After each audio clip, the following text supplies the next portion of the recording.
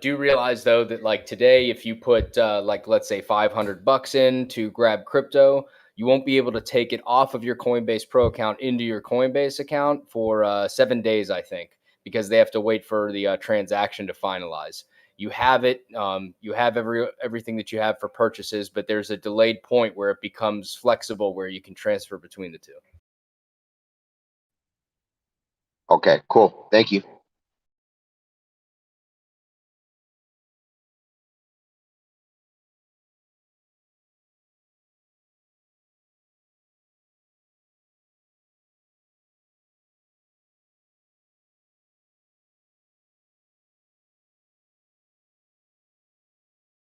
My friend just said, Mark Zuckerberg said that he's retooling Facebook toward young adults and away from older users. Yeah, that will work. David Coverdale is going to retool Whitesnake. Yeah, I can't see Grandma and Grandpa throwing on the VR glasses. I mean, vertigo will be a bitch. Could you imagine, like, your grandfather putting on VR goggles? He's trying to hold himself up with his cane, let alone, stand there. Yeah. Mind you, though, I could also see this being a very great application for disabled people. Really. All right, we are up on YouTube. I do believe there was kind of reasonings why they didn't just go full bore in the 80s and 90s on VR and bring it out to our youth, because just they would turn them into couch potatoes. Good morning, good afternoon, everybody tuning in on YouTube. Hit that like as you join in. Make sure to subscribe if you're brand new here. And we are off to the races for today. When is that Elon Musk rocket launching off? How long do we have to wait? Let's kick the rocket over. Okay. Back to the VR.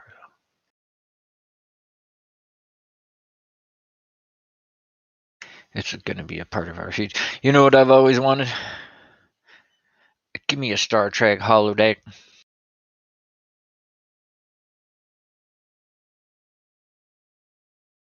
Oh, hell yeah. That'd be awesome. Just picked myself up a little bit more Matic. Oh, you're the man. I am super bullish on Matic. That's just my opinion, and yeah, I see her going to 3 big bones and dropping down to 64 cents to high and low, all time. I'll give you the high and low today. Jeez, what do I look like, a fortune teller?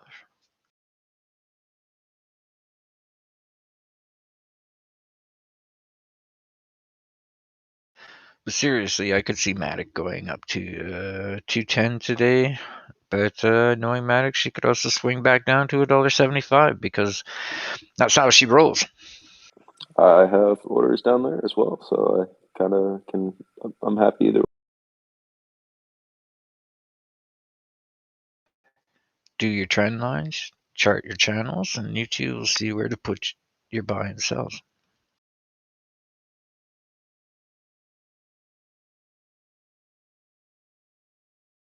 Two very useful tools in TradingView is your parallel channels and your trend line.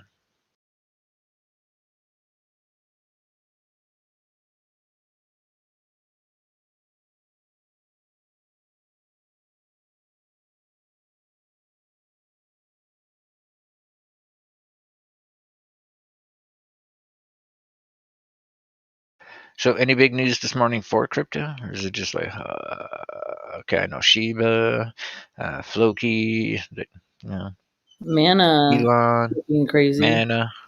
Oh, Mana. I'd like to talk about Mana. Mana and Sand, I've seen her doing like the craziest so far today. Yep, I've already got my positions on Mana. Dude, I used to have Mana when it was like 20 cents. I wish I would have kept it for today.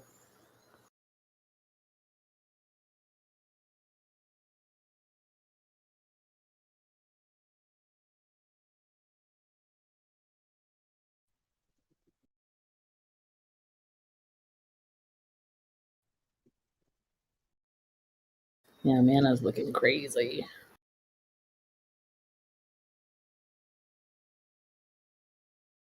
I imagine my masters are very, very happy this morning.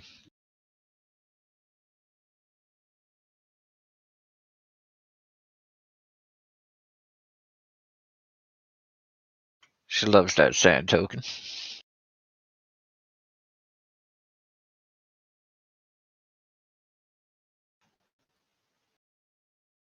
Did you say you're master?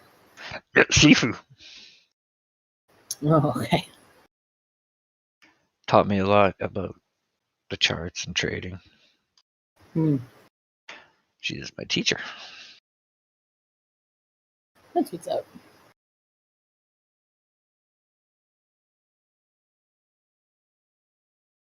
Swift rejection for ETH today from its all-time high. Back down essentially to yesterday's start. But holding steady at 4290. Looks like it's got a floor. Looks like it's got some support.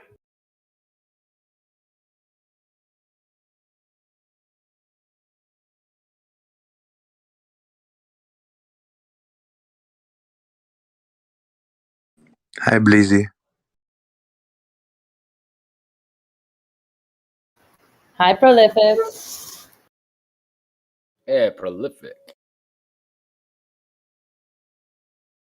Greetings. I'm making breakfast, but I'm listening. I think if we break Shib 7150, we're off to the races in the short term.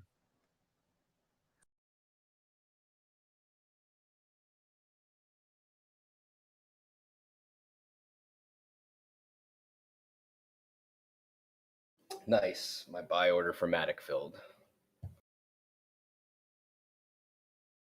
Now I'll transfer that back to my Coinbase account, and I have netted myself quite a few additional coins for a cheaper price. There you go. Don't you love it when you take like 30 coins and you turn them into 60 coins? Yes.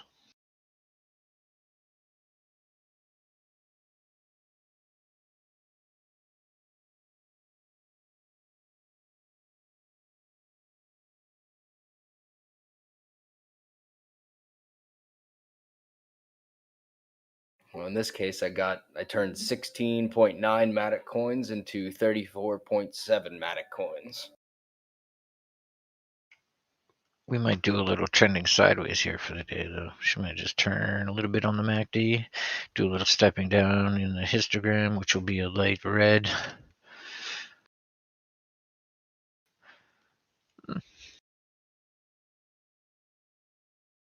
I'm gonna sip the hopium and go, let's go for 350, because it'll give me 3. Yep. Let's go 350. That's just my opinion. Don't anybody just go YOLO it in. Not a financial advisor.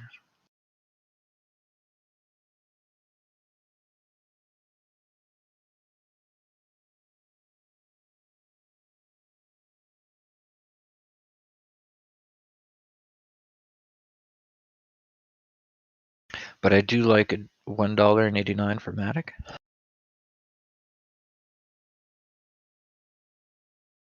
Sand has dropped a little from its 150 to $1.39.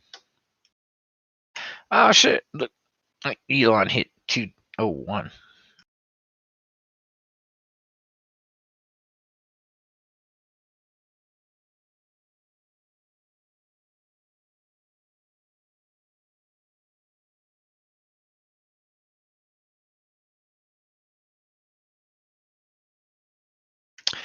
What other coins should we talk about? Anybody want to talk about stocks this week? I mean, we had some incredible things happen this week, didn't we? We had some all-time highs in some stocks.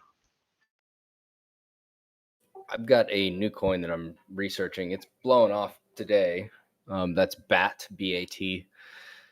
And I just finished reading the white paper this morning. I think a couple people were tuning in as I read it.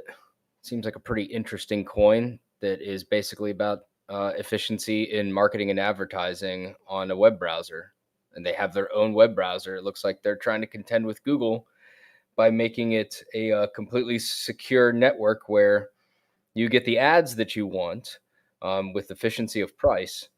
But at the same time, you don't have to worry about malware. You don't have to worry about your information being spread out to other companies and being sold, because it's all on a decentralized browser. It's already there. I like that idea. But I do believe Shifty was talking about BAT this morning. I believe so. Shifty. Have you made an enter, or like have you entered that at all? Or are you just continuing to look? I've entered already, and I'm just doing research now to see what long-term projections might be. It's popping off right now, but I'm going to see what we got for long-term. It's actually interesting. So it basically kind of goes off of the premise of like Reddit Gold, but unfortunately Reddit Gold is only tied to just Reddit. Whereas it's something that maybe, what if you could go into a browser like Google, but you have, Google Gold that you can put to people that have informative articles, or you could even like leave the currency as a thumbs up or thumbs down, that sort of thing. But it's pretty much everywhere on the internet.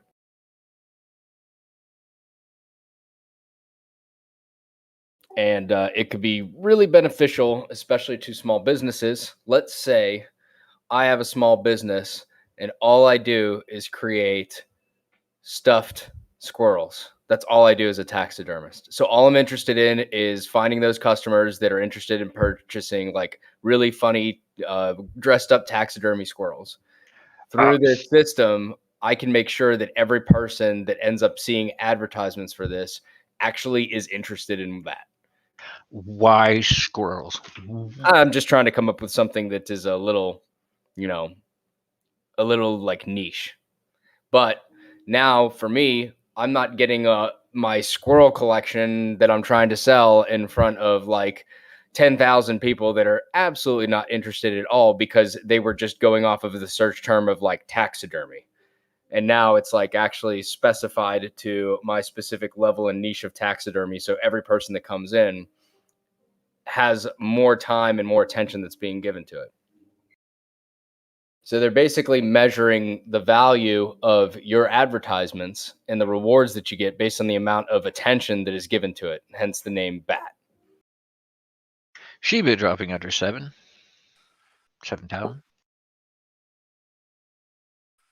Satoshi. Thank you for the. Why squirrels? You couldn't have picked like owls or like hawks. You just had to go right to the squirrel. You just went right for Nino's heart. Yeah, maybe I make my my crypto decisions based on squirrels. Nino would be very interested in that article, and now I can advertise to Nino specifically. There's a hamster out there making crypto decisions, so not even joking. I'm gonna link the white paper into the crypto channel somewhere. Let me see where I would put that. For anybody else that wants to read up on it more, they back it up with the math that they do, and it's pretty interesting. Cool. I'll definitely take a look at that. Thank you. Someone mentioned in the YouTube chat, Jasmine is swinging, and they're not wrong. It's approaching an all-time high. And I put up on my screen just for a second the essential premise of how the BAT browser would work based in a graph. And it's pretty interesting. And it makes sure that advertisers aren't wasting their money on people that don't care about their stuff.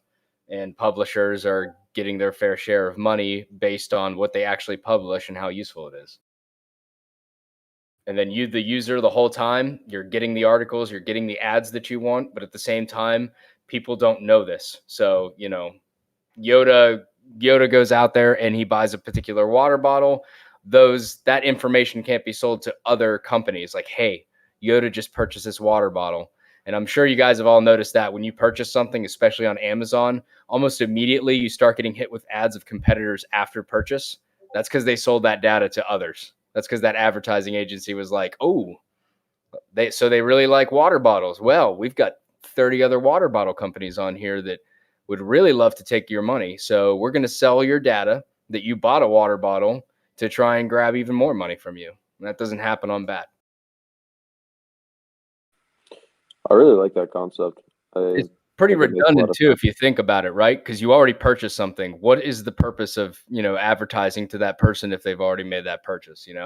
The net gain has to be like so much smaller. It's a really neat concept. I think it makes a lot of sense. It's definitely really interesting. The only thing I can think about how that applies is sometimes you buy something and it sucks, and whatever it is a consumable, and so you might have to buy it again. And after, if you're dissatisfied with the first run through, you can maybe try another product. So I think that I could understand how that works a little bit. Yeah, that is true.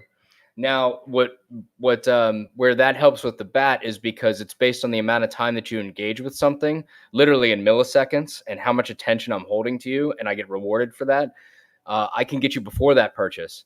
So I could be like, well, you have no history of purchasing a water bottle, but I've noticed that you've spent a lot of time on this one article about different water bottle brands.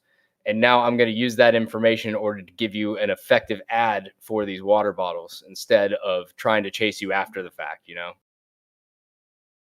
Yeah, that preemptive thing. And it's like you said, all these internet things are connected, and they make all these little links, so it would be highly targeted. Like, I watch TV, and 99.9999% of the TV ads, like, I never apply to me. I'm just like brain dead. I just like tune it out. So they need to have targeted stuff like that. So it's halfway better. It could be good for the consumer too.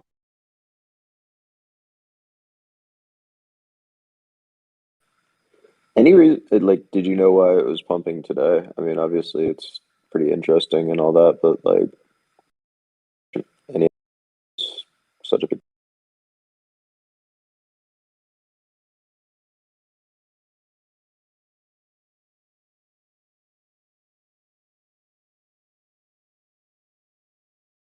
I'm not sure where to post this, so I'm just going to post the white page in charting studies, even though it's not really a chart, but it is a study.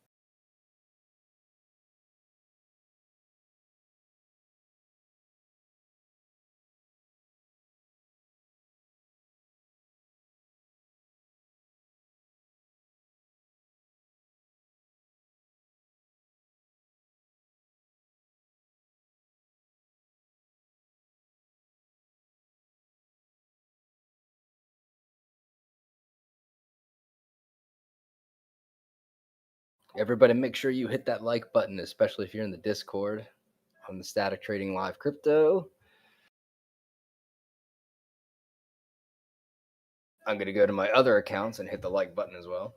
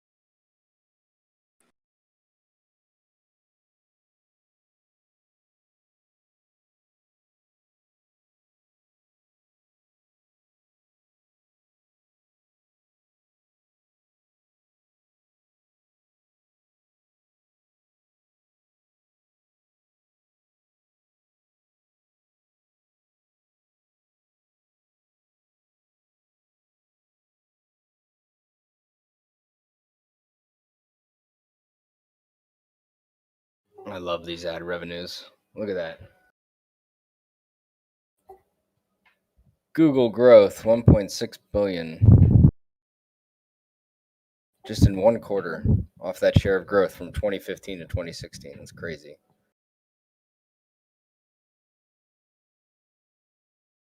So now we are back at newspaper ad revenue has fallen to what it was back in 1950. Advertising is not working in newspapers anymore, is basically what this chart says.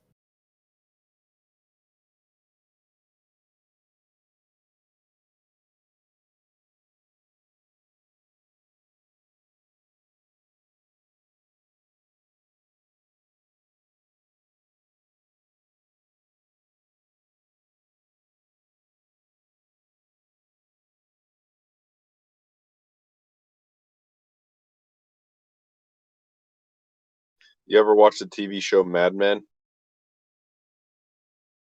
Yep. It's pretty legit. It's kind of cool about the marketing aspect of all that stuff.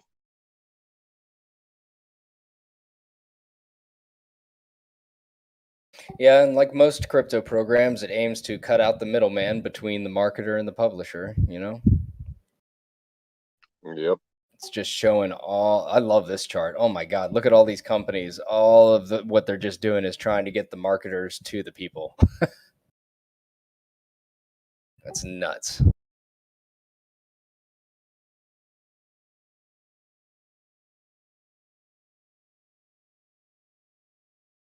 And because it's on a secure site, you don't have to worry about malware anymore on ads. And it basically tries to get people like, hey, guess what? Your clickbait articles are not going to be as valuable anymore on this browser platform, and you're not going to get a lot of revenue because if I click on it and I literally see it's not talking about that thumbnail that you generated to get me to click on it, you get no money. What matters is how long do I actually stay on that article once I click on it, which is more valuable, of course. It's not the clicks that are valuable. What's valuable is how long you get somebody to actually pay attention to whatever you're advertising.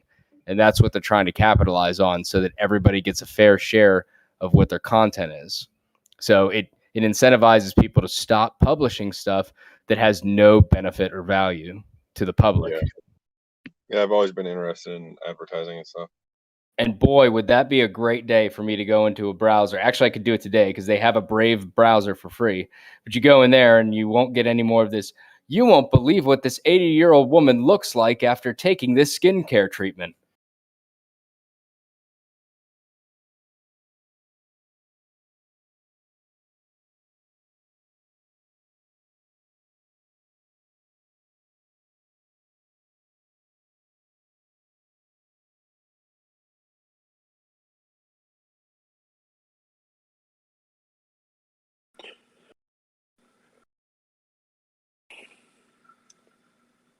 Rabbit, do you have any specific coins that you like to hold just long term, not necessarily trade, but you're just trying to accumulate?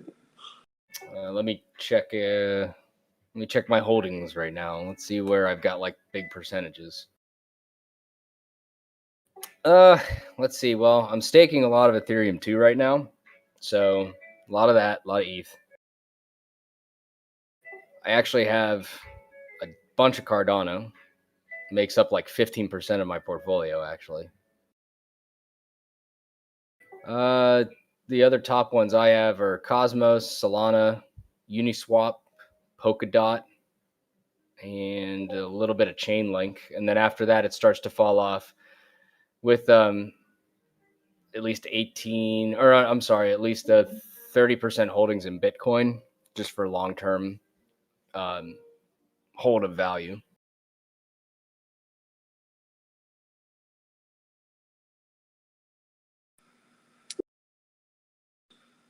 Nice. I'm so always really interested to hear what people like to or more.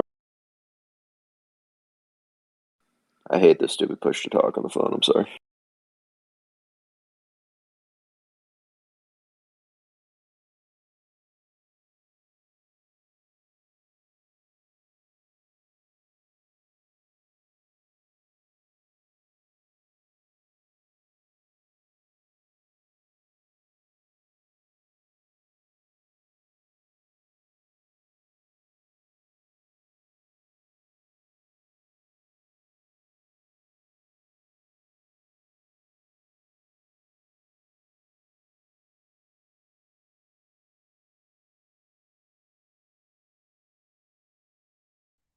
I don't believe anybody answered you because your push talk went off again. All we heard was I'd be really interested, and that was it.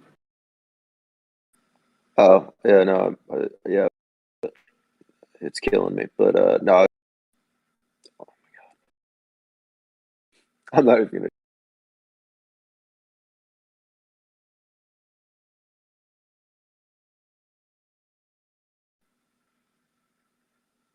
I was more or less just thanking him because I appreciated him giving me his insight. I was just asking him about what he held long term, and I was just saying thanks because I always like to hear what people like to do for that kind of a thing rather than just swing trades or.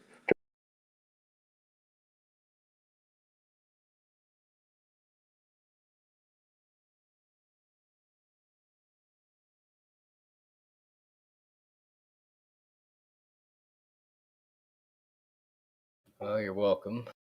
Let me see. When did I get in on my? I have an exit strategy chart where I always place, at least for my long-term holdings, what the price was when I got in. And let's see, for Cardano, I got in when it was $1.15.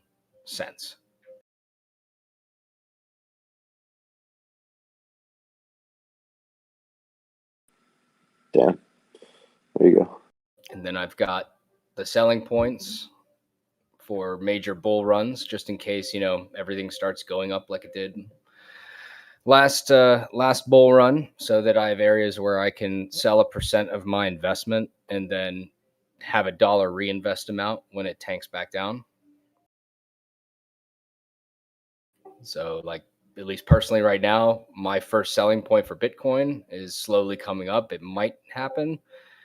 We'll see. And that's like 72.5 is my first sell of investment. And then if all goes well, months down the road, Bitcoin goes down to 60 or 50 and I buy back in with my investment that I sold at 72. And now I've got more Bitcoin because I can purchase more.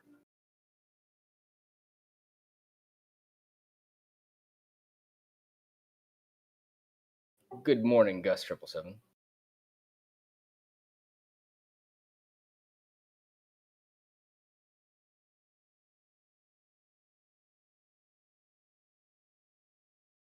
Somebody's asking for a VeChain TA. I don't know VeChain very well. Does anybody here feel comfortable in giving their thoughts on it?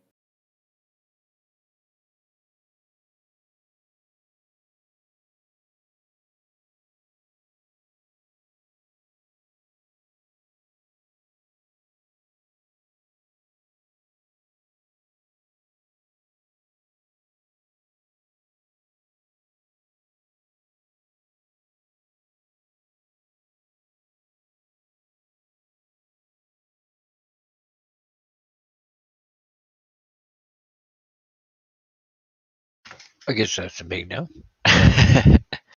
Yeah, I guess so. Another one long term I like is Atom because you can stake it on Coinbase at like a 5% return.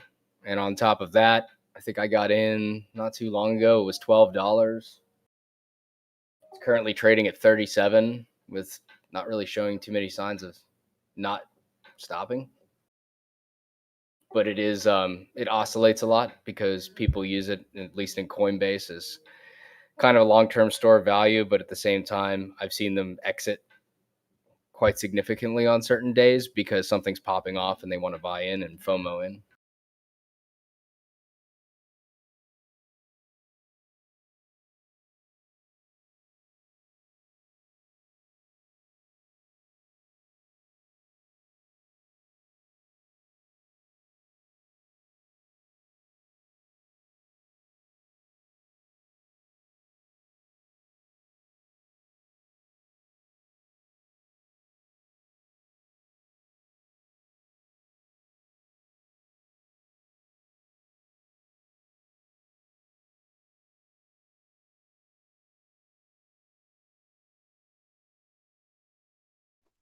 How's your Matic doing this morning, Yoda? I got my buy order on Doge. One of them filled at 275. Matic retracing? Wait, what? Matic's at $1.90. dipped down to $1.87. She should be back on the climb to $2, and then eventually back up to 210 and then 220, and follow the normal channels it used to. Matic's the money maker, you know. She'll move up 10 cents here and there if you want that swing. Sound like an airline pilot right there. Oh, thanks. Matic's currently trading. We're not gonna hit the earth hard because we're gonna crash. Just kidding. Yeah, it wicked down all the way to 18611 sTAtic, and it's come back up from that. Maybe it'll wick down further, but it wicked down just enough to hit my 187 buy. So, hooray! I got more Matic. Let's go to $3. Yeah, we can go to $3 now because now I've bought back in and I have more Matic coin than I did like 2 days ago. So yes, now we can go to $3. Awesome, let's go.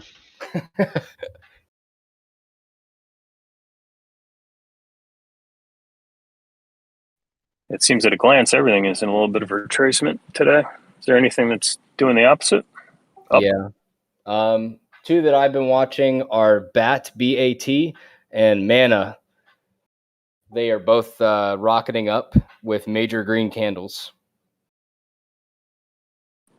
Got to get me some of that mana so I can buy my land.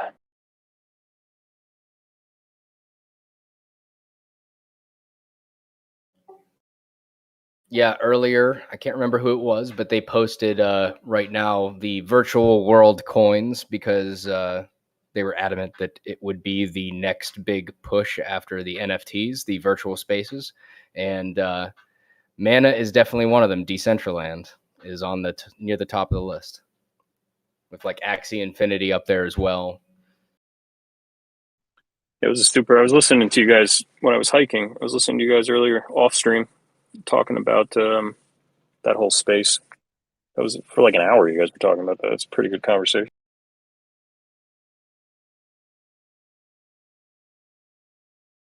Remember how we say like crypto's like the Wild West, it's a new frontier?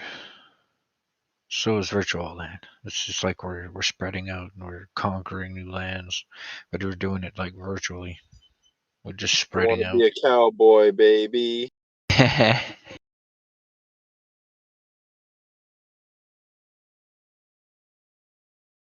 Like NFTs might be the gold that we're mining and everything else, but you got to put them somewhere. Got to show them off. So why not better than on your own plot of virtual land, your virtual house? Somebody, your best friend comes in and goes, "Oh, look at that virtual painting you just got." Well, yeah, it does more than that. Yeah, Decentraland definitely looks like one of those Second Life kind of areas. I do like the monetizing there, like you purchase using mana tokens, or probably the ability with fiat currency to buy like new hats, new outfits, and wardrobes and stuff like that. There's going to be a big trend there with doing that kind of stuff.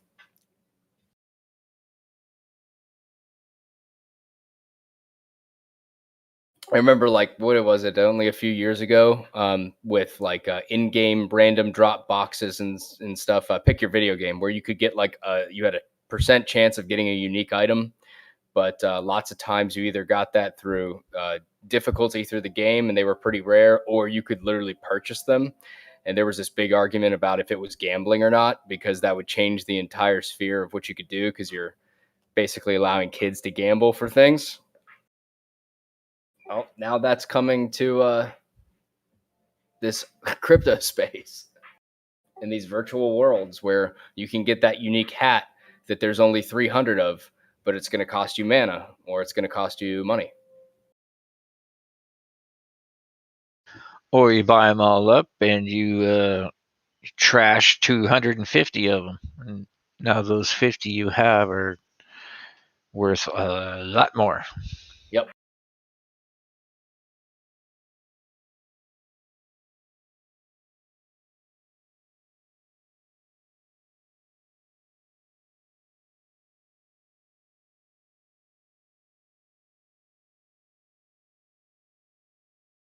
So Dow Crypto posted an article. Robinhood revenue, which was 32% Doge, went down from 32% to 8% revenue in Doge. Yeah, I read that yesterday. Yeah, but I don't think that's too concerning because like the first couple of quarters, like Doge was spiking, everybody was going ham and buying and selling, buying and selling. But Chili. now, but it's been dead. It's been dead for like 6 months. So it's like that's to be expected. But just like For wait sure. till Look, there's no doubt that Doge is a monster. But if you have a business and it goes from 32% profit in one product to 8%, that's of concern. yeah, no, for sure. I just think it's like a non-issue really. Robinhood should be concerned about it, but I think overall it's nothing. No, true. Robinhood off with their heads. I think what they're going to need to do is figure out how to retain like that type of interest around their crypto platform. And it's like if it's staking and stuff like that, they're going to need to keep people's engagement up, because if the only reason people are on there is because of a hype, like a third party coin hype, then that's where they're losing out or like messing up.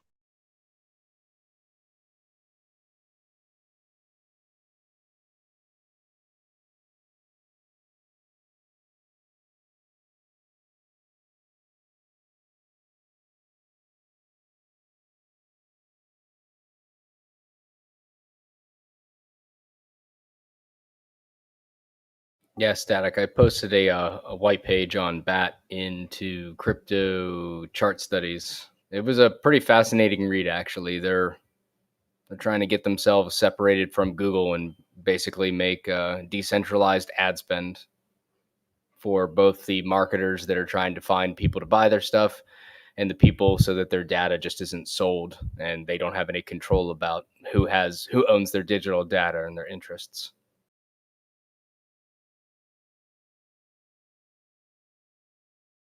It's a novel concept from the co-creator of Firefox, and I believe JavaScript is the lead CEO for it. So pretty big names on the back end there. A lot of them have worked for Facebook and Google and Firefox and Yahoo, all those other platforms before they started working for this Brave website browser.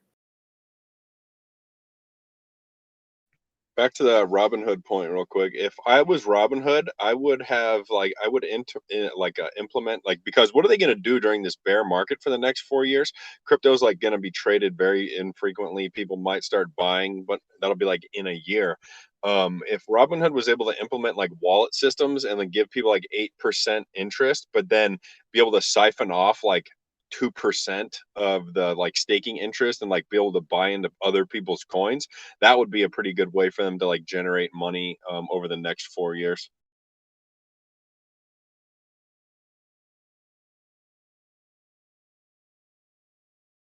Especially in the bear market.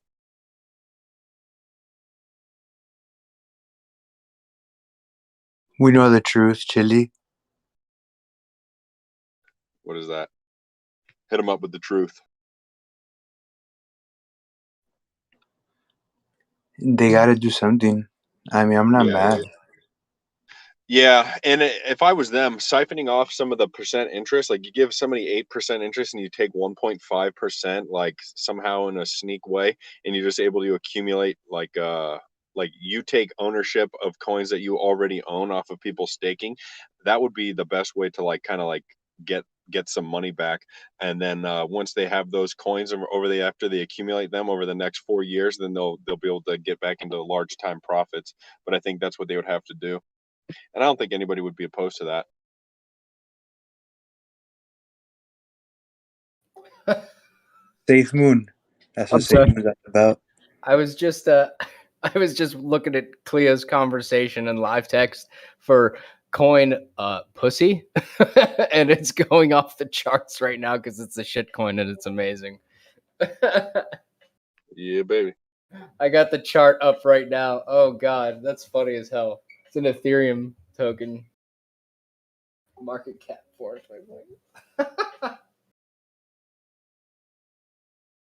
Oh god, is pussy the next Shib? Could be. Doge could be next Shib too. Akita. I love it.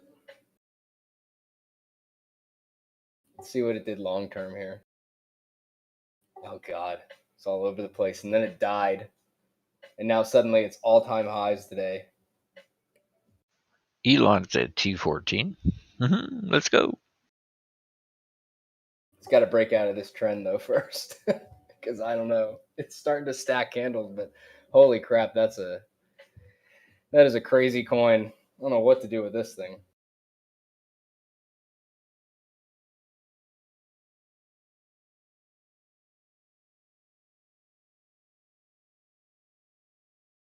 Is it altcoin season yet? I want it to be altcoin season.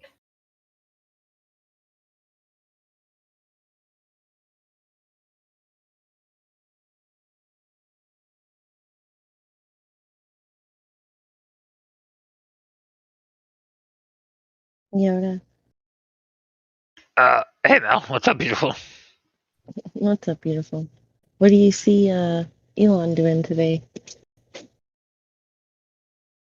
I see it going past 233. Ooh, good stuff. Thank you. Just my opinion.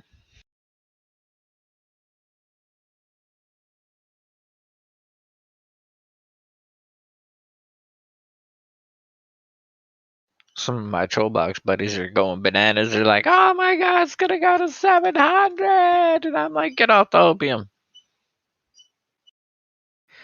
Let's climb slowly at first here, before you go running up the mountain. Trip and fall. Do some retracement.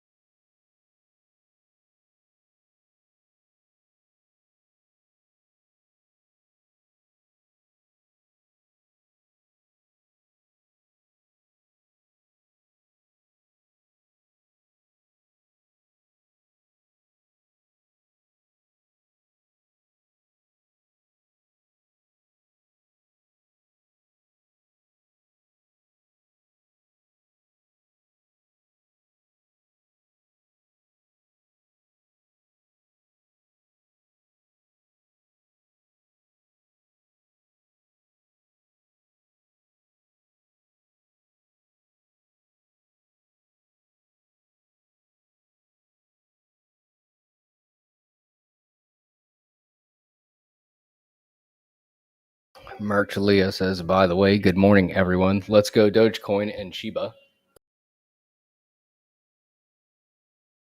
The name of the bat browser, Robert Hubble, is Brave.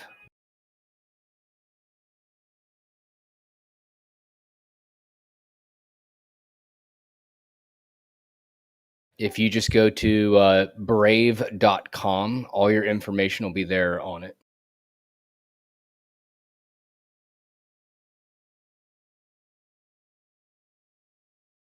She was gonna test 7150. If we break it, we're off to the races.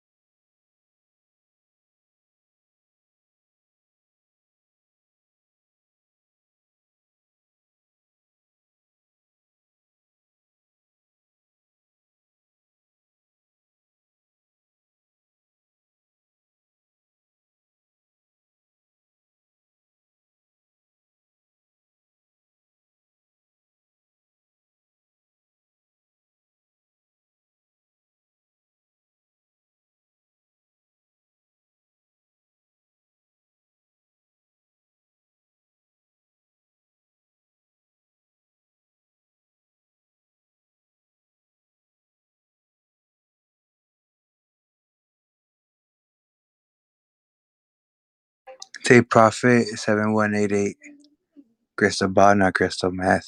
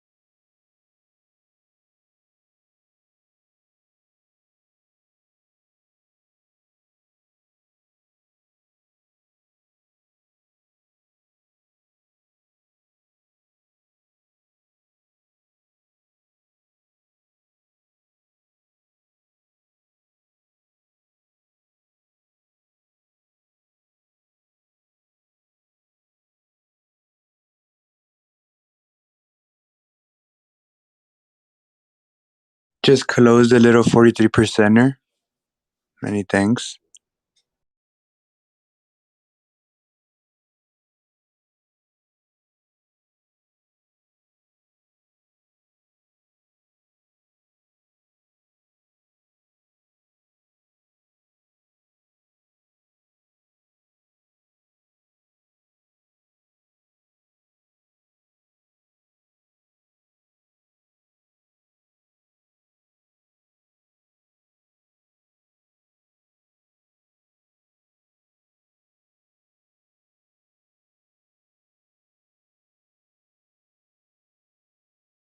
Mana is trying to create a floor at 228.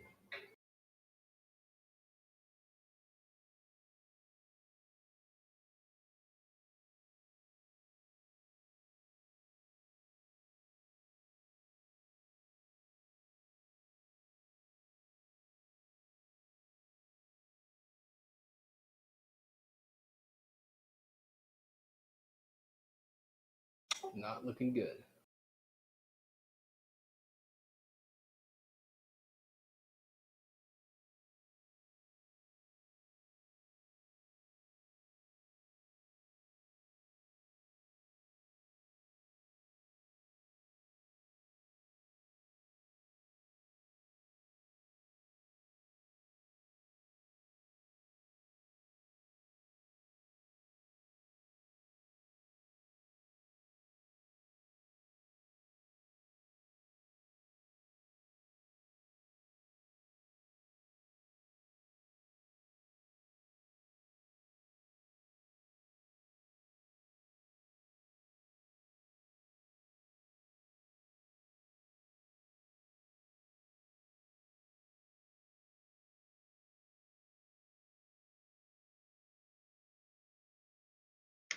Oh, sorry for not talking. I'm working out.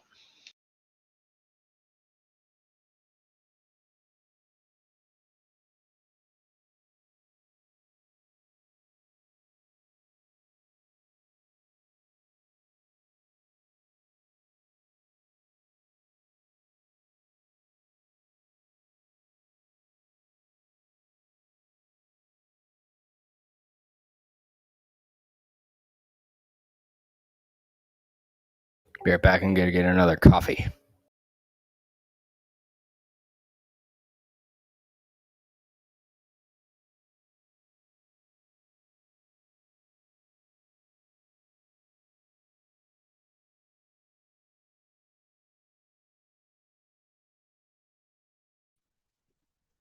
Quick question: is Gemini better than Voyager?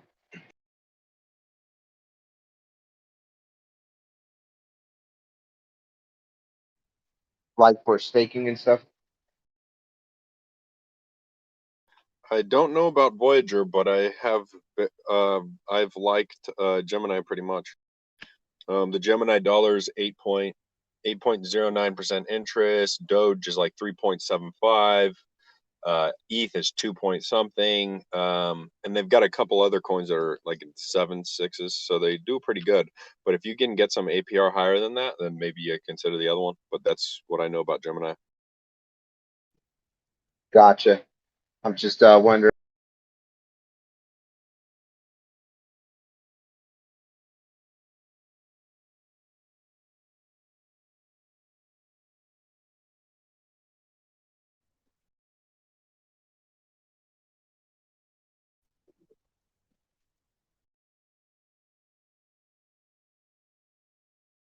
All right, got a PSA right now.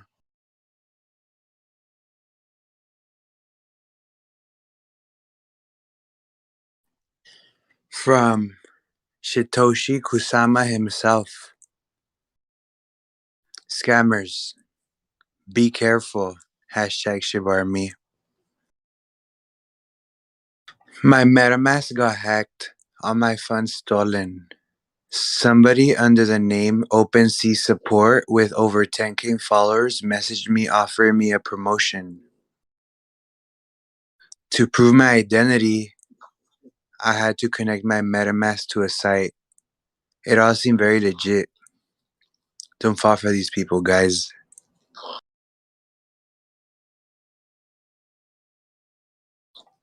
Remember, this is the internet.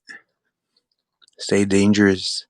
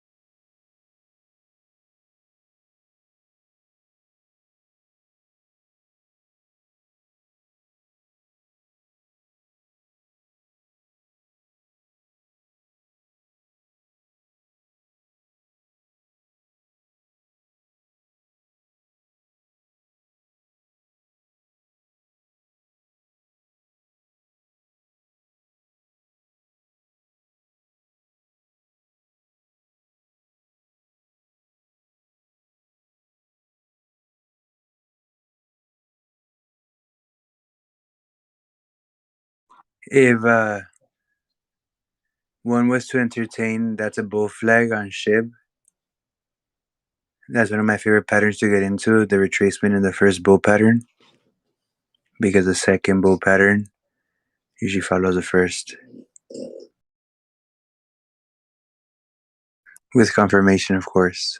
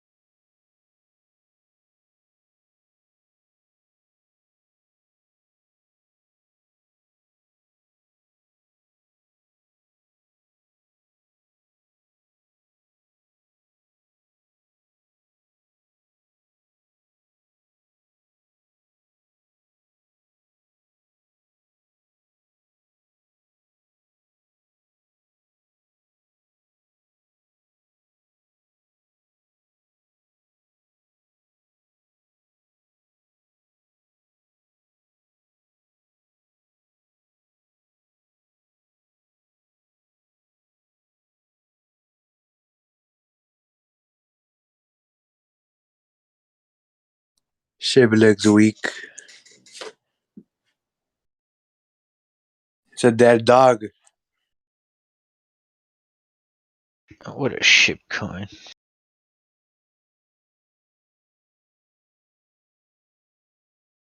You got that right. Can only be one dog, prolific.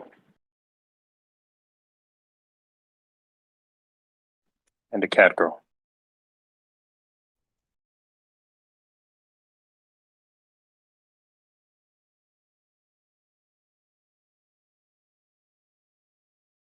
And only one safe moon.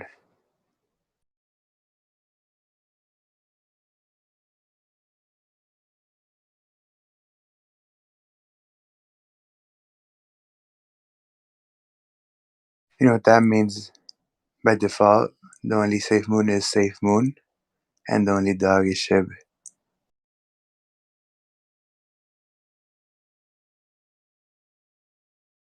I'm just kidding. I'm just kidding.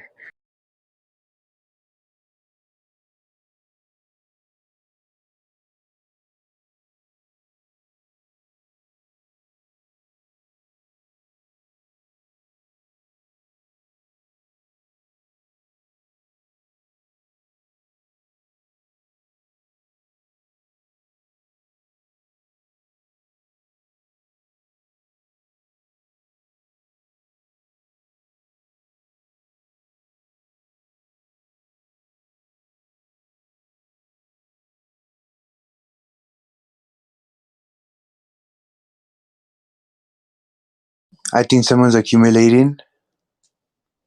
Let's see.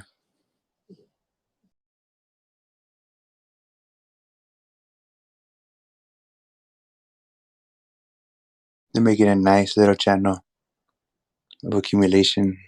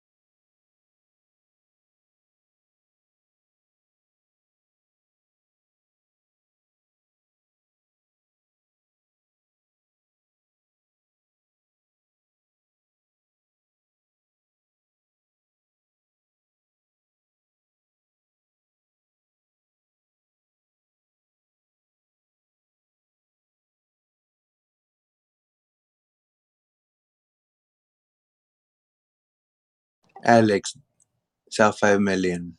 15 million more.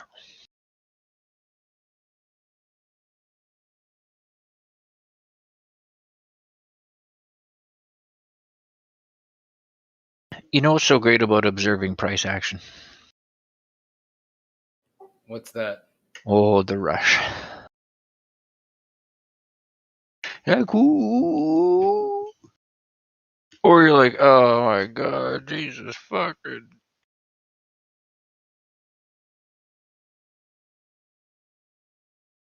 But it sure is fun.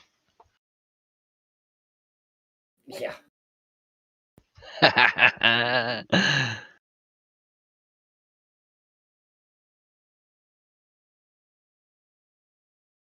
It's like you got a big hand in poker and you're about to pump somebody.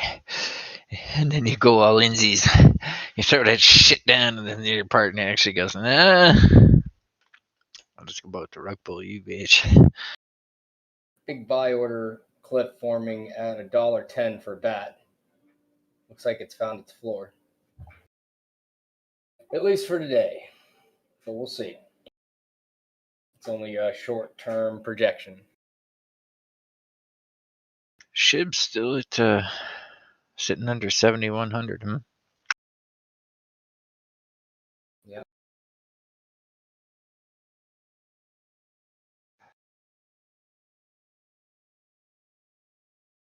If you believe in the coin, you'll buy it at the top. No. No. Don't say it. We have too many new members. Don't say that. That was just it was a joke, Yoda. Sorry. But true though. Prolifics, I'm buying it all, right? I mean, I'm just waiting. How many people believed in Elon at 74 cents? They really believed in it. Yeah, they did. See, I'm just saying facts. I'm just waiting for the FOMO after Doge won. Yep.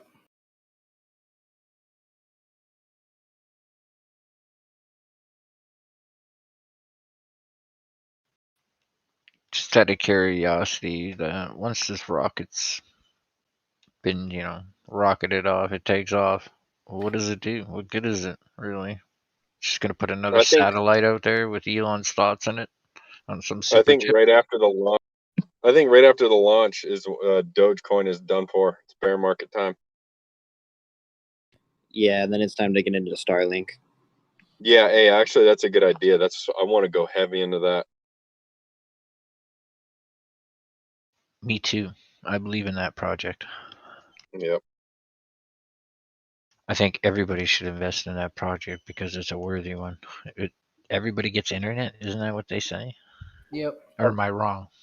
China is mad about it because their Great Firewall is not going to be able to deal with the satellite internet interface. We're going to be able to democratize internet access for all people.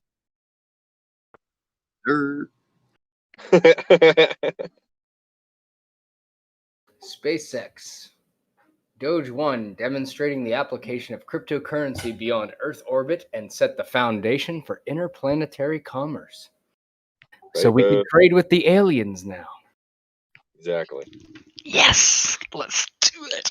We'll be able to bribe them when they come. We'll say, "Don't kill us. We'll give you Dogecoin. We'll give you the Doge allowance." It says that the satellite is there to obtain lunar spatial intelligence from sensors and cameras on board and computational systems. I also heard there's going to be like a video camera or something on it where you can advertise in space and it'll have a view of Earth.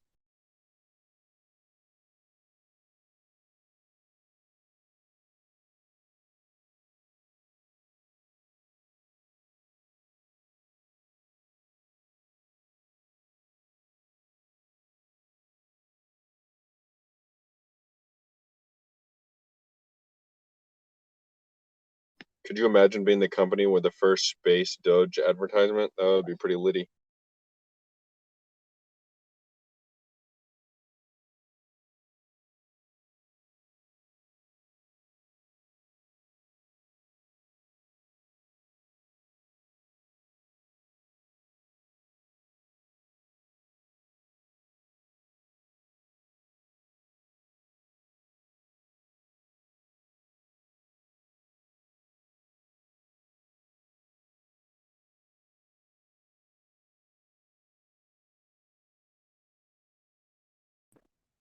So the moon is tidal locked with the Earth. This is why we only see one side of it, because as the moon rotates, and rotates around the Earth, it keeps the same rhythm. If you put a satellite around the moon in that same geosynchronized orbit, which you can do because we do that right now with regular satellites on Earth, then in essence, you could set it up so that you have the satellite with the camera pointed towards Earth 24/7, where it never breaks contact with that viewpoint. That would be cool. Yes, It would be cool. Like over a city like Dubai or New York or something where you can like see the lights and like maybe the weather patterns and stuff like that would be really interesting. Spy on your enemies. I just want them to live stream the dark side of the moon, see what's really going on out there. It's pretty dark. On question mark? Mm.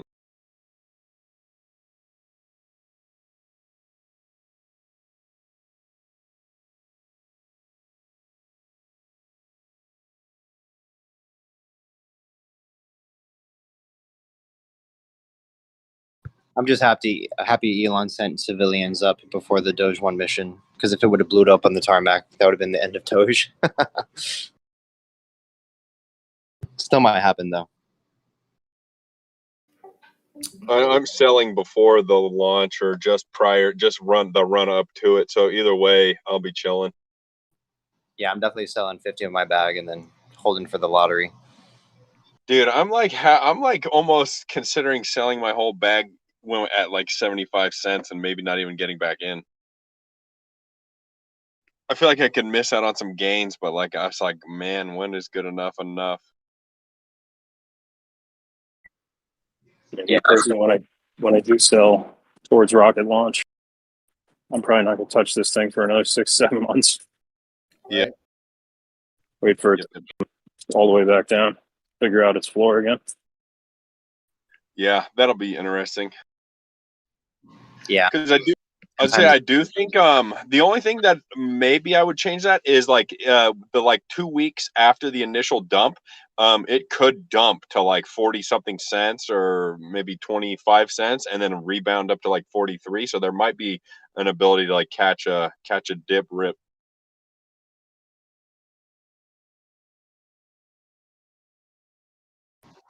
Yeah, I'm feeling a couple long-term buyers or long-term holders are going to try to get that dip, but then never touch it.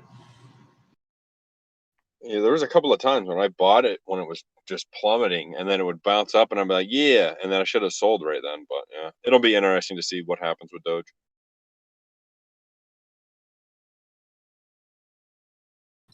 At least we got a catalyst in like the next 6 months. That's all I'm waiting for. I wouldn't even have been buying this much Doge if the Doge 1 rocket launch wasn't like a thing. Me neither.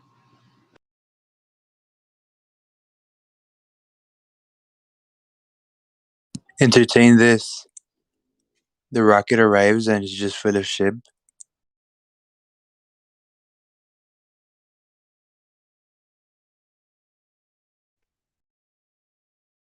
Pretty entertaining.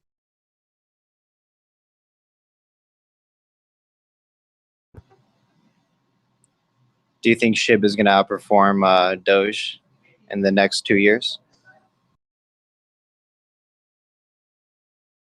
VVS facts.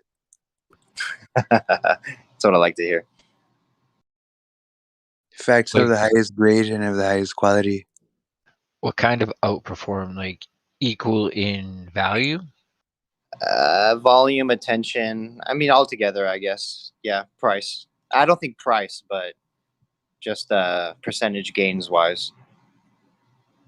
If we just said price, their prolific size just lit up.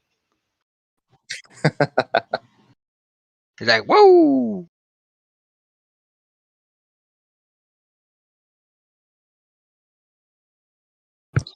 Seen crazier things though. Watch Shib to 75 and Doge at 30. No, Doge is big. I mean, the market cap though. What?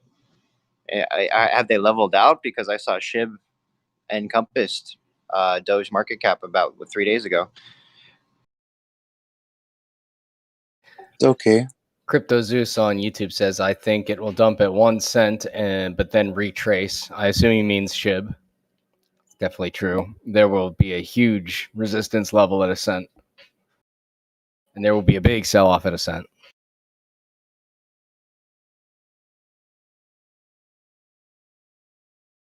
Yeah, but being smart, Prolific wouldn't wait for a cent. He'd probably sell off just before, right? No, I'm waiting for $1,000. Whoa! I can't wait for 2,000 on Matic.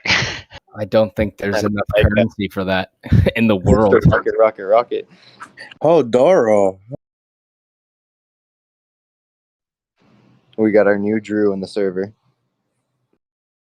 Fuck no. This was a joke. I know, I'm just playing.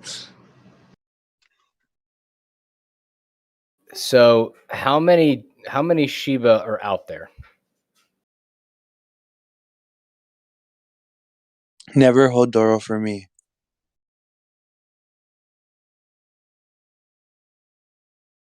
It would be kind of crazy if Shib and Doge could like merge into one and join market caps. I don't know if it would be a merge. I think it would have to be like one would just eat the other. Yeah, it's a civil war at this point. Well, if you figure right now, money in the form of investments, derivatives, cryptocurrencies exceeds 1.3 quadrillion. And I know Doge is in the quadrillion. So it's almost impossible that you would see Doge to even $1 because there just literally would not be enough money to back it up, even if the entire world was on board. Doge? Doge is not that high, is it? There's a lot of Doge out there. That's why it's such a fraction. Or that's why you can get like 100,000 Doge for like barely anything.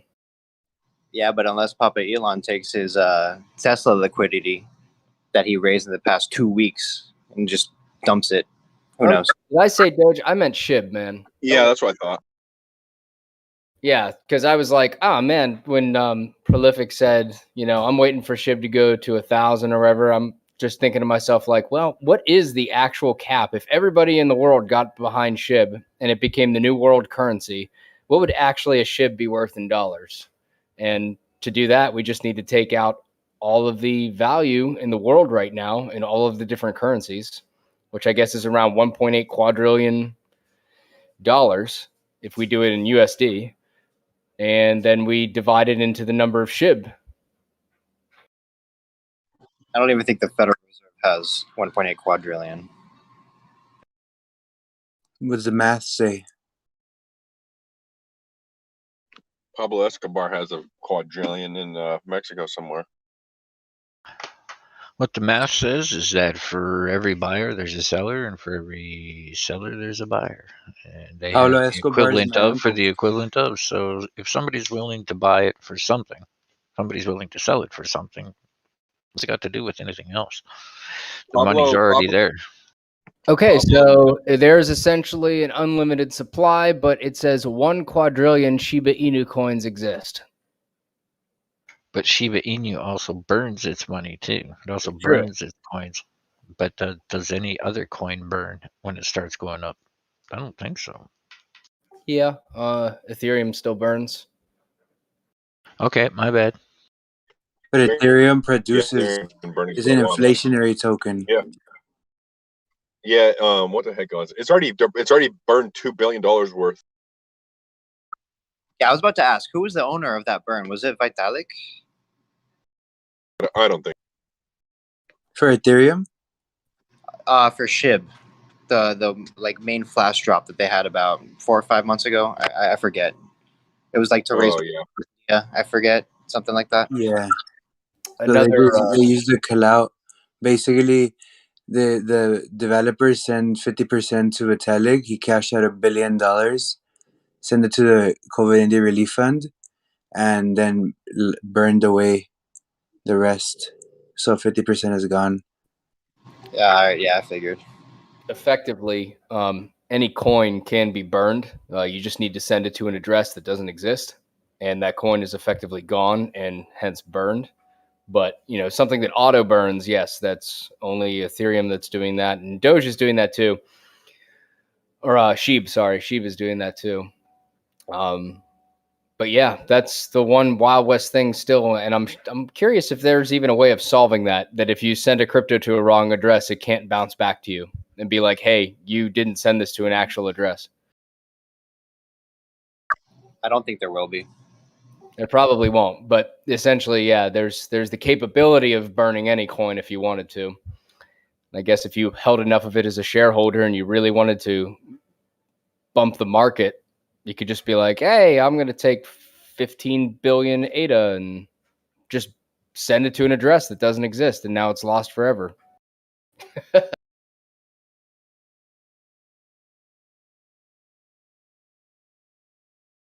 That's a scary thought.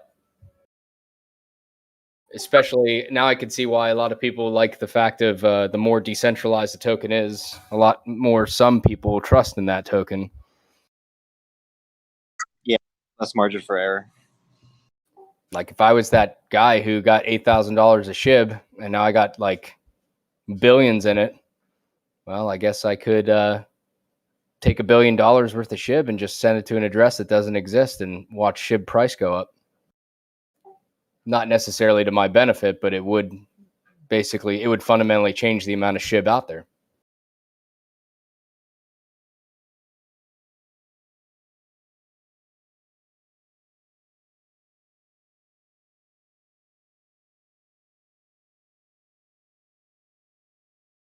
I know I say it every day, but what a time to be alive.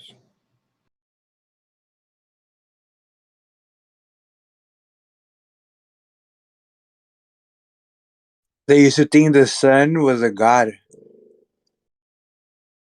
How about crypto crushers coming to your house and making you burn your crypto, says Tahoe Rangefinder, in which he means the government, men with guns, making you burn your crypto. Yeah, I guess they could, but they'd have to torture you for your password or seed phrase because they'd have to get into it first.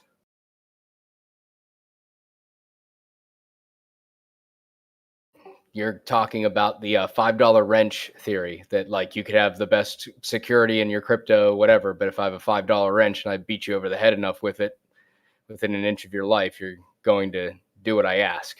That's Rangefinder's theory is what he's talking about, basically. I'm so That's kind of why you just talk percentage.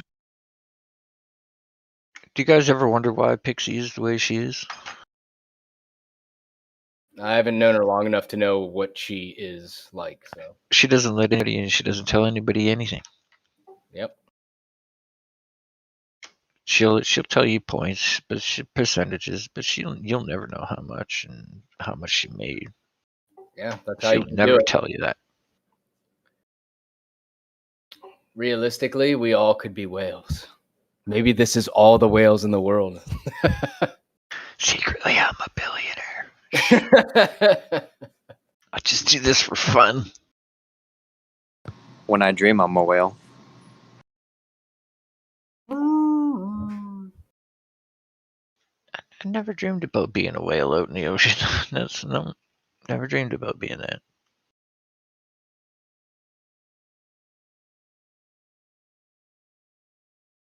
So Rangefinder, the one good thing against the $5 wrench theory is that a lot of cold wallets now, or cold hard drives that can't be hacked, that are off chain, some of them have multiple people that have to access it. So it could be 5 or 6 family members, and unless you have all 5 or 6 of them kidnapped and you get them all to enter their passphrases, you'll never get that ledger open.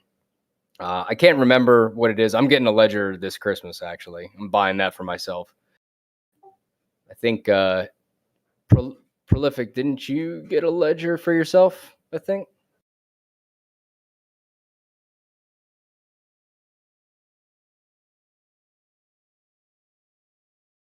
Yeah, he did. I remember he showed a picture of it. I was thinking about doing the same. Yeah. Another thing that you could do is, and I don't know if Ledger does this in its latest version, but I know I read about them looking into it if they haven't already, is having a panic pin. So, you know, I've got $50,000 of some coin on it, and somebody kidnaps me, and I've got a secondary pin that I can put in that fakes a transfer. And as far as that person realizes, that money has transferred through, or that coin is transferred through, but it actually does not. And it sends a very small portion of the money to the account instead, and then locks the device out, locks you out, locks everything out. And you have to go through a whole vetting process to get back into your funds. So you become useless because even you can't access it anymore until you talk with the ledger people and get it back.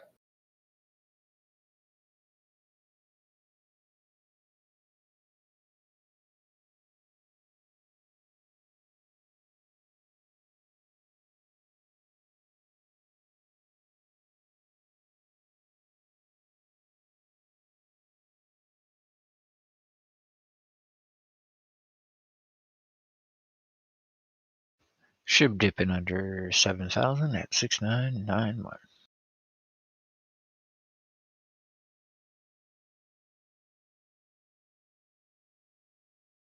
Drop, you ugly, ugly, ugly coin. You so ugly.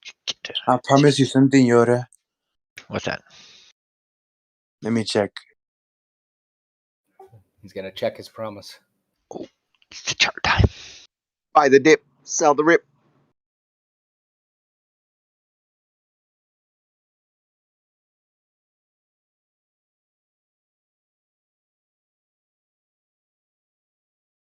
Okay, in 26 days, something's gonna happen. Did you say in 26 days something's going to happen? What with Shib? Yeah. Okay. He's dumping. It's like, well, better not technically, dump, in a Prolific. day, something is going to happen tomorrow, too. Now we're Yeah. being a little more specific.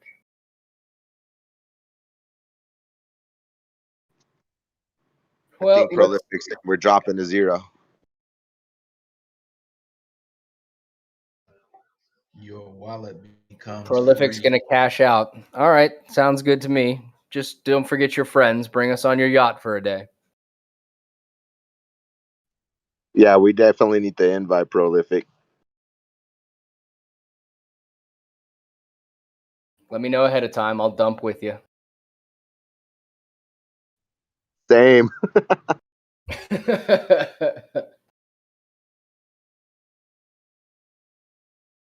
It's just rumors, though. But you promised. You can't promise a rumor.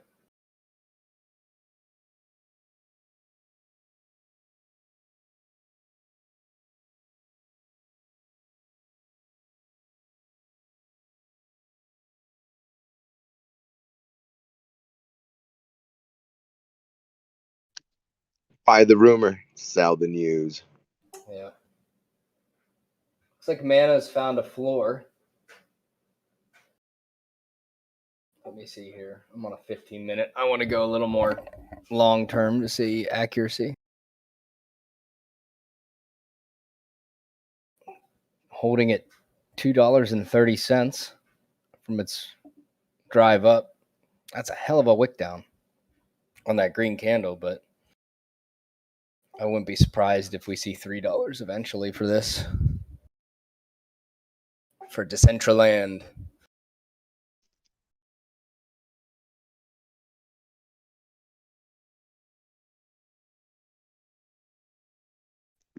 Whoops, push to talk. So I was so bummed out this morning or last night. I was trying to buy some of that Decentraland and I fell asleep, woke up. It was like 220. Yep. Now it's just a question of if you think it hasn't hit its floor yet. And that we're just looking at the first push upwards. And there'll be more investors into it. But yeah, you definitely missed it pretty much from about 4 a.m. to now. That was that big run up. It went all the way from $1.44 to $3.40. Up 84% in 24 hours. kudos to anybody that rode that mana train.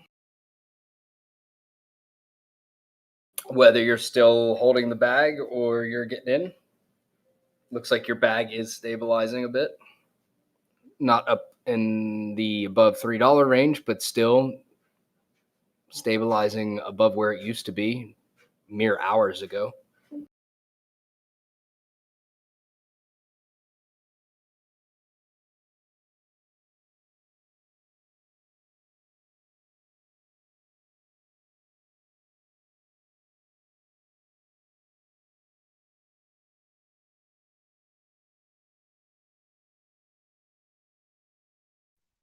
I'm FOMOing in. Go for it. Not financial advice. Fried rice. Not financial fried rice.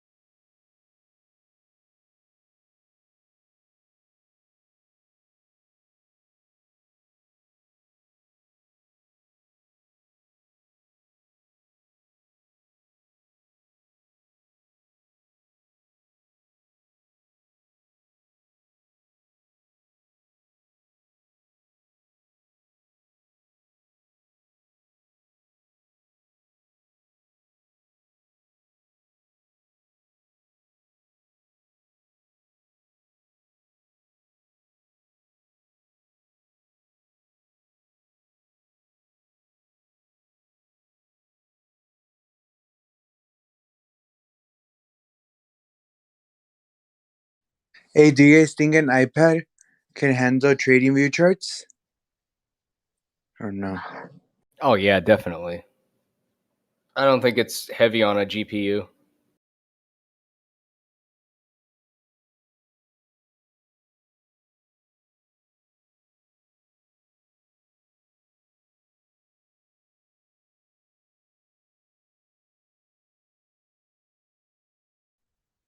All right, let's go, mana. I just got in, so fingers crossed.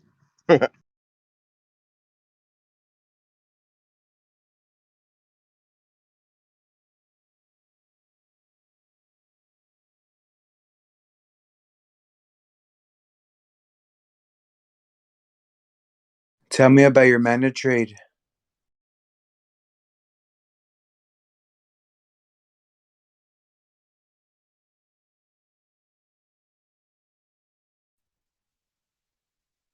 I like $1,000 worth at 230.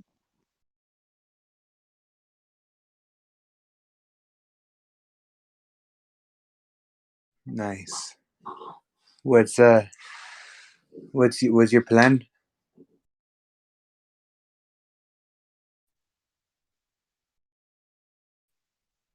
Hoping for that push, but I don't know. Got to look at the charts and try to figure out how to get out once it peaks. Buy back in, I guess.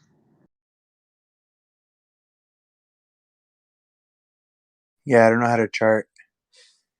But I just know I buy low and I sell high. Yeah, I'm the same. Learning on the go, and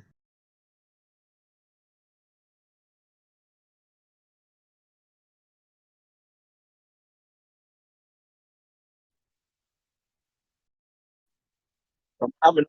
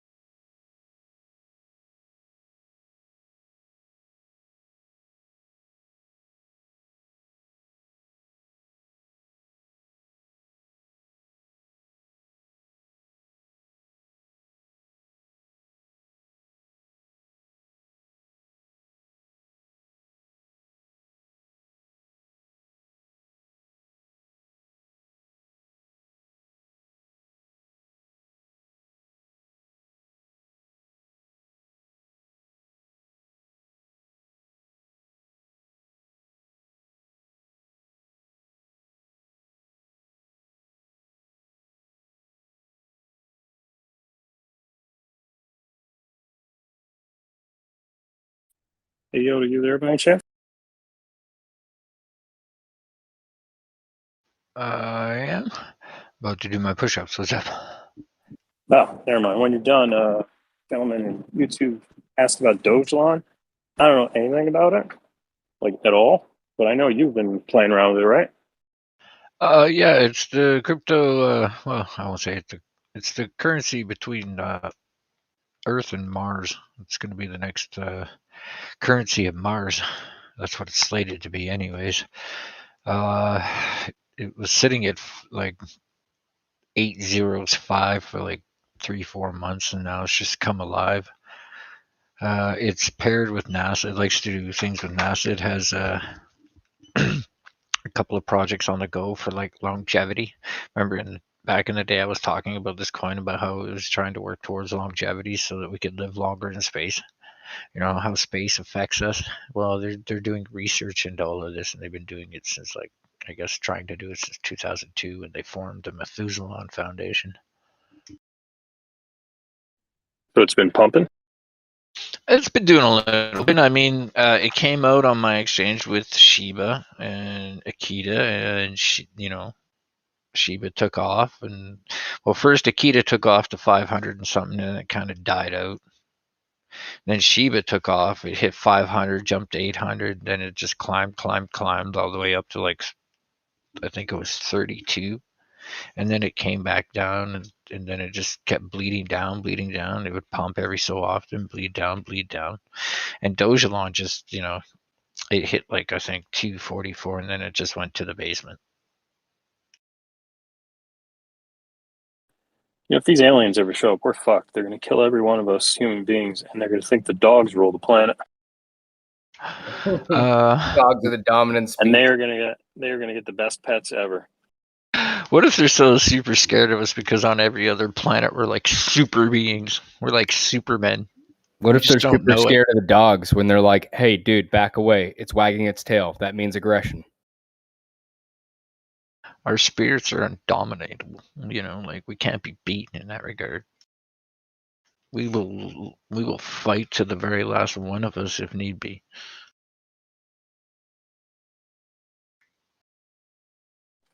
Greatest speech ever. Bill Paxton or Bill Pullman? I always get the two confused. Yeah. Bill Pullman? Pullman, right? From Independence Day. Yeah, Pullman. We Bill will not go Paxton's, quietly into that night. Bill Paxton's the "It's game over, man. It's game over." Pullman's the president from Independence Day. Then the drunk pilot goes kamikaze and saves the world. He's the hero, not Will Smith. Dude, I remember being in the movie theater. I think I must have been like middle school or high school or something. I remember being in the movie theater watching that movie, and that scene where Will Smith punches the aliens, like "Welcome to Earth, bitch." The whole movie theater erupted. That was like a funny scene.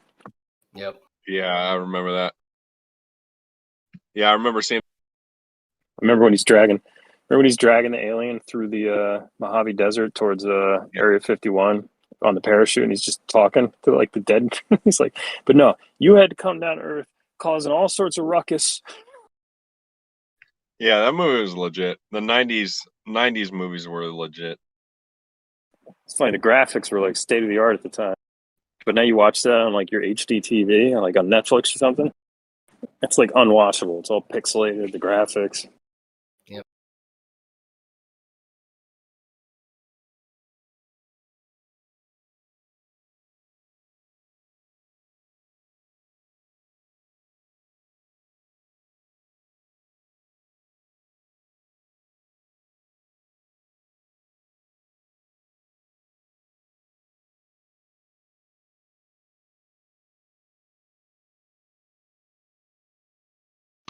The question you want to ask yourself is, once we get out into space, how are we going to get around in space?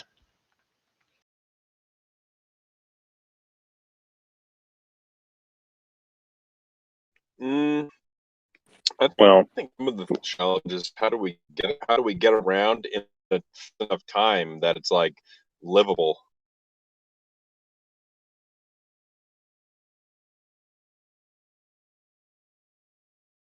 Still need a vessel. Anti-gravity. Well, I was gonna say we have things that we can get into space, but it's like the ability to like keep all the fuel and keep momentum and all that type of stuff becomes difficult. You can control gravity. You can control everything. Time, space, movement. We need those little spaceships the Jetsons had. But literally, we would almost have to like build a space station on the outside of our Earth, then build a space station on the outside of the planet that we wanted to get to, so that we could like chill there, and then be able to have enough energy and fuel and stuff to be able to get down to the planet.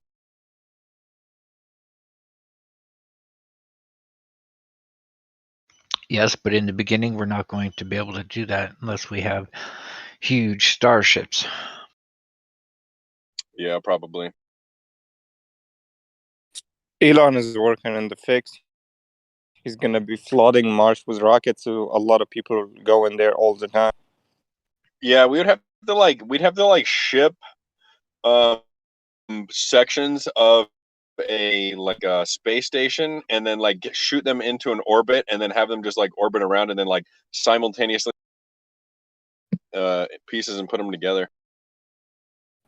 That's when Or one of the have a robot do it. No, you can't have a robot do it, because you'd have to be able to program the robot to be able to do it. Humans Easy have to enough. Connect point A to point B. Bro. I mean, when it gets there. There's actually a few ways around this problem. You can actually build an elevator to space. That blow your mind? That would be. I've always actually thought about that. So you can It's actually, like, why don't we just build a huge slide? especially with nanotechnology, the physics allows for this. You can put an object in orbit, geosynchronized orbit. Therefore, it doesn't have any decay. It's going the same speed as the planet. It's rotation. That's how the International Space Station works. And you can actually start building from there down towards Earth. An elevator, basically. And you can keep it in such a way that the gravity pulling down versus the speed of rotation from what the satellite up above keeps the structure intact. So you can literally then, you don't need rockets to get up to that space station. You can actually literally get on an elevator that goes 50 miles up. Wait a second. So you're saying you want to build a hyperloop in space, as Drew says? No, not a hyperloop. Picture like building a ladder from the floating object. So picture like building a ladder from, it would be like building a ladder from the moon to the Earth. Only you're building from a satellite or an orbiting space station to the ground. You'd almost have to like build a pyramid to space. We'll just take over what is it? Just like turn Australia into a pyramid to space. You're roboting. Oh, damn it. Fun fact, I actually met one of the vice presidents of the International Space Elevator Consortium in Washington, D.C. 2 years ago. It's a crazy concept. It really is. Pretty cool. Crazy, but the physics works. Yep.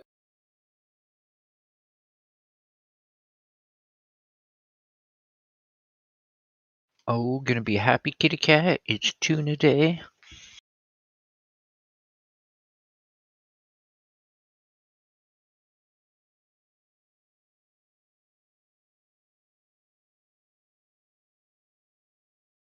I'm kind of wondering / predicting if tomorrow's just Bitcoin's just going to start rocketing out of not tomorrow, the day after on November. Just start rocketing out of nowhere because it's November now.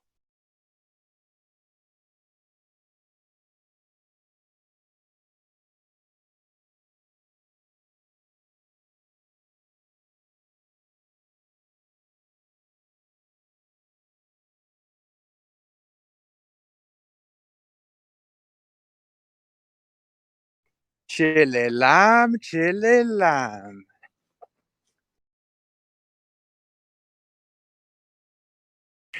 Elon's gonna come for us. It was foretold. All hail to Elon.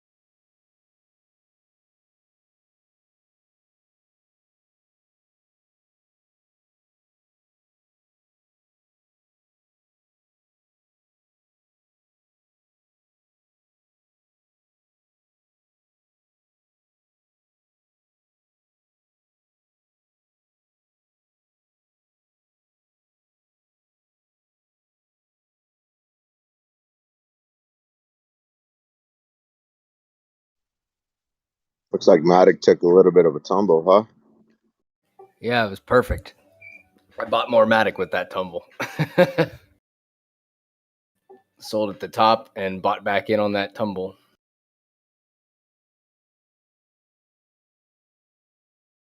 It's like the weather. It'll change. Yeah, I got some Matic, man. I've been holding it. I bought in kind of high, I should say, when it was peaking the last.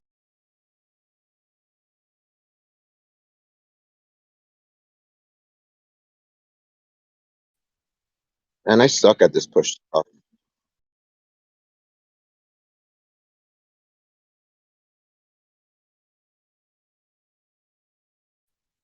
Is like a trick to this push to talk, or am I just mental?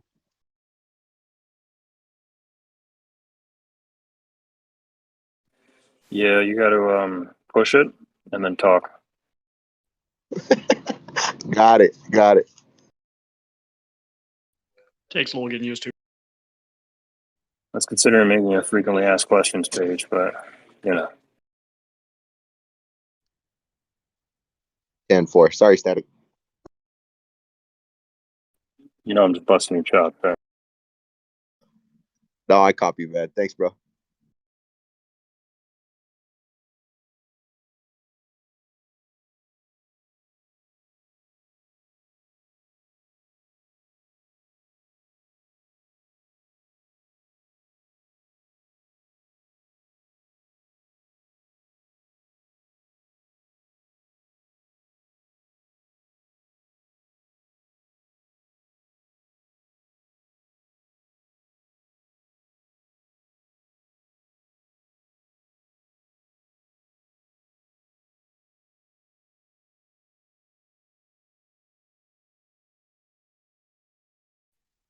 Matt, yeah. Whatever happened to that dude?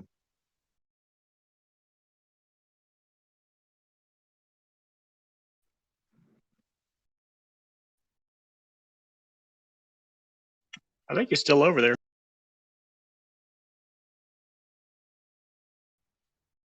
I think they postponed his sentence or something. Oh, good for him. Yeah, COVID, I guess so. Oh, sorry for saying that C word. I didn't mean to say that. But it probably saved him.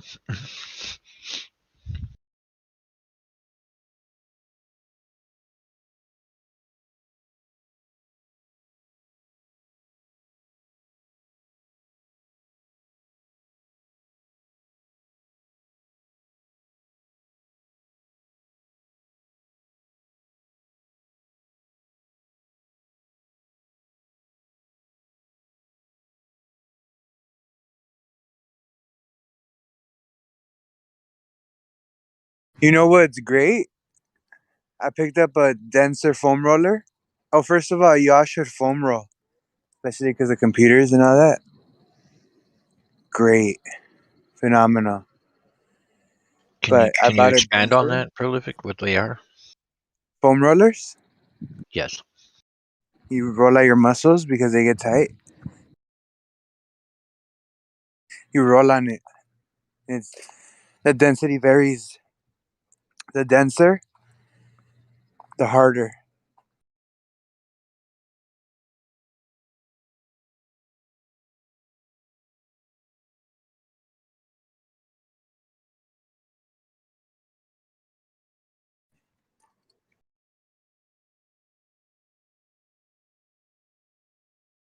A lot of therapeutic benefits to allow having your chakras flowing.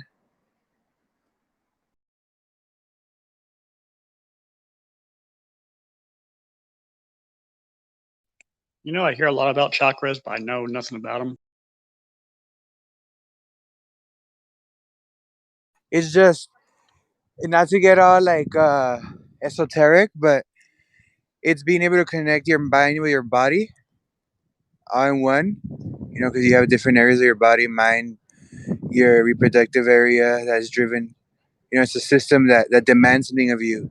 You have your intellectual side that demands something of you. You have like your animal, the visceral, something that demands food of you. And getting those all in sync, like not being greedy and taking profit.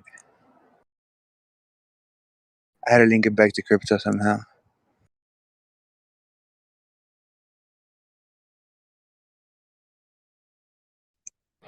It's holistic health, but broken down into certain subsections of desires or needs. In the ballpark?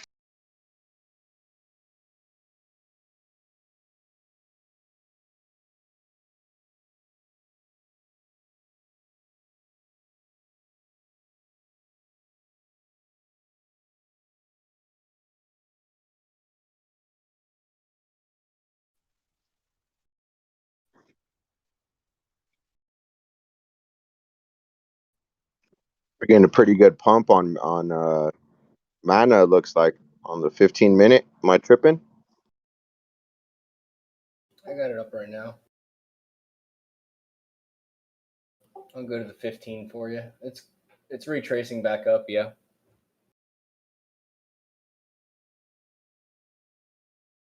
I'll leave it up on the 15 here. Depth looks pretty normal, so pretty healthy. A lot of sells at 250 though. That's going to be its next resistance level. It's got to break through.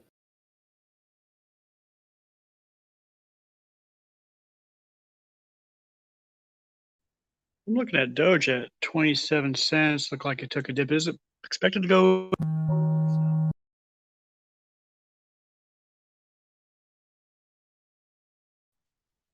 Before you answer that Doge question, where do you see the sell orders on Trading View? How do you pull those up? I go off of the exchange that I'm trading on when I look at the depth charts. I'm sure is there one on Trading View? Can somebody confirm or deny that? Looking at orders, I think it might just be on the exchange, but perhaps I'm wrong. Oh, gotcha. Thank you. Sorry. I'll just pull up Binance real quick and check it out.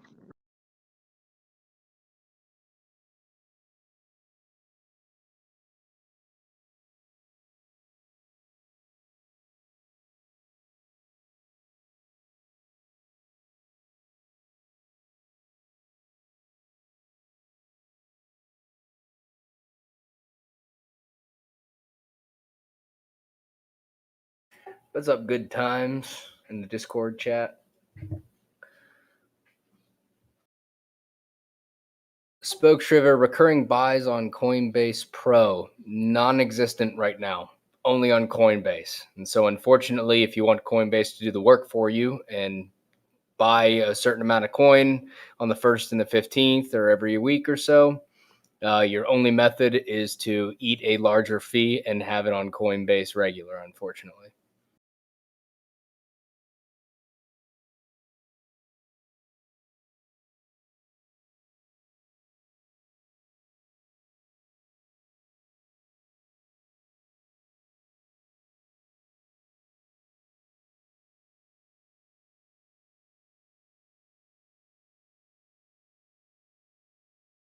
Robert Hubble says, "sTAtic, are you just accumulating for your Doge position? ?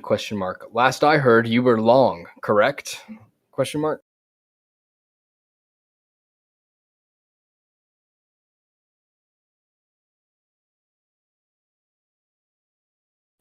That's correct. Yep.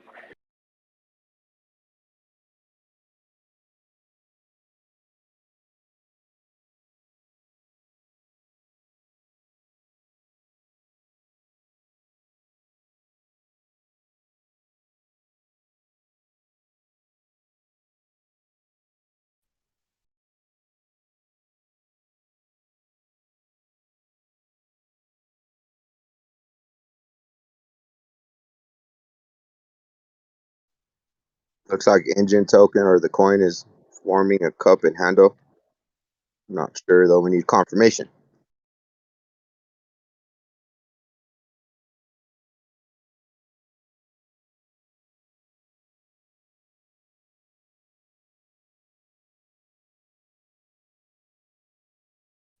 When you're looking at like confirmation for stuff like that, are you guys going off like the 30-minute, the 1 hour, the 15-minute? I mean, I don't know. Just new to this stuff, trying to learn. For patterns like that, I'm typically looking at hourlies for like cup and handle and stuff like that. Everybody's got different ways of looking at it. I'm typically not going past any lower than like 15-minute, because then it gets a little crazy. I would say though, like I look at the daily a lot. You can glean a lot of long-term stuff that's going to happen from the daily. The hourly isn't too bad if you're like intraday trading, and then the 4-hourly is even more accurate if you're looking at like patterns that are happening over a few days.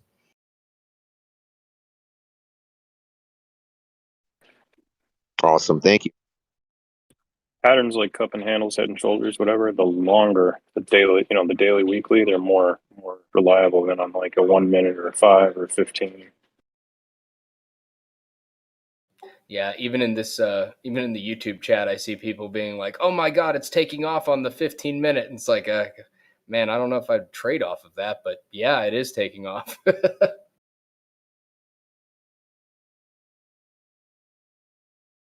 When in doubt, zoom out. I just always make sure to do that.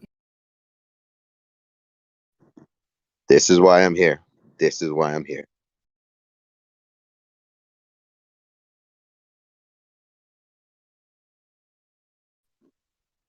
All BS aside, though, man, you guys give really good TA, good advice. I really appreciate y'all guys.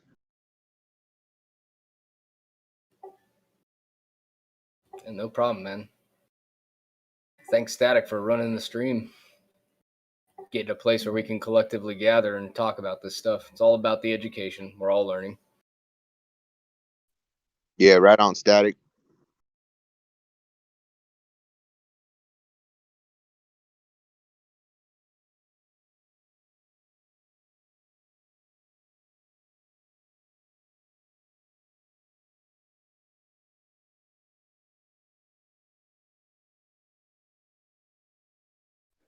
No problem, guys.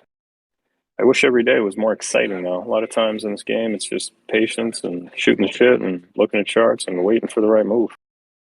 Today is one of those days.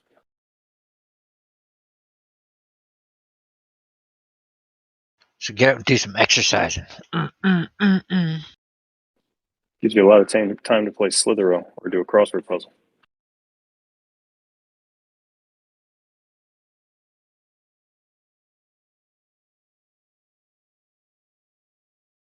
Oh, my bad. I see a inverse head and shoulders on the 1 minute chart. I'm all in.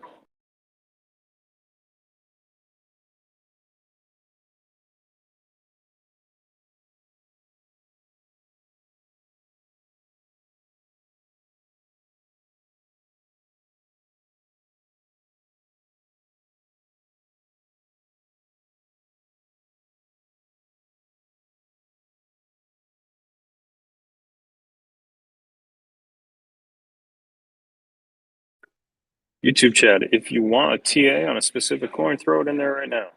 Rabid is going to give you a TA. Oh, no. Put me on the spot here. You can't right now, brother. I'm mobile. All right. See how good you are.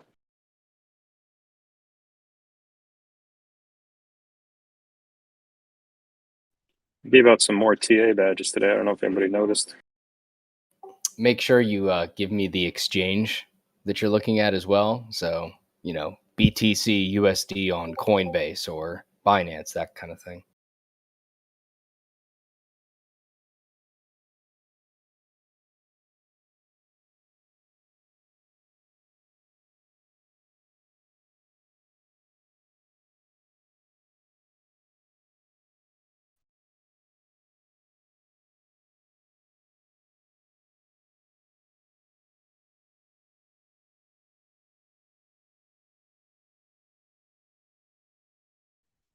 You mind doing a little TA? Damn, I got hit everywhere. Let's see. Coinbase.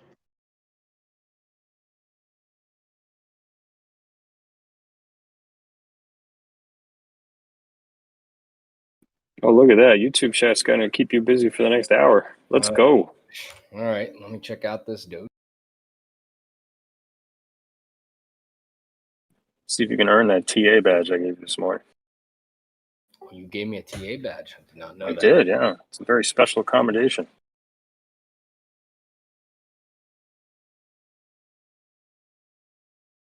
All right, let me get my chart in order here.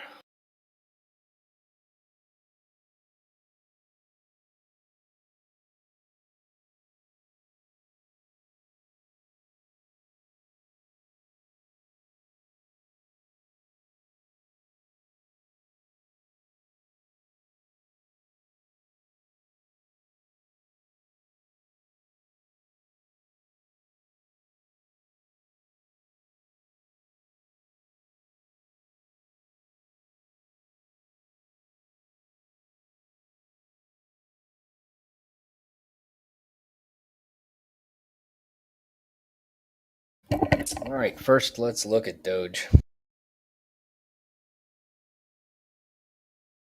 I'm going to look on the daily so I can get more of a wide view of what's going on with it. The RSI is looking not too bad at 56 right now, so it's balancing out.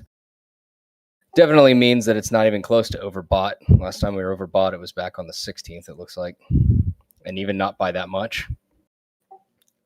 It looks like we're in a bit of price discovery. If I had to choose a floor here, based on what I see on support levels, let me look back for confirmation here.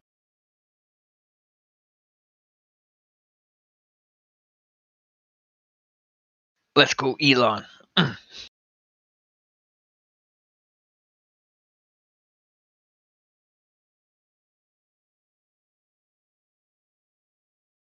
While Rabbit's looking into that, the gentleman who asked about ETH in YouTube chat, ETH is a long-term play for me. I'm doing what's called dollar cost averaging. Once per week, you can do this on payday, take a certain amount of percentage of whatever predetermined amount, and I'm just putting it in ETH. I don't care what the price point is.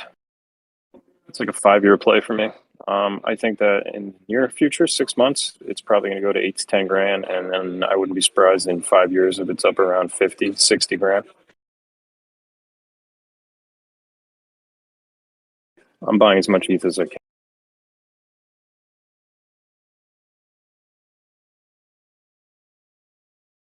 Conversely, Doge is not a long-term retirement plan for me. It is a pump and dump scalp.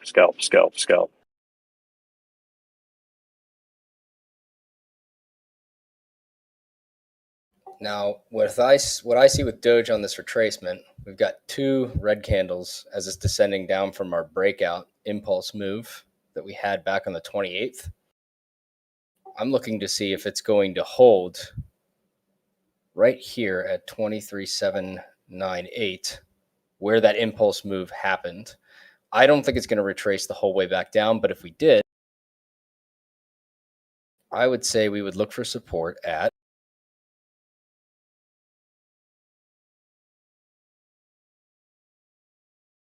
this 0.786 fib here at 22.37. And then if it goes past that, down at 19 cents, breaking below 20, I see at least a near-term support level there as well. Overall, though, I don't want to say that we're in a descending wedge because our support levels here are trending upwards. Let me just draw that. In the near term. So I would say we are looking at symmetrical wedge.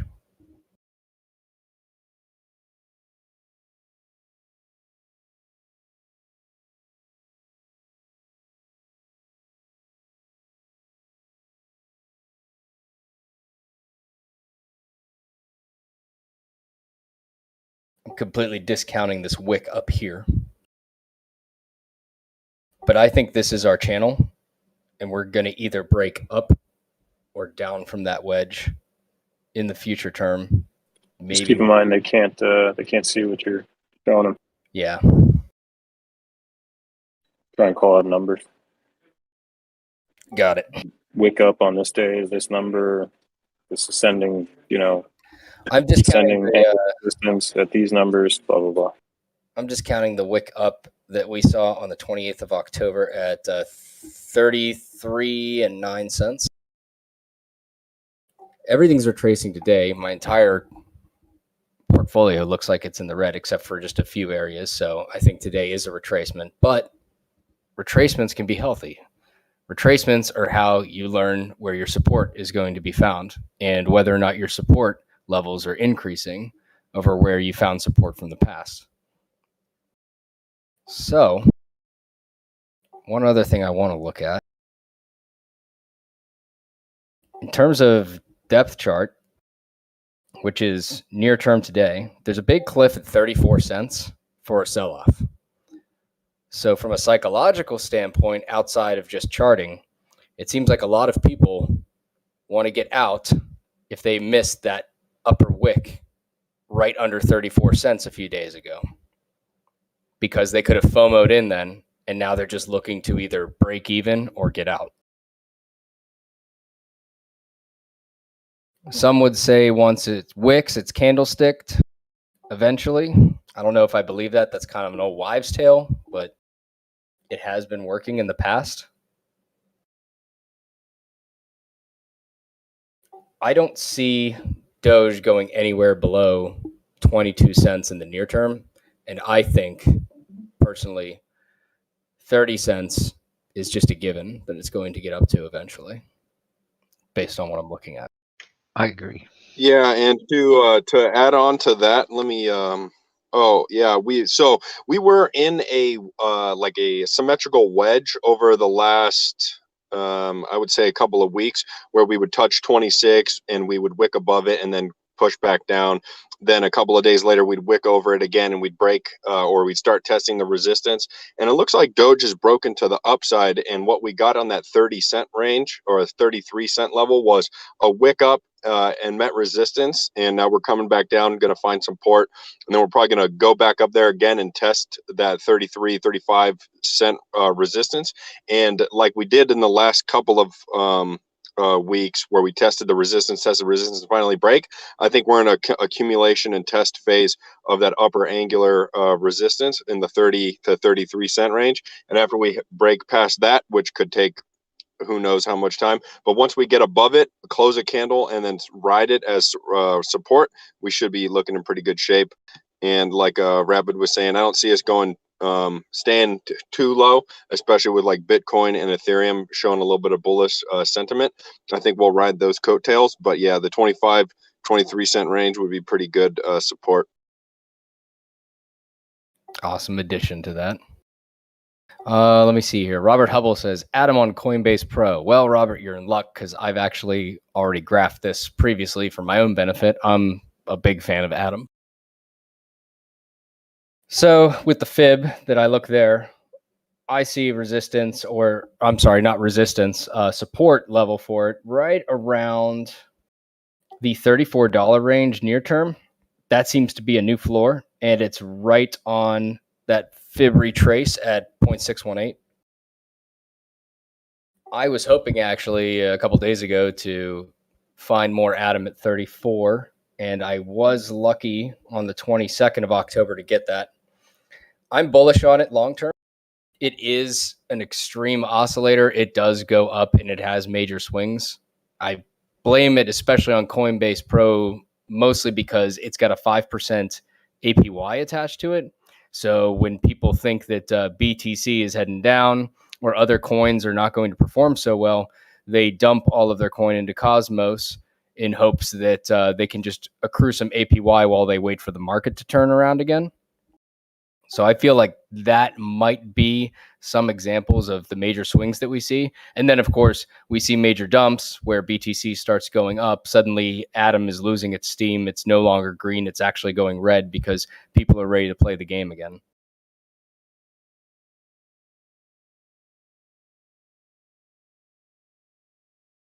Next support, or next resistance level we're trying to break through looks to be about $44. We touched it once, and then we retraced down, got super rejected by that. It even knocked us past our 0.5 on the fib. And we're still fighting up this channel.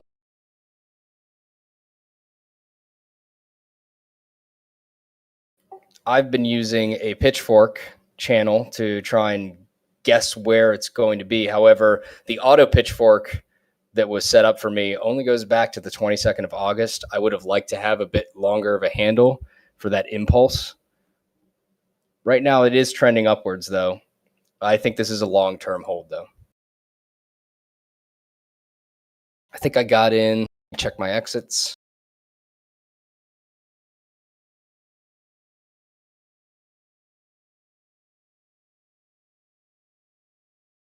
All right, my exit sheets show that I got in on Cosmos at $12.85 back on July 31st of 2021.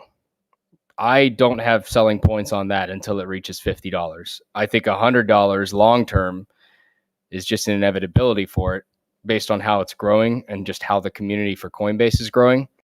You have to understand that aside from Cosmos being its own platform and I think a good chain in terms of a crypto coin, it is also a really attractive coin from those that might not have the same experience with cryptocurrency. So if you're brand new to it and you go on your regular Coinbase, you're going to see this Cosmos, which has the best APY on Coinbase at 5%. And you're probably going to put something into that because you're so used to getting 0.01% from your savings account in your bank. And this is for the people that, don't really understand as much into the crypto, but if they're looking to just get a long-term hold, that's where they're going to put their money. And I think that's a reason why it's constantly has a channel that's going up, is because it does offer APY and it does offer a safe haven for people that don't really know where they want to put their money, but at least there they know that they can get some return on investment long term.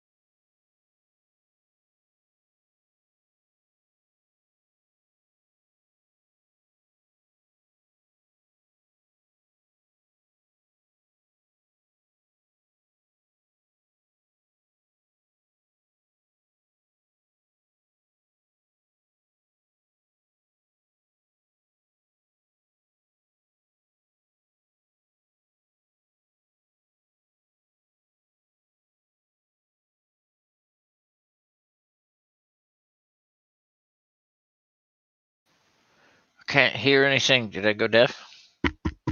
Nope. Oh, thank God.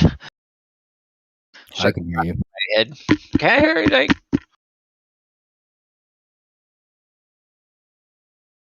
Yeah, those old men are.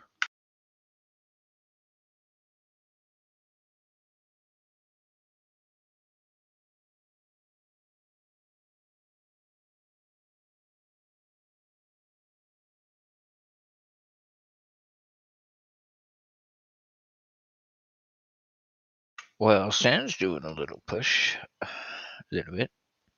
It's now up at $1.64. I think I saw.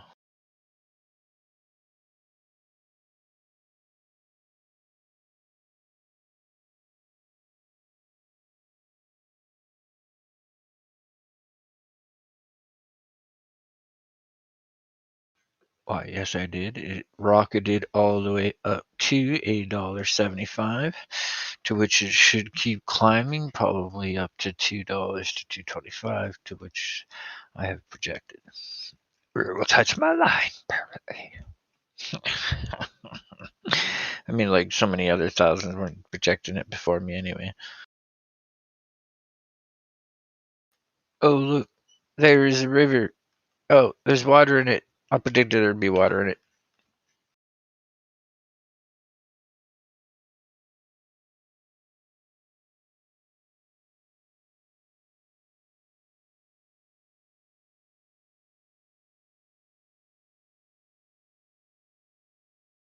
Still waiting for my 7 cents Doge.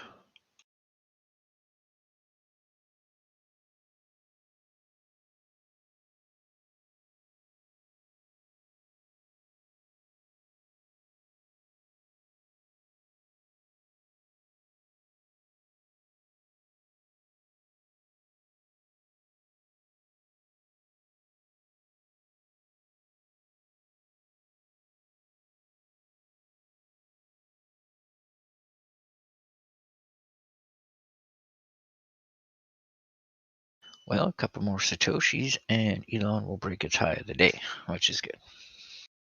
Not even concerned about it, really. This is kind of a, like, woohoo, it moved. I'm happy it moved. Yeah. Outside of the request that happened before, just like a really quick, satisfying TA for me, at least on Bitcoin, I drew out a pitchfork chart from an extreme low that happened back on the 20th of July to our impulse move to the uptrend where we saw 1, 2, 3, 4, and this is on the daily BTC. So you look at 20th of July, we go green candle, 1, 2, 3, 4, 5, 6, 7, 8, 9 green candles before we saw our first retracement happen. And we retraced all the way back down to 38,000 there. Another set of green candles, a bit of a retracement. Another set of green candles, a bit of a retracement. And we've been going through this pattern the whole time. Now, from the channel that I've drawn, and those that are on the Discord, they can see this, it has stayed pretty much within this pitchfork channel and has obeyed it so far. Now, with this pitchfork, the blue lines are going to be the major areas where you're going to see it bounce in. These are going to be the areas on its trend line upwards where it's going to get better and better and better if it stays in this. And so far, it's obeyed. It dipped a little below down here outside of my trend line way back on September. And we all know how bad September was for everything. Ever since then, though, it has done an excellent trace back upwards, constantly knocking down, checking to see if it has support, forming new support levels. And then right when it got out where it was going to go outside of my pitchfork channel, it retraced back to the center again. And that's super hopeful, at least for me, that it's going to continue this trend. It's going to continue this channel. If it does, I've set a target date because I would really like to know where I can see BTC in the long-term future for this to understand maybe where I want to start figuring out my exits. Lots of people are saying BTC is 100K. Some are saying 120. The conservative people are a bit more into like 72 to 85. I'm in that realm just based off of this trending channel, with my target date being on December 31st of 2021. And if it stays within this channel, we are looking at a price somewhere between 70,000 and 87,900 for BTC at that point. Now, we're only about halfway there when it comes to this pitchfork channel, but so far it's obeyed it. I'd like to see it actually retrace all the way back down to 53 at some point to confirm that this channel is valid, and then continue to bounce around inside of this all the way to the top. And I do believe that there is a fib retracement close to 52 or 53. But as the days move on and as we go up on this chart, our lower channel or our retracement should continue to go upwards. And I'm more than happy to hear any other opinions on this, since BTC is the ship that that rises, and then it's the tide that rises all ships. And so a lot depends on this channel and it staying this way. But I'm curious to see if anybody else has any exit strategies on BTC that are outside of this, or reasons why they think it's not going to go this high or higher than this.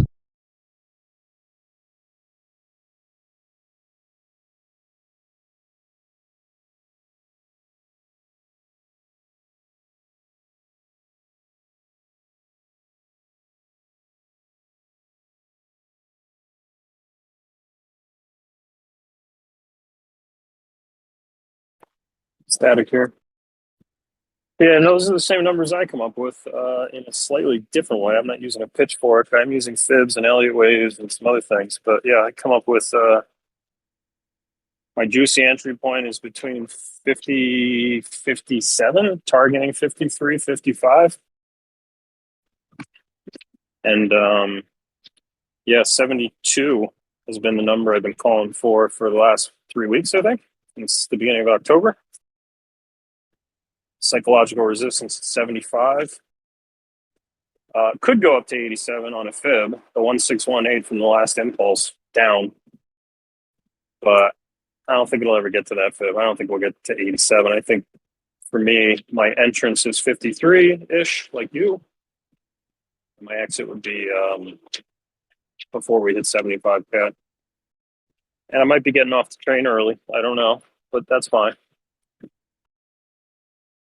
Yep. And that's why, we always make sure that, well, at least I make sure that my exit points, not financial advice, are not the whole bag. Never sell your whole bag. At least that's a rule I live by, where I have certain exit points of certain amounts. And I don't think there's any coin that I have exit points where I end up selling my entire bag.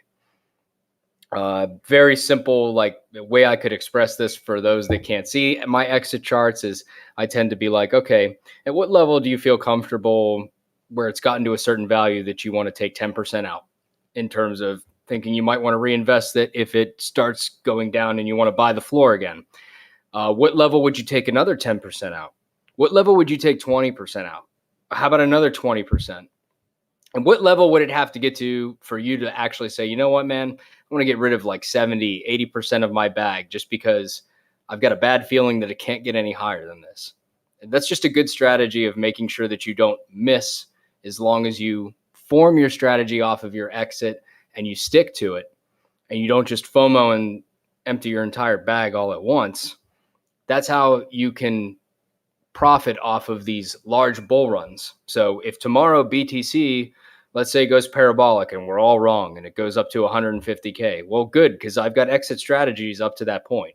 And so I just have to follow my chart, exit where it tells me to exit my funds, and then ride that wave all the way up, and then just wait to see if it retraces. And when it retraces, I can start saying to myself, okay, I rode it up. I've got my profits. I've got my dry powder. I'm ready to buy back in because I don't think BTC is over. What level am I ready to do the opposite? What level am I ready to take 10% of my earnings that I took out earlier and put it back in? How low does BTC have to go for me to do that? And that's really the process, is just making a plan and sticking to it.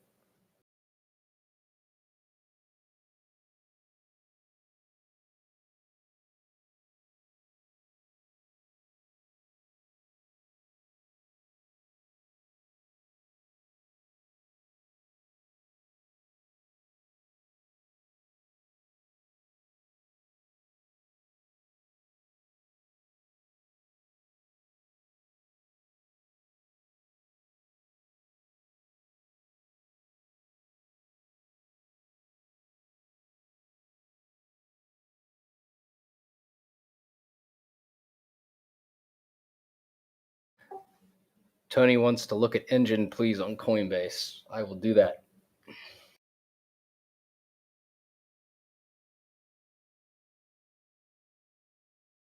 Looks like Tony is looking at my screen too. That helps. So, but I will do it for all of YouTube as well and try and do call outs of what I see. Engine USD rocketing up. Let's see what I got. Man, it was trading sideways for a very long time. Now, for those that don't know, Engine is very much part of the future gaming market, and especially right now is involved with NFTs. And there's a confluence there for those two, because you can make unique items in game that there's only, let's say, 350 of them. Well, congratulations. Now you have a digital non-fungible token of that gaming element, like we're seeing with Axie Infinity, and other games that are coming for it. And Engine is trying to ride this up so that it can be the platform that any gaming company can say, all right, we want to have a game based on this, and we want to have purchases that can be made for in-game items, and we want to make sure that it is a non-fungible token and Engine allows that to happen. It's recently rocketed up here. Let me get out of the 15-minute because I don't trust the 15-minute for long-term trading here. Let's go to an hourly. This is, I believe, the same trend that it's following along with Mana. I believe that we're starting to see a kickoff for virtual worlds, including gaming and virtual spaces, and Engine is a large chunk of this as well. We've got a retracement candle at 11 o'clock on the hourly, all the way wicked down to 2665, but then retraced back up to 272, and that seems to be a floor that we've found that's a bit higher. We are looking at, looks like at all-time highs here. Let me go to the daily now,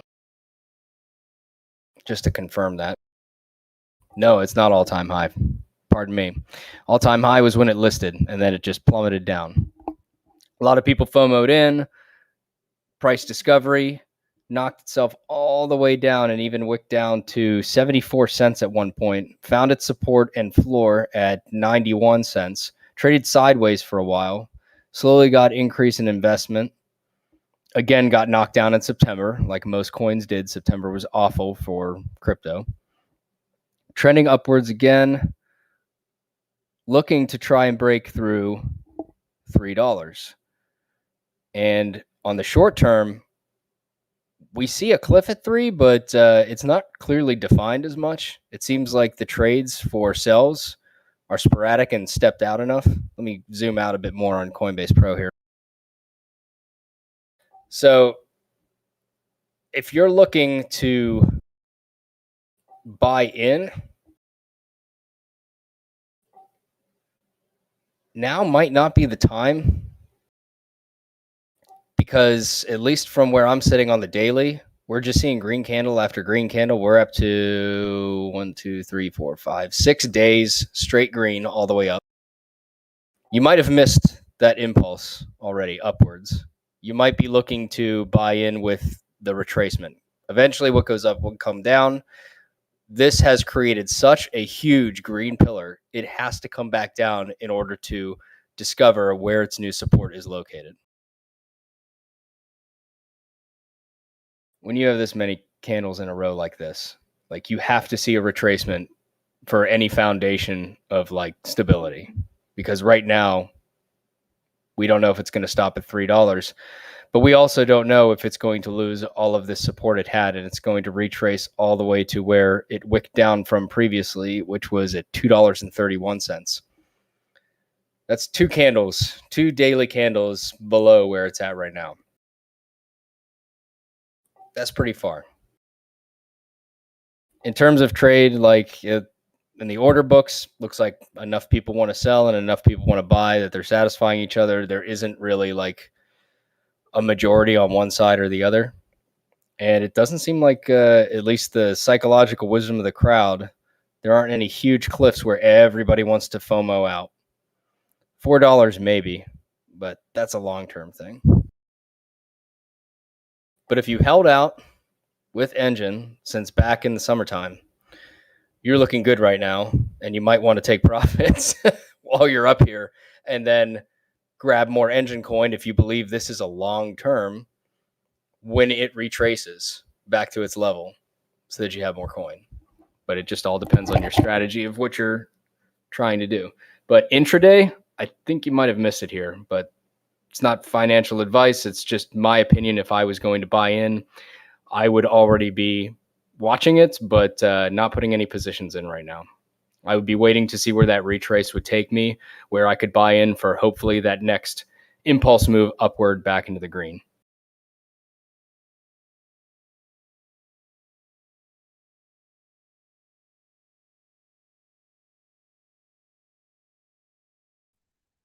Right on. Thank you.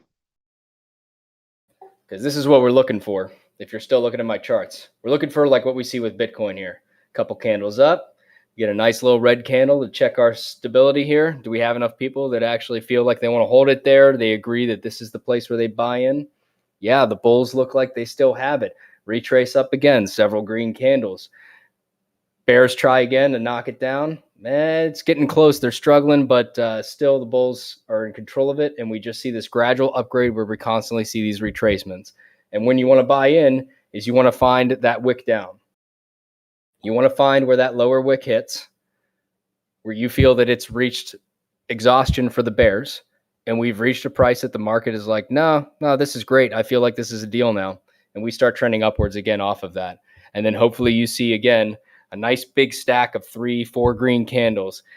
Once you find that your candles are getting a bit high, your green candles are starting to stretch out pretty far, take your profits, wait for that wick down retracement again, buy in again where you feel that wick down retracement, where you feel it's found solid ground again, and just repeat over and over again. And you end up turning 50 engine coin into 100 into 150.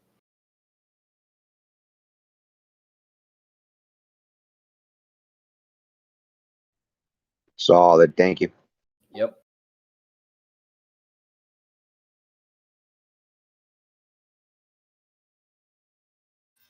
Yeah, Rabbit, I really appreciate you taking the time to explain the methodology behind the application of the chart assessment. Thank you, sir. Yeah, no problem, man. Some people, like, they all want to wait for that parabolic move upwards. That could be pretty risky, though. I love seeing this kind of stuff with Bitcoin. Right now, engine's going parabolic. It's all green candles all the time, and it's not stopping. But the higher you go like that with no floor retracement, gosh, you never know where it's going to retrace from there. You could have one candle that could take all of those out.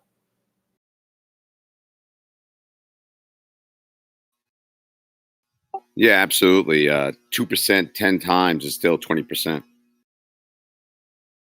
Yeah, exactly.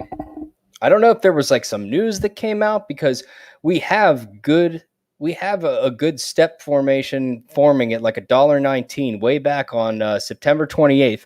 From there, we had some green candles. It was testing itself. It was finding floors. It was retracing. It was finding support. And then right here, this green candle on October 24th, something happened that wouldn't allow it to stop. And it threw all of its cares to the wind, and it didn't care anymore, and it just kept going up. So what I would be looking for is hopefully this candle looks pretty strong for today, but I would just keep a watch on these daily candles for our first bearish retracement here to see where that retracement goes to.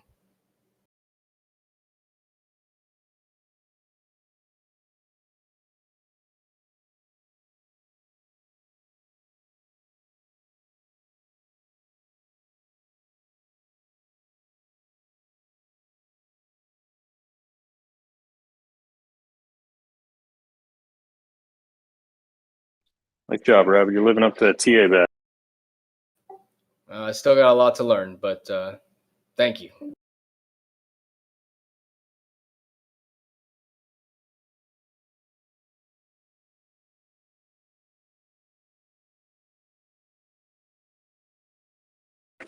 I have a dream. Bunch of hard motherfuckers in here giving solid TA.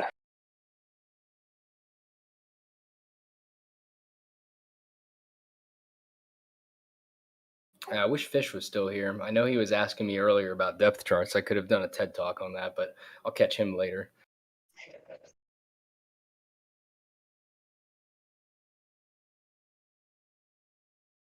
With Buddha.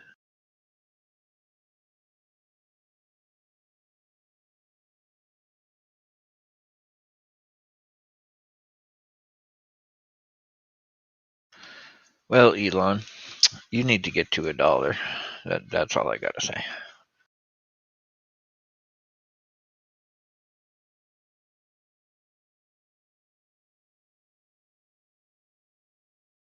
Yeah, universe, that's what I want.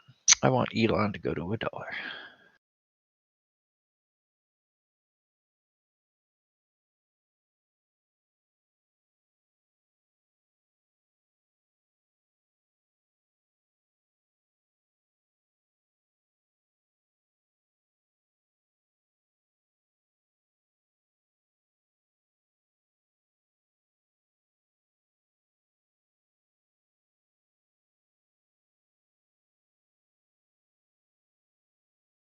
Starting to have some bad thoughts.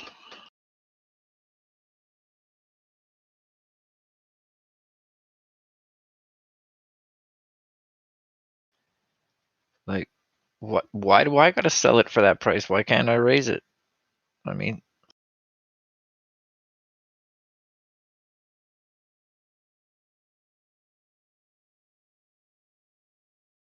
like I'm sure Prolific felt like when he bought all his, like, why do I have to sell at such a low price? Why can't I have it higher?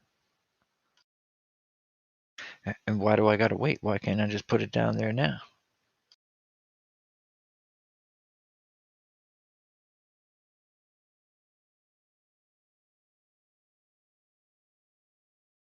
By the way, for anybody in the Discord channel that is trading through Coinbase Pro, let me know if there's anything that there's any charts that you don't understand, whether it be the order books or limits or stop loss orders, anything like that, or even transferring it from Coinbase Pro to Coinbase and vice versa. Bring it up to me, send me a PM or something, and I'll figure it out. I've already gotten a PM or two about that, so make sure you voice it. I'm here at least for another hour or two. Sorry, that was just a crazy thought I was having. No, go for it. No, you don't want to hear this crazy thought. What? What was a crazy thought? No, you don't want to hear it. Well, I mean, I've done my TAs off the tube, so I'm all caught up there, and I'm just answering some personal private messages right now, so I'm all ears. No, I don't think I should talk about this one. All right. Sounds good. Yeah, so yeah, so you're talking about some of the Doge there, or the BTC? Mm-hmm. 100K. If it goes 100K, everything's gonna follow. As we said, I mean, it's natural, right? Big Daddy goes up, everything else goes up.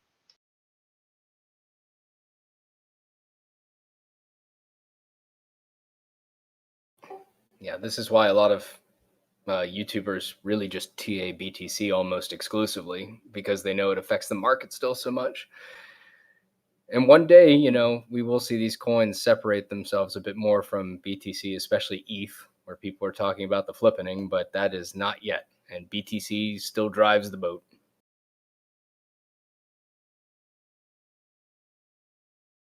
Oh, more evil thoughts right there too, because BTC has a cap, does it not? Johnny Walker's asking if Doge Elon any good. Johnny Walker, I know, no, those are all mine. Just kidding. Any coin that you're looking at, always do your research and try to find value. Is it along your research? What you want in it? Is it just something you're going to scalp? You don't even care about its fundamentals? I mean, because I scalp and I don't give a crap about, what coins are, what they do, as long as they bring me some profit, as long as they go up. Because I'm looking at the charts, I'm watching my trend lines, I'm doing my MACD.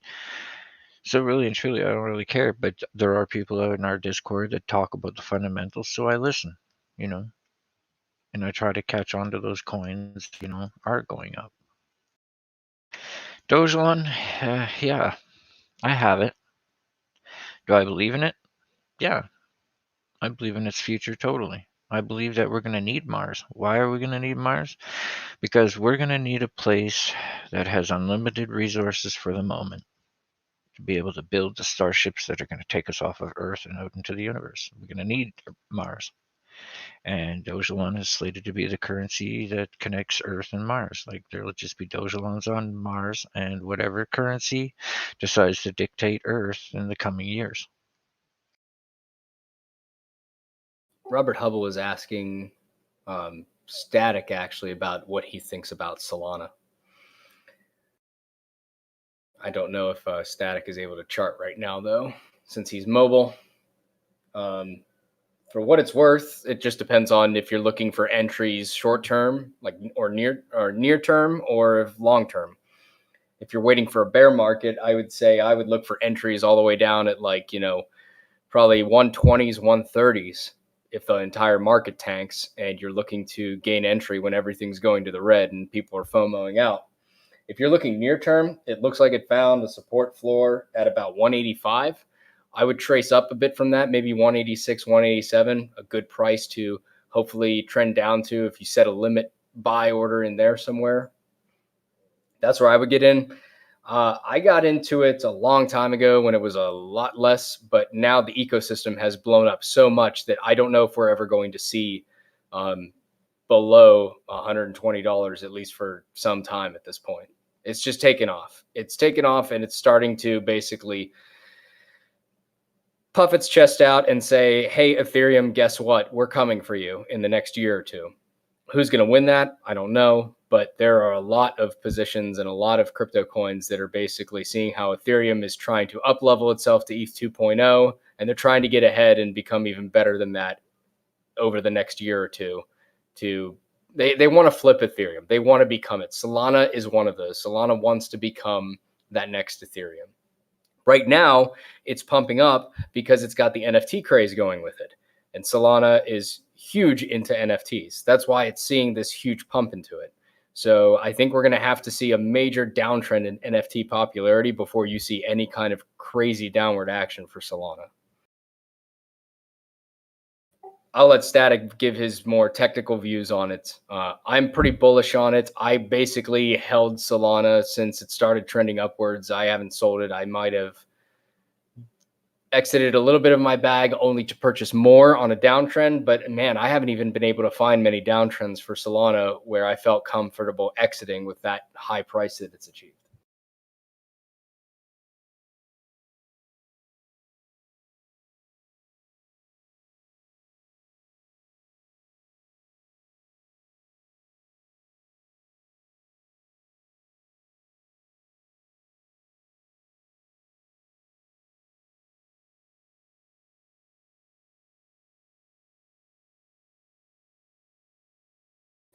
BLS, good for you. Says he got Doge at 6 a coin. He was up to 13 cents a coin now, and I only sold 250 out of 4,000 coins and made $80 on 250. That's great. Very nice. Some profit, eh? To pay yourself. If you're up in profit, pay yourself. Do it. It's good to see that, and it's definitely nice to actually take those profits when you can, because until it's in your bank account, until you exit your position, it is either unrealized gains or unrealized profit or unrealized loss. Or I hate to say it, several people, when Shib was trending up around the 80 level, are learning that fact now as it slowly trickles down. And they're saying, oh, that's right. I forgot the most important step. When I make profitability off of it, I don't realize it until I exit my position or I trade it somewhere else into a stable coin. So good for you. yeah, just observing price action though. If you don't, follow through on your plan, make a decisive decision. I think that's important, is to be decisive about your decision to sell. Once you sell, hit the button, walk away, count your cash, and be happy. Don't worry about what comes after. You can always go find some other coin, or you can always go back in. Yeah, exactly. And it doesn't matter if you're trying to gain more coins or if you're just trying to exit with profitable money and throw it into your bank account. Both of them require an exit strategy. So just make sure that you formulate your exit strategy when you can get out. I don't make a purchase on a coin. I don't set a limit order or a stop loss order until I say to myself, okay, if this comes to fruition, where's my exit point? Where am I ready to flip this and take the profits, or take the profits so that I can get more coin on a retrace? I always have that slight pessimistic attitude in the back where it's like, oh, okay, so you bought in at 20. Have you considered if you're going to sell when it gets to 80? Are you going to sell before that? Are you going to sell even longer term than that? Are you waiting for it to get to $150? Where is that at? And it just makes it so much easier every day, because you could just have you could just take a half hour, an hour, look at your positions, look at your exit strategies, see if there's anywhere where you need to buy because it's dipping, see anywhere where there are sell orders that you have to put out there because you have an exit strategy that told you to do so, and then you go about your day.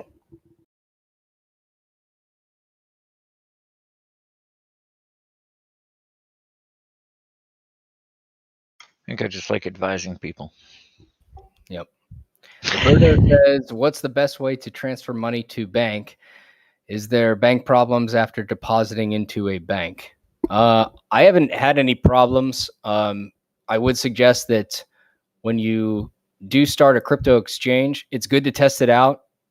Make sure that there is no confusion or problems. I know as soon as I set up my Coinbase, one of the first things I did once the KYC was done and once I had a position in there with a couple coins, I exited like I think $1 or $2 and just sent $2 to my bank to see if my cryptocurrency exits would go through to my bank. Tested it, made sure it showed up in my wallet and on my card, and then I knew that there was a solid level there. That's what I would suggest to do. Just make sure that your bank is going to take your Coinbase exits back into itself.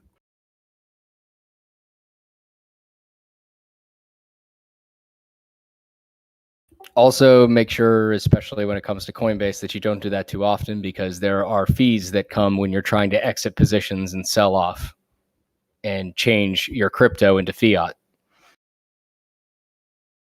You don't want to have those fees eat away at all of your profits.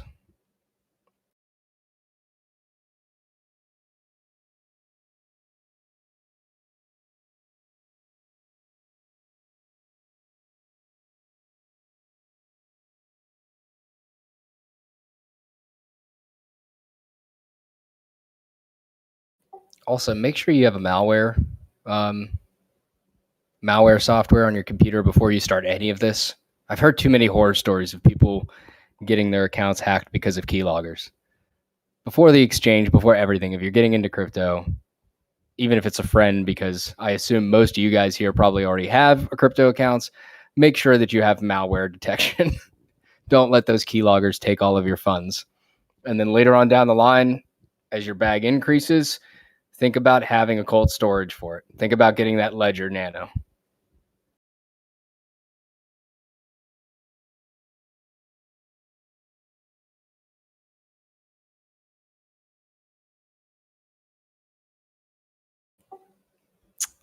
Is Prolific here? Super Mario says, hey, bro, you heard about the upcoming Boss track from Boss Token. You should check the Boss, bro. Truly Next Shib.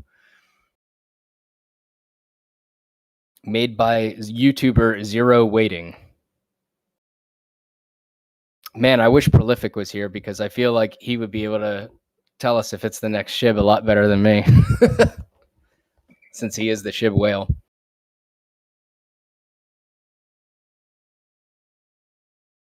Roberto says, what are the top 3 best exchanges with Shiba Inu? Well, I know there's one on Coinbase. That was listed not too long ago, a couple months back. That was really weird. I didn't expect Shib to be listed there. For future, and part of the reason why the Shib pumped so much was because there were rumors that it was going to be listed on Robinhood, which primarily is stocks, but it does have a few cryptos. As far as other exchanges, I haven't traded on others such as Binance, so I'm going to have to leave that to anybody else in the Discord that has traded Shib on those platforms to let me know if that's a good place to trade it.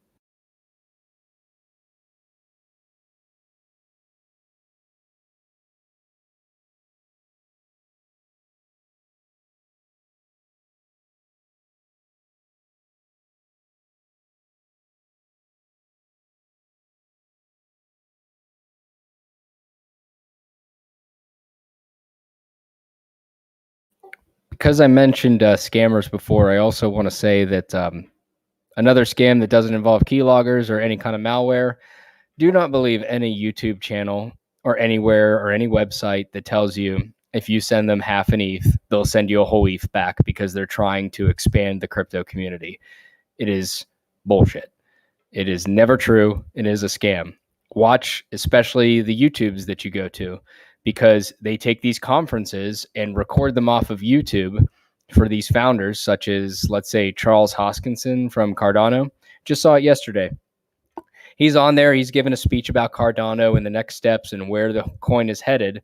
And guess what? It's a pre-recorded piece from a month ago when he was doing that. And somebody uploaded on YouTube on a brand new account and just added in the comments section about Cardano giveaway, free Cardano giveaway, if you want to be part of the Cardano revolution. Never believe anyone that says you have to give them crypto or money first in order to exchange for additional crypto in return. It is the most common scam that I see on YouTube constantly, and you have to be wise to it. Make sure that if you're following, especially any of these YouTube channels for these crypto coins, that they are the legitimate, verified users, and you're not just looking at a pre-recorded piece where they decided to end that stream or add a lower thirds in that says, send us your ETH, we'll give you more ETH in return, because it's not true. Keep safe. Keep yourself safe at all times, you know. Keep your guard up.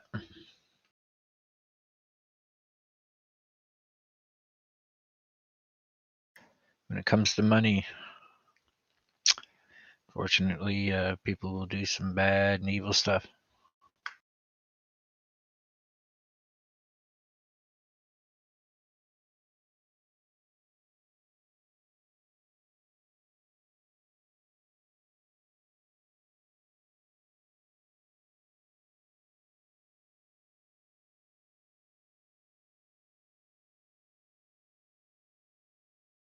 Roberto asked, have you ever had your Coinbase closed? I have not. I don't know if they would close my account for working with Kraken. It sounds like you're a bit worried about that, but I've never used Kraken for my exchanges. I have had Coinbase. Funny fact, they accidentally sent out to, I think, like 250,000 users a couple months back a warning saying your authentication password or settings have changed, your two-step authentication. So I got really concerned about that. Wrote back to Coinbase. That's when they basically assured everybody and they said, hey, we made a ticket for your problem. No, your two-factor authentication has not changed, because that's indicative that somebody has gotten into your account and they're starting to lock you out. They accidentally sent out that message through support. And I actually got $100 in Bitcoin for that, because I put a ticket in for that. And that was pretty good to see them walk back and reward those people that were victims of that, because I was sweating a bit. I was changing my passwords. I was setting everything up again when they finally responded back to me. Because for a while it seemed like I was like, wait a second, my two-factor authentication has changed. I don't understand. Like, I see my funds, everything's good here. So I said, okay, worst case scenario, somebody has gone in my Coinbase account and they might be waiting to withdraw all of my funds. So I went through, I changed my passwords, I changed everything. I sent an email to them asking what this problem was. I created a ticket. And they were at least nice enough for all the people that created tickets with this problem to give them a bit of a reward. But that's every exchange right now in crypto. Every one of them's having problems. Every one of them has downtime. I actually don't think there is an exchange that hasn't been seeing some blackout points at some time. This is a very new market, and all of these exchanges are trying to keep up. So servers go down.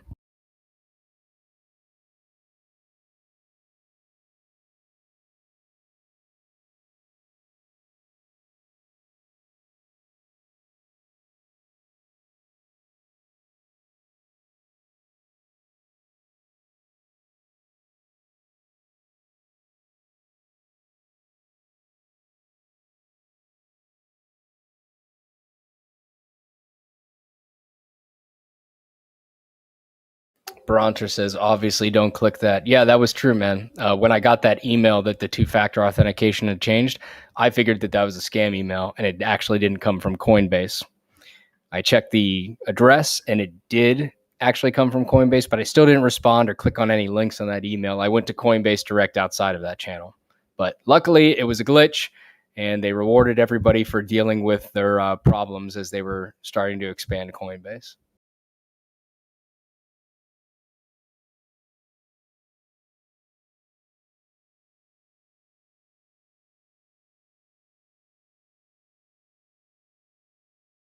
Roberto asks if exchange fees are taxed. I don't think the exchange fees are taxed, but I do know that your gains and profits that you make on crypto are taxed. There's a capital gains tax that you have to be aware of. The good thing with Coinbase is they will send you your miscellaneous form right before tax season. That's baked in. Coinbase is going to send you the form that you need to send to the IRS saying, hey, I'm in crypto. This is my profits. This is how much money I have in it at the time so that it can be taxed properly. So that is one good thing because other exchanges such as Kraken, and I don't think Binance does it either. Coinbase might be the only one that actually creates the tax form that you need to send to the government every year.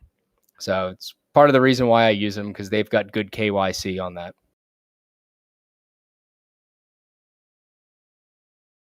Super chat, Robert Hubble. Thanks so much. Good views and TA. Keep up the good work. Well, keep up the questions, Robert. Thanks a lot. Really appreciate it. Thanks for the super chat. I can't argue with you, DC Woodworking. That is true. But isn't it good that we don't have to worry about it all being taken and garnished out of us on one day as a surprise?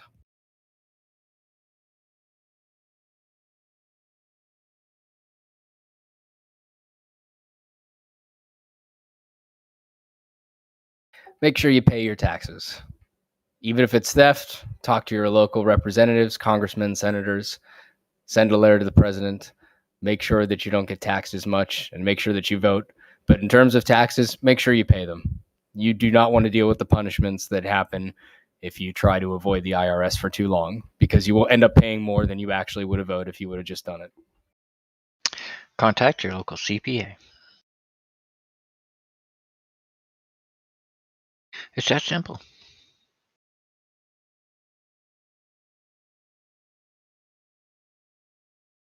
Yeah, and by the way, that form that you're going to receive for whatever address that you signed up for Coinbase on is going to be your 1099 MISC form, your 1099 miscellaneous form for anything outside of normal taxable items, since crypto is still very much inside of that.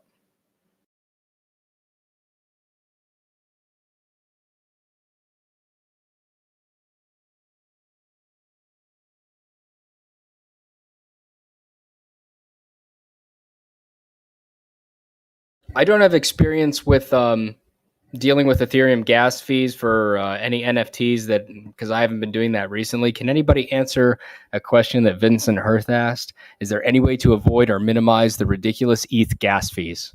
Because I know they are quite ridiculous. And the only solution I would say right now is wait for ETH 2.0 to come out, where it turns from proof of work to proof of stake. I can't tell you, man.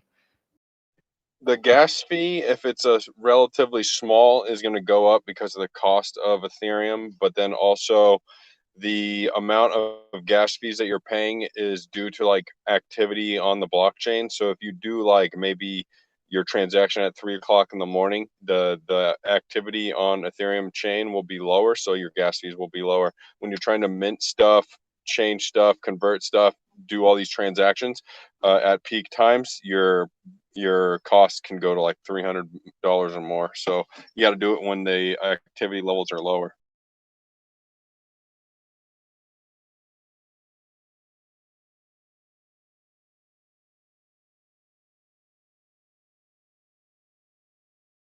And then also there's a way to like prioritize your transaction.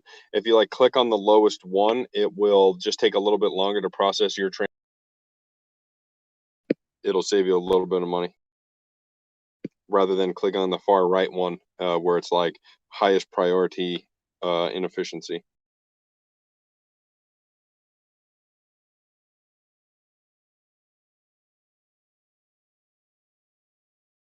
JD asks a pretty interesting question. She says, or he or she says, gas fees would be a write-off, you would think.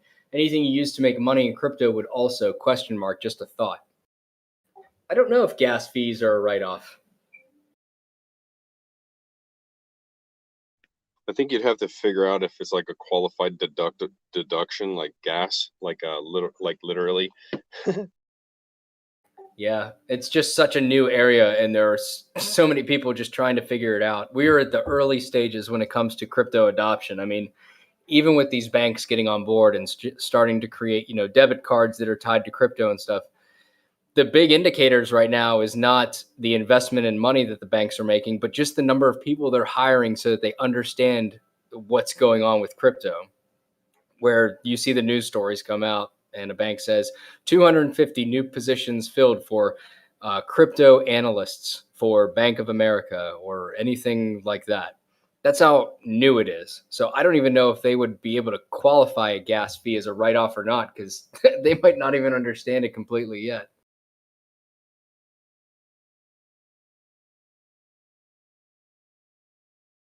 A he. Well, good to see you, brother. Thanks for confirming that.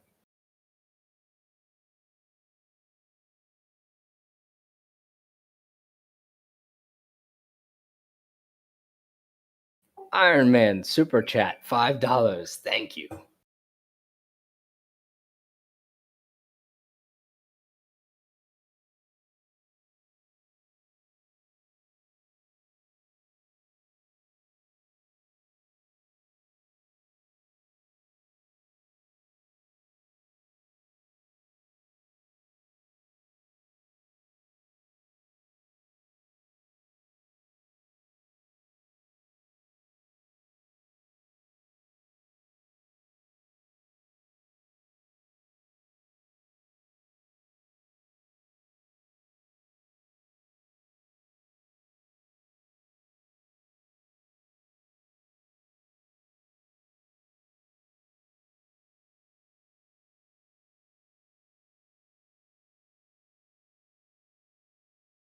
So I did look at an article real quick because I'm interested too.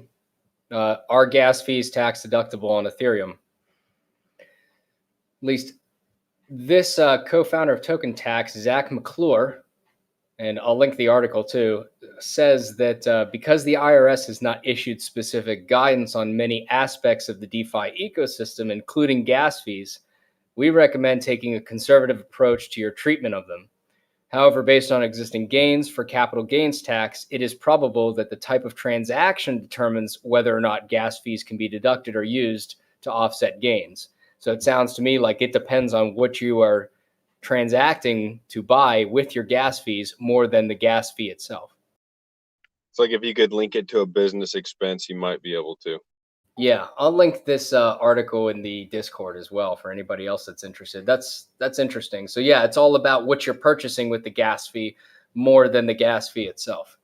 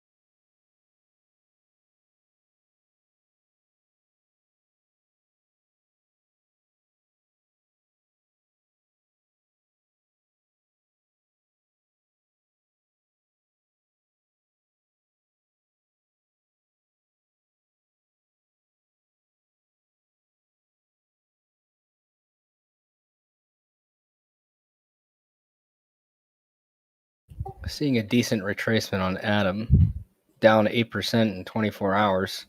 It hasn't hit my buy order yet at $34.15, but it's trending down pretty good. It's at $37.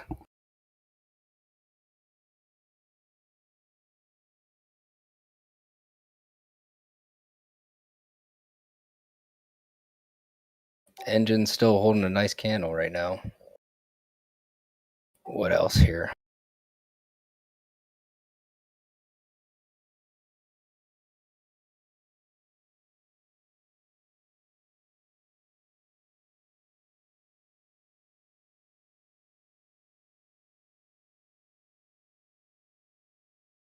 Roberto asks, is Doge bullish short term? I have some positions in Doge. I'd say bullish because I've got areas I want to sell that are between the 30 to 40 cent range. And I'm expecting at least that range, hopefully by the end of December, based on the TA that I've heard with everybody else and what I personally have graphed out. So I'm bullish on it, at least in the near term for the next month or two.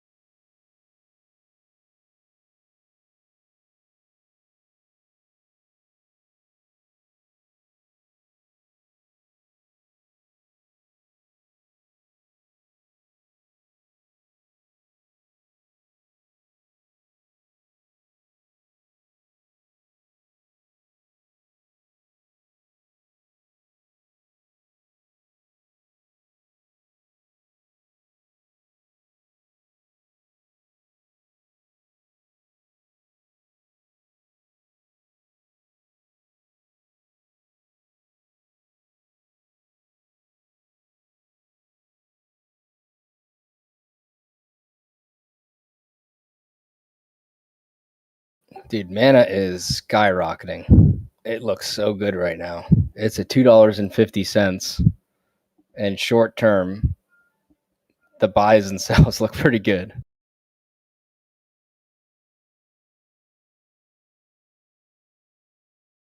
It has wicked down, but my gosh, it should wick down. It just went up $1 on this candle. Actually, it went up almost $2.50 on this candle, and it had to wick down.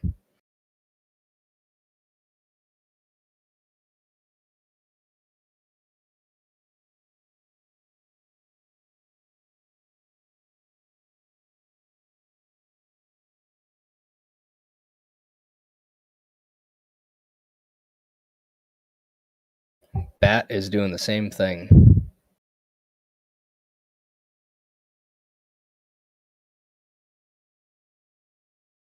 Looks like short-term BAT has found stability right around $1.16 with a lot of sell-offs at $1.30. I don't know if it's going to go past that. The buy orders seem to be trailing off a little bit, so it's going to definitely stay a green candle for at least the short term. But man, both BAT and mana, if you got in on that just a few hours ago, you guys are lucky. Roberto, I have not used Paxful.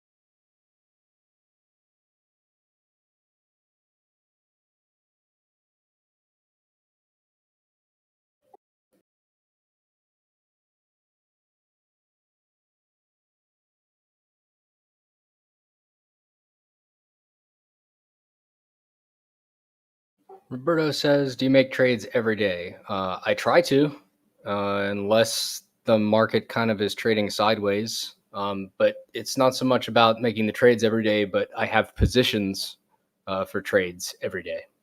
So if I need to, I can walk away for a day or two. I've got my limit buys, my limit sells. So if they get triggered, I don't miss out on what I was looking to achieve with a coin. But yeah, pretty much I at least try to look at the charts every day.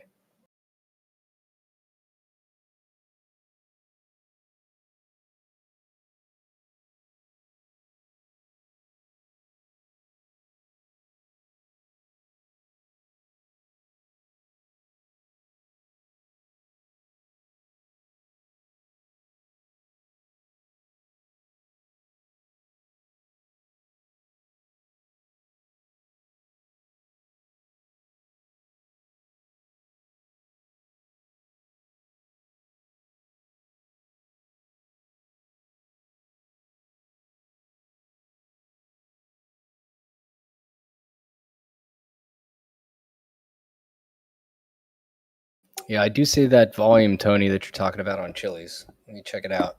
First thing I'm going to do is go to their Twitter because that is a huge volume spike.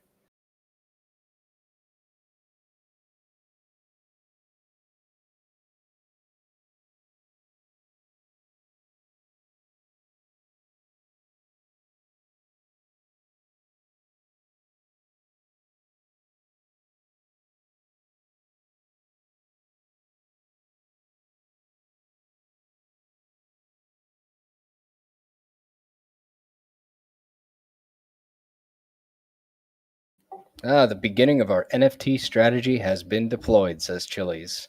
October 29th at 12:13 p.m. This sounds like it might have been the catalyst to trigger it.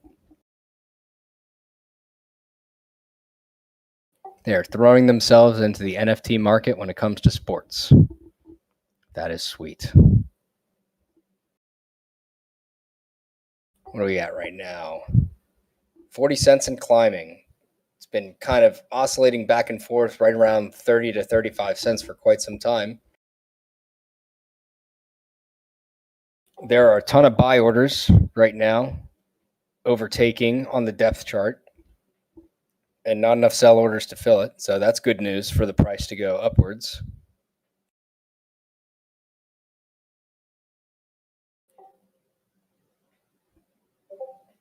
Looks like their first major resistance that they're going to have to get through is their all-time high, at least how it's listed on Coinbase at 45 cents. Because I have a wick up at exactly spot 4499, and then a big retrace that happened back in September. But NFTs are hot right now, so I wouldn't be surprised if it tries to contest it soon.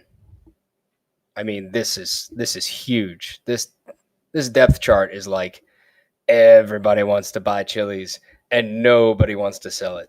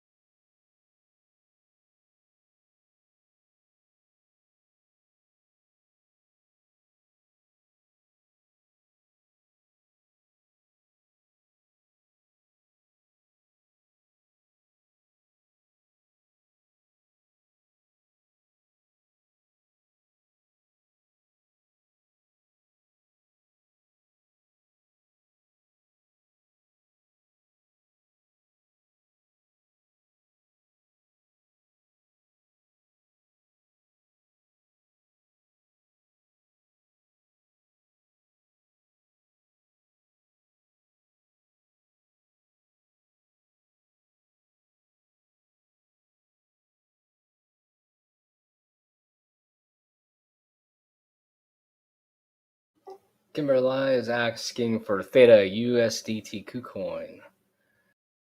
Let's see here.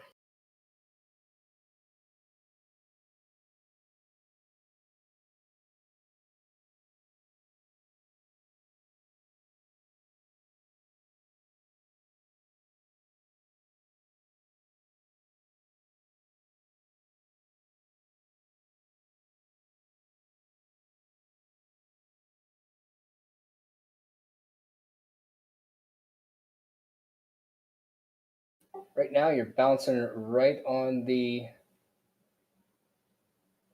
fib trend line,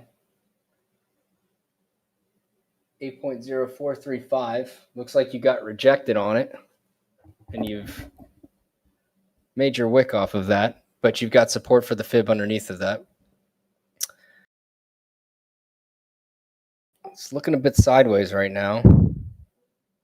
If you were able to break through that fib, your next would be at 1.618, which would be right around 10.08. But first, you got to break through this other fib, which you just got healthily rejected from at what looks like $8.02.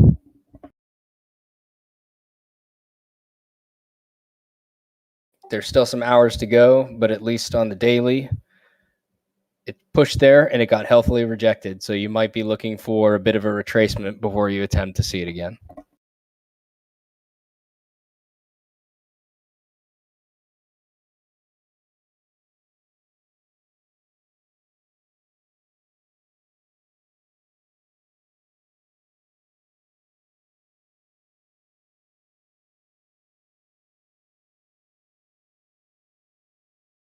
And it doesn't look like from RSI it's going to help you much, because even the RSI is starting to squeeze up towards 70 in the overbought territory. Oh, it's all good. You're welcome.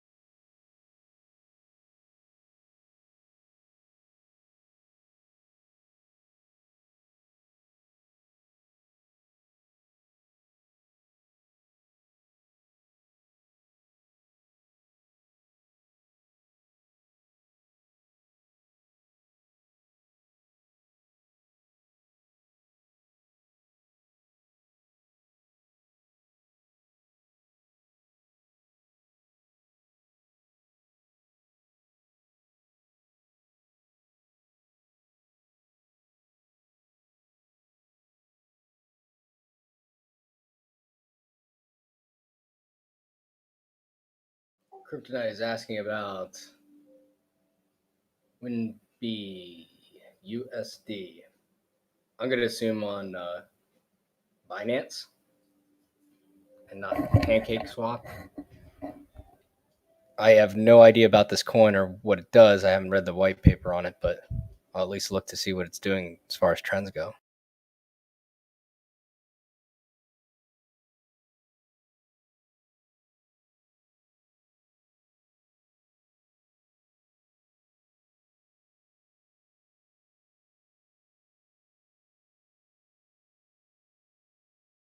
Big candle. Look at that.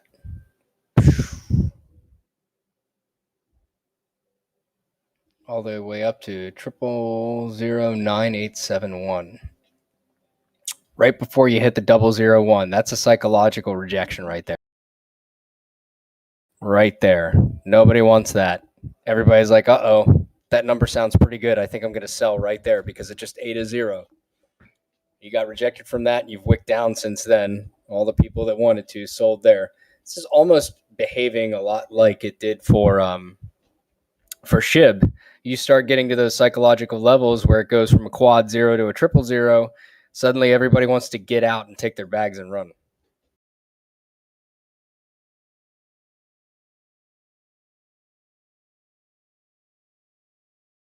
Right now, if it was me, I would be waiting on this because we first need to see how much this green candle is going to retrace, if there's more sellers that are going to come in.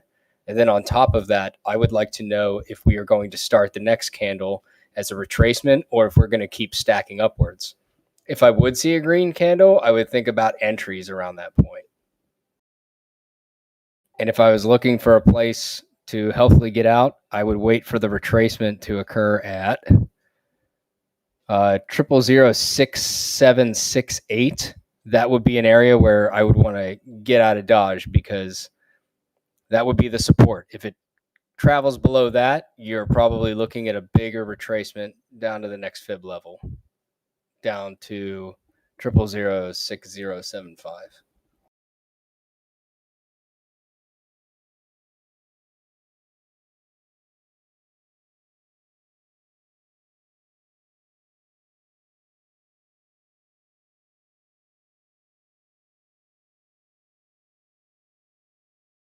But right now, you are overbought on RSI. It's not as high as it's been before, but you are trending into overbought territory at 75 RSI for that candle. And that's probably why you got rejected there, along with a confluence of that and the fact that you were going from 000 almost to a 001. It's almost always true that when you're trying to break out from one of these coins and you're going, let's say, from $98 and you're looking to break $100, especially if you haven't before, those are going to be major resistance levels. From a psychological standpoint, people like round numbers and they like to exit those. And a lot of times when people make their exit strategies, they use those round numbers. Those are always major areas of resistance, just like we saw with Bitcoin.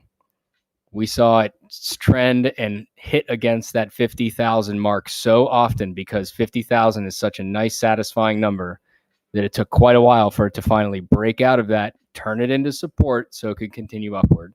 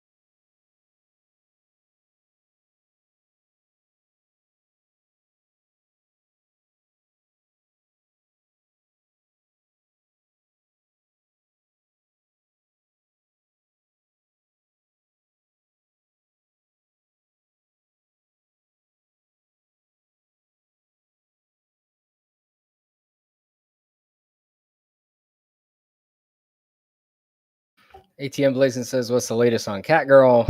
Let me check it out.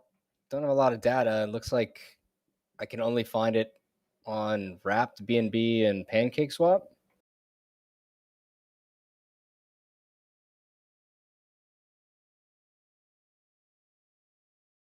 Oh, I don't like this. This looks artificial right here. Let's see. I'm going to move out to like an hourly because I'm looking at a daily and getting like 8 candles.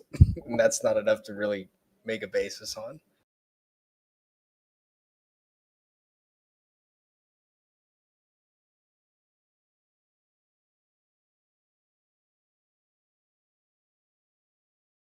Too new to say. Gosh, no data, no RSI, no nothing on this at least.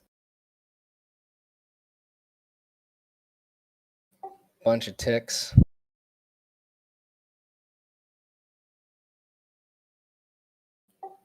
I don't think I would, can't really put an opinion on this one.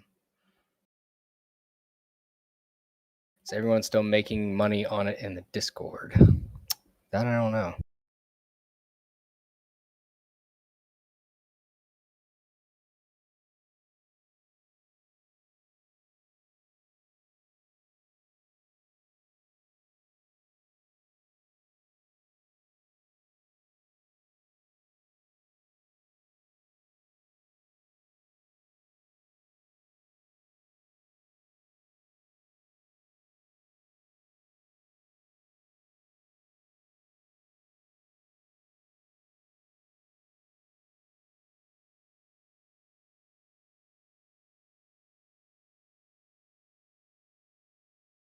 It looks ridiculous. I don't know where this is going to go.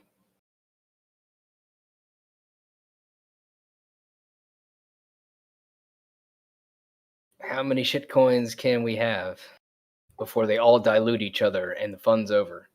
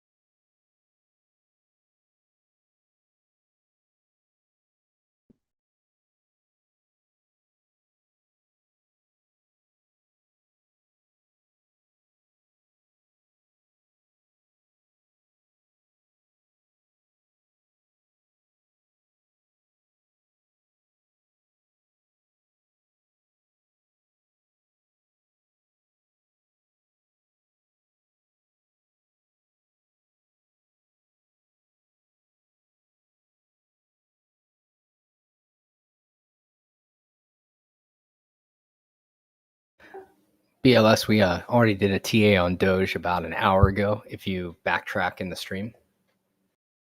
Not much has changed since then, but I'm looking at dailies, and I'm looking at daily candles. I'm sure the TA would change for 15-minute candles, but looking a little more long-term for that.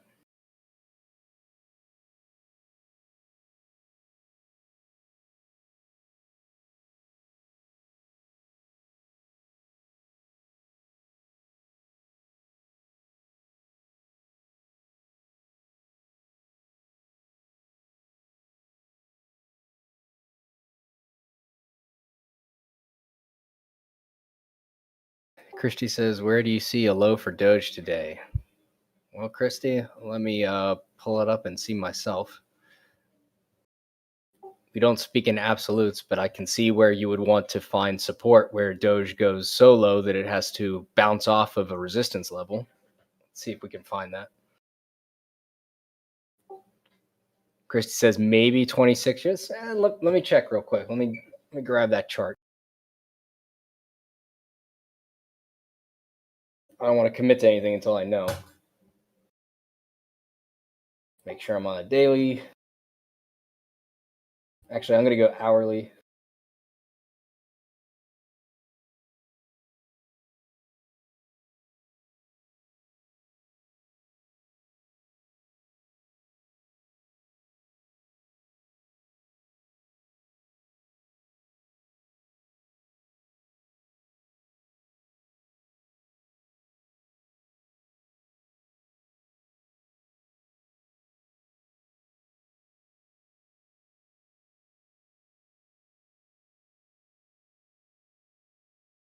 It seems to be settling right where it's at. You're right on the 0.382 fib, at least from where I've traced it.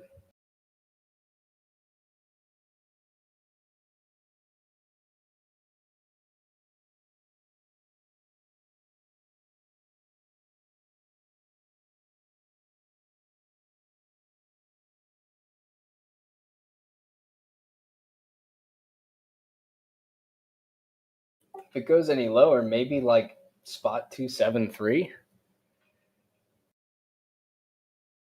If you lose that, your next support will be at spot 269. Looks like it formed support and knocked against that floor for several hours now. Your big resistance is going to be that fib level above it, though, or your retracement at 0.5.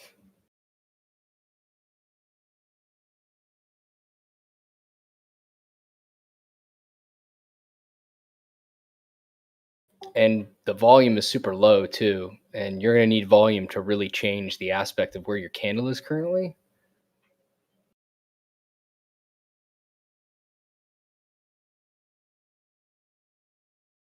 You could put in, if you're looking to put in a sell order, you could put a sell at 26 and see if it traces down that low, but it might just settle where it's at right now. I don't see any reason why it wouldn't.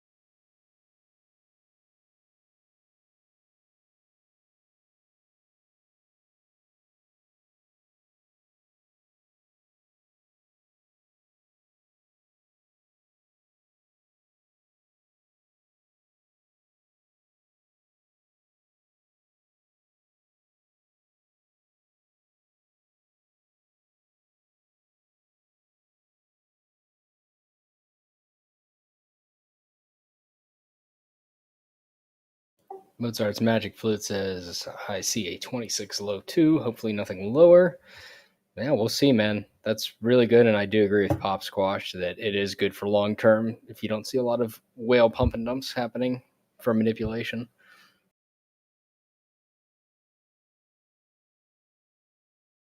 I think this is going to trade sideways for a bit longer until we get more Doge news coming out in the future. We are still in price discovery mode after getting rejected back down to where we're at.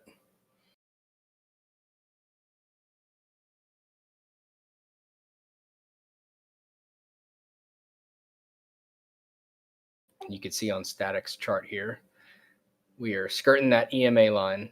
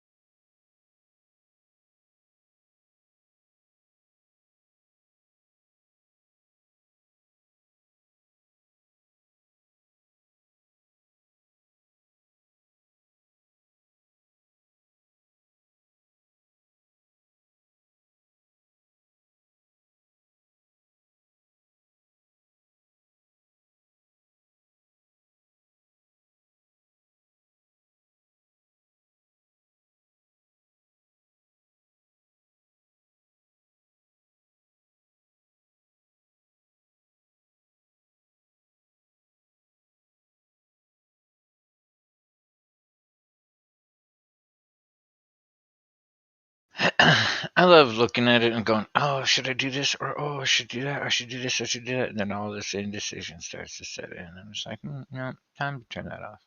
Just walk away.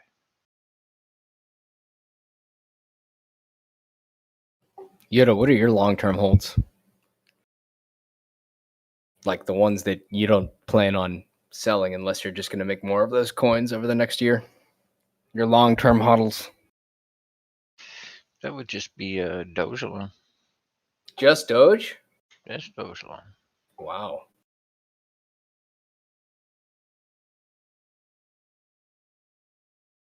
Better man than me. Everything else is a scalp. I mean, even Matic, you know, if I can move up and down with Matic, I will. I'll increase the base, right? That's the name of the game.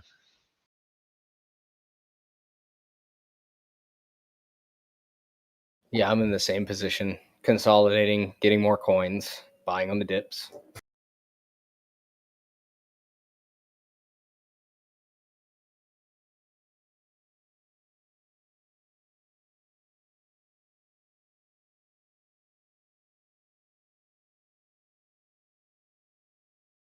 I like to get better at setting stop losses.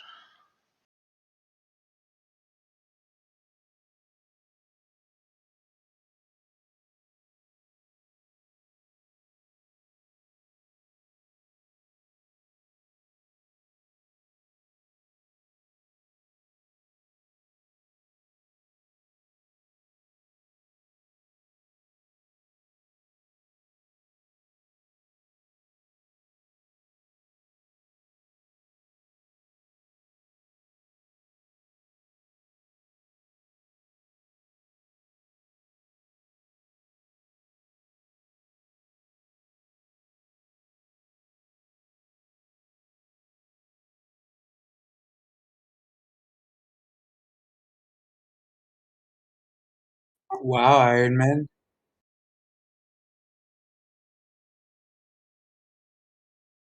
What is it? Maximum pain, buddy. It's Halloween.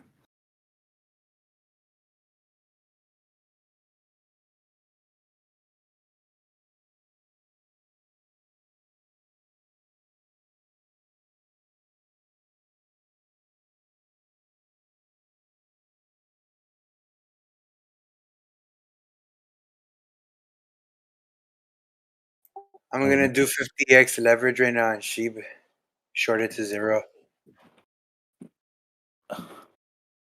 Oh, please do that. Oh, please.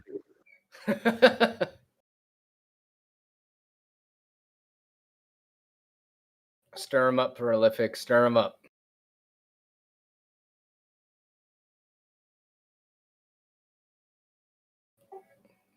Do something with that right now. I'm just doing my exit strategy charts.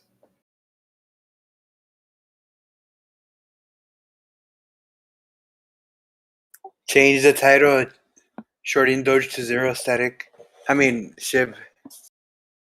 Hey, what's your exit strategy for Doge? Sweet, we could talk more shit about Shib.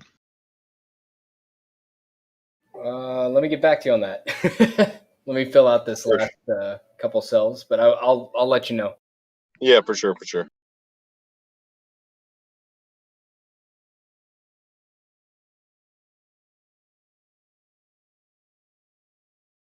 Hey, Chili. Yo.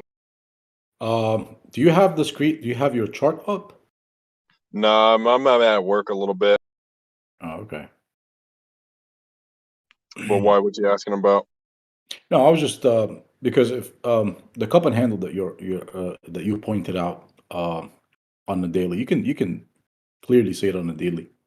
Yeah, no, it's definitely forming, and like I said, we could keep going down, stay around this area, or maybe just go down on Halloween, and then boom, November 1st lines up with the rip.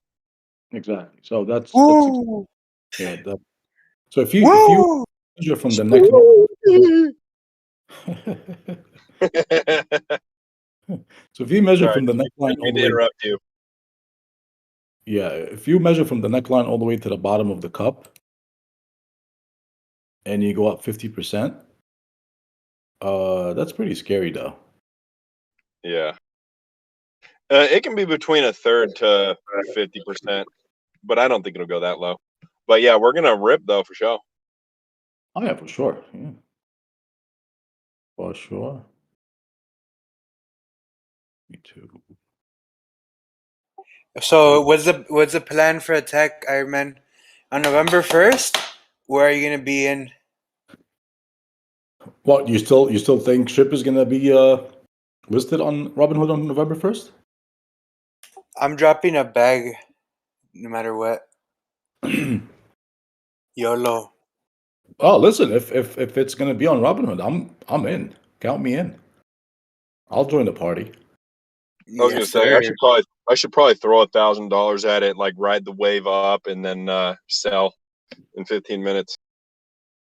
Yeah. There will be a competition between me and you, Prolific. Who's gonna be the whale? Oh, on Robinhood? Not Yeah. me. No, I'm just gonna dabble. I'm balls deep in Doge. Doge is my number one stunner. I'm picking one, and that's the one. I might put a little bit in on Shib, but nothing crazy. And that's that? What do you mean? He said, I'm picking Doge and that's that. Oh. I ain't mad. Yeah, I got need into Doge like last year or whatever. Like that was the one. Like I'm gonna like let it play its total cycle out. Then maybe I'll switch up my brain strategy. But like I'm not gonna just like cock block my wave patterns or my brain waves mid cycle, chasing all this other BS. I gotta let Doge do its thing. Doge is my savior. Who is asking for Doge exit strategy from me again? Oh, that was me. I was just wondering what you were thinking. Oh no, it's all good. My first exit point is 10% of my holdings at 31 cents. Another 10% at 52, and then 20% at 88 cents. I don't think it's going to go beyond that this year, but those are my first three exit points for it. OMG. Doge not to $1 on Doge one? What? Oh, that's this year. Yeah, this year. Gotcha. My next exit from that, and I will recalibrate these. You can actually see my exit chart right now on my stream. I will recalibrate these at the end of the year, but if it does go there, it won't be till $1.49 actually that I exit my next position at 20% of my holdings.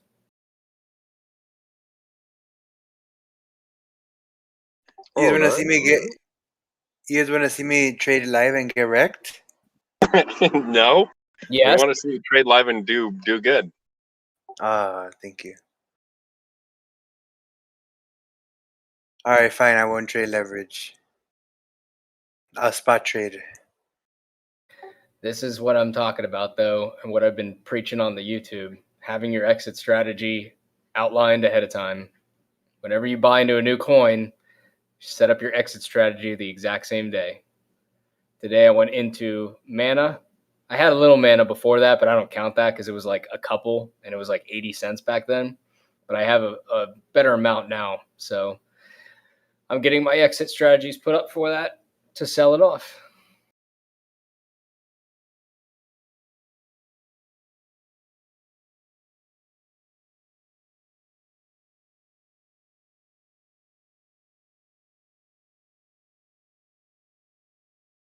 Yeah, in my opinion, I think we're gonna find floor for this dip at the 26.1, and that will be at the 0.382 on the fib.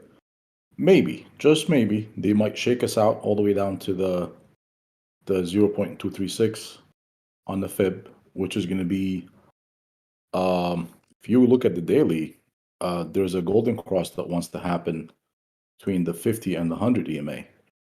Maybe we'll wick down to this level right here. Yeah, I was looking at that golden cross too. I was like getting excited for it, but I was like, I didn't want to like get too hopiumed out until it started actually getting to touch.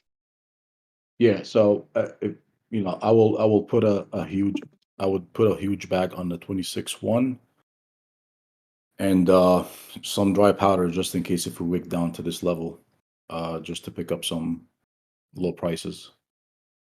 Oh, yeah.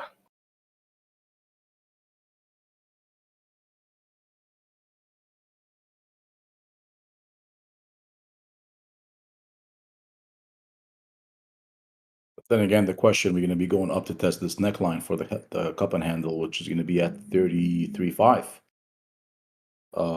That's going to be the scary part. If we get rejected, that's going to be a big punishment. But I don't think we're going to be rejected. I think we're going to be having a nice run from there. Super chat from X-Ray. Great job, everyone. Great info in TA. Thanks a lot, man. Appreciate it.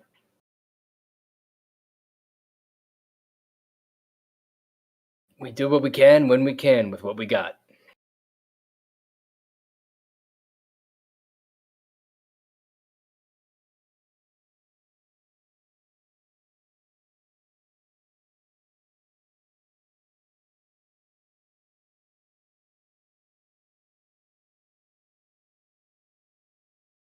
I'll be right back, guys.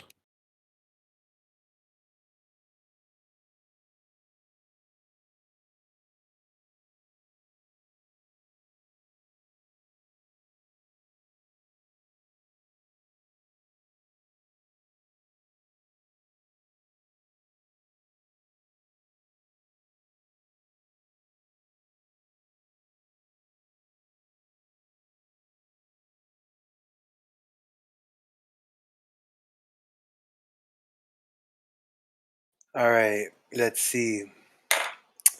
Personally, I feel that regardless of where Shib heads right now, great buys for me are gonna be. This is a phenomenal buy.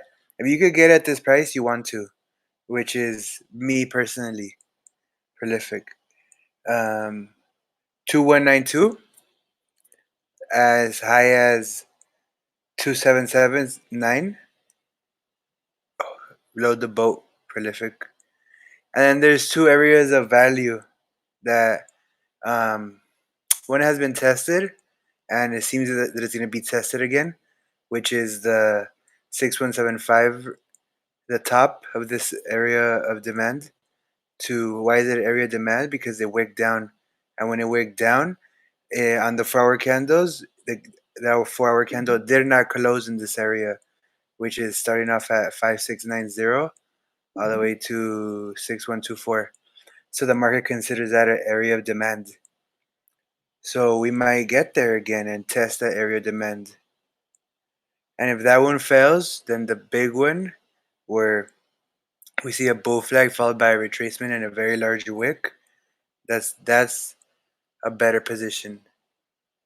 But that one we might not get it, because if you notice this big red box that we have here, if you map this chart on the weekly, there's a weekly wick. And the thing about this weekly wick is that we haven't closed it yet, and this box right here is the sell box.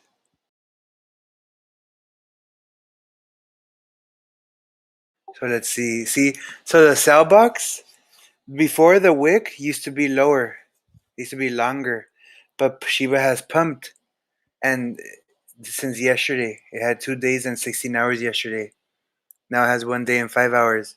So Shiba has instead of entering the sell box, instead of price action entering the sell box and selling off, it's enter the sell box and continue to pump. So that's bullish. If Shiba closes um, the weekly candle inside the sell box, I think we found a new area of that we're gonna start to trade. Because we're trading an entire daily candle above into what the market is telling us is a sell box. Let's see. That takes about a day and 5 hours. So either that happens or we have the 2 areas of value right here, which I'm interested in.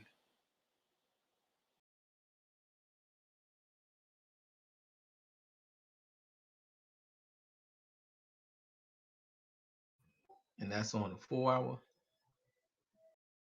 Yeah, that was a 4 hour. It's just it allows me to see the zones better. But once you want to get into position, definitely maybe bring zoom in. But see, like, are you looking at my chart busy? Yeah. Okay, so do you understand what I'm saying? Like, see, if we zoom out, Yeah. and what do you think? See, because when I zoom out, like, this is price action. People wish they bought it here. This was consolidation. That's what I'm saying. Anything in this area is a buy. When we went parabolic, price action went up, retraced, went up, retraced, went up, retraced, went up, retraced. But you have this large wick, meaning that even though it's sold off, the market said the moment price action gets to 4625 all the way to 556, 5556, I'm buying it. And yep, they wish they would have bought it here. Well, this area also became that zone. They bought it up. So we're about to test it again. If I probably enter a small position right here, if I could get it at 5702 and see if I could get it back into this area, at least for Monday, for November 1st, already be in. But Proof, If let me. not, I'm yes, sorry. please. Oh, let me ask you. So from what I see, that your TA, which is I love it. It's pretty much on point. But I don't see that you're using any patterns in your chart. Is there a reason why, or you think patterns right now it's not going to play any role in your charting? Like, I would say you're not looking at any cup and handles or any patterns that you see happening forming in this past formation that we have. Well, no, I don't know how to read patterns like that. I mean, if I could tell you, I think this is a cup and handle, but it's Exactly. probably not, right? Why not? And if you could offer that information to me, well, then I could use it as confluence. But I can be affirmative and tell you there's a cup and handle. But I can tell you that this is a sell box, and that the wick on my weekly candle has Mhm. moved up instead of going. Look, this is my box, so I'm tracking it. So it means price action pumped. So that might add confidence to cup and handle, but I can't tell you affirmatively that that's a cup and handle. Okay, we can walk through it together if you Let's don't. see. Let's Uh, go. let me just find Shib first. Fuck Shib. Yep. See, and because for me, see that as a different level of um, intricacy, although it makes my results much finer. I don't. That's not. I don't know. I'm not literate in patterns like that, but I am literate at Wix. I can see where they bought it up, and I'm not guessing. The market's telling me.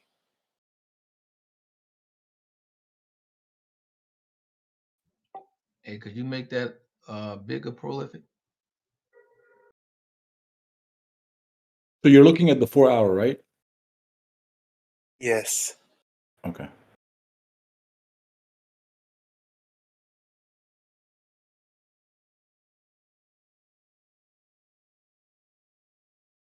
You can see it busy.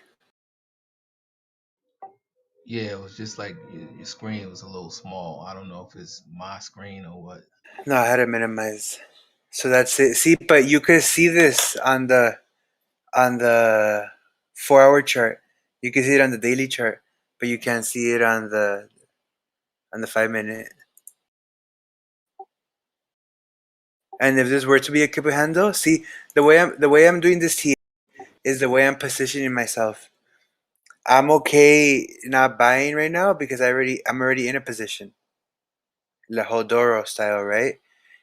But if it does go down, that's where I want to buy because the market told me that's where they bought before. So your position for your Hodoro is what you're staking on crypto. Are you considering that what you're staking on crypto.com or another Yeah, pattern that you are? yeah. So I really don't scalp. Uh, See, this I'm in here busy. I bought all this, so I'm okay not buying right now. So I don't have that immediate like I need to buy. But so now I look at the chart and I see the big whales. Look at all these big candles. I'm like, man, where did they buy? Why did they buy there? Well, look, after they wigged down here, look how price action pumped. That's big money. So they like buying here. If they like buying there, I like buying there. Same concept right here. Look, big red candle, it dumps. Again, it gets retested, dumps. Wicks gets bought up. Oh, they like buying there? I like buying there. This is just fun. This is accumulation, this is distribution up here. So that second box, the one on the top, that's that's a support of what? I can't The really red see the number. box? Yeah, the red box. No, it's because the way I start is I start from the monthly. And I see the whole pattern from afar. So see, none of these boxes right here. What did I do? Before I did this.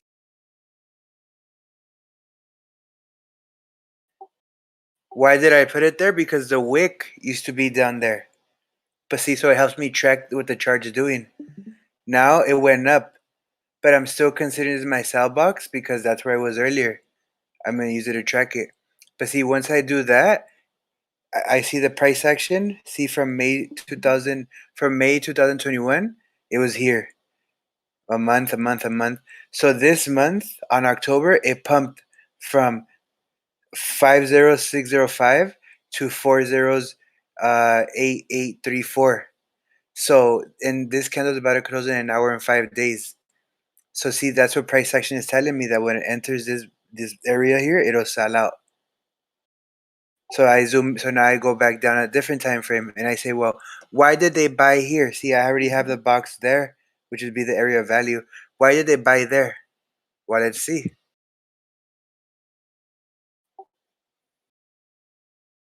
On the weekly, you see, we already identified this red box as the sell box. And now I zoom in and check where else is there a big wick. Well, the ones that I could see, not really, that I see important to me is this area here. See, because the moment price action was consolidating, pumped from 50783 all the way to 3552, and these are weekly candles. It pumped, sold off, got bought up in this weekly candle. It went up from highs of 2559 all the way to highs of 4545, and then it dipped into this area again. It got bought up, so therefore the market considered this an area of value because even although it dipped in the weekly candle into this area, it wicked. And yes, this one you have a little bit of body, but like next week you got a confirmation that the market believes this is an area of value because it wicked out of this area. So now we go down to the day. Where is the movement? Well, because I'm able to see the day, I'm able to identify this. I'm able to identify this area as an area of value. Why? Because it wicked down there. Same concept. But to get a more finer look, I go to the 4-hour. And that's when I arrive at this. Well, the final product that you were seeing originally. Does that make sense? Any thoughts or provocations? Well, I drew my fib retracement from the bottom of this impulse move all the way up to the top of this wick, which is Let me clear. look at your chart. Yeah. Okay, ready. Yeah. So I drew my fib from the bottom of this move, parabolic move, all the way up to the top of this wick, which is clearly it's a bull flag. A bull flag, from my understanding, when you reach the top of this move, you retrace between 33 to 35% retracement, which is exactly on the dot. That's what it did. It retraced all the way down to here, which is for those who doesn't see my chart. It retraced all the way down to 405,805, which is exactly 33%. And then you started trading from this level, which is also the 0.5 fib line. You created a nice bull flag here, and also a cup and a handle. Right now you're trading between the 9 EMA and the 20 EMA. If you, in my opinion, I think you should come here to this angler support. You should see support at this line, which is at the 618 fib, at the 40643. If you don't fight support here and you break down, I think you're in for some punishment. And this punishment might take you all the way down to this line fib right here, which is 0.36, all the way down That's to good. 4042 I'm sorry, my think I'm blind as a bat, so excuse my 404232, 4,232, which you call it maximum pain, right? Yep. That's nearly half of what you have right now. Exactly. So this is how I'd play it. I would wait until see what happens with this line right here at the 0618.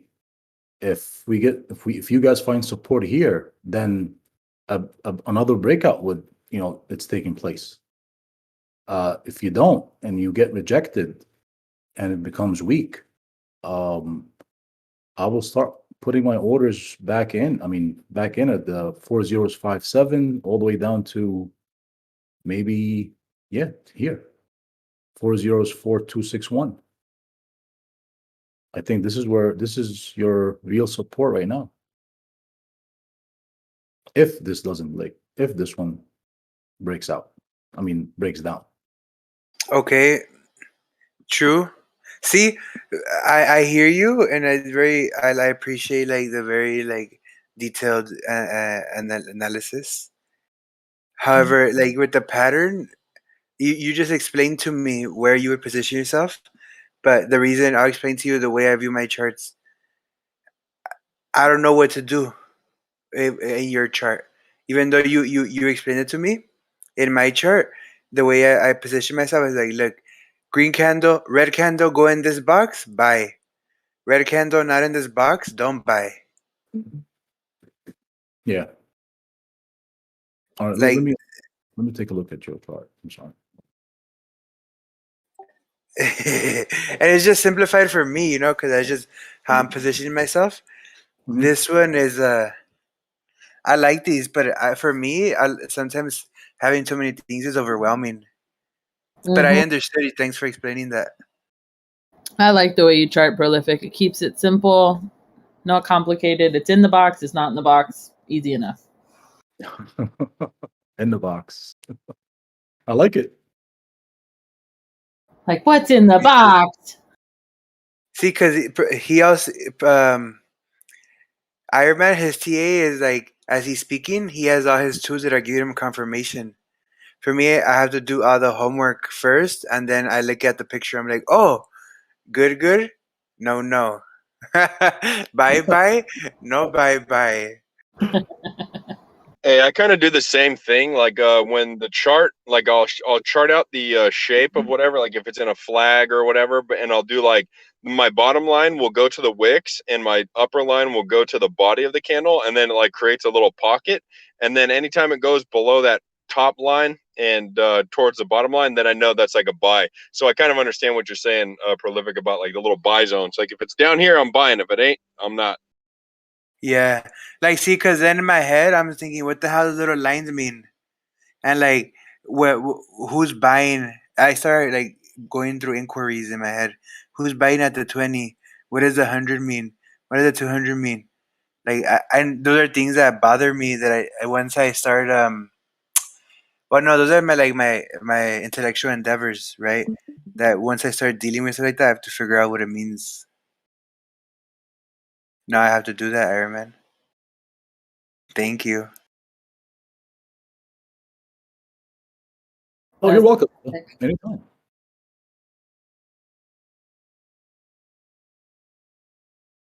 Okay, now let me see Doge because I need it at $1.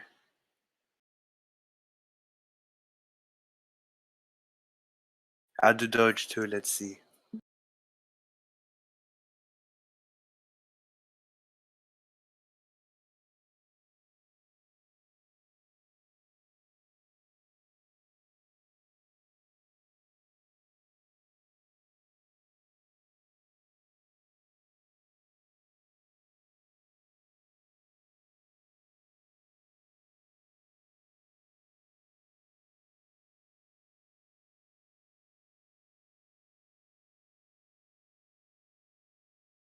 Sometimes all I think about is you. I'm getting that song all over. They know. I love that song. Hits you right in the feels. 100%. I love that you said that.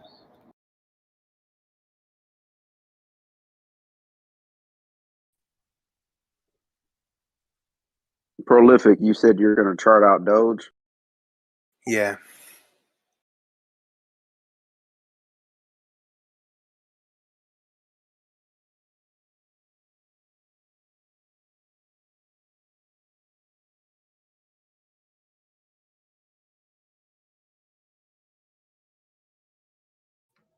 Hey, Breezy.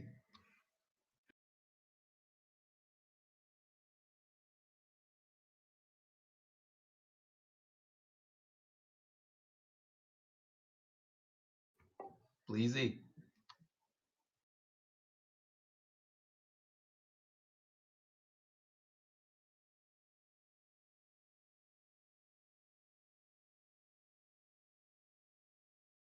Hey, Count and Young Breeze.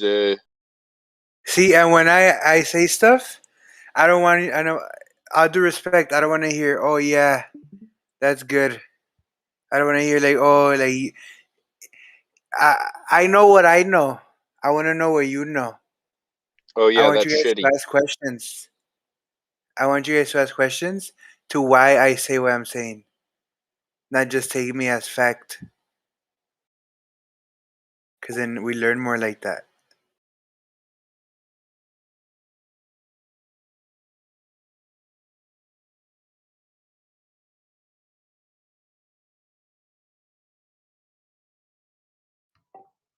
Well, I asked you a question and you explained it to me, and I understand where you're coming I from. like that. I like that.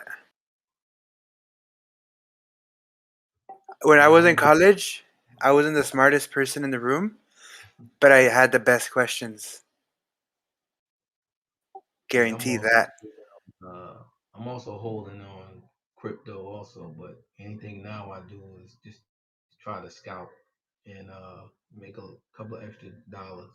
Maybe I can stake some more on crypto. Look at that. That's ugly. Do you see that? That's Binance US. When was Doge listed on Binance US?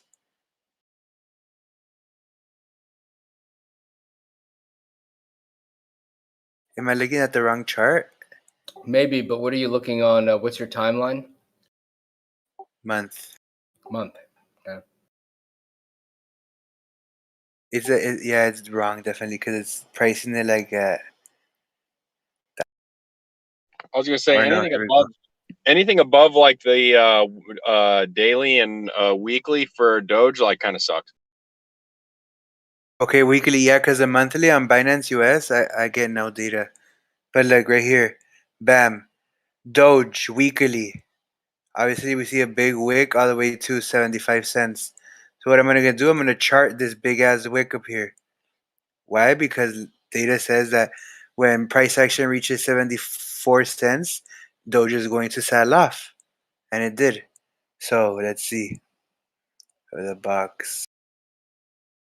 Was it 74 cents or was it like 74.99? I don't know, like maybe to get exact, we could zoom in, but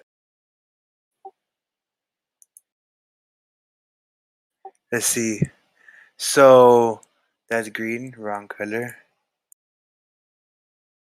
That's the sell box. Okay, buy box.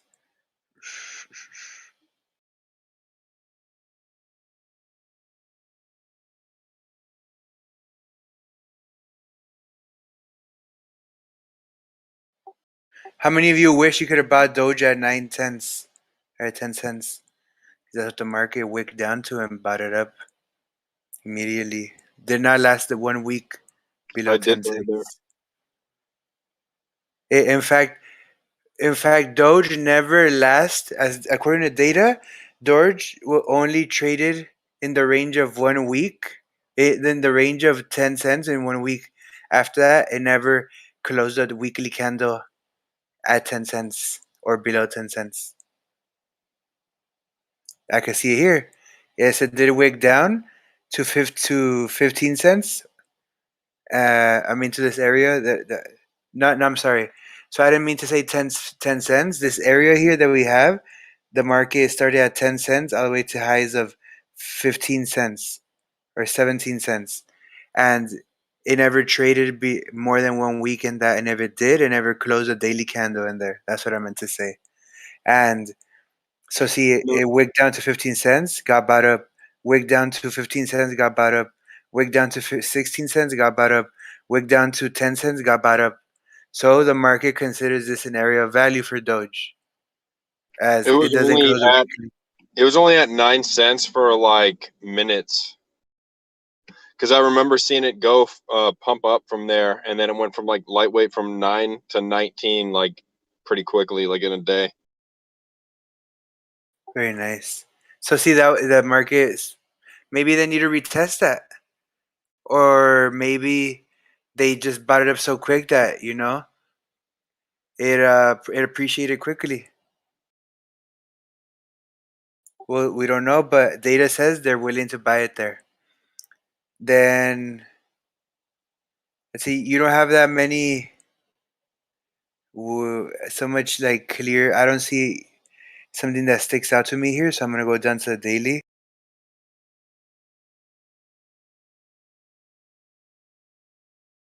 Like, see, there's a very big wick here. So something that I might be interested in doing is this.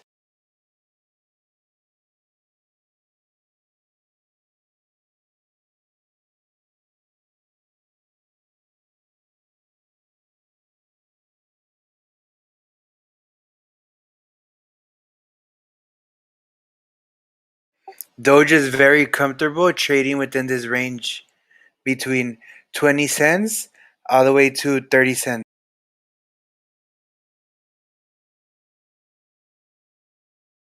Why do I say that? Because look, it goes in here. It used to be bought up every time I got in here via the wicks, but then we started closing daily candles in here. Daily candles, daily candles. So this is where the market is willing to trade it, 20 cents to 30 cents. And how do we know that? Because like every time it went from 20 to 30, it got rejected. Sometimes it went past to 35, went back into this area.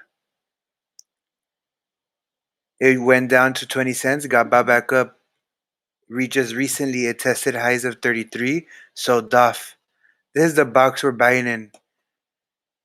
For me, if I was trying to get into Doge, I want to get in between 9 cents and 18 cents. If I can't do that, then I'm trying to get in at the bottom of this area that we've been trading in, which is 20 to 30. And I want to get in at 20. And I want to sell at 30. Personally.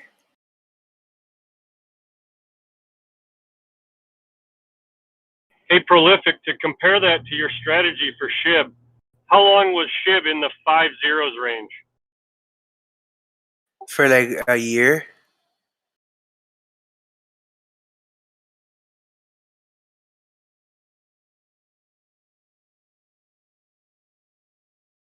How long we've been waiting for Doge?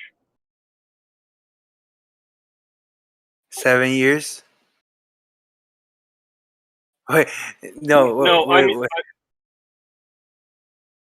yeah, Yeah. since it has dropped to that, from that 20-cent range to that 35-cent range, since we've been in that range, how long has it been? What range? Oh, that range? Okay.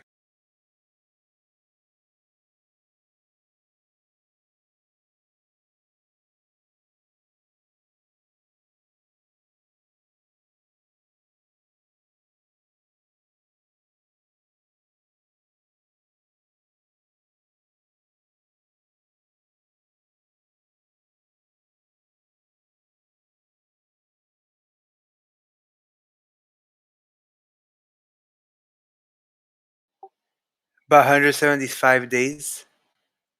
No, 165. Half a year. Okay, so now apply an emotional index to that. And the first 6 months Shib dropped like that, people still had hope. The last 6 months, everybody was saying, oh, Shib's a shitcoin again. Never going to go anywhere. Well, now Doge is still just sitting stagnant while everything else is moving, trading within that range. Is the Doge community prepared to consolidate and accumulate for another 165 days? Ooh. Let me figure it out for you. Let me see. Those are fighting words. Iron Man. No, this is an A and B conversation. I see myself out of it. No, the Doge isn't like that. If there wasn't any type of news or anything like that, then yeah, maybe, or actually people would probably lose interest. But because like there's Doge 1 rocket launch, like that's gonna be the thing that moves the market more than anything, including price action. So it's like the closer it gets to the rocket launch, I think more people will start piling in. Have you heard any news about this rocket launch in like 6 months? Wait, real quick. Last thing is the after Shib went up and sold off, it consolidated for about 142 days. So about the same time. No, there hasn't been any news. But I think as soon as that thing gets announced, that will be a rocket launch in and of itself. But it's supposedly be in the Q1 of 2022, so it could be January, February, March. Let's just say January. It'll probably be February-ish. But I think Elon's going to try to time it with the Bitcoin top or just around there, so he might change the date whenever he sees fit.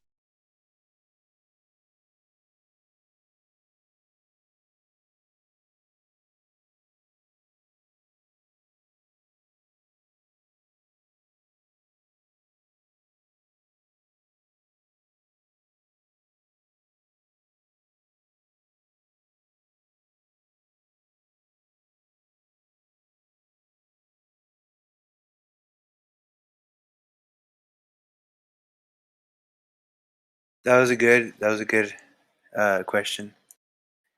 What is that? Like, can we link something from that? Maybe that time is that the time is near.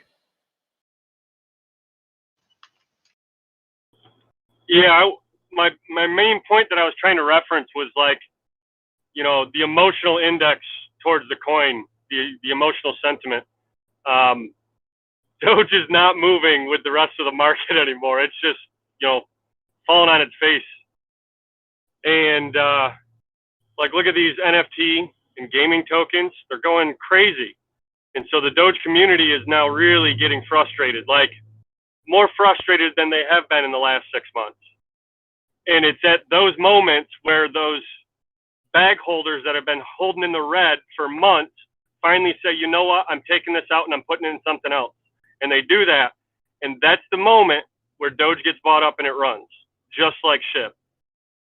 Yeah, and if I'm a whale, I want to shake you. If we're at 27, and we just went to the top of the of the range we're willing to trade in, I wanna wick you out all the way to this sell box right here that we just talked about earlier.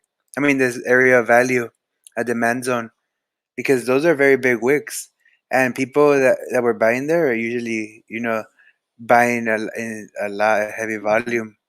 And I So 100% agree with you. Because let me like, ask you though, would you buy at yeah, 20 to 10 cents? You would, oh Chili? yeah, bro, I would put $10,000 in. Okay. See that yeah, you would need that. Make that quick back. See, I agree with Shugs and you.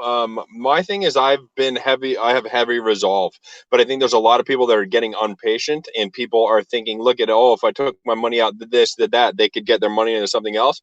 I am getting frustrated too. However, like, I'm just going to remain patient and ride it out and wait for the rocket launch, because I know as soon as that's the thing that happens, we're going to spike and we're going to drop. And the only thing, and it's going to be a very short window. So we're going to be in for a ride once we do launch. All these other things are going off of technicals and actual things, and Doge is not. That's Yeah, and if community the coins for one you. thing I could say is don't chase the green candles. You know, position yourself ahead of time. Don't chase the green and get caught at the top. Absolutely. That's community candles for you. Shifty, crazy bastards. Hey, not sure if anybody saw that super chat for $5 from X-Ray, but he says, "Great job, everybody. Great info and TA." Thanks, X-Ray.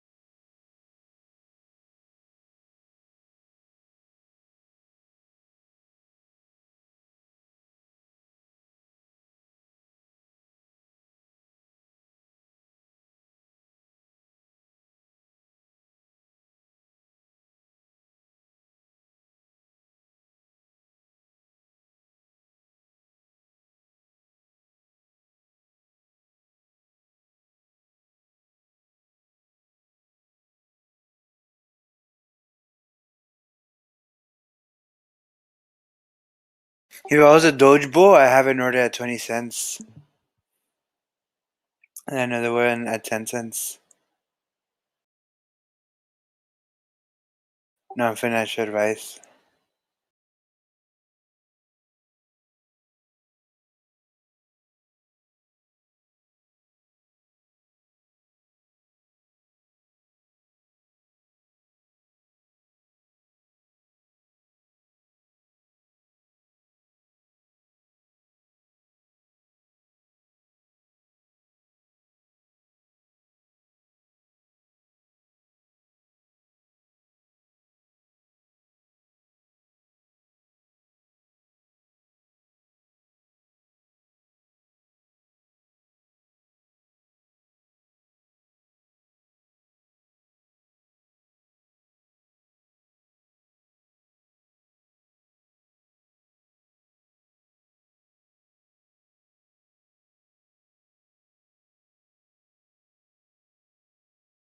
American Perseverance says on YouTube, hey, Discord team, I have placed an Excel spreadsheet for Doge and Shib on a suggestions area for your consideration.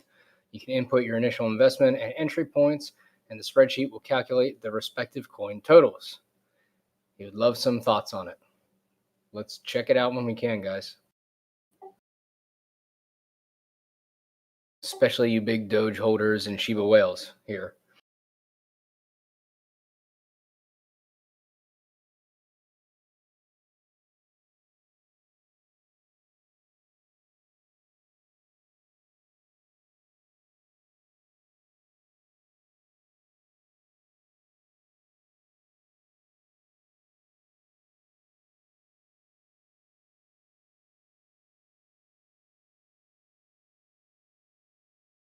Hey, so are you guys lying that they're gonna accept Shiba at AMC?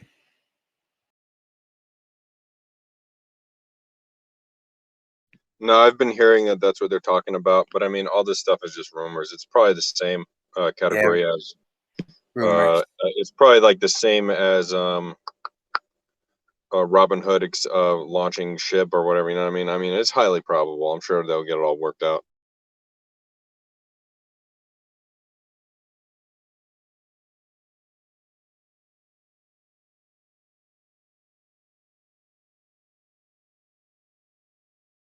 That'd be great, but that would only work on Shibarium.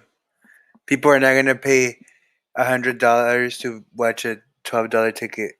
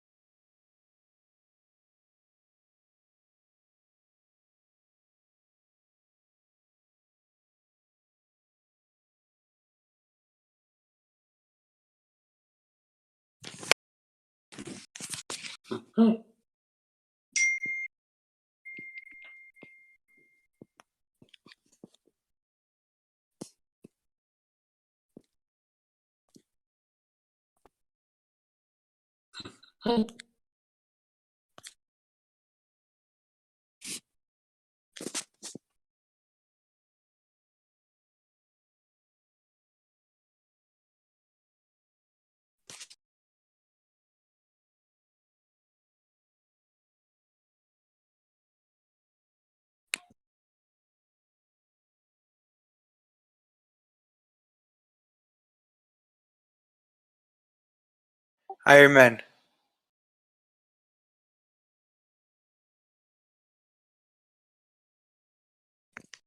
Yes, sir. Show me that cup and handle again. See, because for me, when I see cup and handles, I say no. The drop was too violent. It was too sharp, so therefore I don't call it a cup and handle. What are the criteria? Hold on Ship, you mean? Yeah, for a cup and handle also.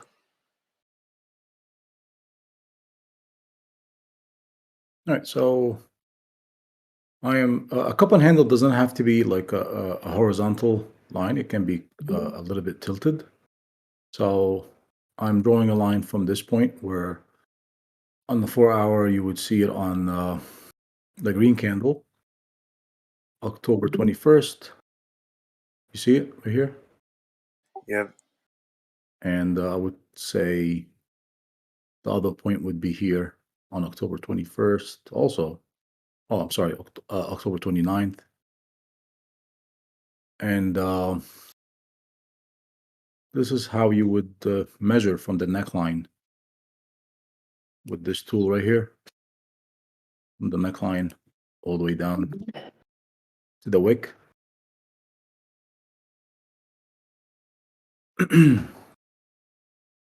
So if this cup and handle would get invalidated from the rejection point this is where I would expect it to go from this angular resistance, angular support, where I would expect it to go at this level, at the 0.236 fib, which put me right at 404224.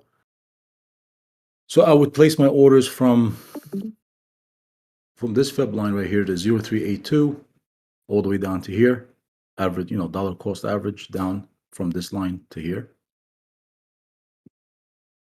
And if we get rejected from this angler and we go up, I would expect a pump from here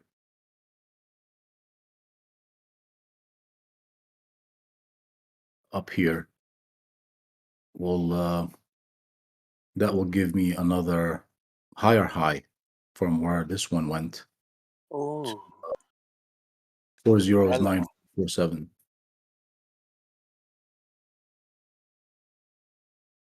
So my exit point would be, if I would buy here, my exit point would be here. But in your case, because you bought, pretty low, you might take some profit, wait for retracement, re-enter again. no, but right now I haven't bought. Okay. So I would wait for confirmation which direction we're going, especially that you guys are talking about there is rumors that, like you said, November 1st, Shiba might be on Robinhood. I don't know how true or false this is. I would just, you know what? I would rather mute all the noise around me. I would just look at the chart and wait for confirmation. It's safer that way. And if it happens, more power. If it doesn't happen, I'm in a safer position. Yeah, see, for me right there, like that's a breakout. But where I know for sure I could get a good buy is those wicks down there that we spoke about. But don't get me wrong, if I see a breakout, I'm probably gonna go for it. Oh yeah, but see, you don't want to. If you break, I mean, I don't know if I'm drawing this. I think I'm drawing this line the right way. This Oh angle yeah, is, it's on the wicks. Yep. I think if you break this angular support right here, which is right at the 0.618 fib, if you break this angular support, I think I would not buy at this level. I would wait for confirmation, see what direction we're going to. If it goes down, to me, I mean, that's my You opinion. wouldn't buy the wick? The 0.5, you wouldn't buy it? 0.5? No, I would not buy it. I mean, I would dollar cost average because, see, here's the thing. I mean, the 0.5, it's right at the 50 EMA. If the 50 EMA does not hold you, you're going to see some punishment. You're going to see some pain, as you would call it. Then I have another buy down there. Well, yeah, that's the beauty about dollar cost averaging. You put a small bag here, and if you see it going down, you cut dollar cost average down, just like we've been doing and how sTAtic has been doing it. I mean, we cheated from him, and that's how that's a beautiful strategy. Hell, you could just dollar cost average buy in based on your EMAs all the way down. Yeah, exactly. Would it stop and find resistance support here at the 0382? We might, but if it decides to go deeper, I think the only thing that would hold you and have support at is this the 0.236. And boy, if you don't find support here, that's gonna be a bad day. You don't, dude. 4500 Iron Man. That was the first. No. 4,000 when Shib pumped the first time. That's my first buy. I'll buy everything at 4,000. I don't care. I've done that. Well, yeah, look. Yeah, I'm sorry. No, that's it. No, look, you find if you would put like a horizontal ray from this wick right here, you will find it. It's been respected here. I mean, on this spike right here from October 23rd, we went up, tested it, got rejected, went down, came up here. You touched it 1, 2, 3, 4, 5, and then when you broke this line, you came back down to test it on the 26th. So I would not be surprised to come back and test this level again, which is the fib line 0236. That's tasty. That is very tasty. To be honest with you, if this shit coin is on Robinhood, I will buy it. Be nice. Yeah. But to me, personally, I would not touch it at this level. I would wait until I see a breakout, a confirmation candle breaking this angular resistance or this angular support. Either one. I have to wait for confirmation. That's what Yeah. I'm waiting. You know why though? I feel like you too, because chasing green candles, like you're chasing them, like climbing a rope. But when you buy in the dollar cost average, like when you position yourself on the way up, it's like throwing rose petals. La da da da da. You're just distributing, Yeah. And that's why if you would have a mindset of what you want to do and you go with a plan and stick to your plan, you feel more comfortable and you don't feel that FUD feeling. Oh, I have to be in. You don't have to be in every trade. We spoke about this a lot. You don't have to be in every trade. You have to wait for confirmation. Yeah, and the depth charts that I see for Shib, they've changed a lot since it had its last run up. And they've all consolidated. Everybody's got different places and orders, and pretty much the only area of resistance that I can see is what we know the objective of the Shib community is, to get to 0001. And if you look at your depth chart on 0001, there's a sell cliff there. Everybody's waiting for it to get there so that they can sell in. 0001. But we can use this to our advantage, knowing that because it's a community coin, it doesn't necessarily behave the same way that a utility coin would be, which is like, what does it do? Is it doing a good job? Are the investors happy? Is the business thriving? This is based on a community, and we know now the objective of this community is to get it to 0001 because everybody wants to cash out at 0001. So we know what to expect above us at least.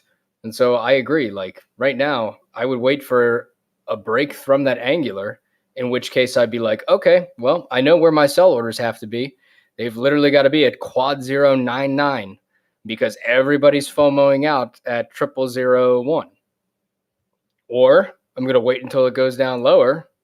Like Iron Man was saying, I'm going to grab it when it hits that 236 fib because right now.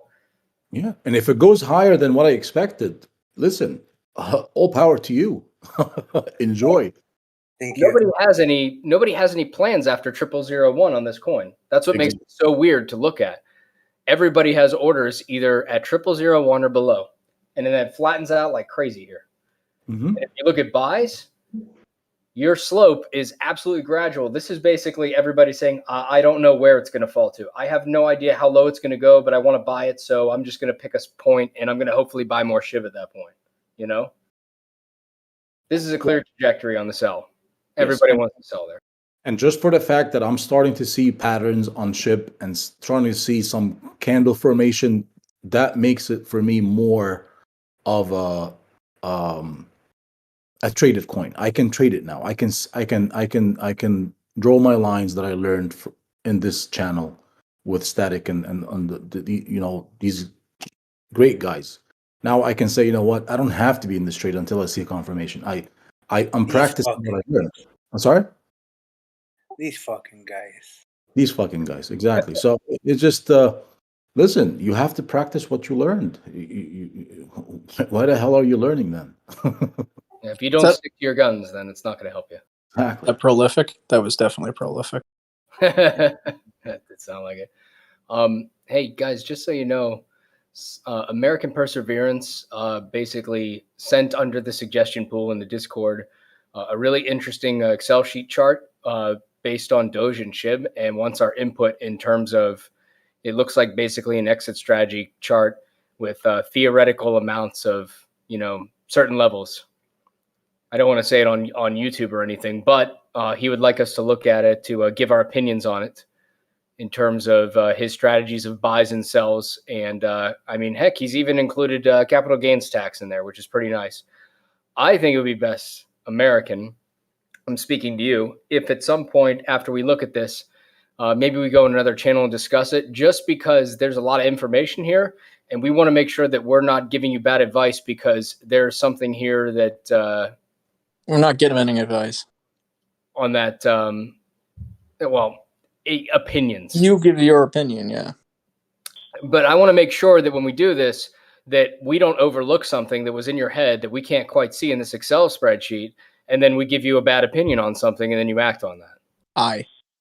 No, gang. Actually, I wasn't looking for opinions in reference to my approach. I was literally just trying to appeal to the Discord community to augment their PAs. Oh, I can't hear you. You're breaking up. I can't hear you very well. You sound very muffled. Yeah, your mic is very muffled. We cannot hear anything you said. It sounds obstructed. Is this any better? No.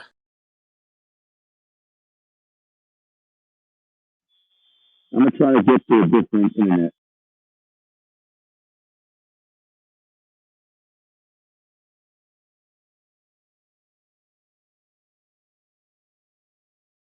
So should I go long on mana?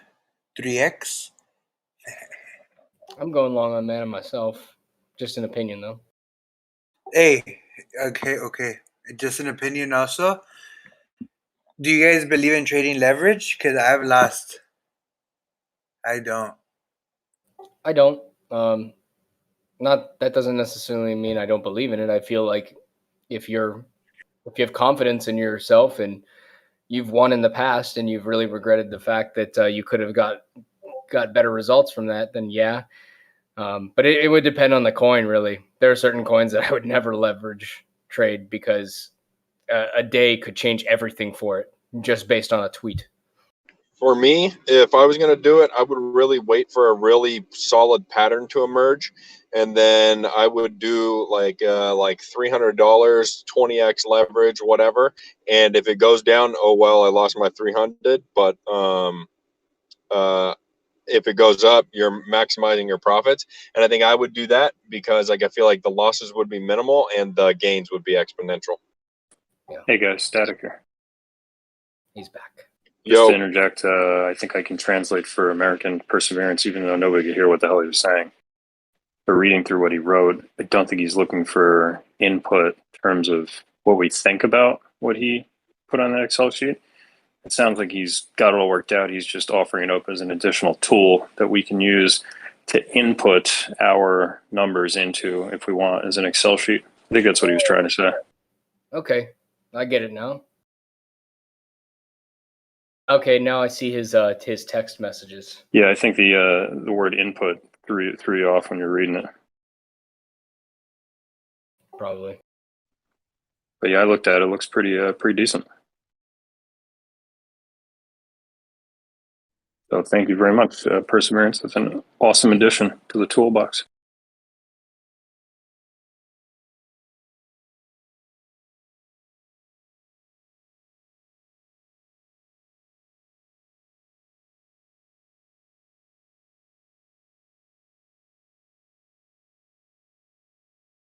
Now get your mic fixed.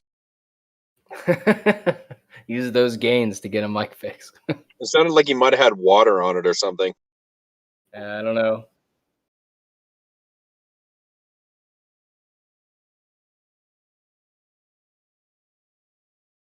Yeah, it definitely didn't sound like an internet issue. It sounded like an obstruction on the actual microphone.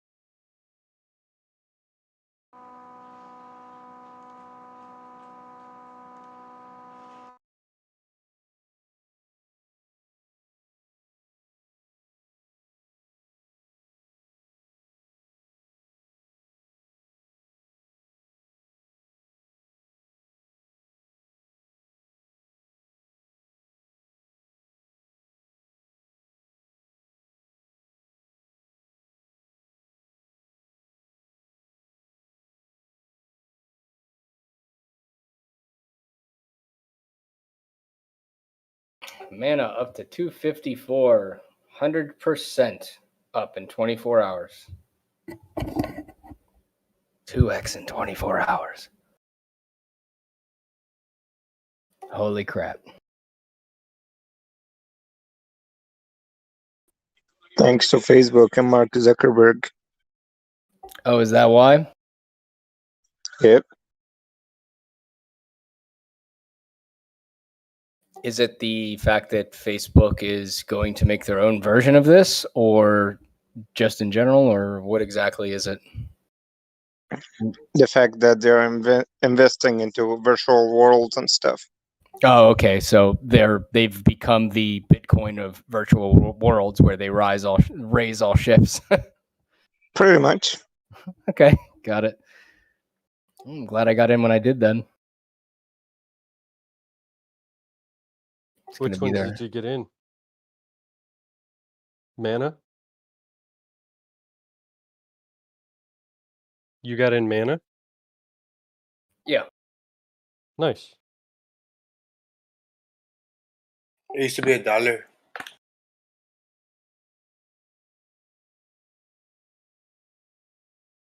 Don't you hate when that happens? Good It needs to be afternoon, all low. you crazy, ugly mother truckers. Greetings. What's up, Jarsky? Yeah, for 2 weeks I thought I struck the jackpot with Engine, and then and then Mana doubles what Engine did in 2 weeks in 48 hours. Hey, gang, can you guys hear me? You're pretty low. Yeah, push to whisper again, please.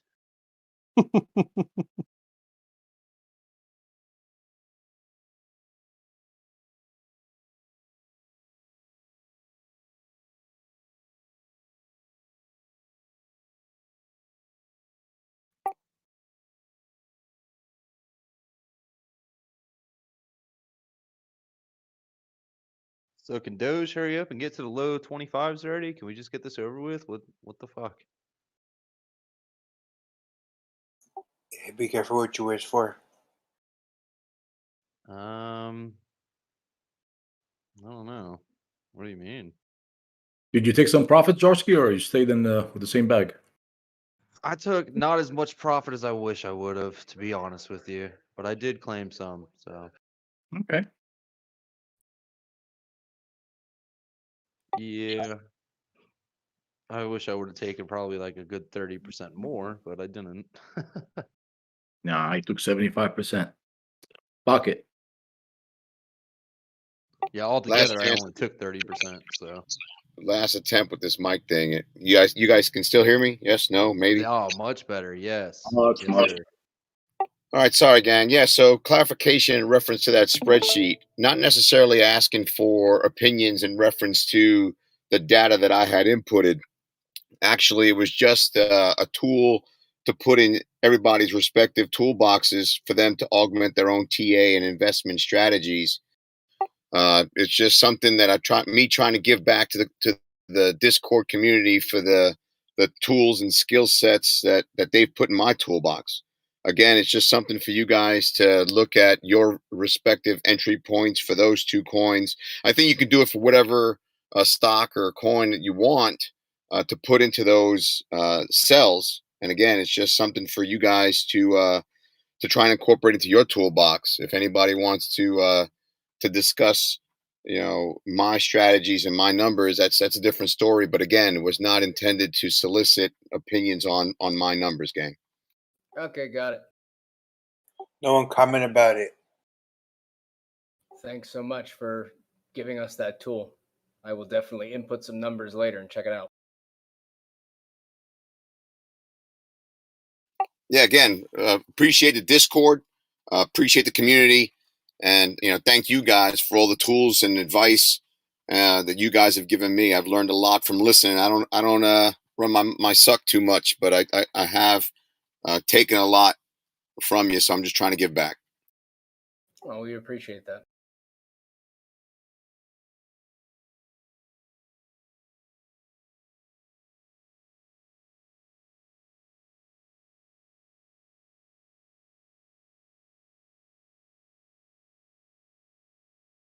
Oh man, it looks so good right now. American Perseverance sounds like Buzz Lightyear. Okay. To infinity and beyond, baby. To infinity and beyond. Yeah, by the way, your mic sounds like so much better now. I don't know what it was, but I'm on a project out here at the edge of the empire, brother. I needed to restart my computer, and I'm going through my cell phone for my my internet connection. So apologies for the drama. oh, that'll do it.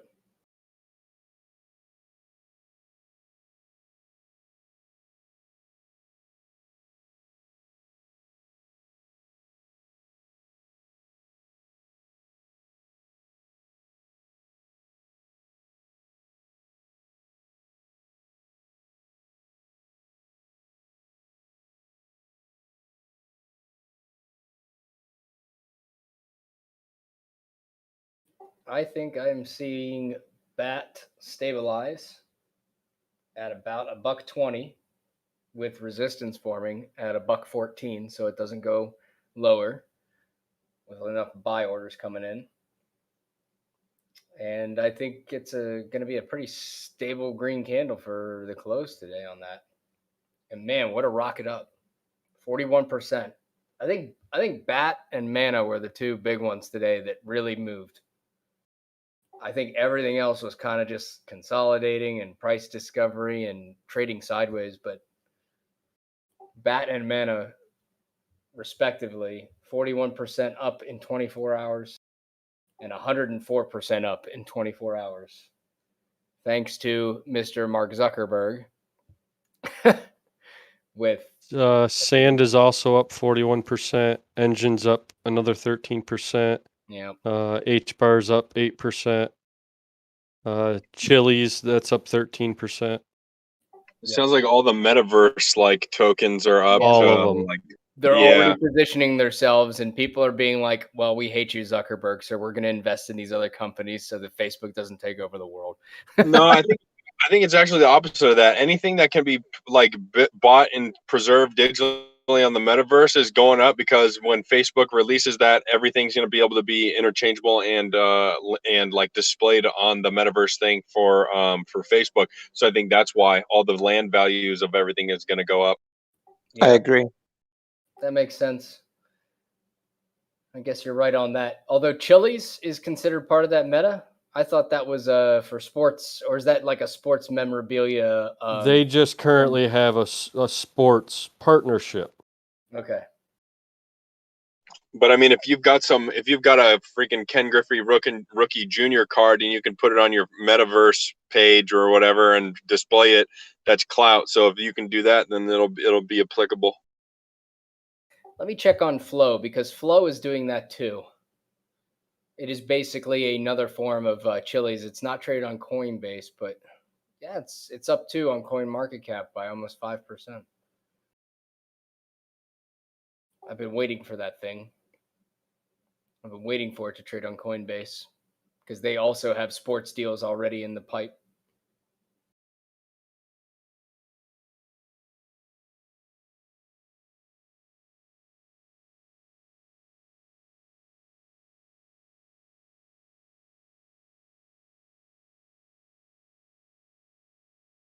Yeah. Also,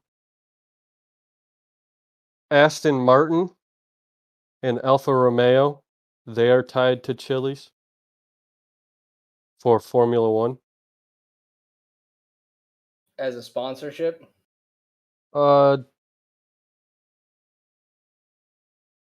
No, that's what they're going to use to launch their fan tokens.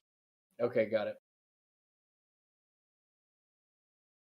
I don't think they're the only one either. I think I saw a Formula One car a couple days ago that had the XTZ logo on the side of it.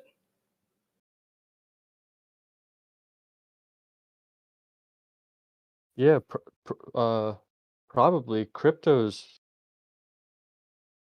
becoming mainstream in the social media aspect.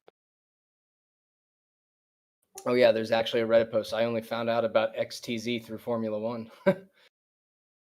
Oh, it's crypto.com. Some of the cars advertising Tezos. Ton of stuff. Doge has been on NASCAR twice, hasn't it? Yes. Oh, Yeah, and it crashed hard AF. and then the price of Doge went down a penny. Yep.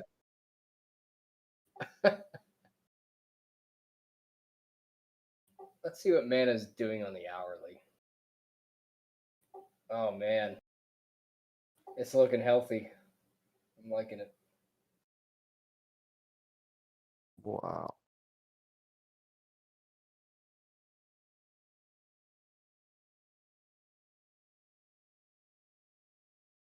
And that figures last night, right before bed, Engine and Chills, they both hit my stop loss on that dip, both of them to the cent, and it was unfortunate.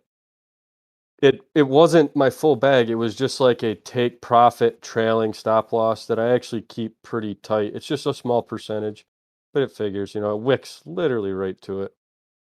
They knew you were there, dude. They wanted to push you out. I'm no whale. They're like, hey, before we do this run up for billions, let's get that Shugs guy off our back.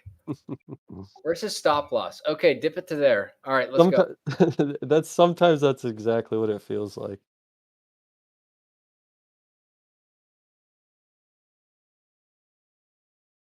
That's all right. I've been in Engine since $1.22. And I did get it back in. It was just like 8 cents higher. Yeah, I think this is just my opinion, but I think it's starting to set itself up to new highs here, and it's starting to create new support levels much higher than where it was before. I don't think we're going to see $1 again for a while, because it's not like we're just seeing green all the way up. When you go to the hourly, it retraces, it tests, and then the buys come back in, and it tests, and then it keeps going up. It seems to be leveling out around 266 for today, but it just all depends on how the news goes. By time Monday hits and everybody else is informed when in the club that tends to not look during the weekend, we might see new highs after that.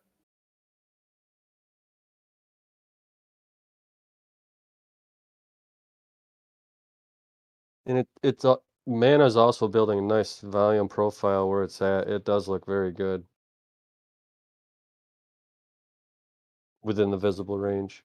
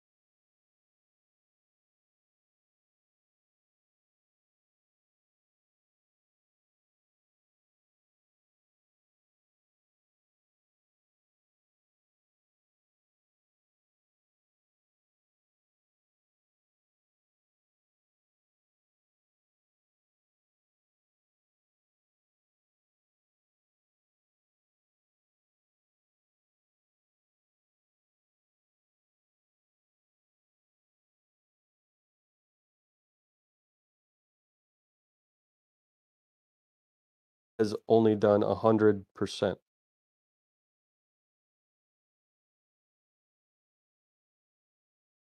Okay, personally, I'm gonna be stocking up on H bar, waiting for this one to happen, especially that's not even listed on Coinbase yet. Yep, definitely do that. My opinion, that is. Here you go, bruh. Yeah, Look for that Mana's Coinbase effect, because it happens. Mana has done a 252% impulse in 2 days. And it took Engine 2 weeks to do 130%. I FOMO'd into Mana, not gonna lie. I couldn't help myself. I got in for a quick scalp though, so Yeah, I think this is fantastic. Not even in Mana. It's just great for the market.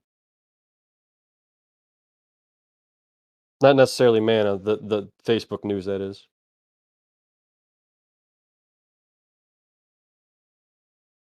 As much as I despise Facebook.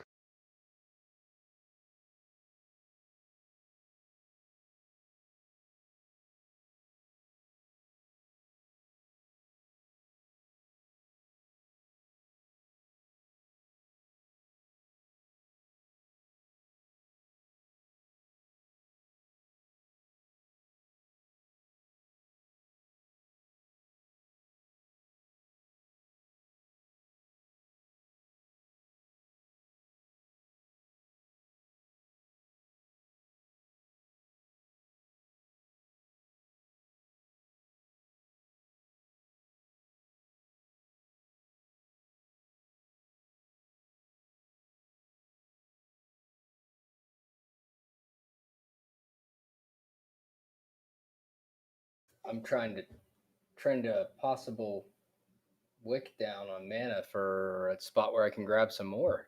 If this keeps up, but I am going to wait 24 hours. I want to see. I want to see some support levels form here, because I have to go to an hourly to start seeing retracements. I would like to see where the retracement starts happening on dailies first.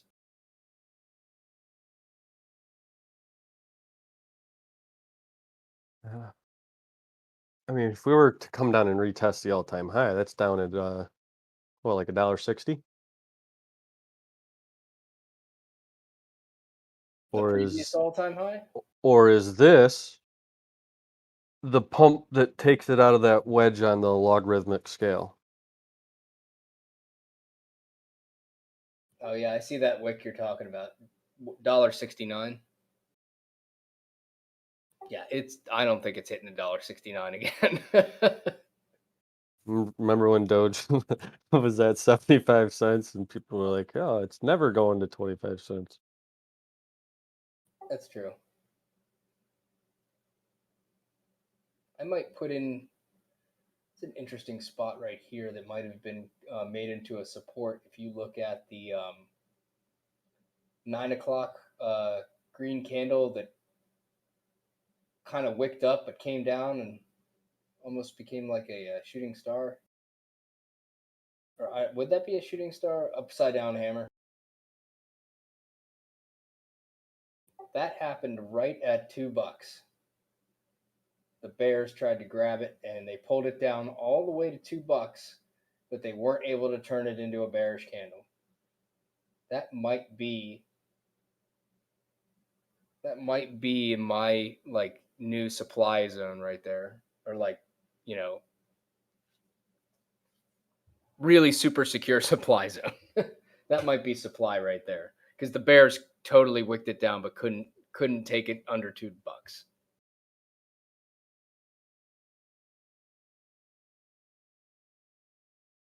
But then you see another one where it wicks down and finds support at 228, which could actually be the supply zone there. Maybe I'll set in buy-ins in multiple areas here of like support where I think there's support. In which case it would be 244, 229, and 202. And then maybe just a tiny little one for $1.69 just for you, buddy. I like the 202 buy. Right? It's not bad because it takes you, it doesn't kill all your green candles that you made today because there's going to be long-term holders in these green candles. I severely doubt that these past hourly green candles that we've seen, 100% of these are not longs and scalpers only. So I just don't feel that we're going to go that low.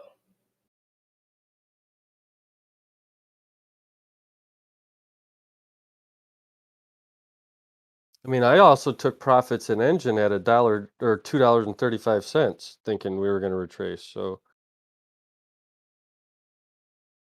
we'll see, we'll see what happens. Dogecoin in my bag is like, sell me and get more mana. That's exactly what they want you to do. Sell me and get more mana. You don't need me. I'm a stupid dog coin. This has utility. This is Mark Zuckerberg. Don't listen to Elon.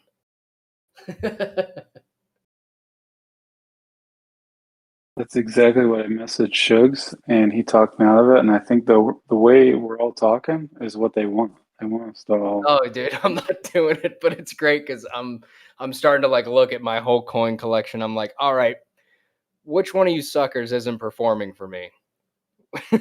Yeah, I hear you. That's kind of what I was doing. Like, all right, I'm so sick of you with your 1 day pump and your 2 months of nothing. Right. Or even the ones that it's like, hey man, there was a big pump and they all went up. And they all went up by such and such percent, but you barely did it. Yeah, you Doge are dragging ass. Get your butt moving. Right?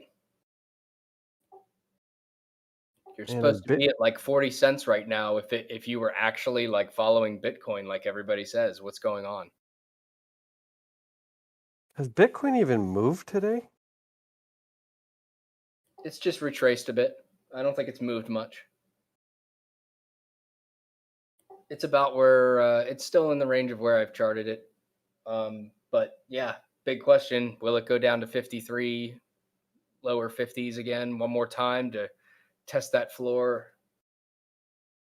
Yeah. If it's going to continue the same trend it's in, I believe so.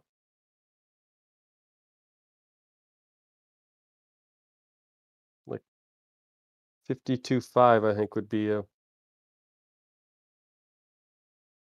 real nice retracement.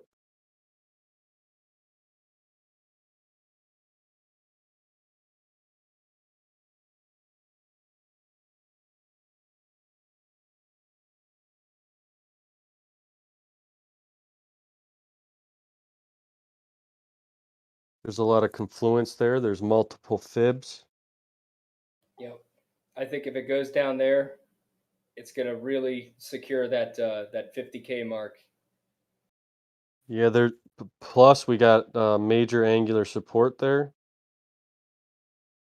Yeah, there's just a lot of points of confluence there to hold support, and I think we could just continue the uptrend from around that area, that like 52 to 54, maybe even 55. Yeah. And all of those that aren't thinking like us, who think the whole Bitcoin run is over, will sell off into that. Not realizing that it's just simply testing Bitcoin so that it has a nice resistance or a nice support. I keep screwing those up. A nice support at 50K moving forward, like months from now. It's a great place to, catch any downtrends.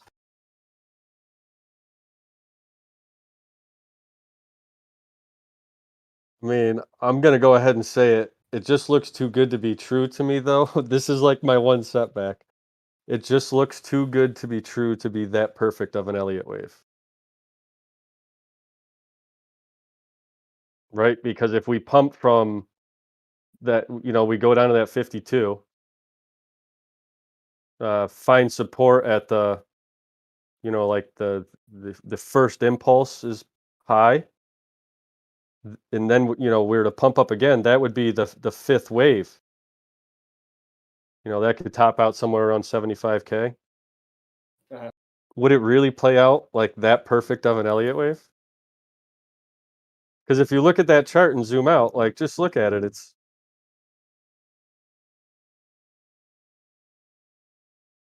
and that, well, obviously a perfect Elliott wave, you got to have your ABC retracement, but that's that's the point I'm getting at. That does pump.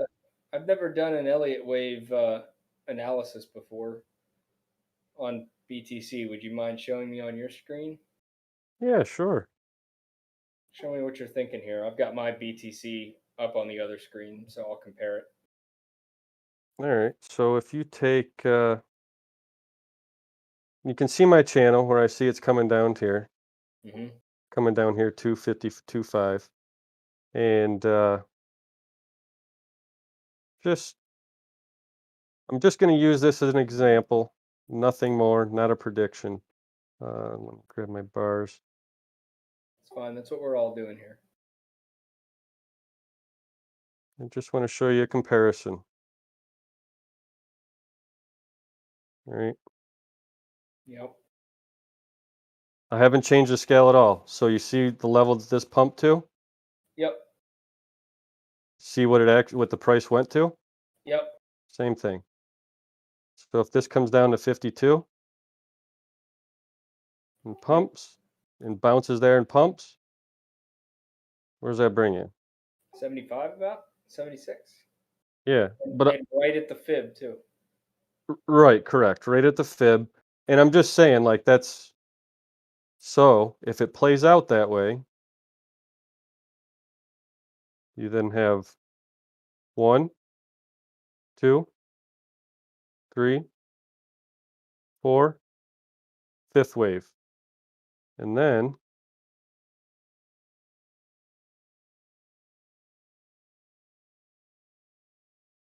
you'd have like your A,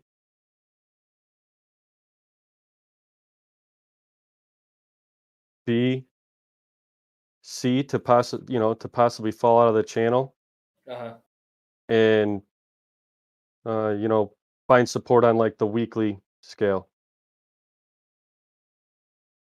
Right? So if it like comes all the way up here and then has an ABC retracement, maybe it comes back down and finds support at 50K again, or somewhere around there at a pivot point. But that's how an Elliott wave works. And then obviously you have Elliott waves within Elliott waves. And that's what I mean. Once again, even with like it's perfect. You go to a smaller scale on Bitcoin, it's just Yeah, it's just fractals of it. right. You can see here 1, 2, 3, 4, 5. A, B, C.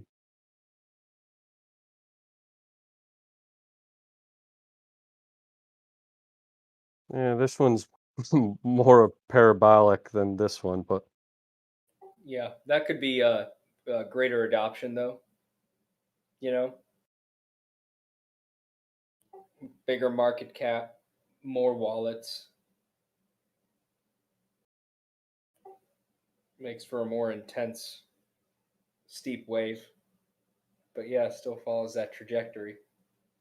but it's so what I mean it's just like is Bitcoin, what I'm asking is obviously, is it too good to be true for it to play out that perfect of a ABC or a 1, 2, 3, 4, 5 movement like directly out of a textbook? Well, I don't know, man, because the more individuals here that are essentially coming up with the same channel for Bitcoin, the more I want to believe in it. Here I am. I'm like, I'll give a shot at this TA for BTC. And I'm like, I estimate that we're going to end up somewhere in the range of like 70K to, what did I say? 87. I was like, I feel like our top there is going to be 70K to 87. That's what my pitchfork chart is telling me, which looks very much like your trading channel. And I'm not going off of waves. I'm just going off of like where it's been bouncing off of the pitchfork channel. And now you're also using a channel, but you're using an Elliott wave to come to generally the same conclusion, like we're within 10 grand. And then sTAtic has opinions of that nature too, where he's coming up with that, I believe he said through Fibonacci. So Yeah, I also use a lot of fibs. yeah. So like I feel that that's pretty good. That's confluence. When you have multiple ways of analyzing something and you're coming to roughly the same conclusive areas, I feel that that just supports all of our claims then a little more. That's my opinion, you know, but it's really good because all of us are a little bit better, I think, at reading stuff using certain metrics. But then when all of our metrics are basically concluding the same thing, I feel like that gives a little more support and affirmation of it as far as you can with the crypto, because it's crypto. Oh, for sure.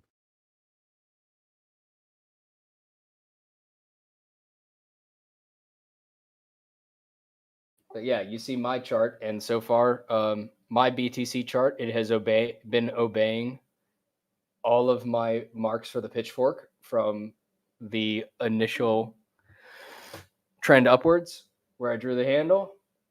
There's our channel, and look at that, just bounces right off that top channel there. And again, if we go down to the lower tong, I'm right at 53. I'm right with you. There's our drop level down to 53, with it being lower as time progresses, but it's still in this channel. There's my target date right there, and there's my line basically giving my range that I feel will be December 31st. Rabbit, I'm sorry to interrupt you, but Doge right now is testing the 50 EMA on the 4 hours. If we break through the 50, expect a little bit of drop it. Okay, got it. No, that's good. Thanks for bringing that up.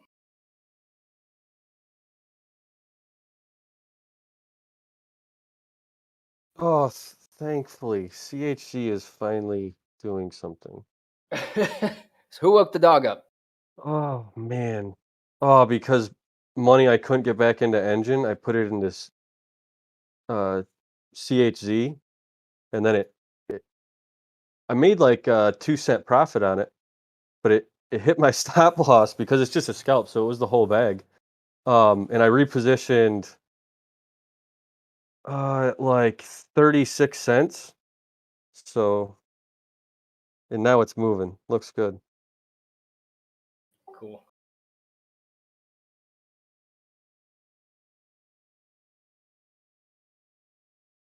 I could not believe when I woke up this morning. I only slept for like 4 hours. When I woke up this morning and mana was another 100% wick.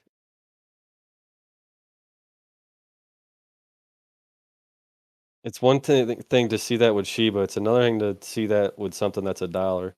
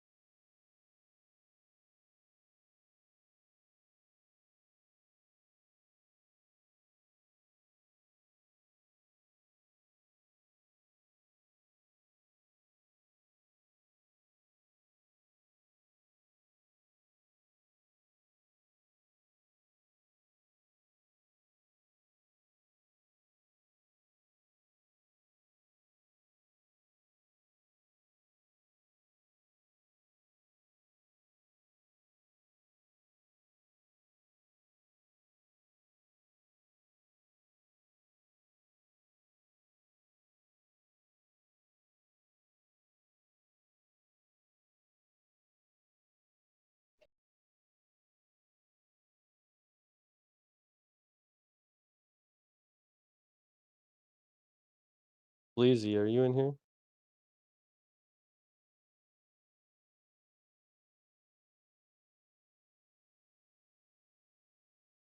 Bleezy.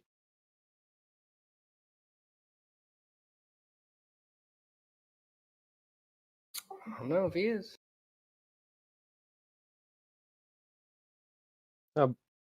Bleezy's in the chat.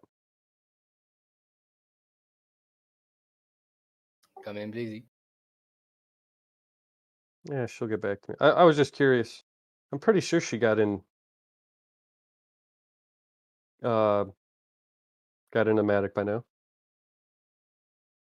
Oh, dude, I was so glad. Did you get your wick down on Matic? Did you get your buy? So I got my first one.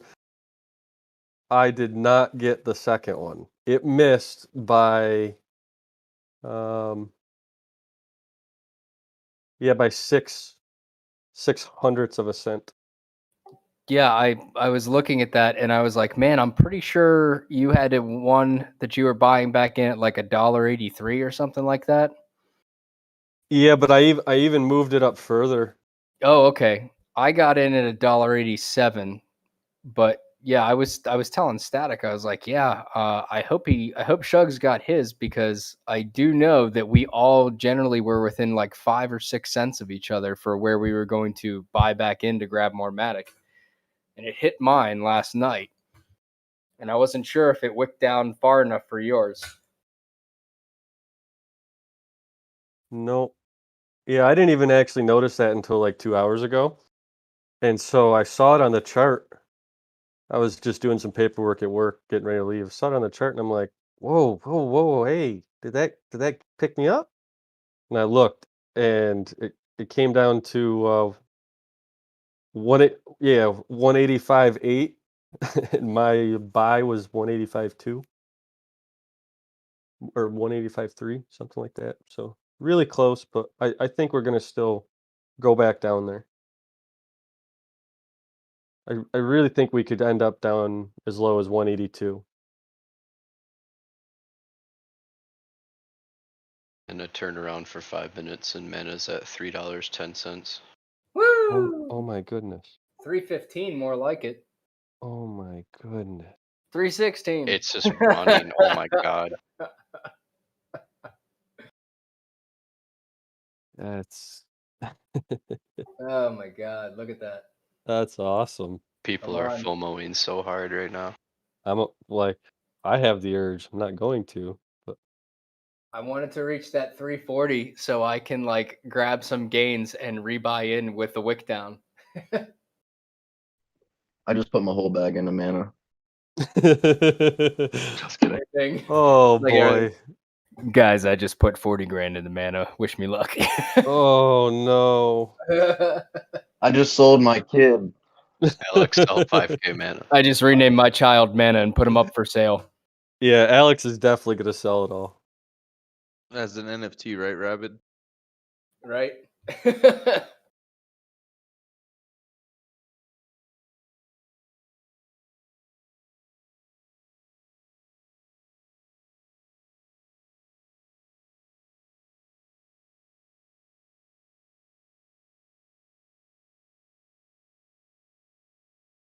Man, I want to buy in, but I have no idea where the wick downs could be. Wick down. Did you catch your wick? There is no history of supply. We are in complete, absolute price discovery for Mana. It's just space up there. All thanks to the metaverse.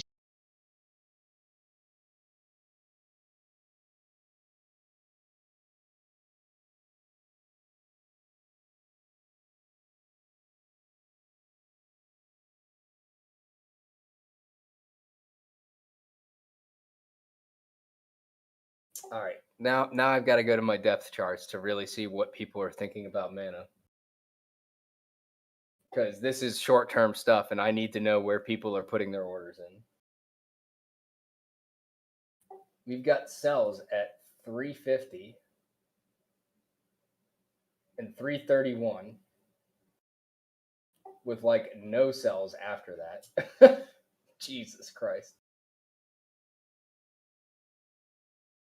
I am full blown as far back as I can go on this. We got a bunch of buy-ins at $2. You do a fib retracement on this last kind of upward movement on the 15-minute. I'm going to go low time frame here because it's going so fast. But if you do the fib retracement on this last movement, I wouldn't be touching it until 264, 250 at least. Yep.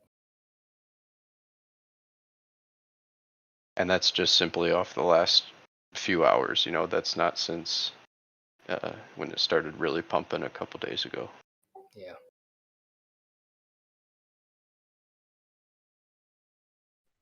I think I might have to go balls deep in XYO. Already got one nut in.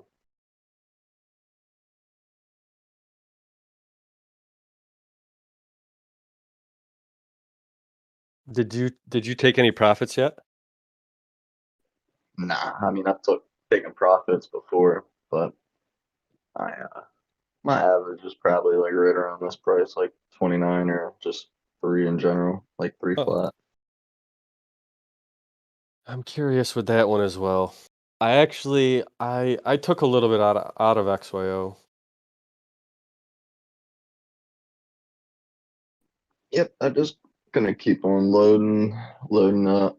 I lucked out with speak of the devil. I lucked out with this one in Harmony 1.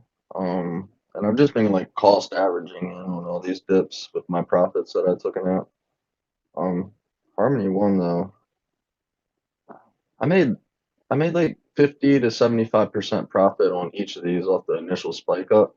But Harmony 1, man, this one's spicy. I've made like probably 60% on the initial spike up, then like 5 to 10% like 3 times since then. And right now I'm thinking about loading the boat if it drops below 30.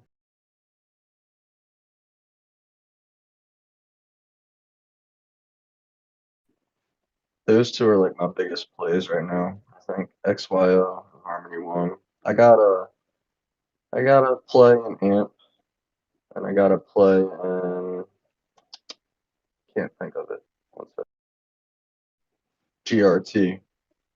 But AMP and GRT aren't nearly as large as XYO and Harmony 1.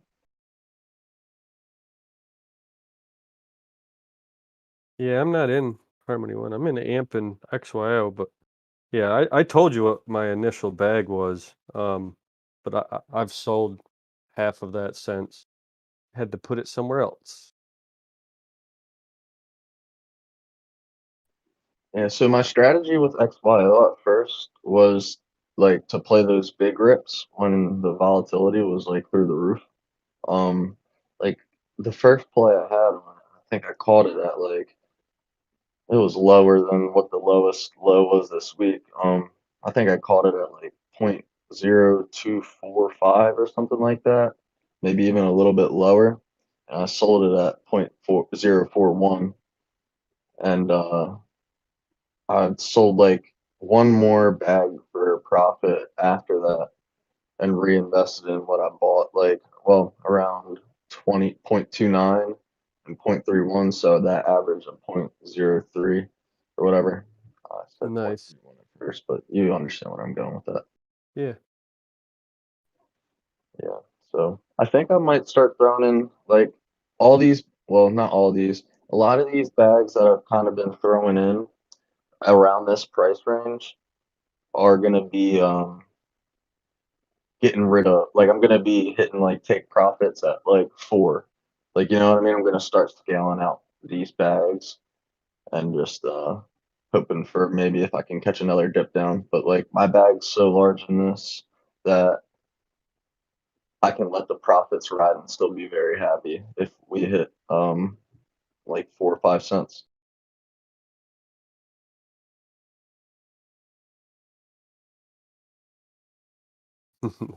That's what's nice about invested in those, those lower coins like that.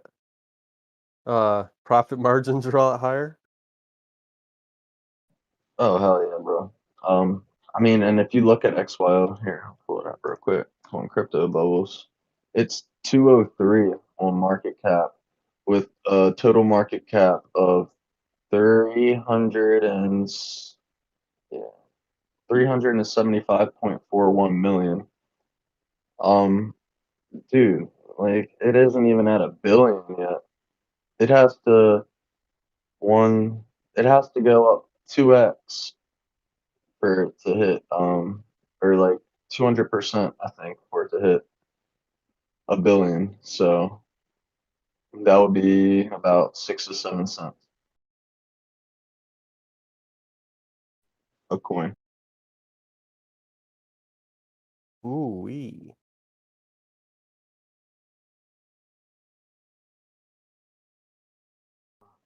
And I was on. So I think the Binance play might be a little bit farther than what I was initially thinking. I was on Twitter today, just doing some like snooping. Like I follow the XYO page and stuff, and I think it said like the co-founder of XYO was on his page, and he tweeted something because somebody like added him and was like, what do you see the price at when it goes to Binance?" And he's like, "Binance question mark," and like somebody laughed, and he's like, um. I think we're gonna go to the U.S. major. We want to target the U.S. major exchanges before we target the exchanges with less validity or something like that. Like that are because he said he was basically inferring that Binance was more risky than like Gemini and Coinbase Yeah, we've seen it in the past. for sure.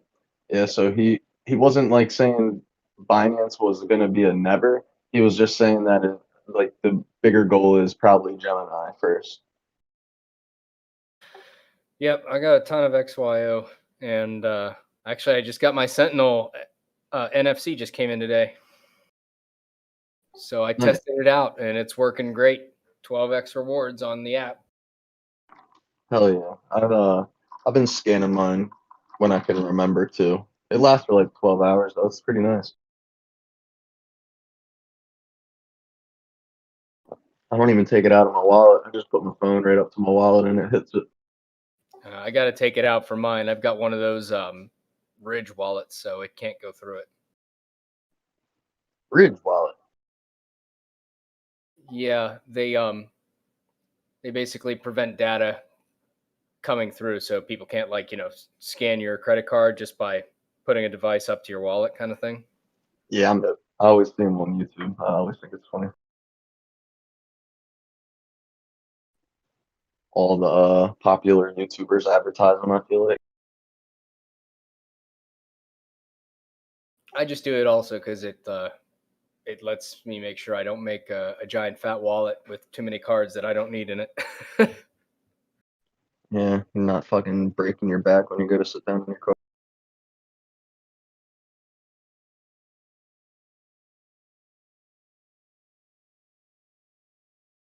Well, I'm going to be getting off soon here because I'm off to go see Dune and have dinner. Enjoy that, man. All courtesy of Shib. Thank you for the pump, Shib.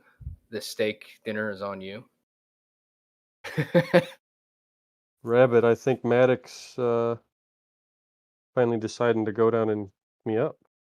Hey, nice. Gonna get that 183 or what? Gonna go lower? No, I set a really conservative number, and even though this wicked down to like 3 or 4 100ths of a cent within it, it missed, and I'm patient. I have faith in executing my own TA. So if it comes down and misses, TA was good. I wasn't conservative enough. Yep. I'm pretty comfortable with my exit charts, at least for the hours I'll be gone. I hear Dune's a pretty long thing, so I won't be able to really look at it for 4 hours with the dinner involved. Oh, dude, you're not gonna want to look at your phone either. The movie Oh, I is bet not. awesome. Yeah. Yeah, have fun. Thanks. Good to see some of you guys back in the channel. I was alone here for a bit. I was doing all the TAs. Well, we appreciate you, Rabbit, for keeping the channel going. No, it Heck was yeah. fun, especially the TAs for coins I didn't know. Like, so I really didn't have anything to go off of except for the graphs. I couldn't be like, oh, well, there's this news and that makes sense for this coin and so on and so forth. It was just kind of like, all right, man, where are the fibs? Where are the supports? What's the channel look like? I mean, that's it.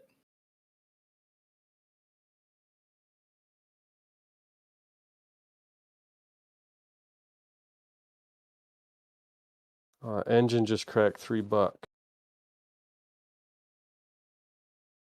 Woohoo! That is phenomenal. Might even. You think I should? What would you guys put a purchase on ETH for? Do you think it's gonna hit below 4K again? I don't think it is, but what do you guys think? I don't think it is this bull run. I was looking at like 4,200 for a bit, 4,260. I think it really depends on what we were talking about with Bitcoin. If it also retraces and does that 53,000 bump down there, we can look to ETH possibly to follow it down. I don't know if that puts it over 4K or under 4K though or not. So I have a couple buys at like 4,260, but not even that much because I feel like now we're at the stage where things are getting so high that I would rather wait and sell what I have at the top and then work on the way down like next year for future like ETH orders and stuff. Yeah, I've been starting to cost average in like very slightly every day, or not every day, maybe like every 3 days or so. I got my first buy in at 3.9, and then I put one in at 4, and then 4.1, 4.2, 4.3. I got like 0.04 ETH right now, and I'm just trying to keep on cost averaging in. I'm gonna hold it for a while unless I buy like an NFT with it.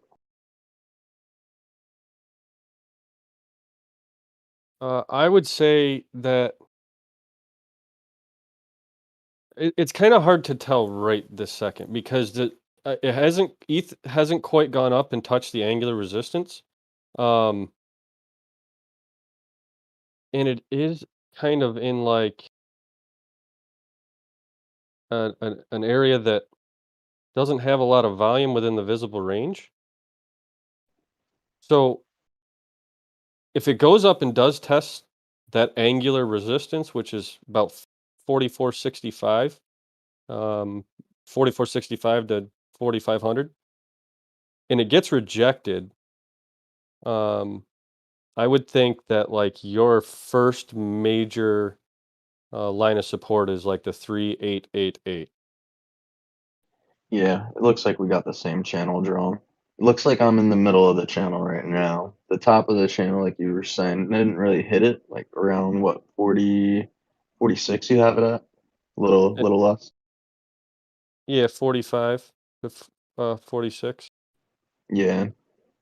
Huh. That's why I was like conflicted. Maybe I should wait. Maybe I should just keep on doing what I've been doing and cost that like what you know what I mean? What the fuck is 0.01 ETH when I'm just gonna keep on buying it and buying it and buying it? I think I'm gonna buy some just so I can satisfy my cravings.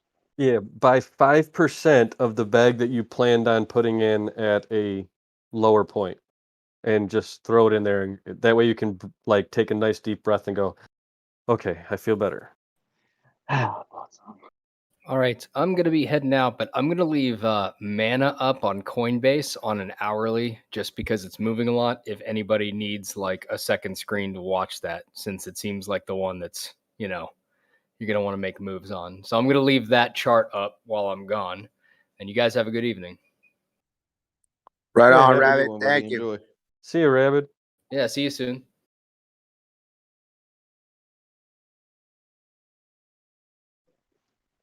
That token cracks me up, man. They just give this shit out for free and it's at $1.48. Like, if you guys don't use Brave browser, like, what are you guys doing, man? I'm not even shilling this stuff. No referral codes are necessary for this thing. They give you free money.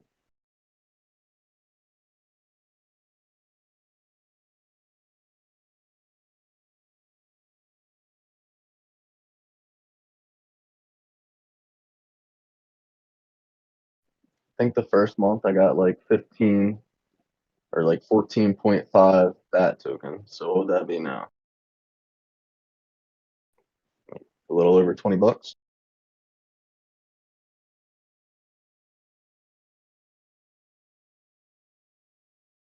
You know, another scenario I could see is us coming down to like, for Bitcoin, sorry. Another scenario I could see is Bitcoin coming down to like 58K again. Maybe making like a double bottom on a 4-hour chart. Going sideways for a bit and then going back up to the top of the channel. Correct.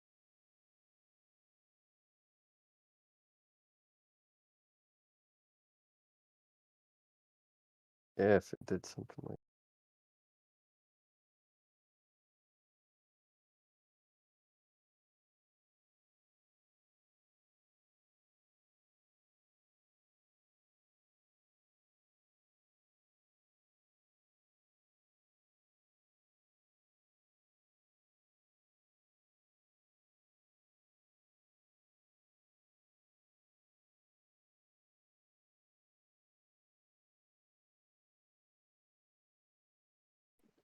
Shoot. My price target on Harmony One is like 70 to 75 cents. I don't know if anybody else is holding that, but just throwing that out there.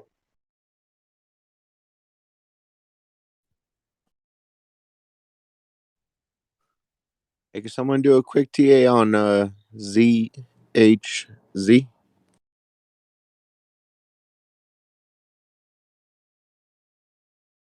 ZHZ. Sorry, CA. Oh, chills? Chills. Heck yeah. Chills, yeah.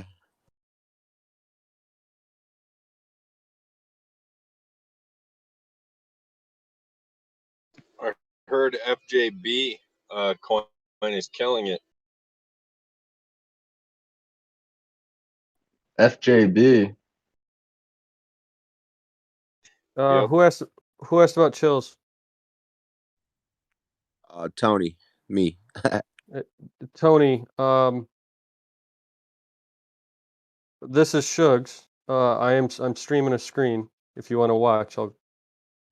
Yep, I'm on there. I'm watching your screen now. Thank you. Okay.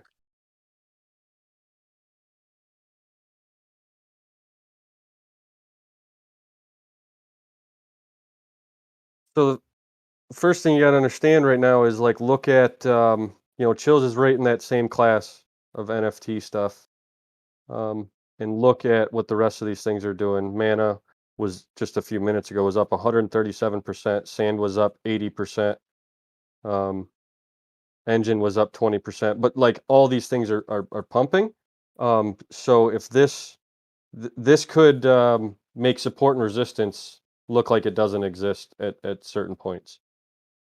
But the first thing I'm going to do is I'm going to look and I'm going to see and I like to look at the 4-hour chart first. It's got a higher low, so it's in an upward trend. So I'll put out a trend-based fib. And you start it's a 3-point fib. You started at the low point. You go to the top of the first impulse and you drag it down to the bottom of the retracement.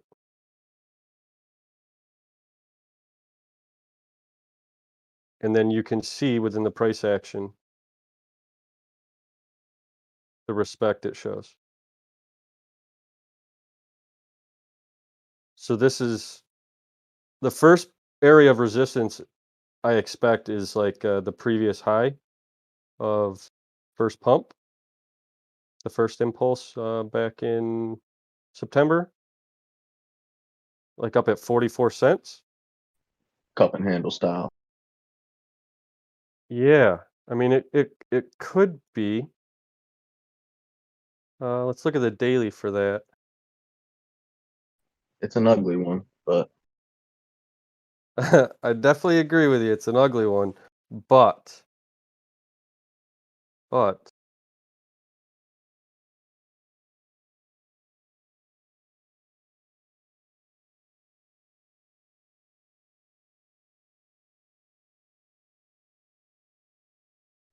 mean, you can almost look at this after the impulse on the, I think it looks like the 30th, the impulse up, and then it retraced down.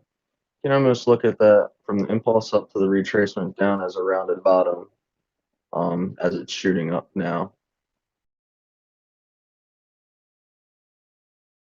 I see it hitting just from the resistance line drawn around the, what is that, the 14th or 15th to the, let me get a date for you. yeah, it is definitely like a cup and handle-ish. It does lie within the parameters as far as how deep the handle went. The handle went a little deep for a perfect on paper cup and handle. But like you said, it's an ugly one. So but yeah, go ahead. I would almost put money on it retracing at that previous high, because if that's just going to be a hard resistance regardless of if you have this line that I'm going to refer to there. I mean, we got an upward angular resistance from around September, like I want to say 20th maybe, to October 7th.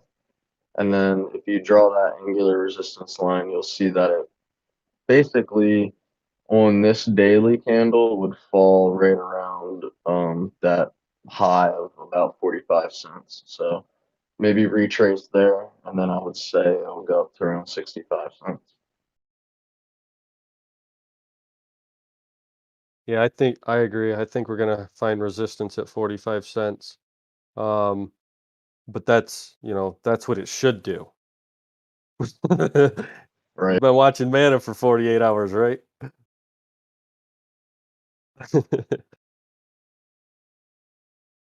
That's how Engine got me. Engine just kept eating. Oh, took profits at 235. From 122, that ain't too bad though.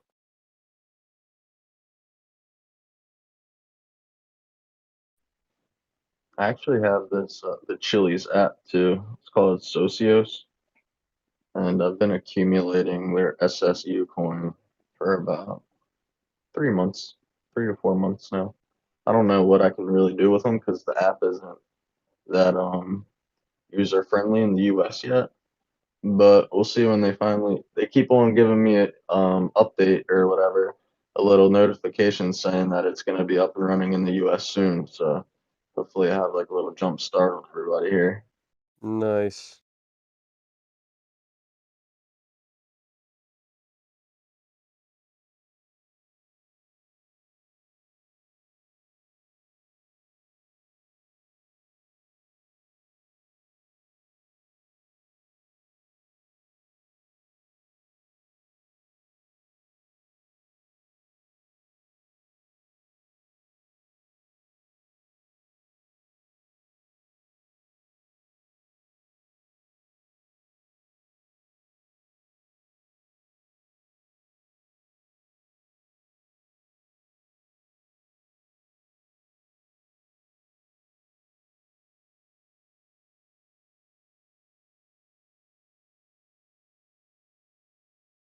Jarsky, you know what happens on Monday?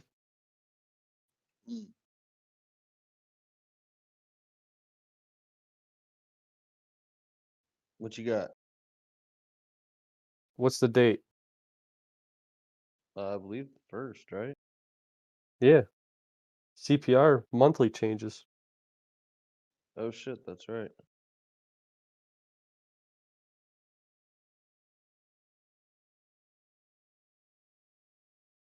What are you thinking? Oh, lots of shit. I like seeing its projections. That's all. We bearish or bullish next month, boys?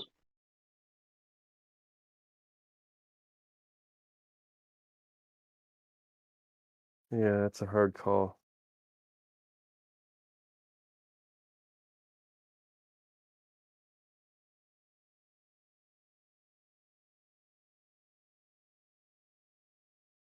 I mean, because it's like Bitcoin wasn't necessarily bullish the entire month of October. It was for most of it.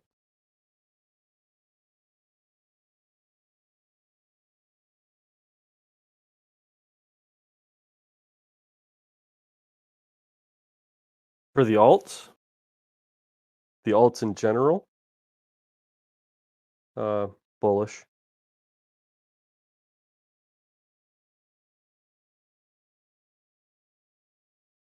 But like a lot of us have discussed in here, I've heard many people say it while I was listening at work and such. Many people think that that Bitcoin's going down to that 52 to 56 range, somewhere in there.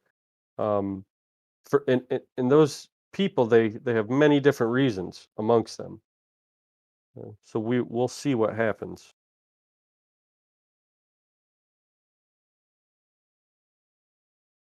But I mean, somebody's got to remember me saying when Bitcoin was way up here, like the best thing that would happen is if Bitcoin retraced nice and slow and people pulled their profits out of Bitcoin slowly and made them alts pump. Because if it just flat out falls to the bottom of the channel looking for support, it's going to drag everything with it. And it's doing just that. Not to say that Bitcoin's not going to drop and fall right off. What a time, all those people getting at Mano right now.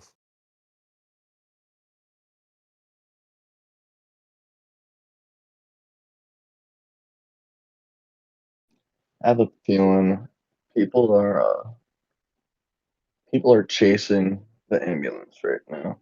Like a lot of people are just chasing whatever's pumping, and eventually they're gonna pull out and invest in those coins that they enjoy and that they have faith in. Kind of our first incidence of that was with that Shib pump when it went all the way up to like what did it just hit, like 0.9? I mean, whatever, 9, with however many zeros in front of it. And then right after that dump, we've seen all that money flood back into the other coins for them to pump back up. And now we see another big dip, kind of resembling the one that we seen when Sheep was pumping. And Mana and all these other decentralized and metaverse type worlds that are like sTAtic's looking into, like Decentraland and stuff like that. All those coins are pumping because Facebook just dropped their metaverse and basically they're decentralized. So everybody's bullish on those types of games now that they're pumping. But once that hype dies down and everybody realizes the potential profits are dead and that they're not going to be the rich ones, everybody's going to take their profits and then come back to their normal coins. So I think if you position yourself now and you get ready for it, this is when we can scalp everybody that's been just chasing all day. Yeah. What are scalping gals? Came in. Hey, Yoda. What up, Yoda?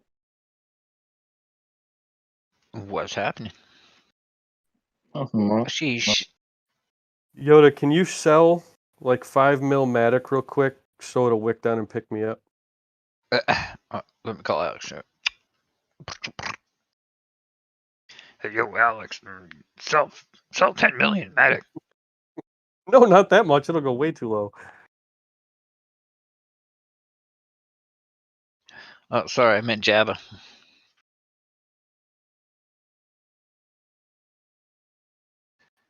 Hey, yo, Java, sell 15 million more. We'll really wick this sucker down. Did I hear scalping? We scalping? What's going on? Yeah.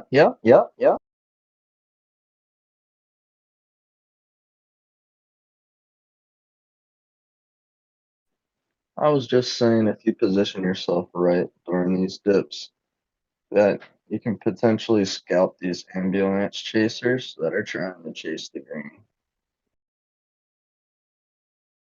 Guess ambulance chasers would technically be chasing red, wouldn't they? I gotta think of something different. No, because that's the truest part of the statement. They just don't know it yet.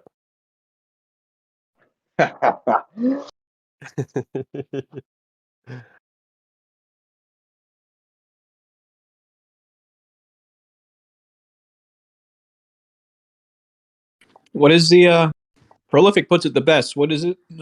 Offering relief. Exactly, and this is the perfect example of it. You know, you offer relief to everybody that wants to go try to scout these coins that are pumping, and then right when they try to come back, you scout them.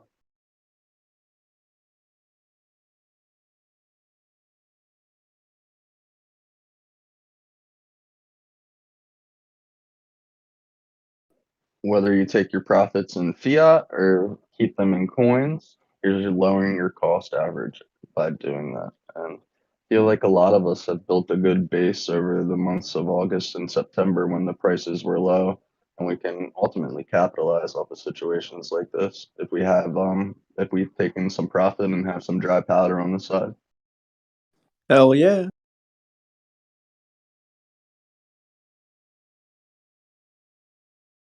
No, this wasn't financial advice at all.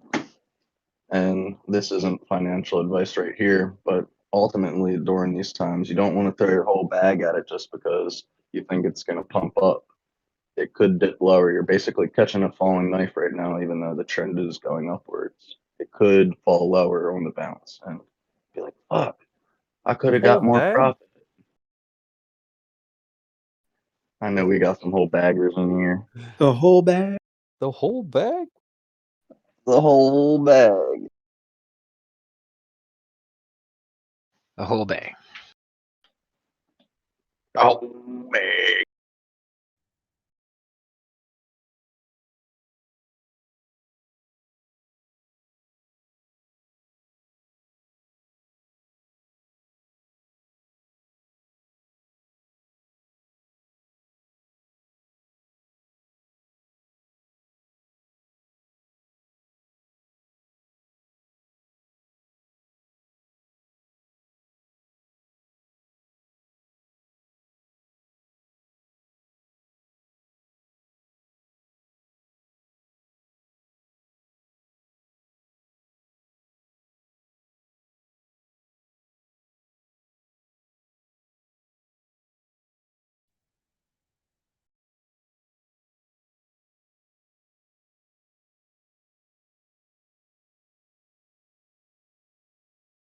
If Engine can just get over that 3 cent mark, or sorry, that $3 mark, and stay above it,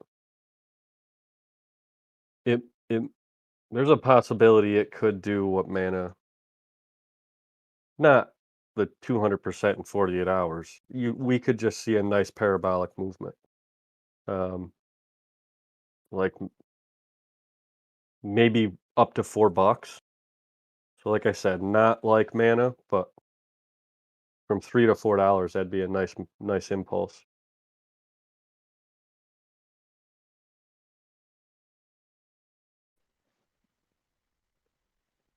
$3 is 33%.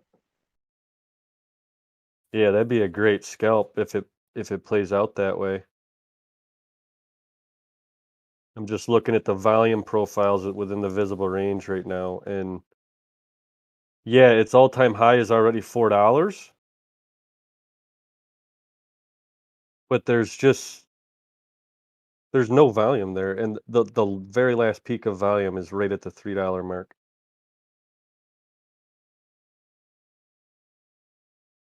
That could be very promising. Plus, we've knocked on the $3 mark on 4 separate 4-hour candles now, I believe. So either it's going to break through or it's going to get rejected. And yeah, You can see it did break through there for a split second. If you go to the 1 hour, it was kind of flagging out, and it broke through.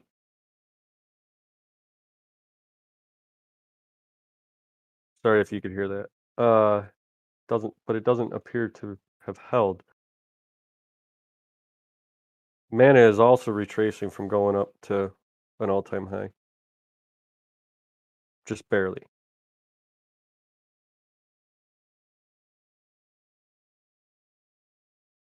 Hey, Stud, what's up, man? We was talking the other night. I don't know if you already covered this already, but can you tell me what you saw in on Chills, THZ? I saw it pump today a little bit. So CHZ was like 50% what I saw in the charts and 50% gut instinct. I was trying to channel my inner Danny, and when I saw mana start pump like it was, sand started pumping, engine had already been pumping for 2 weeks, and Chills was only up about, when I looked, I think it was only up maybe like 8% over a 48-hour period. And then I can pull up the chart. My favorite's the 4-hour.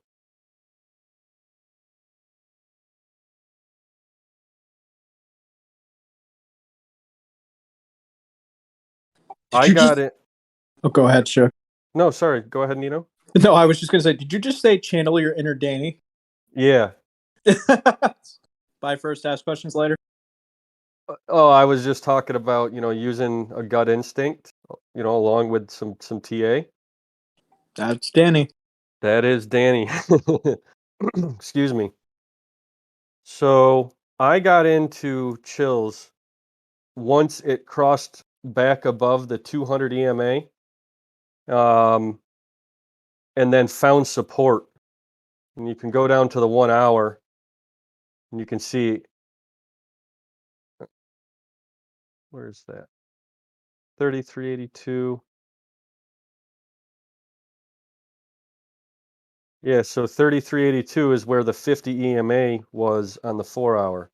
And you can see on the 1 hour that it came down there, and on the 1 hour it had a double bottom. So it found support there. Once I saw that, and it was like I said, it was only up like 8% over 48 hours. I actually took a whole bunch of Matic profits and plus some dry powder, and I put it into Chills at 32.2. Right where that support was, basically, on the 50 EMA.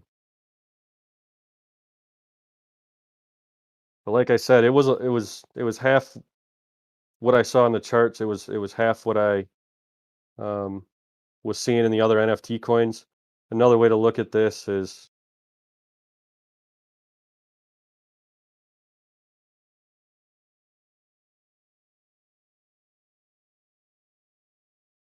I want to do it.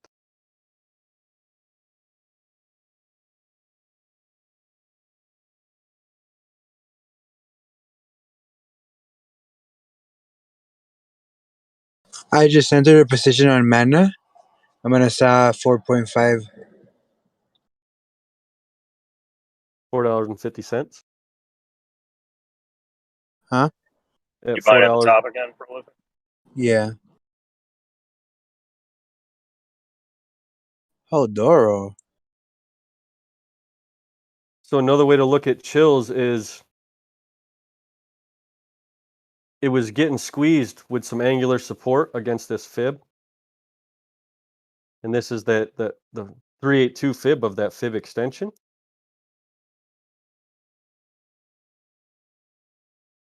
And I saw that same pattern in Mana, in Sand. Originally in Engine, it wasn't quite as long of a time frame, and they all broke out of it. So, like I said, it was what I saw in the charts, but it was a lot of gut instinct as well. That's one of those calls where you pray afterwards. It's delivered. Well, so last night I had my stop loss, so it came all the way up to like 35.6. And then the lowest it seemed like it found support right at 35. So I had set a trailing stop loss at 34.2. And so last night, of course, 5 o'clock in the morning or whatever it was, it wicks down and hits that. And it was the whole bag.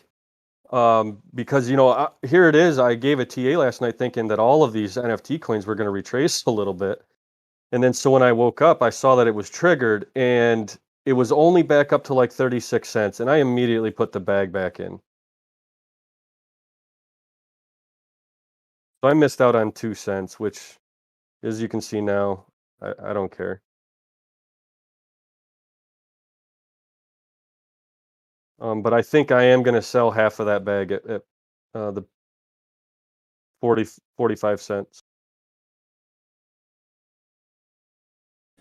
Bless me with a TA, Shugs. What TA? On Mana.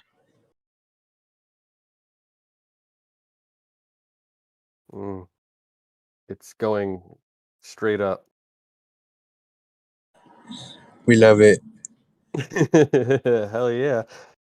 Really, dude, the only TA, like, you got to almost go down to the 30 and 15-minute charts, and I hate it. But, yeah, you can see the pennant that Mana formed broke out. So Right there at $3, that's me. oh man, you're already in the profits. I have evil thoughts. This fib is drawn out from the very beginning of the impulse all the way down at 76 cents. Yeah, even if it capped here and retraced, like $2.26 might be a really good buy. I also say that's your 382 fib. And I say the 382, I'm normally a 0.5. I like a 50% retracement to be comfortable to enter anything. And I really like a 618. But another way to look at this, and I'm pretty sure this was Mana that I looked at, but let's go down here. Yeah, this is the first impulse. And if you measure the fib on just the first impulse, and this is the bad TA I gave last night, you can see it retraced at most to the 382 fib.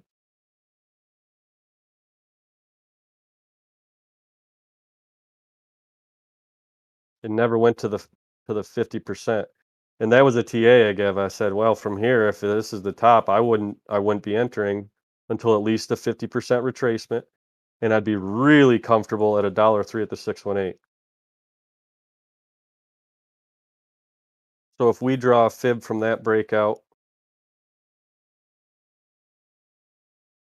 the top of this breakout, a 382 retracement might be like $2.50. What about the extension? I adjusted it to 420. What was it, the 1618 or the 2618?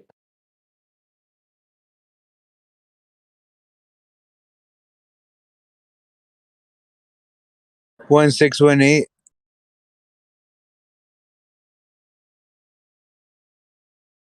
Did you do it from the very bottom of the impulse down at 78 cents? Is that where you started the extension?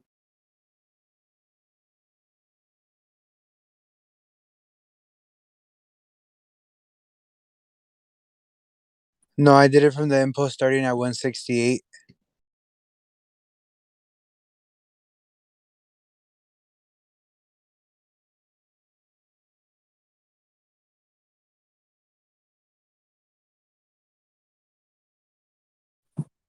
I don't really recommend using fib extension tool. It's kind of a pain in the ass.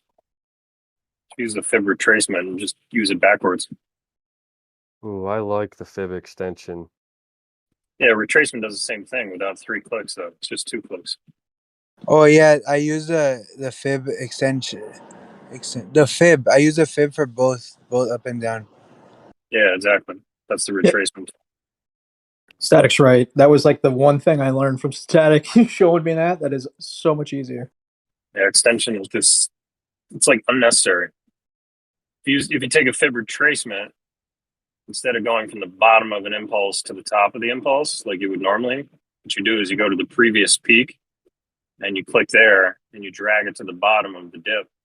And that'll show you an extension as to, it's the retracement tool you use backwards. It shows you the same fibs, just a lot quicker.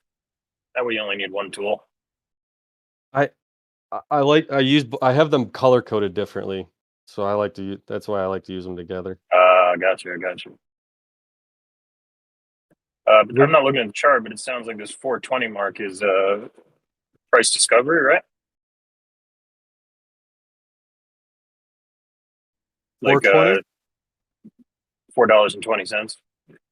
This 1618 of prolifics. It sounds like this is price discovery, right? It's never been up this high.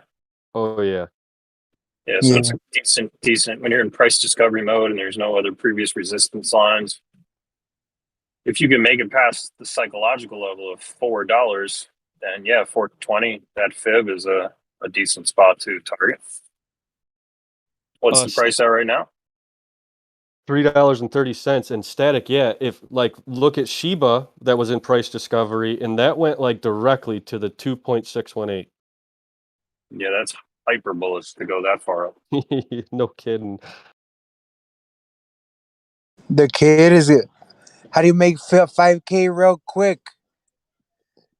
Man, let's see. Give me to 420. Wow, man, is absolutely ripping. The trick is you buy a bunch of shit coins, and then when one of them pops off, you ignore the losses you took on the other 12. Yes. Nobody ever hears about those. Oh, I voice when I get liquidated. And you don't lose until you sell. Hence Dogeland. That is true. Maybe those Yoda. ones that dumped will have their pump. Yeah. Coins have their day. Every dog has its day. All dogs go to heaven. And cat lady. I could do this all day. Oh yeah, I see the. You're not tired as a dog? I'm a real canine. Prolific, the 1.27 fib is at $3.43. 1.27 fib? Now you're just making up fibs. The No, hell are you that's- talking about? 127 fib? That's a harmonic fib. That's There's it. all sorts of numbers. Yeah, that's a fib that just plays out in harmonic patterns. What about the 6969 fib? Is that where you do it back to back?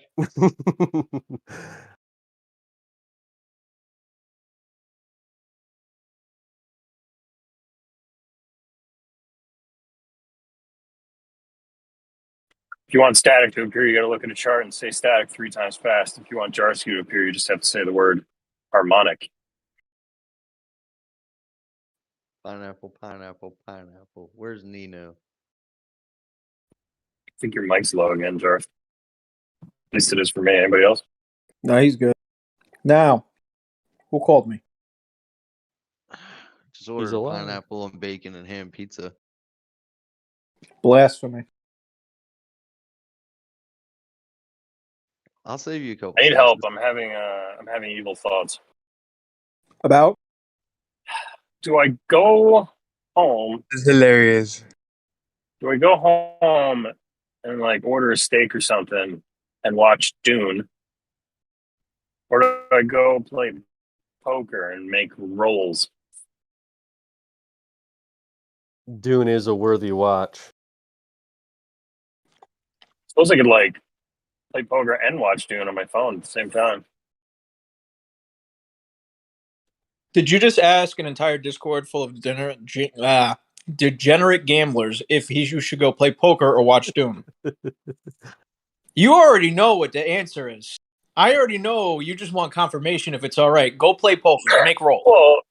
Well, no, and not to give anybody, everybody knows I'm not a degenerate gambler. I only play poker. I will not touch any craps tables, blackjack, slots. Never played. Never, ever. Roulette. Fuck that. I don't gamble. You never touched cat girl. I play skill games. So poker. War. But what? Like war. Like war? Hey, yeah, you ever played Casino War?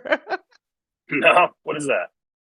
You know the card game War, right? Yeah, I don't remember how to play it, but I remember playing it when I was like 12. It's literally the easiest it's game ever. stupid. It's the stupidest game ever. Who But has you the can do highest that. Hard They've turned Rock that into Casino a does casino that. game? Oh my god. Do they have goldfish? Go fish? I don't know. I wouldn't be surprised. Well, the reason, just not to confuse anybody, it's not like this push and pull between some degenerate gambler, which I am not, and whether he should stay home. It's I don't get to play poker that often because of work, life, Discord. I got no kids this weekend. Girlfriend's working tonight, so if I want to play like for the next like week and a half, I don't think I'm gonna play for like another week and a half. I gotta go tonight. sTAtic. Stop making excuses. Nobody's judging you. Go play poker. Yeah, but Don't come back till your bag's doubled. dinner and Dune sounds good. Is Dune good? Anybody watching? Apparently it's good, but I didn't like it personally. I have watched it 3 times now, hoping I don't miss anything, and it is. I think it's fantastic. You sound like a sycophant. I do like cinematography, and it's like Avatar, like that level of amazing. Yeah, I watched it 3 times already. Also, it's good. It sets it up for a really good sequel, which comes out in 2023. That's what I didn't like. I didn't like how it ended. don't wreck it. Anyway, I won't watch a Pornhub 3 times in a row. You guys, how do you what? Well, that is a little different. In that area, you need. It's beautiful. Like the everybody. cinematography is beautiful. What is that, Fabs? Yeah, I watched it last night, and I want to go watch it again. Did you say Pornhub was beautiful? sTAtic, I wouldn't lie to you, dude. It is really that good. Devil's advocate. Now he's gonna hate it because we pumped it up now for him. That's so true. Boring. Total devil's advocate here. You could watch Dune with the girlfriend or with the kids at any time. You have free sTAtic time. There you go. That's why I keep you around, Go. I already told you. Why'd you even ask? You already know the answer. But listen, Sometimes you gotta I make like rules. to watch movies, but sometimes I like to watch movies by myself so no one bothers me. That's what I love to do. Yeah, me too, Fabs. Go play poker. This is true because if I watch a movie with my kids, I get interrupted every 5 minutes with, "What's going on? I don't understand. What does that mean?" If I watch it with my girlfriend, I get interrupted every 5 minutes with her going, "What do you think's going to happen next? Do you think that person lives? Did they get together? Do you think they marry each other? Do they fall in love? Does she die?" I love it. Yeah, I'm sTAtic. You could tell the kids and send them up. Like if you have the kids, they'll probably go off. You know what? We're gonna play on our iPad and do things.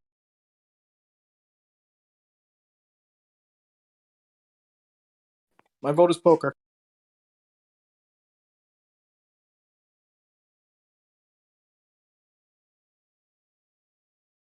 I'm happy to announce I got scared and I pulled out. I know you made money on that, though. Yeah, I did that one time in college too. It was so scary. You avoided having little prolifics? I mean, what happened? Right now, it started retracing, so I closed my position at 345. Damn, dude. When'd you get in? 3. Oh, madam. Something light. That was good. So you took It's like a profits? head and shoulders taking place Yep. on Solana on the 4-hour. If anybody's in Prolific, there. you Around with. deserve to take profits. I know, that's what I told myself. I'm like, it started hurting me. It was like visceral. I felt it in my body. I'm like, no, you deserve it. Jersey, I swear to God, I'm not trying to overtalk you. I'm really confused because I can't hear you that well. And I've checked the settings. You're at 100%. And when I ask, everybody's like, no, we can hear Jarsky fine. So I don't understand why I can't hear you that well. I guess I got to turn it up, maybe? He's soft. Oh, man. Just got to clean out them ears. No, he's low here with me too. Yeah, come to think of it, he is a little lower. I'm speaking softer, less energy. Come on. Jersey's on the kale. That's true. Maybe we're just not used to that. Shug said it right.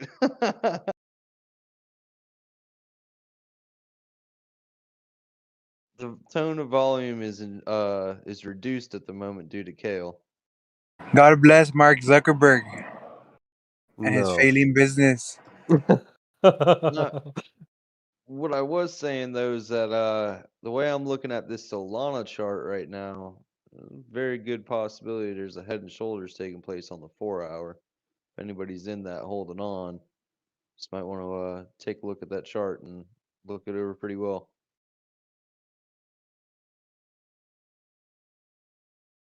When's the last time anybody looked at ADA? It's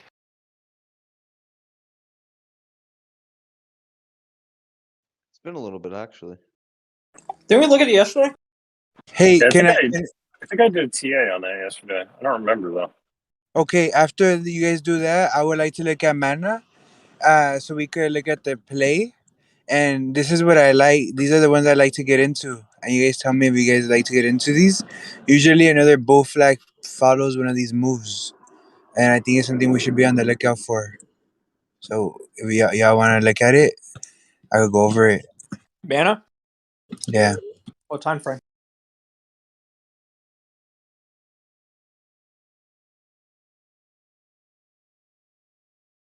For to look at it really close, 5 minute. You see that after it broke out off the penny of consolidation, you have that pull. One would consider that a flag, and the first retracement, that's the one wants to get into. And how did we know we wanted to get into that one? Because of the fib right there. And look at that bullish engulfing, and then you had volume, you had upward buying pressure, and then hence what happened. So right now, if that consolidates the same way it consolidated right now, you should look for one more leg up. But if not, that's a failed bull flag. But usually look at the ones below. You see the movement below? That's 2 bull flags. And that's how bull flags move.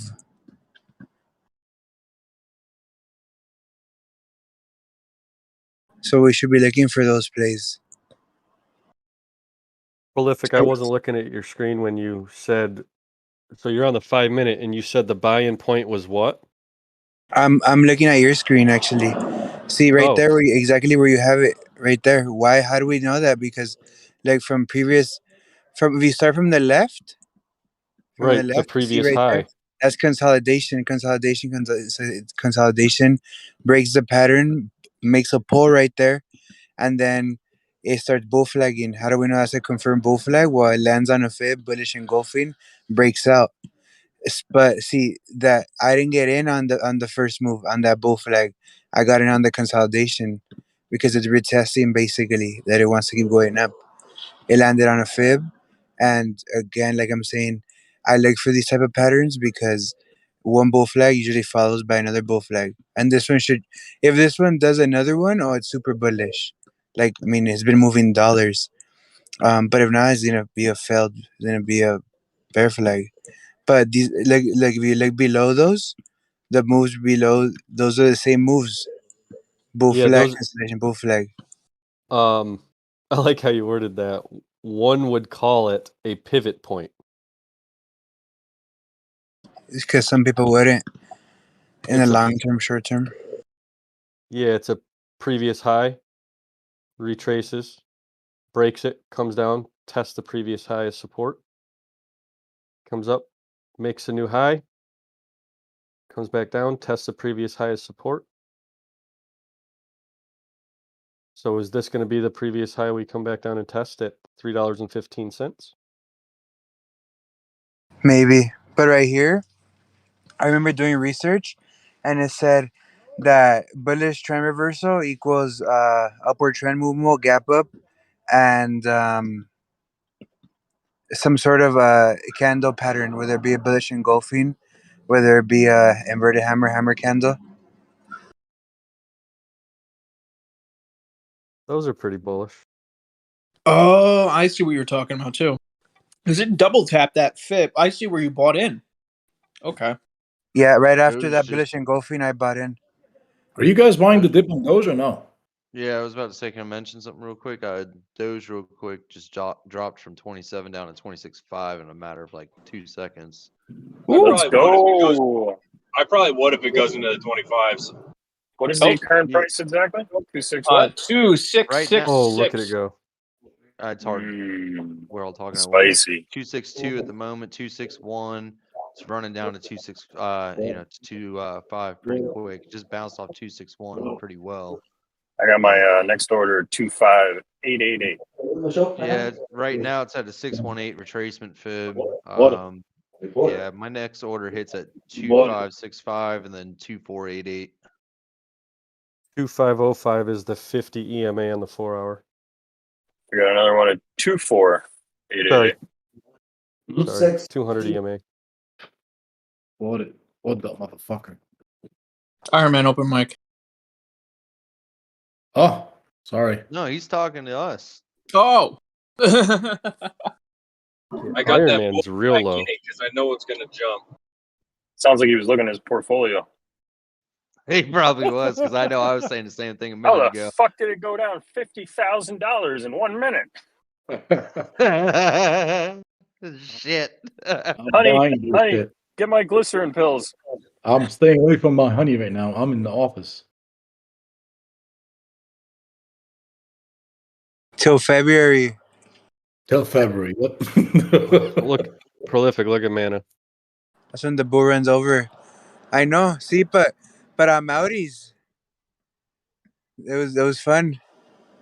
Right now, it's undiscovered territory. You know why?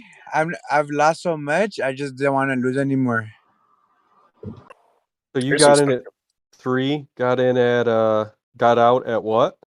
345. I went up to 3 highs, 350, and then as soon as it retraced, I got out. 15% in a matter of 5, 10, 15 minutes. Yeah. Well done. Thank you. Right now is a bull market. People are making money left and right. Let me be the one. I'll do it. You are the one, prolific. I'm him. Sand also just knocked on the $2 mark. Hello, gentle bees. Danny, your mic's low. Is it low? Kind of coming in there. How about now? Oh, my A little magic more. order. It's too loud now. Put a sandwich in your mouth to muffle it a little bit. That's the way you like it. Come on. If it fits, you must have quit. There. How's that, guys? Is that better? You guys can hear my sexy voice. Yeah, you're good. Look at this guy. Look at this guy, Donnie. Look at Mana. I know, Mana flew today, and so did Block. Fly, baby, fly. Fly Pelican. You want to sing "Take Me to the Moon"? Dan? Fly me to the moon. No, it's. Oh, whoa! Someone else has got my spot now. Go ahead, keep going. No. No, you gotta No, keep I going want to hear now. you. You got a better voice than me. Go. You can't put me on the spot now. I gotta wait a second. Hold on. I gotta do it naturally. Did he just snap his fingers to start? Yes, you did. I'm ready for this. Holy Who is shit. that? Who snapped?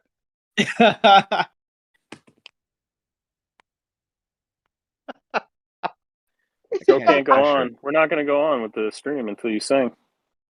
Fly me to the moon. There you go. Let me be. pretty good. Okay. So There let you me go. play Among the Stars, but whatever. What is it? What's the rest of the words? Never mind. Go ahead. Fly Go me ahead. to the Come on. moon. Let me dance among the stars. Oh, that's right. Let me dance among the stars. There you go. Okay, good. Don't forget Between Jupiter and Mars. Okay. I'll do a whole verse here. Let me pan it down a little bit. I'll look up the words and then bust it out. Really quick, guys. Doge right now is breaking the point of control on the 4 hour. Yeah. And we're about to test the 100 EMA. Woo! On the 4 hour. Danny, give me a Ric Flair. Yeah. By the way, did I tell you guys we won the contest? You won? $20. Yeah, not me. At my department. Right. We're 30 year in a row. Remember, next year, Ace Ventura, you win. I know. Remember me. I can't wait. I'm gonna say this is Panino. And I'll make him proud.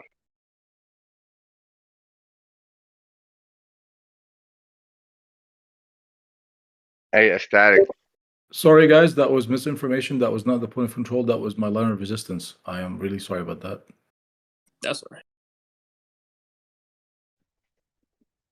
I mean, line of support, not resistance.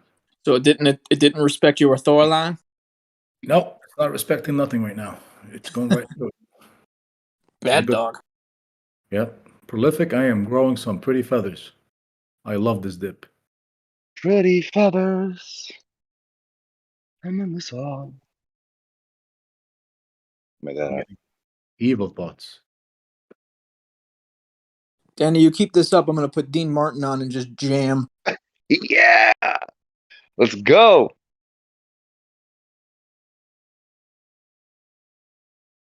So I'm looking in my garage right now. And I'm looking for a block of wood. May I ask why? My side gate, I have this I keep leaving it open, so my English bulldog, when I take him out to go potty, he likes to go through and bam, gone out the front. I live in a gated community, it's fine, but I forget that he left, and then I get a knock on my door. Hey, Harley got out again. So now I'm putting this retractable hinge, but I need a block of wood to screw into the gate so it'll latch, so I can put the latch onto there. And I can't find one piece of freaking wood in my garage. I'm trying to think what I'm gonna break. Oh, geez. I know I should go to the store, but I'm being lazy. I want to be like Bob Vila right now. You know how Create much wood something. costs right now? Wait, did the price come down? Because it was ridiculous before. It's still crazy. Yeah, prices down are way down compared to like 4 months ago. All I know is I filled one of the trucks up with gas, like on my way home today. Oof. Oh my God. Gas is $5. Gas is $5 a gallon in California right now. It's pretty close Is it? over here. Are you fucking kidding Jesus. What are you in New York? You need to Me? move out of Cali. I'm close enough, but I take my imagine 30 gallons of premium. Take your profits and move. There's a couple gas stations in Northern Cali where it reached $8. Oh, yeah. Right. I normally Big don't. Sur is right by me. I try not to look. I don't know why I looked. I was like, wait a minute. I was like, oh no.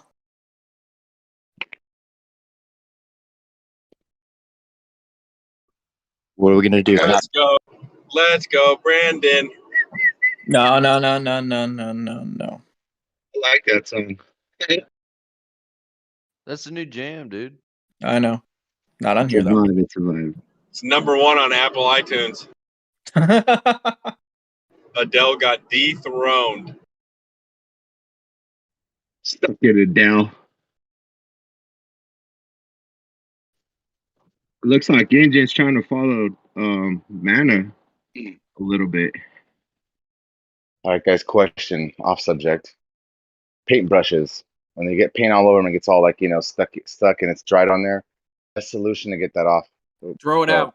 Nothing. Yep, get a new paintbrush. Throw it out. Stop Throw being it so out. goddamn cheap. Burn it. No.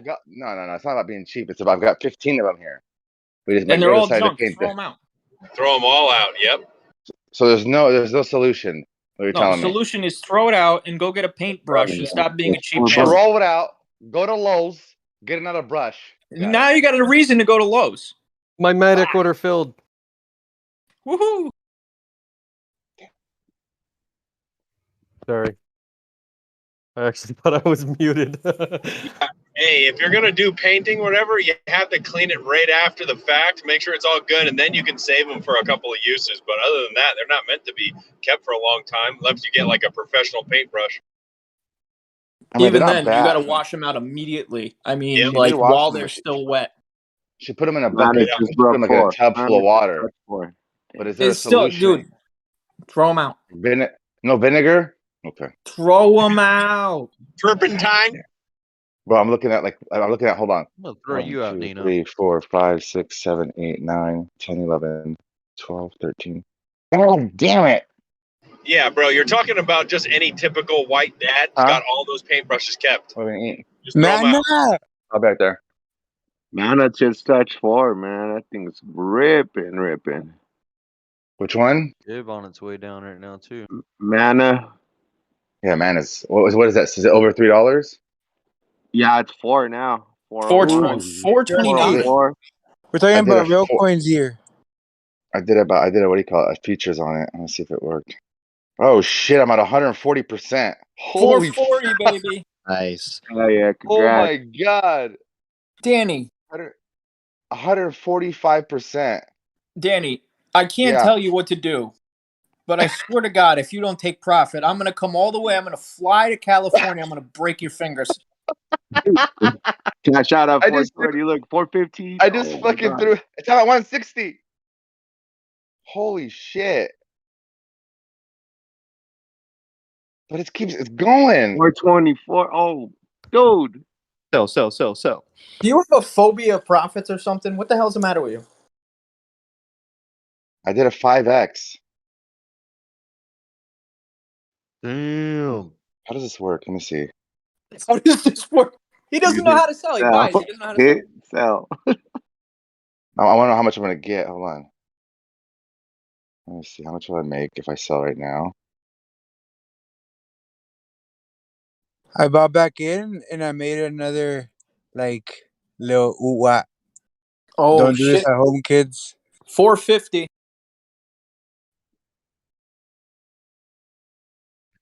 Damn. She's Prolific, you want flying. Coinbase?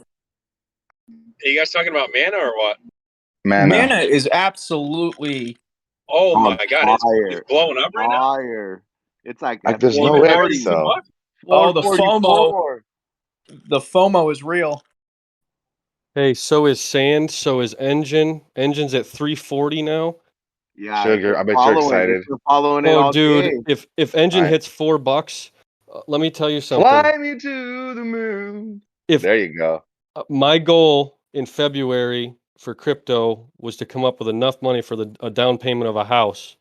And if Engine hits $4, it's hitting it today, baby. Mana's knocking on 5. And you wanted me to sell? Yeah, at $4 I will. That'll be literally my goal's end. It's dropping. It went all the way up, hit $5, got rejected. People are selling. People are selling now. Wow, it dropped hard. Mom, good people, bring that money back into Doge. Come on. Them juicy profits. Yep.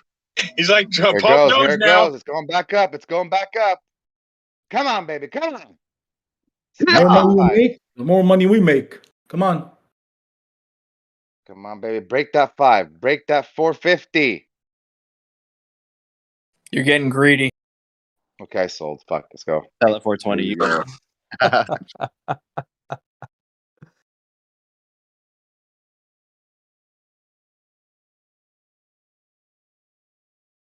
Yeah, I'm still holding Engine till $4. It's been following it all day, man. I think Engine's gonna pump here in a little bit. Like they've just been going back and forth all day since last Doge night. dropping quick too. 25.8. Yeah, Doge just up 25. Oh my god, man, that's so sexy. You guys buying that dip on Doge or not? I'm waiting a little longer. Look, Big tonight I'm gonna buy a bag in Solidarity. I think it's. Should I buy a bag of Doge? Fuck, let's go. Let me know when Iron Man is I should pay attention to the chart. Bring that money back here home. Bring it home, baby. She's going lower. What is? Let her go lower.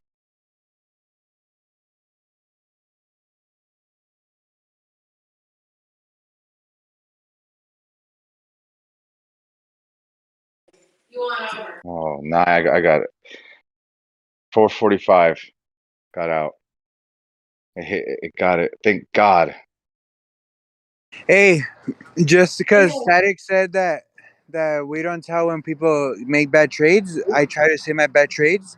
Right now I made a few K, but I entered this next time and I got liquidated for $1,000. But I made a few, so it was okay.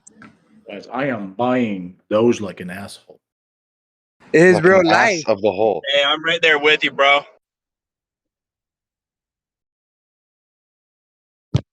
Damn, I'm tempted now.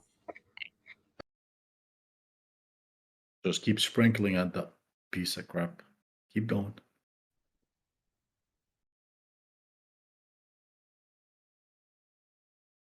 Oh, come on. I'm now. drip dropping on Doge like R. Kelly.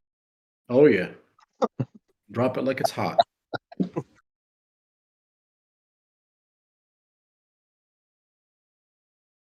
Can't teach me how to make a meal if you never made a meal. Woo! Right now, 50% in. I don't even know if I made a mill in one trade. Like, I don't even know what I would do. I'd like make people bow down. I go to the grocery. You got some evil thoughts. Hilarious. I'm only kidding. I might tell my little brother that. I'd be like, envy me. Oh, That was freaking amazing. This I thing's love you, going man. again. I'll admire me. $4.70 rather. Where are you seeing that? I'm at 425. Where is sTAtic? I thought he went to the casino. Casino. This is better than casino right here. We're at the casino. He's playing roulette and blackjack. I heard he loves those games. I just look at the little sticks and then I No. buy them. Actually, just stopped at my house to fix some stuff on the computer, some of the charts, and I'm going to throw some dishes in the dishwasher, and then I'm going to play poker. Hopefully, my 258 buy order on Doge will get hit. Looks like I might have just missed it though. For now, Thousands It'll get of dollars are moving right now. Fast. Crypto moves fast. Dude, the wires are getting hot. I can smell it burning. Survival of the fastest. Aha! Let's go. Bro, let me. You're killing me, bro. You're hella funny. Hey, it's time to eat. Just want those to give me like that free wick food. down to 25. Come on. All the way to 24. Go all the way down. Boy, I am going with it wherever it goes. You know damn well once it hits that 24, it is going to most likely. I'm thinking it's going to rocket. 24 what? I think high 24 is like 24.9. 24.5, I would say. 24.9. Yeah, 24.9. Yeah, 24.9 is a good. I'm gonna put a nice chunky. I got a buy order. My last buy order is 248.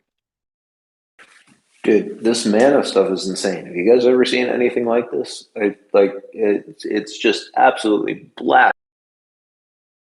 Were you What is it watching now? Don't Shiba? tell me.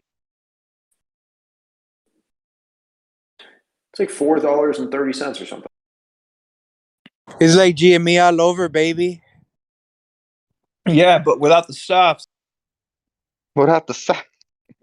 Actually, dude, this is crypto right before Saturday Night Live.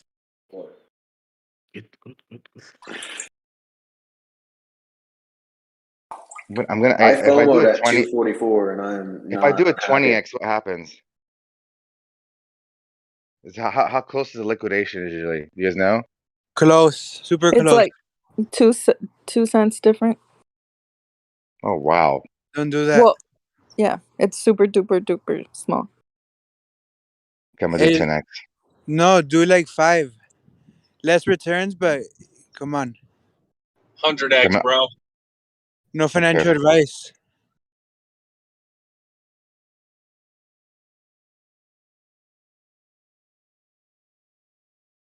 Let's go. Let's go, Johnny. Let's go, Johnny. Did you guys already talk about what you think the low is for Shib? Because I heard a number. Fuck Sheep. Here's your number. There's your number. I mean, to me, the lowest Shib could possibly, not possibly go, but the lowest likely point Shib could go is in the 5s. I heard Remember- high Well, 30s. High 30s? They wish they could get it for that price. We'll see. I hope so. No, don't get me wrong. I wish I could get it too.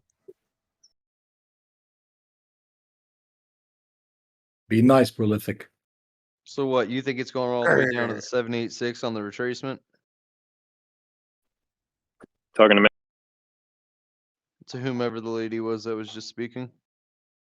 Yeah, it sounds like a 7.8. I'm not putting words in her mouth, but it sounds like a 7.86. I'm down at like Yeah. the golden pocket is where I'm thinking, like, which is 5.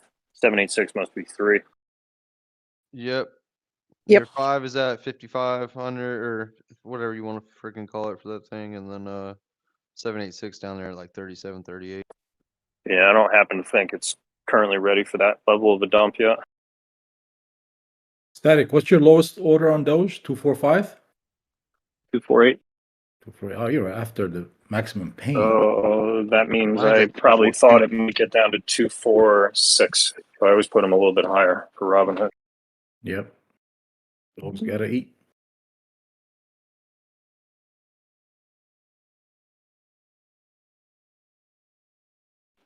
Got to pay their, got to give them their food.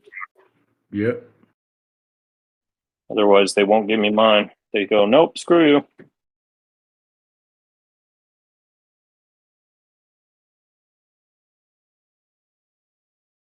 It's so disgusting. You saw how much money was moved right now in that $5.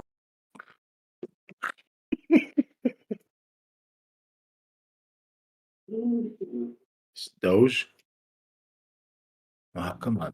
We still have an hour 15 minutes on this daily. Do you guys think they're gonna give us another kick? I feel like it's gonna go wherever it's gonna go, but as soon as it gets there, it's gonna. Gonna eat? Come on, baby. Come on. 415. Hey Denny, I kind of feel your pain, bro. Like I got so much Doge now that even if it's like not even at all-time highs, I'll have like so much money, I'll be like sick to my stomach, thinking like I better sell. No, I'm not even worried. I'm not even looking at my Doge. I'm like, I already put a buy order to buy more, and I don't look at it no more. Oh no, I'm just talking about my Doge bag is so big that I couldn't even like. Oh. I don't even think I could stomach riding it all the way to the top. I'd be like scared of like I gotta sell. Mm-hmm. I hate that. I hate that feeling. Mana's up 400% in 7 days, 167% in 24 hours, and it is currently now in 27th spot on total market cap. What?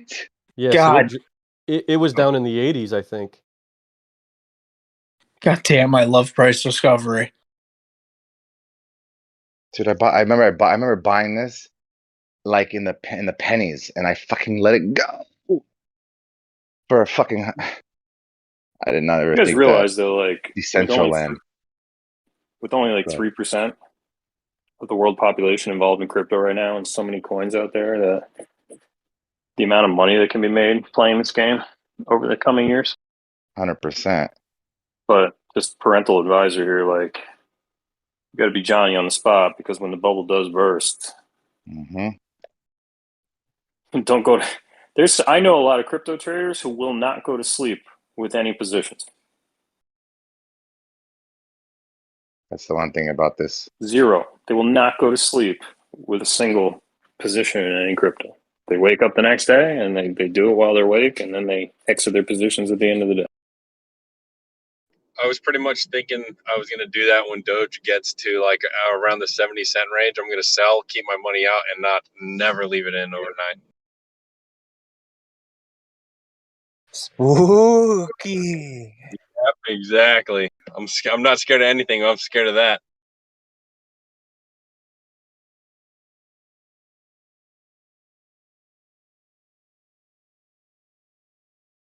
Oh no. Wait. Maybe we might have bought the lows, bro. 25, that 25.9 might have been the low. You think? I don't know. We're up a 0.5% already, or I mean a 0.5%. That's I'm what they only- want you to think. I'm only 50% in. Don't make me go all in. Don't do it. It's going to go lower. Who's that, Jarsky? Uh-huh.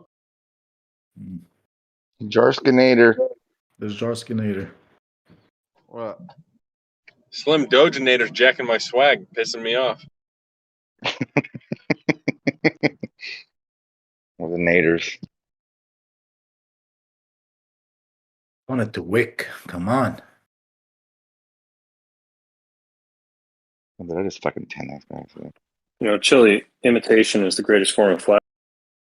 I had a feeling that's what it was. He saw me talking my TA. So why are you copying this guy? I don't know, he's pissing me off. No, why did you copy him? No.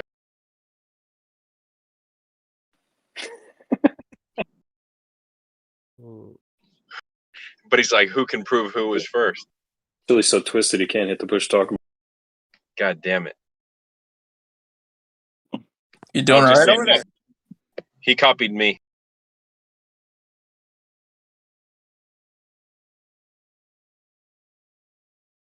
Hey. Where is Pharaoh? This guy literally has bullet holes in the back of his car. And that'll happen.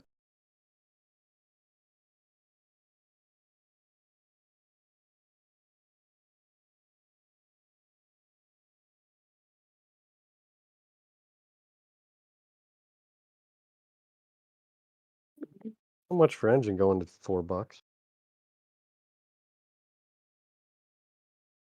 There we go. Come on.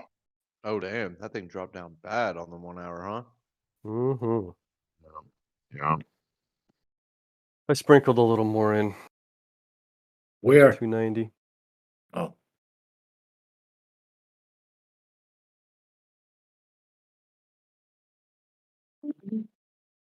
One hour left on this daily candle. You know what? I think maybe the new daily candle would have will open out red, give us a wick down, and then we'll be able to see a upward movement. The big schlong. Hey guys, I hope I'm not interrupting anything here, but I was just curious. Like, I know I mentioned something about it kind of recently, but have you guys like watched any of these mana charts? It's absolutely insane. The price action's jumping like 30 cents like in a second. I just was curious if you guys have looked Did you just got into the Discord right now? I'm watching Mana right now. I think I've been watching it right now. Yeah, we've been watching it. Are you who was it that just spoke? It's Winston. I've just Are started you looking at stuff and talking recently, so you guys probably don't know me very well. Oh, absolutely. Don't worry. I don't ask who's speaking because I'm going to be like, who spoke? Shut up. No, That's where my head was I just at. want to put a I just want to put a name to the voice. Are you in Mana right now, or are you considering getting?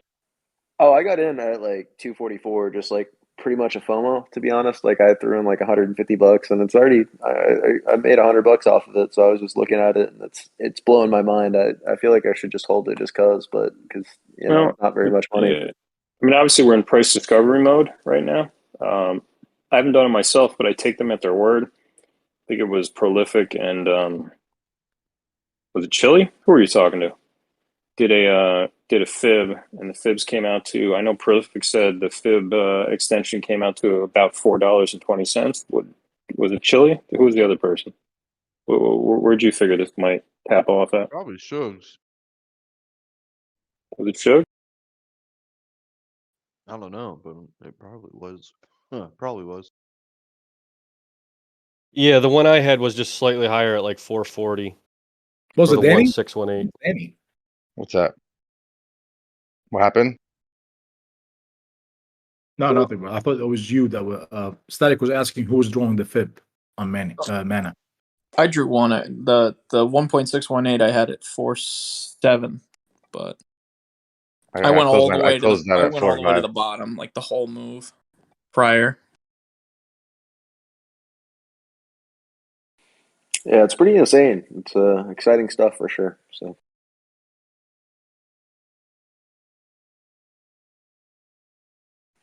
Do you guys think there's any like value in the coin long term? I know it's obviously in discovery, so it's going to be going pretty crazy for the next little bit. But I was just curious what your guys' thoughts I think on it isn't for this like one the that long term. competes with? Isn't this the one that? Sorry, go ahead. I was just asking if he was just joining. Is this Mana the same Mana you use to buy shit in Decentraland and Yep, places like the one? So, okay.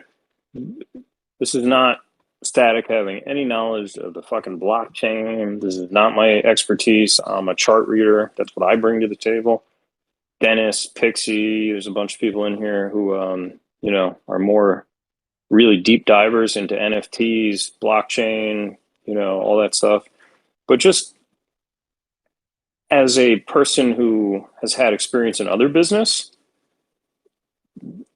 I'm considering actually buying land in some of these virtual worlds because I can see the potential as a investment.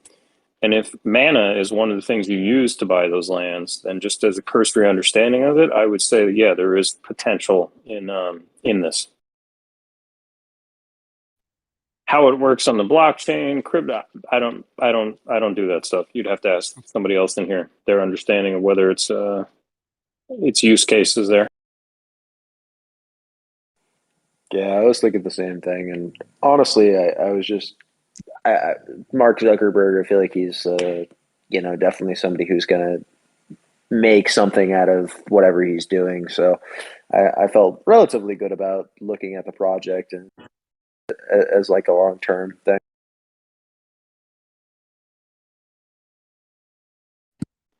Now the chart guy in me says I might invest in Get the hell Mana, out. but I'm not particularly fond of investing in it right now because of what it's Yeah, doing. no, I'm gonna wait for it sure. I'm gonna wait for it to find that high, and I don't care if that high is $10. You know, and I miss a $6 run. So be it. I'm gonna wait for that thing to retrace, find a level of support, whether that be $8 or $2 or whatever, and then I'm gonna get in at that point and ride the next wave. Hey guys, now look at CHZ.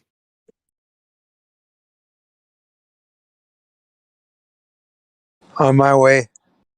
That's up at 50. Whoa, it doesn't say that on the chart. Oh, I'm on Binance. What the hell? What is Coinbase CHZ? is at 50 cents.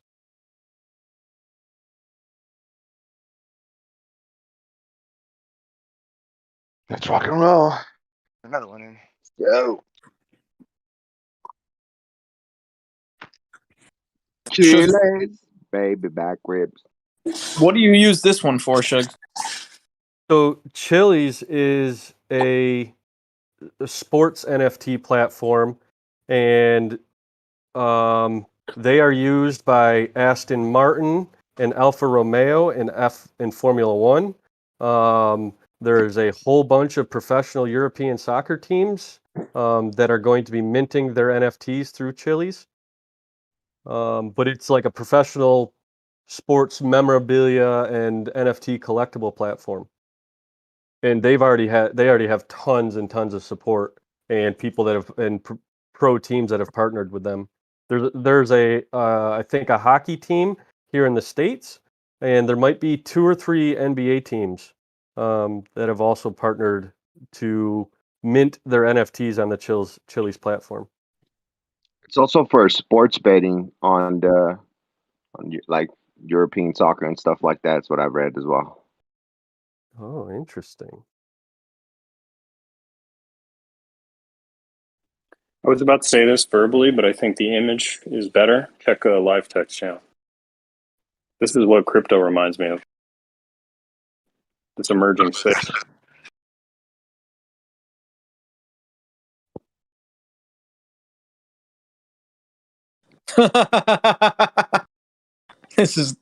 That's amazing. It's literally like herding kittens, right?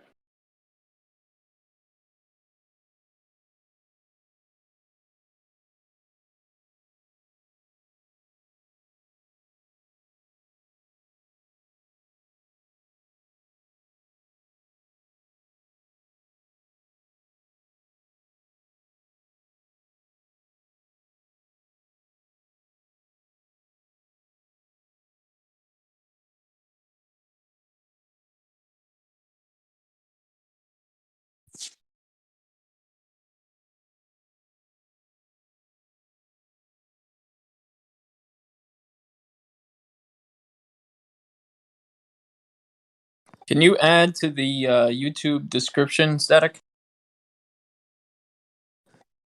You might want to add mana.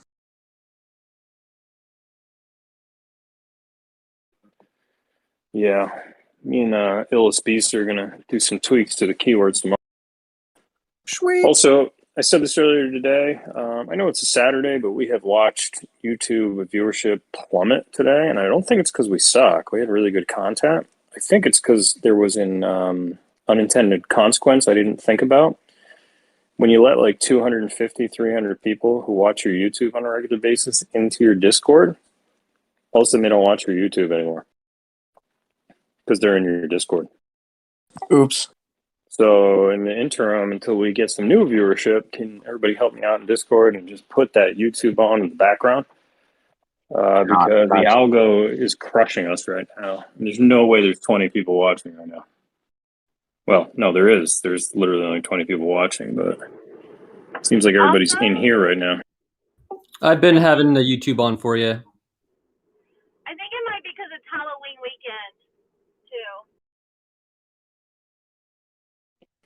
Crypto traders don't care about their kids. What are you talking about, Fabs? We're all about the money. Got to pay that alimony bill.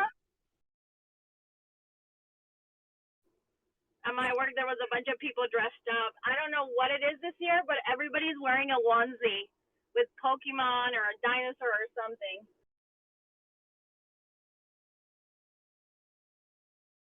I just sold my chills for a 60% profit. Nice. And I whole bagged it. I love it. No, I didn't hold. The buy wasn't a whole bag. I sold the whole bag.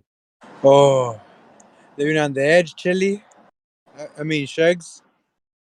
Not really. That was just that call that we were talking about earlier, where it was like 50% chart, 50% gut instinct, and I was in at 32.2. That's right. Gotta love the gut instinct. I got out at 51.8. Danny, I actually said it earlier. I'm channeling my inner Danny. And did it work? It did 60%. It's probably going to pump more, but that's way more than I expected. Obviously, 60%. Mana goes back up to $5. I swear I'll sell. please, please put a prayer for. Actually, my mom prayed for me today. So many blessings, gentlemen, ladies and gentlemen. Sound like a cholo version of Danny. Swear, if it goes to $5, I'll sell. I'll go buy scratch off tickets. I'll go home to my girl. And then give money to my mom. Yeah, you gotta stop by, give money to the mom first, you know. Where else? All I'm saying is, Yeah, so my mother, she was up on the ladder trying to get the grape leaf. So I'm like, Ma, hold on a second. Let me put down the Robin Hood app. Oh, wait, Mom, don't fall. Mom, I'm making an order. Mom, I'm trying to make a trade here, Mom. Are you guys spying on me? How do you? Shit, Mom fell off the ladder. Do they have Wi-Fi at the hospital? Yes. No Wi-Fi. Forget it. We're not going. We're going to the clinic. It's next to the house.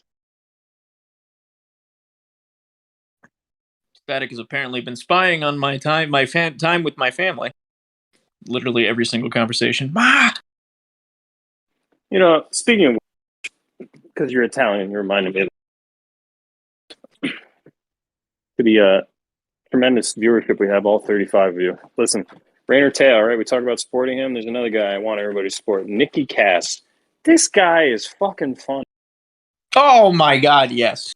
I don't understand how this guy only has, what does he get? I mean, it's a lot, but it's not like millions. He's got, an average video is like 500,000 views. This kid should be at like 65 million views.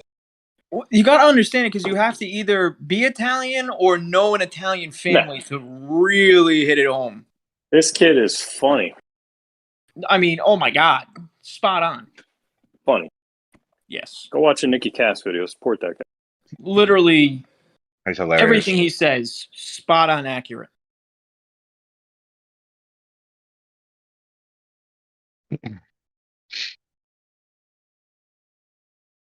Oh, did you get the thing that I sent you the other day? I thought it was funny. Don't forget to come back here, please. We need the viewership. Oh yeah. When you're done with Nicky Cass. No, Nicky Cass after. We're trading now.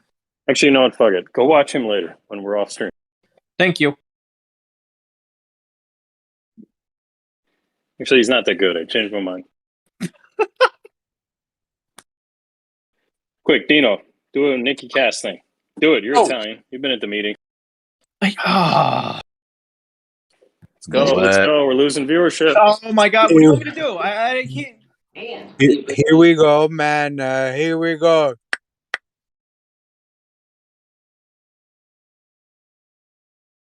I don't even know. Come on, Nino. I don't even know. I don't know what to do. The pressure. Hey, you're killing me. Hey guys, all there's right. You know there's what? a huge. You're screwing us over here. Danny, sing some Frank Sinatra. Fly me to the moon. Let me dance with the stars.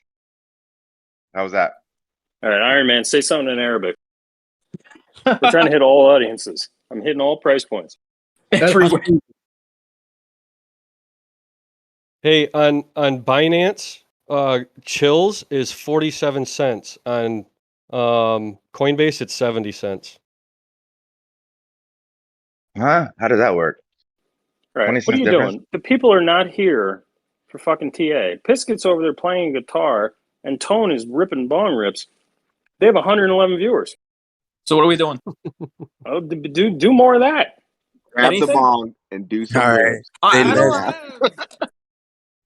I don't have it a kale. Say less. Piskett did 30 seconds at TA and has been playing guitar. We're making money. Where's Justin when we need him? Podemos hablar en español. Oh, good. Telemundo. We're hitting that audience. Good. Thank you. Telemundo. Telemundo. Marca Telemundo.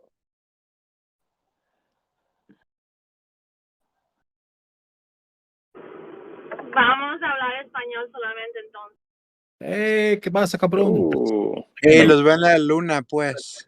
Wait, did you just call it cabron? What's the matter with you? Compre los chiles. I understand cabron in Mexico is not a bad thing. Shh. Yes, it depends on the context. No, it's not. Cabron in Mexico is the person that knows He said how. cabron. Cabron, yeah, cabron. Did you say Dude, I'm telling you jabron? right. I'm sorry. I'm telling you right now. As white as I am, if I'm ever down in like Tijuana and some guy says cabron to me, I know I'm dead. So I don't know what you're talking about, Iron Man. I'm a dead man. I'm gonna be hanging from a bridge with no limbs. He's a nice guy. If you go to TJ, I was told that cabron in Mexico is the person that knows how to do everything. Somebody lied. Oh yeah, like chop your limbs off. Is there anybody here in Mexico?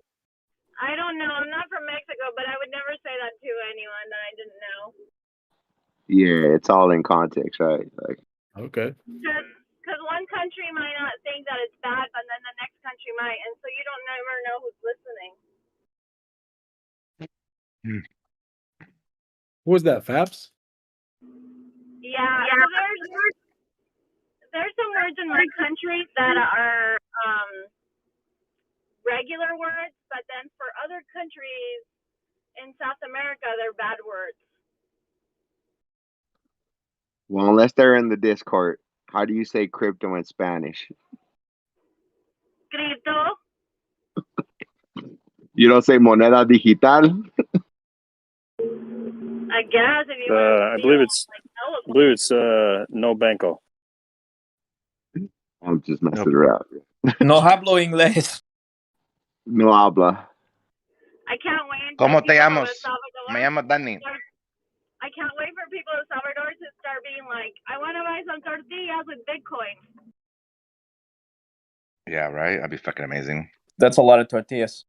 Right now, I want a taco. God damn. I mean pizza.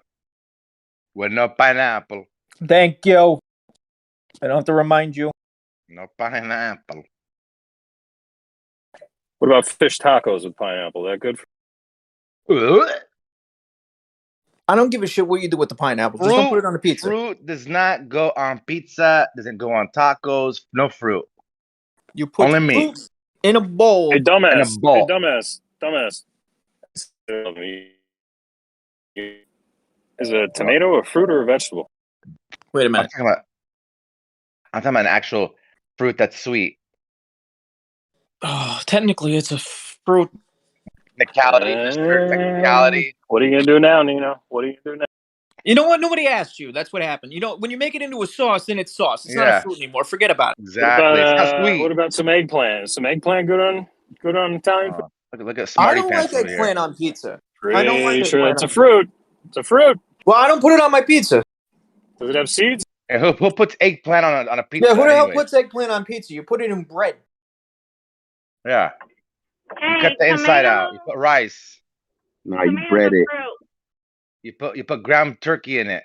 Then you eat it. Hey, Nino. Yes. I'm sorry to tell you. Your culture, the Italian people, they stole tomatoes from Prolific's people. They stole the whole plant. Columbus showed up. He took the tomato plant. He came back to Italy. All of a sudden, everybody's got tomatoes in Italy. He said, your people. Your people. You know what? That's okay. Prolific. I think Prolific deserves reparations. Why do I got to pay him? Wait a minute. No, what you don't understand is, Columbus went down there. He goes over, he sees the plant, and he goes, whatever, and then falls off the back of the truck. They go back over. Hey, look at this plant I got. And then we got tomatoes. Eggplant parm is actually really good. You ever watch Good old Manifest Destiny. You ever watch? They're breaking up. You ever watch Soprano? Of course. Remember that scene, that episode where Tony finds out that one of the teachers at Meadows School, his Saturn got stolen? So Paulie Walnuts and Big Pussy go to find the car thieves who stole the Saturn. And they find the guys, but before they find the guys, they go to like a bunch of Starbucks because they realize that one of the thieves works at a Starbucks. You remember this episode? Yeah. So he's in the Starbucks, Paulie Walnuts, and he's looking at all the espresso machines and all the Italian culture, and he's like pissed off, right? You remember this? He keeps talking to Big Pussy. He's like, they stole our entire culture. Before us, they ate puzzi. You remember that? I think so, but yeah. All right, go back and watch Sprint. Okay. I'm just. You guys didn't have a tomato. What do you got? Oh, yeah. A tomato. Except for Tuscany. Let me tell you about Tuscany. Tuscany doesn't need tomatoes. Tuscany has arguably the best Italian cuisine. Tamales. Oh, Yoda woke up. I heard the word tomato and pineapples, and I went Just bananas. are you gonna wipe the drool off your keyboard first? No, just down the chin. I got long hair. Keep my head up. Just tuck it in the back there. You can just snooze all day long. The head just stays up there. I just watched Yoda that Yoda did 150 push-ups. Took a nap for 7 hours. All kidding aside, did you do something good with your day? I noticed you disappeared, which is cool. But did you do something good, productive, exciting? Yeah, I played my game that I haven't been playing for 2 weeks. Collected Oh, some. the Xbox guy? I was doing some crypto mining. Wait, you crypto mine? Yeah, I gather the gems and I sell them to other people for money. What game is it? Diablo 2, yeah. Like once you get up into the nightmare levels, people want full gems so they can socket them to weapons. How much do you make off of it? So you're like that guy from Ready Player One with the hole in his chest, with the skull. More than likely. It's like selling to the bad guy his whatever crystal ball. Yeah, I used to sell Force crystals too, like Jedi crystals when I was a Star Wars player. I usually am a seller or a buyer of things. This is why crypto is not anything really new to me. GTA has a stock market. Played that thing until I was a billionaire. Oh, there's a cheat in that.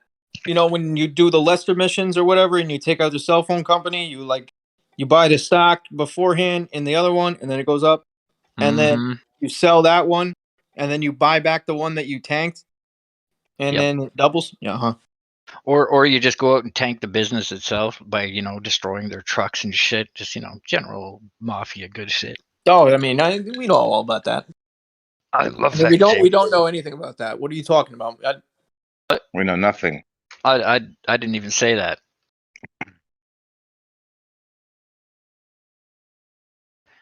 But you guys were talking about VR and stuff. But Grand Theft Auto 6 should be wow. Imagine owning a piece of virtual land in Grand Theft Auto. I'm waiting. I am my bullish. God. All right, so somebody in YouTube chat says I should do what Pisca does and lock the live text channel in general to force people to YouTube chat. So, who the hell is talking in my chat?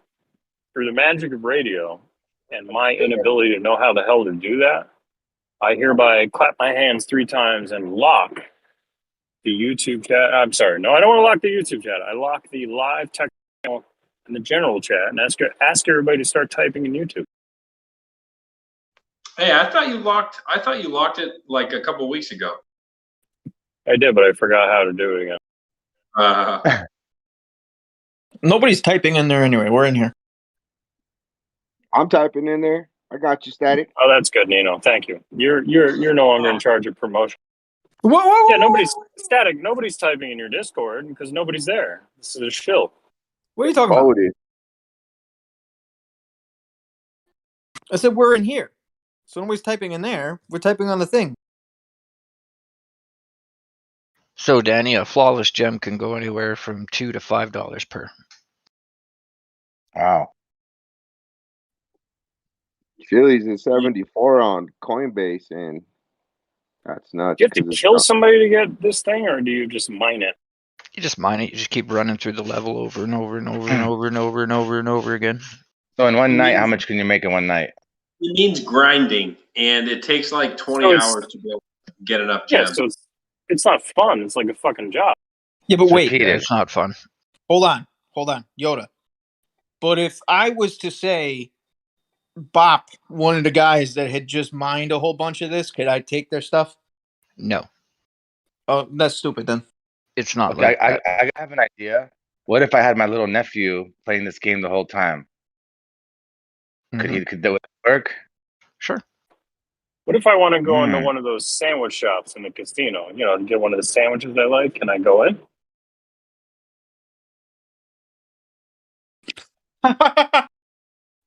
Thank you, Neil. You're the only one who understood that reference. Freaking, I couldn't hit the push to talk button fast enough. I was choking on like whatever I was drinking. I'm glad somebody got.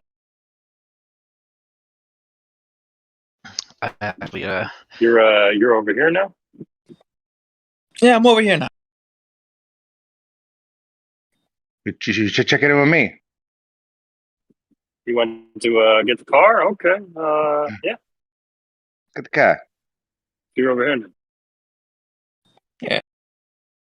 Kind of Actually, like one of my favorite references in all these Italian mafia movies was in The Sopranos, where Christopher Moltisanti walks into the pastry shop and he doesn't feel he's getting respect from the kid behind the counter. So he ends up shooting him in the foot. Do you remember that?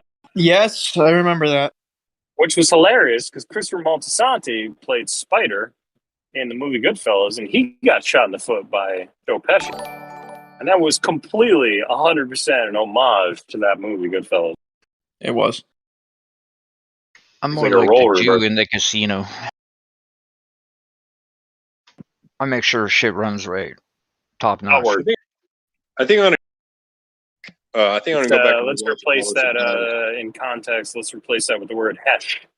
Yes. You're like the Sorry. hesh Yeah, from Soprano. more like that. Make sure stuff runs right. I couldn't gonna remember mention- his name, but I do believe they referred to him as that. Well, if you look historically through the mafia, if you go all the way back to Lucky Luciano, who I will tell you a story about off air with my family. But if you go back to the history of Lucky Luciano, who married Rose Luciano, daughter of the Gambino family.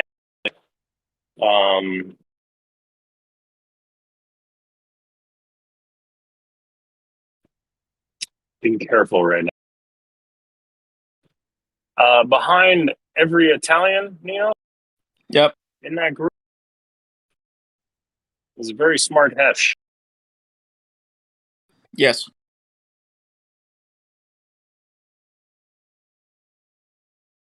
Got to know the books. Anyway, back to crypto. What's Mana do? Mano, hold on. Oh wait, no, this is still Chili's. Hold on, let me go to Mana. Hey, Iron Man, you still holding it in tight there or what? Super chat. Yoda. Sam Rothstein, he's the man. No. Read the super chat, please. Ah. I'm actually not on the YouTube page right now. God damn it, Yoda, come on. We need Somebody to read.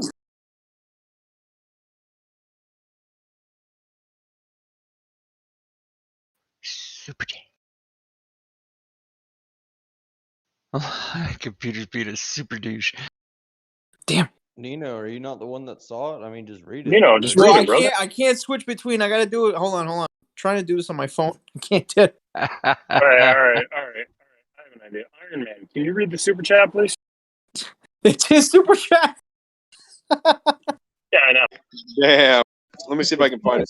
Chat, you want me to read Iron it? Man, can you read the super chat, please? No, I'm not. Give me a second. Hold on. I'm almost there. Almost there. Wait for it too. Hell out of here. You see what I did there, though? Yoda didn't have I the. gotta be honest with YouTube you. on. I'm a little disappointed with YouTube today. I'm not, this is not a greed thing. It's just like a pay it forward. Like, I don't need the money. It's just the principle. So, like, I let like 300 people into my Discord, and I got YouTube all day going, can I get a TA on this? Can I get a TA on this? And, like, we're doing it. I think we got like 3 super chats today. I used to go into Rick's Discord and Piskus Discord and, like, blow up the club, sTAtic here, and they would generate like $200 worth of super chats in like an hour. Just my presence. And I get nothing now. I know. I gotta build with that. I got Iron Man and Nino and Yoda sending me super chats. Very depressing. What? We You don't like gotta- my super chats? See what it was is like you guys are already in dumbasses. here. Dumbasses like built up a good channel, and then you come in with the quality, and then everybody's just already there. We need to like build. We need to pump our numbers, and then it'll start coming in. No, I Super need to chat. start running this channel like Piskett runs his, like a dictatorship instead of a democracy. Iron Man, If it, $10. if it was Piskett, he would be like, "Send me some super chats right now. I'm going to ban you from my YouTube." That's funny. Hey, you need to uninvite everybody that you let into the Discord. Then they have to pay to get back. You gotta That was manage just a demo. Actually, funny Kick story. everybody out. Piskett gave me a freebie last month. He gave me and I'm playing around. I don't want to make it the wrong idea. I love Piskett. He's good. Go support his channel. We're just joking. But true story, Piskett, when I came over to his channel, he's got this whole thing set up where, like, I think you have to pay, and it's a small amount. It's not crazy. It's like $1 or whatever. If you want to talk on his channel, you have to pay like $1, I think, a month. And so, of course, sTAtic, semi-celebrity, comes in there last month, and he gives me a freebie. So I have speaking permissions. And he even upgraded me to open mic. I think that's a thing in his Discord. So yesterday, I went in there to try and talk and realized that my subscription had expired. And I don't know how to re-up it. I'm confused.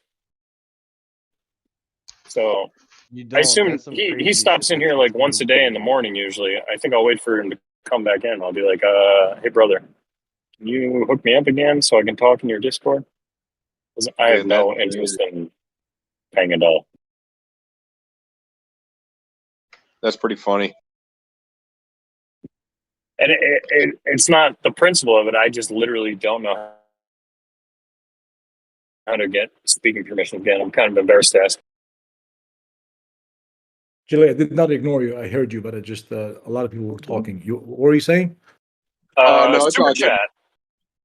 If you leave, it's like I'm not gonna hold it against you. I was just wondering if you got in on Doge or if you're doing it or whatever. I don't know. I'm holding. I'm just waiting for that dump. I mean, Yeah, I think, for sure. Yeah. Super chat. We got another super chat here. We have two of them. Tony Villazana, $5. Fried rice. Thanks, Tony, for the $5. Iron Man, $10. We grow pretty feathers on sTAtic trading, as my buddy Prolific would say. We make profits. Can I do like Drew did? What did Drew do? Profits. Super chat, $4.99 from Tony Villa. Thank you very much for the super chat. Super chat. Tony Villa says, fried rice. Thank you, Tony, for the 5 bones. We appreciate that. Even though I claim not to get a percentage of this from Tame, but I do. But we're not going to talk about that. Thank you, Tony. Shots fired. Tony just wants you to know.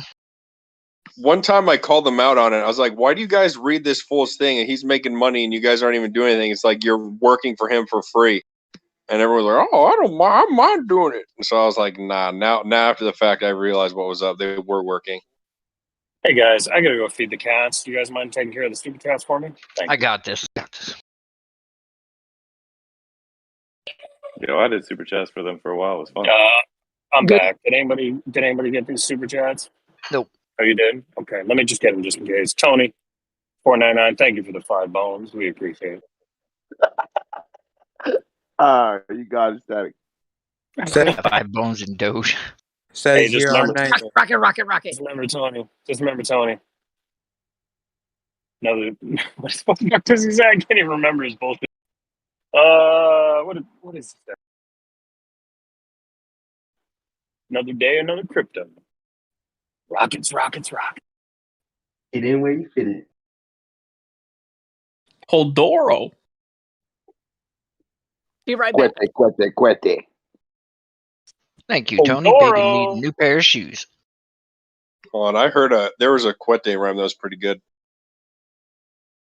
But I'm loco. Oh, uno ocho siete. Hold on a second. Are you challenging me? Because I'll strap up, meet you wherever you want to meet. Oh, what? Just give me a time and a place. I'll be there. You're trolling me now. Somebody say strap on? No, somebody said Quete, uno ocho siete. Oh, I'll come lit. I said cuete, D-Block, like D-Block, Yeah, you got yeah. me? You got me, D-Block? You got my back? Tame, you got, no, Tame, you stay home. You stay home. Me and D-Block got this. Super chat. You want me to take it? All right, super chat from Riding with Dylan. 199 says hodl.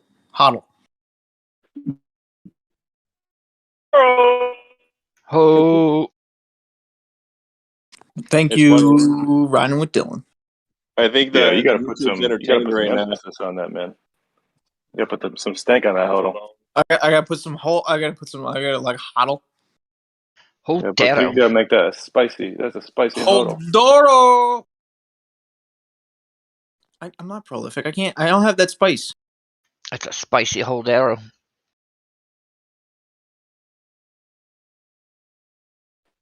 Dennis, Stop where the fuck you loss. been?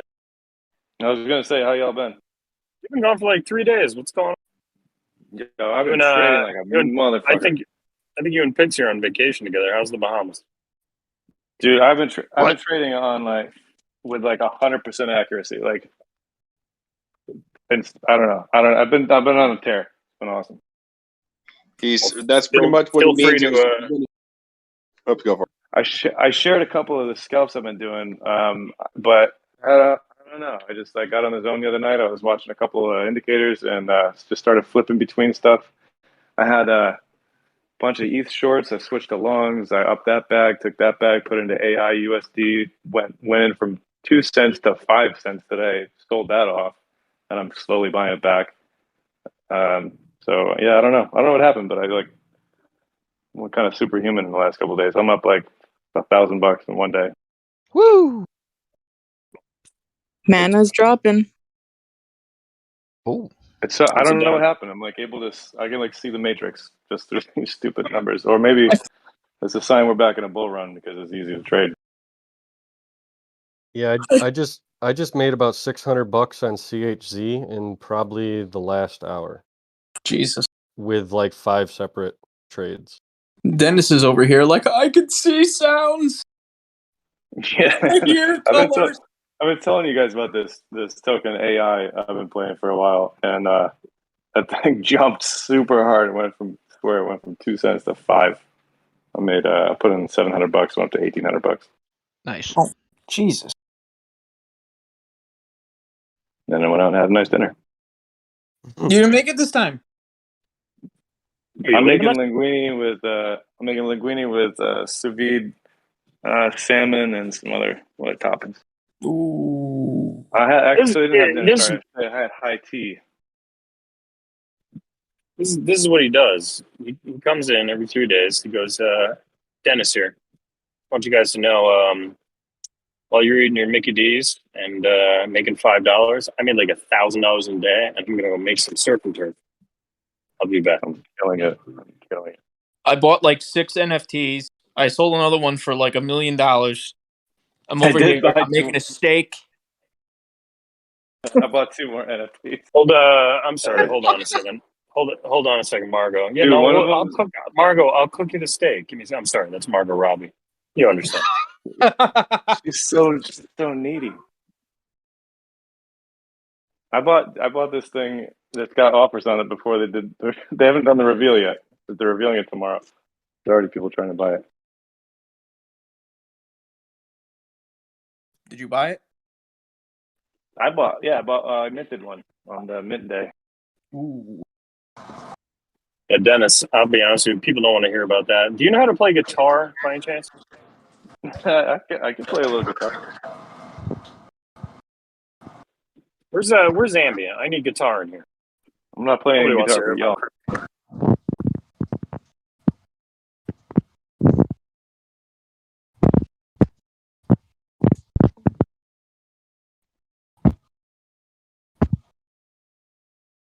Somebody's reporting from a hurricane. What's the weather down there? David Rocket, an open mic. I muted you. Just let me know when you. David Rocket is our reporter on site with the current hurricane rolling in through New Orleans. David, do you have a report?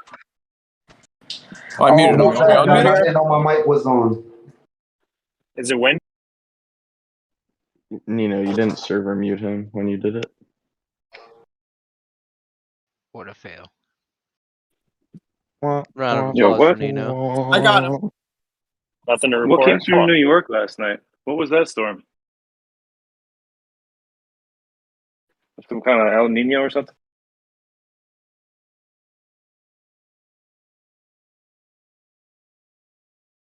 I don't know about that. El Ninos are California, aren't they? I don't know, but it was some kind of storm last night. It was pretty wild.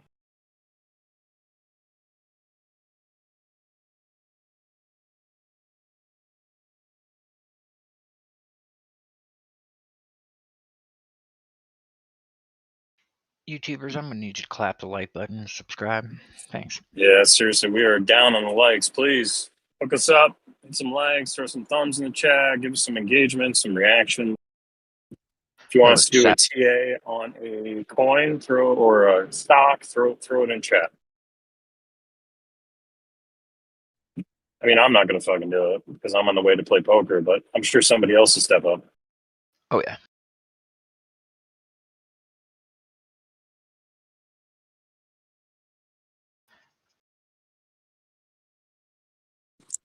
Whoever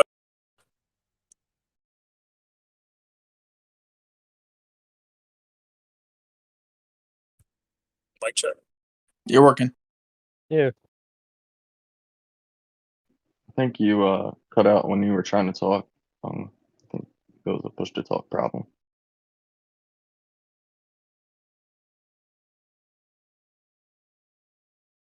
You could totally open mic it and just use the mute button. I mean, he owns the place. Was that sTAtic? Of course it was. Huh.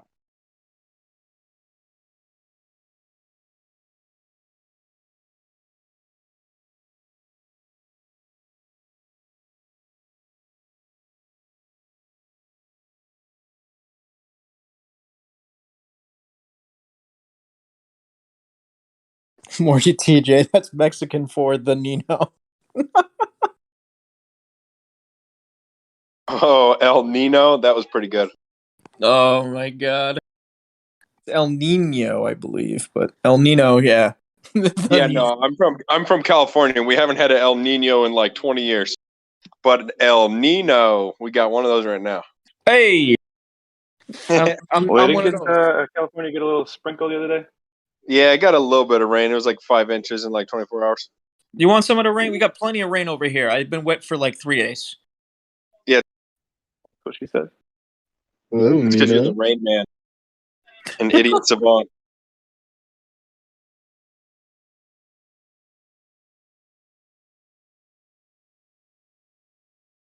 I think we lost the sTAtic. That's all right. Dennis, tell me more about these NFTs. What'd you do? All right, so I got two. I got one called Tenacious Tigers, and they're not actually sold out yet. I think they like maybe launched through, or last I checked, they weren't sold out. But the deal with this collection is that there's some element of governance that where they take the profits or the revenue, whatever, and they invest it into other NFTs. So some of the NFTs that are inaccessible to most people, like the gorillas or apes or whatever, they're $100,000. They're going to take those and buy them, and I think some of the proceeds go back into the pot, so you can get some kind of airdrop or something if you're part of the crew. It's, I think, very interesting roadmap, to say the least. Different than anything else I've seen. The other one's one called Desperate Ape Wives, and illustrations are pretty dope. The female version of this bored ape type phenomenon. So I think there's some people, some artists who are bored ape and CryptoPunk owners that got involved in that one. And that's the one that's already getting offers. They haven't revealed it yet. The reveal's tomorrow. I'll be interested. Yeah, I heard that one was going to be pretty lit. Yeah, it looks good. I mean, it looks super fun.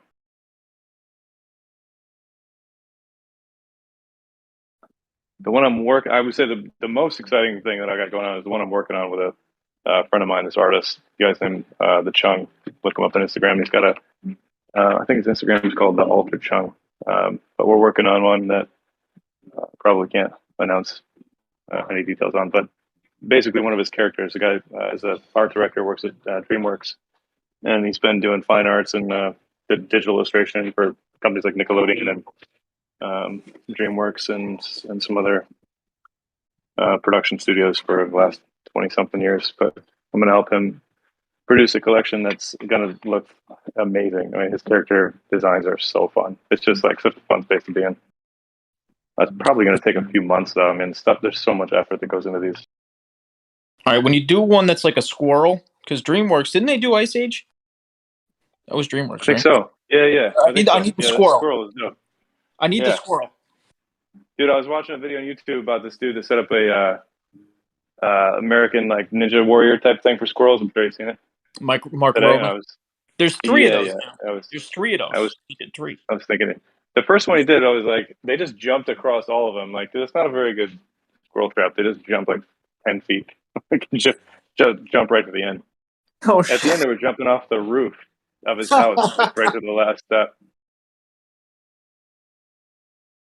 Dude, these things, I swear, they are not dumb. Actually, you know what? Have you checked Yoda's photography? Dennis? Not recently. Go in there. Well, I got to cut some bacon up first. So anyway, so 4, and Yoda has so affectionately, before I had the chance to, named the baby squirrels. So we now have Mario and Luigi. Nice. That's a good name. I didn't name them. Little racist, man. No, I just... Well, no, because apparently the next two are supposed to be Peach, and what's the other one? Yoda, help me. Oh, I got you. So there was named Mario and Luigi after Toad Peaches. Yeah. Peach and what? Dude, that dude had a digital scale, so he could tell which squirrel was which.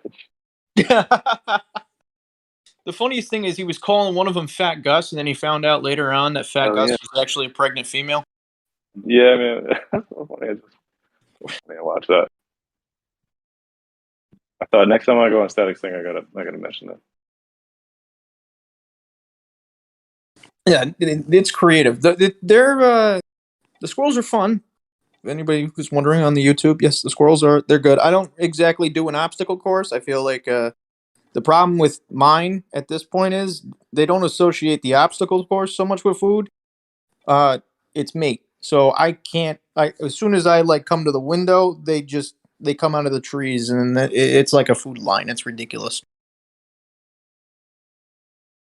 Because they know you're Tell them about the peanut butter. Peanut butter is bad for squirrels. Not the peanut butter. butter. Is it bad that I take my dog out to Nutella, right? Yeah, don't give them the peanut butter. Regular peanuts, yeah, you can do that. Hey Dennis, what was that other NFT? It was like Tiger or something. Tenacious Tigers. Tenacious Tigers, yeah. I think it's 0.08 ETH, and I got gas at like $100 or something. It's not bad. And got a comment here from Mike Malone. Can I NFT a photo of my junk? I want to call it Friends in Low Places. That is funny as hell. That is amazing. I don't know how many people are interested in that, but you can do it. Maybe make a little Annie gift.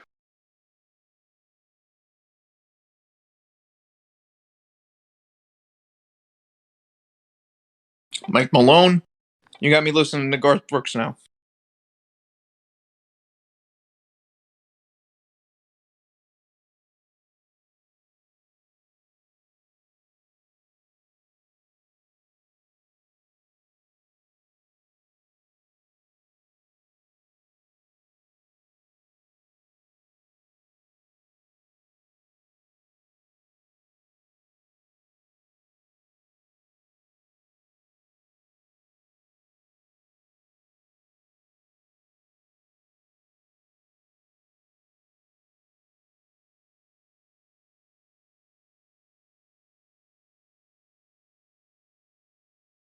Hello, where did everybody go? I was looking at the charts. What do we got? I was just gonna ask You know if how anyone to else has read a been chart? doing TA. If you guys have got anything interesting you're looking at, or Everything kind of seems like it's retracing a bit, about to pop again. I'm hoping. I mean, ETH is. I don't know what the hell ETH's doing. What's ETH doing? ETH on the 4 hour and the day, looking like it's got a bit to come down. So.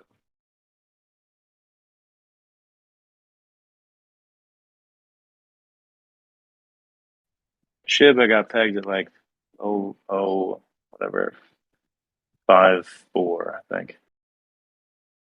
That's where I think it could retrace to. It's struggling to get down there though.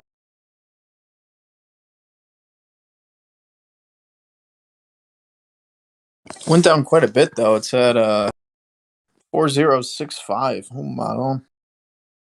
Oh maron. Oh my god. Look, you know. Look at this guy, Pierogi Cheeks. How we going? Yo, Nino, I'm in the area. What are you up to? What do you mean you're in the area? I'm in Wallingford. What do you mean? It's not my area, but it's close. What are you doing all the way up here? My cousin lives here. Oh no shit. Yeah, drive back. Don't be a pussy, Nino. Go out and have fun with DJ. Shy. You can't be doing that. He's with family. He's got to get the hell out of town tomorrow. What do you mean? I'm going to Stanford. I'm going to Stanford right now. You going to Stanford right now? Mm-hmm. I gotta. You leave what, Monday? Yeah, Monday morning. Damn. This guy. This guy. I thought you were moving to Philly. I am. Monday. On Monday? Nice. Yeah. You got a place? You got everything squared away? Yeah, I got my place squared away. It's kind of nice. Nice. Congrats. He overdid it. Just a little. What'd you say? I said you overdid it just a little bougie, but it's good. Yeah, hella bougie. This is, it's DJ. It's got to be a little. It has to have a bit of bougie. That's have a lot of. DJ, I want to talk to you, man. I got my amp back up to 600,000. Oh, do I have to become the whale I'm supposed to be? I'm coming for you. Oh, damn. Come on, Dennis. You can't be doing that to me, dog. So funny. I swapped that Shiba out right when it was up about 8,000. Swapped it for amp at 4.1 cents.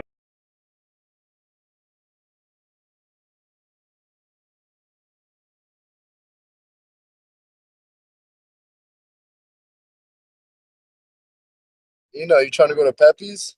Right now? Trying to go to Pepe's? Trying to get lit? Dude, I just got back from dinner. I'm so full. Maron. Maron. Oh. But Pepe's right now in the rain. You know the line is around the block. Everybody's all soaking wet. You don't got the connects? Come on now. Oh, I don't want to have to call them.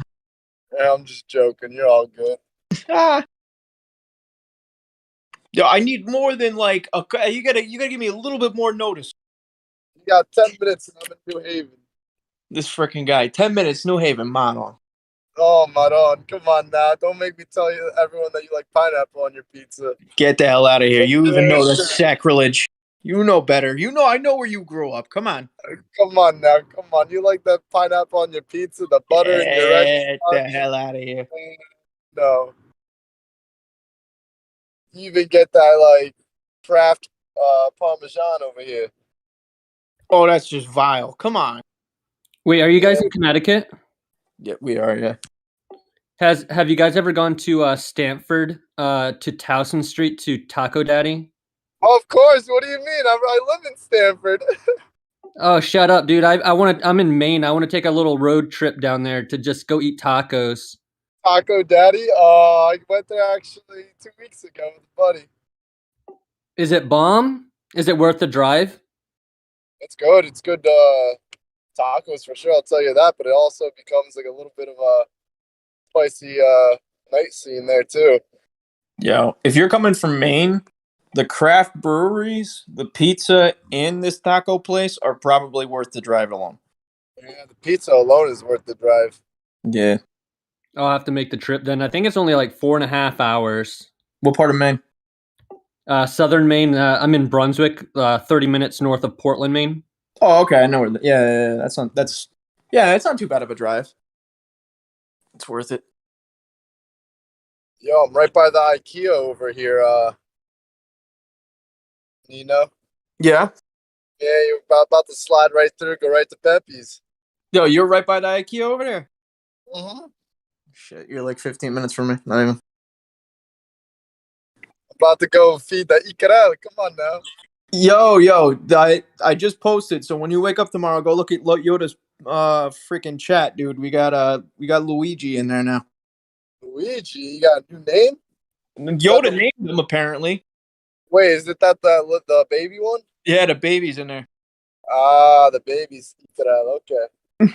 Yeah, they're ridiculous. There's 4 of them. You want us even better? This is the first night DJ ain't going out. Oh, I know. How excited are you for like sleep? What do you mean? I'm not excited at all. I want to go get lit. Oh, dude, pretty soon you're gonna be excited for sleep. Oh, Maron, no sleep for me. I want to be able to go out with all my friends. I'm telling you, man. Cherish it. I want to be able to get lit, have a good time. Instead, I'm at home packing. Yeah, you gotta get lit now so you can appreciate sleep later. Yeah, right? Wait, who the hell are you kidding? You're not packing shit. You're gonna go all the way home. You're gonna be like, it's only 8 o'clock. Somebody's gonna call you. The next thing you know, you're gonna go out. And then tomorrow morning, I can see it already. We're gonna be down in the pit. He's gonna come in here at like 10 a.m. when he first wakes up. He'd be like, I feel like I licked the top of the bar. Aw. Yeah, probably, but no. I'm actually going to be an adult and actually do what this shit I have to do. I don't believe you. No more monkey business right now. I don't believe you. Just bulk up business. Just bulk up business. You're damn right. I need to get a haircut too. I'm starting to get a bulk cut.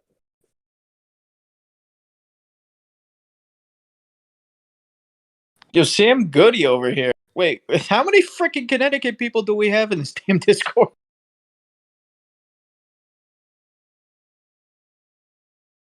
I think I've been in Stanford like twice in my life. Stanford's like New York light. It's not even. I don't even consider it Connecticut. It's literally New York light. It's spicy. It's where I get my. It's where I claim my territory. Wait, Stanford's spicy. What's Brooklyn? I know what Brooklyn literally is a raging fucking forest fire.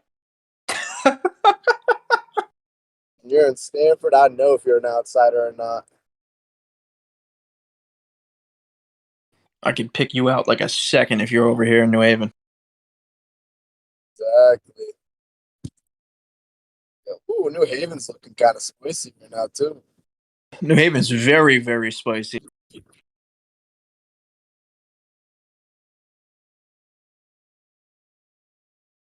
I can't tell if you guys are joking around or not. No, we're dead serious. No. He basically goes Stanford. From Stanford, he goes to New Haven, and then Massachusetts. Basically. Stanford's like New York light. New Haven is like actual Connecticut town. If you want to be bougie, you go straight to Stanford. If you want to feel like you're spicy with a bunch of people, you go to New Haven. New Hey. New Hey. New Hey. New Hey. Dude, I don't even walk into like South Williamsburg, man. I live in Williamsburg. I'm not walking 10 blocks from here. I'll do like a couple of loops. What you talking about? You guys got like zip car down there. You could zip out to the country, look at the leaves. That's what you New Yorkers do. You're like, oh, look at the leaves, all the foliage.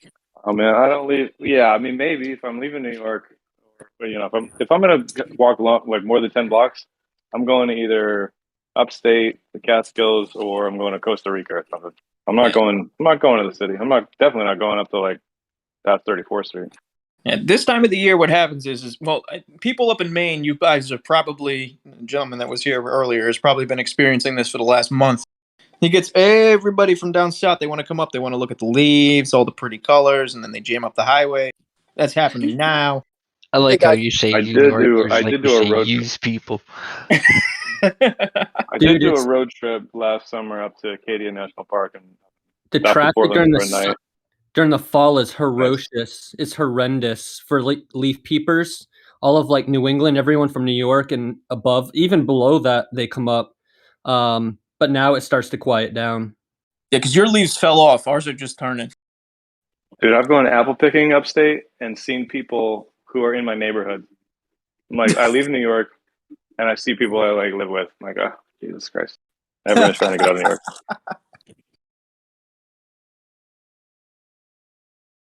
Keeping it spicy. We got people out in California. They're like, what are they talking about? It's like, well, the leaves, that they look good for about a week. They change all these colors. They look great for a week, and then they all fall off and they make a mess, and then we got to clean it all up. You guys have leaves in California, or is it just like cactuses and shit? I mean, actually, the main thing that it does, it just goes from brown to green. But then, like, if you are in the vineyards change like multiple colors. It'll be like brown, red, green, stuff like that. But mainly, California just goes from brown to green. If you drive through like the Poconos, like drive up 80 or 280 or something, it's gorgeous. Oh yeah, Poconos are so nice. Oh, in those mountain roads, oh model. When I go skiing and snowboarding, oh baby. I grew up in Syracuse around the Adirondacks, so you drive around the Finger Lakes. It's unbelievable.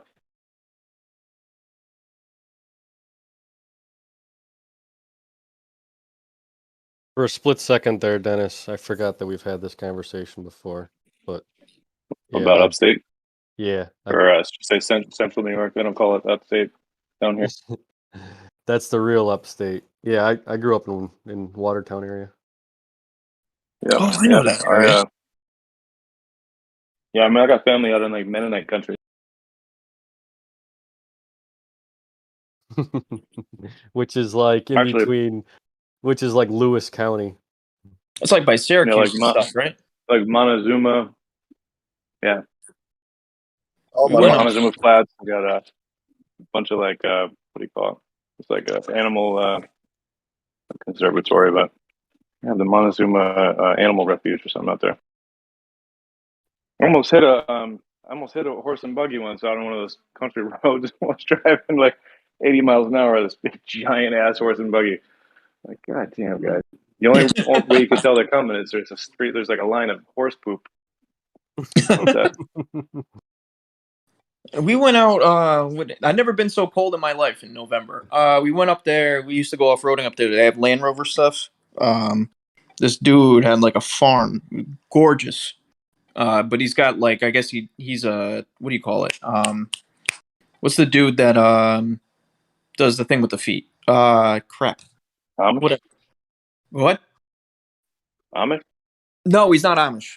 No. Those great people. Farrier. He's a farrier. So what they do is they need to, believe it or not, you got to trim the hoof of a horse regularly, and they got to put shoes on and everything else. So that's what he does, and he takes care of horses. But they have all like the fields for the hay and everything else. What a gorgeous piece of property that is, and gorgeous area that is. But yeah, same thing. Like there's Amish, the Mennonites, everything else.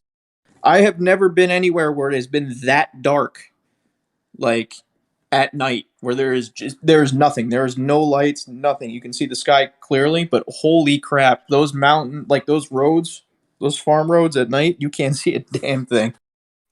Yeah, I'll tell you one other thing too about the Amish, that a lot of people have them make their like their, what do you call it, the cabinetry and stuff. Like the woodworking is like on point. It's unbelievable. Yeah, you want to get good woodworking done, get an Amish guy. Yeah. So I realized why the prices were so different between Binance and Coinbase for like Engine, CHZ. Coinbase, those coins were in price discovery. But they have history on other exchanges. Because at one point, there was a 47-cent difference in Engine. Binance was showing like 303 and Engine was showing like 346 or something. And in CHZ, Binance was showing like 45 cents and CHZ was showing 80. And then I went and looked at the charts, and yeah, for Coinbase, there's no history that high, so that's price discovery. Hey, yo, Nino. What's up? Let me know if you got the answer for this question. My tires, I feel like they're bumping. Bumping? Yeah.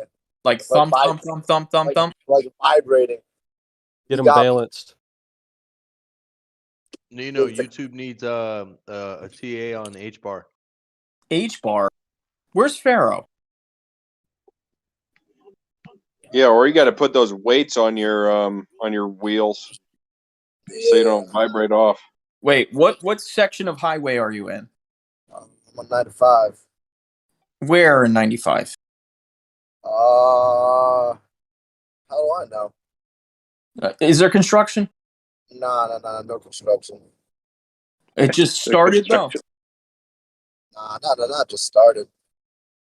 I'm also ripping down 95 going 90s. So like It's making the thump, thump, thumping. What was the last time you checked the tire pressure? like I see my tire. Is your check engine light on? No. If you slow down, does the thumping slow down with it? Yes. Get the tires balanced. But I don't want to slow down. That's the problem. Oh my god. DJ, what was the last time you put air in your tires? My tires are fine. I'm looking at my PSI. I'm good. Sounds like we're about to hear DJ's last words. Basically. No. When's the last time you checked your tire? Like 3 weeks ago, and Nino was like, what was that, like 3 weeks ago, and Nino saved me from getting a ticket. 2 seconds later, a cop was like, woo! I was like, oh, shit. Yeah, Nino's good with that. I'm like, wait a minute, where are you? Mass? Yo, slow down. They're running radar like a mother up there. He's like, what? Really? Slows down. Some other dude gets pinched like literally 2 seconds later. Hey, Tony, H-bar looks like it's trying to establish support on top of a point that has been acting as resistance since like mid-September. So we broke that, and now we're trying to find support so we can continue going up. If it does not find support there, I can see it coming back down to like 37 cents. Because it is following a pretty defined trend line. And I am looking at the 4-hour chart. I define your trend line. Gotcha. Thank you. I was looking at the 1 hour. I thought I saw head and shoulders.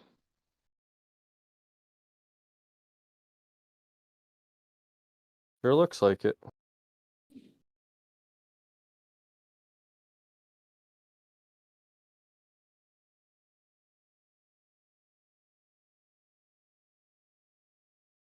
Yeah, I mean, just roughly looking at it, that could be the neckline that it's testing.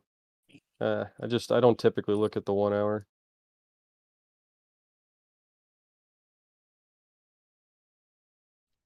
So it's all 4 hours for you to get a better sense of it. Right on. Thanks. Yeah, I pretty much use 4-hour and daily, weekly, sometimes the monthly. I was using the 5-minute just because I was scalping CHZ, made a couple $100. Well, I made like 900 total, and then I lost about 400. I didn't get out early enough. I need no scratch that TA. I'm going out. I just got a spicy text. I'm going out. There's no all hands on. All right, deck. hold on. For the record, what did Nino say? What did Nino say when this conversation started? I said, screw that. That's BS. He's going to go home. He's gonna be like, "It's only 8 o'clock. I'm gonna go out." What happened? Blonde or brunette? Both, actually. Oh, Maron. You're I still got here? Fairfield. Oh my goodness. I got Fairfield, and then I got Mass coming. You got Mass coming? Oh my God. Bullish, DJ. I am bullish on tomorrow. I am bullish too. I don't even need to be bullish. Now, there's like 100% accuracy for me right now. I'm bullish right now. There's no reason why. Like, literally, from what I just got sent, 100% bullish. There's no if, ands, or buts unless I really doink myself.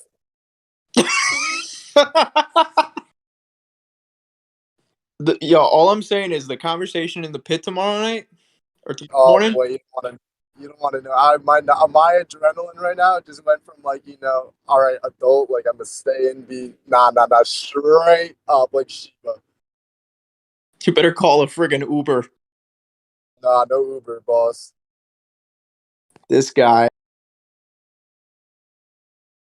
I am so bullish. Just want to say it is following my lines exactly, DJ's night. It's following this channel. I told you it was going to find support. It was going to dip down. It was going to find support. Now we're rising right back up. We're going to the moon tonight, boys. Freaking moon. We're mooning tonight. Is that an angular? Oh, it was nah, no.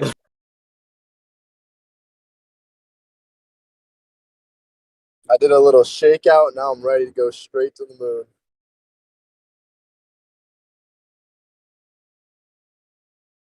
DJ's night is going to surpass the 1.618 fib. Yeah, Dr. Dan is coming out, baby.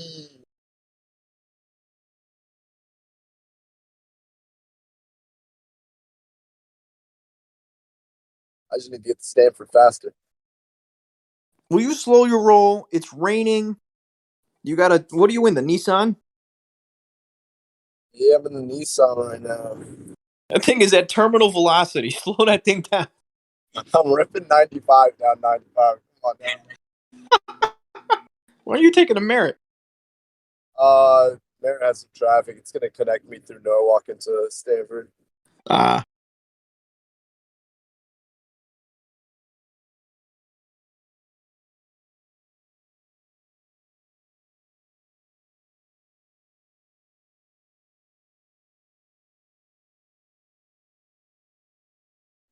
Bullish. I am so excited. I got horse tranquilizer coming right in.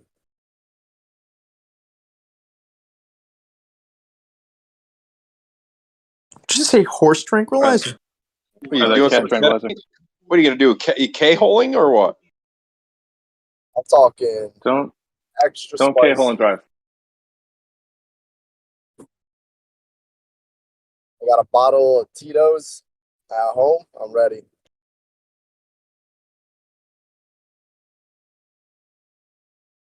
Maybe also don't Tito's and drive. Get yourself an Uber. What do you mean? I'm driving home right now, and then I ain't Ubering. I'm driving. And if I get too whacked, then I'll Uber home.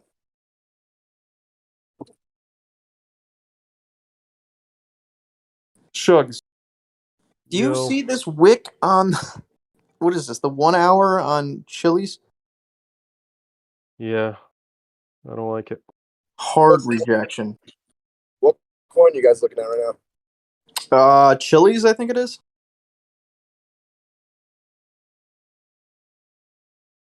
Coin is Chili looking at. No, it's the name of the coin. It's literally called Chili's. I think. Chili's? Wow, that's funny. That's hella funny. It's my coin, baby. Yes, sir. You mean like the restaurant? Yeah, like that, I think. But not the same, but very similar. Chili's. I was like, Chili's in here. What's Chili looking at? What am I looking at? I got all the secrets. It was the most Italian conversation ever. What's Chili looking at? No, not at that Chili. The coin is the Chili. I was like, what? Oh, that makes sense. Yo, this thing ran, DJ, from like 50 cents after it ran a little bit, and then yeeted from like 49 cents to like 90 cents. I got 4 or 5 really good scalps in, and then my 6th trade went in at 60 cents. So. Uh-oh. Yeah, but because I'm learning, every trade I made was with less money. Very good. So this last one I put in was fractions of the first bag that I was scalping with. Yeah, that wick, it price discovered, and then it discovered that this was overpriced. It's price that's what I was trying to say. It's price discovery for Coinbase. This wick isn't on Binance. Well, it is, but it's not as high. That's why, like, because at one point, Chili's on Coinbase was at what, 88 cents, 84 cents, and at that same time on Binance it was still at like 48 cents.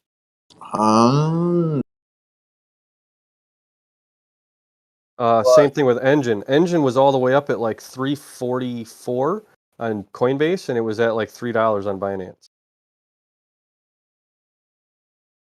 Hey, Nina.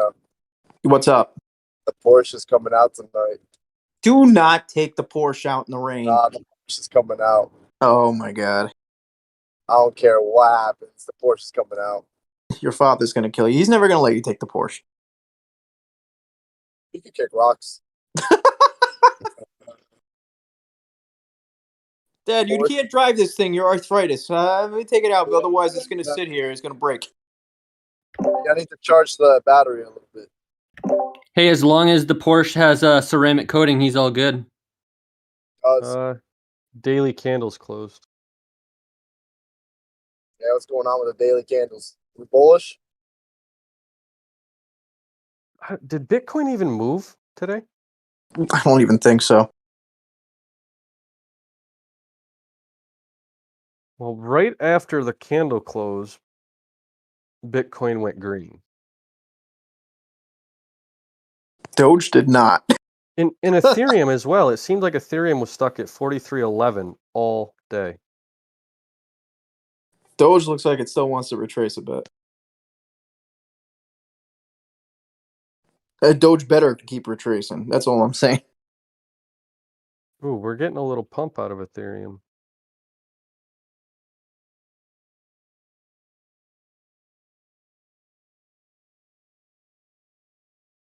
Bitcoin's up 0.5%, like nothing. Yeah, and Ethereum's up 1 full percent.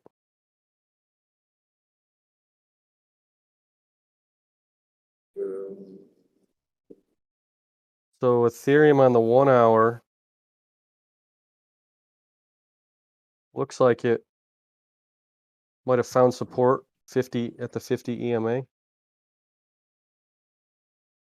mean, we'll see what happens during this. H bar looks good, up at 42.5. Oh, chills! Come on, back. Yeah, if you want my opinion on Ethereum, look at the daily chart. You can clearly draw a three-step Elliott wave, at which point it would begin correcting 2 days ago, which means it could go down as far as 39, low 39s.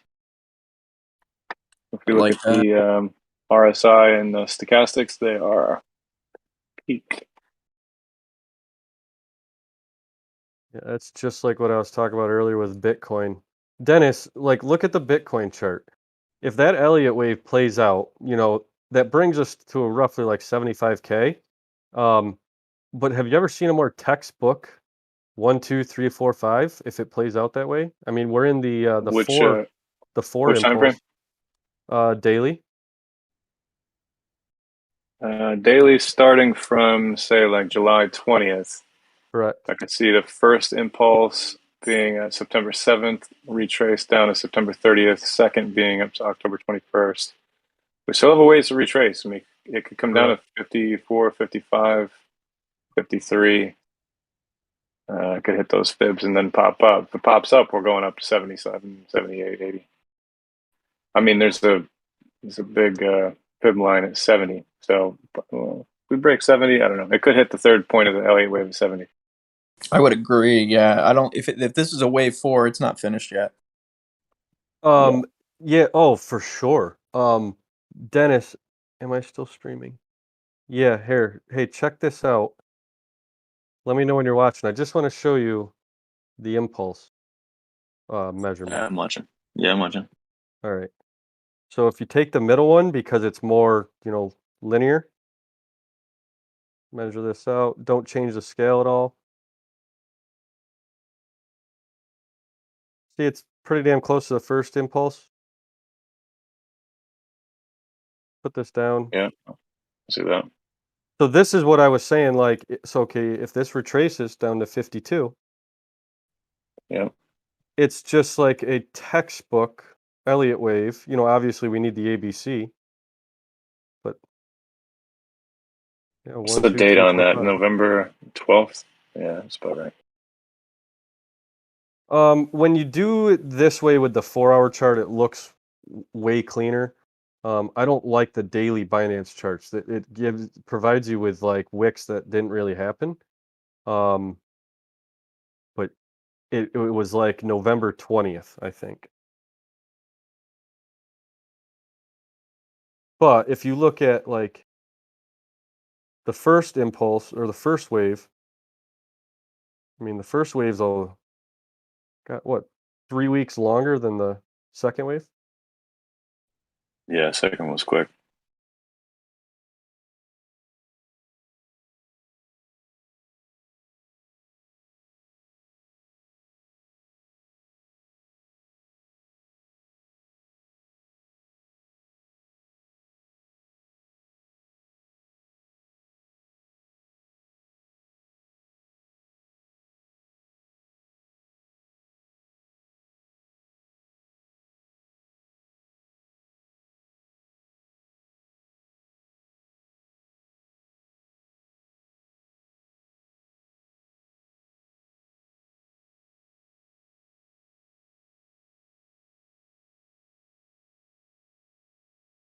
Prolific, you still in here?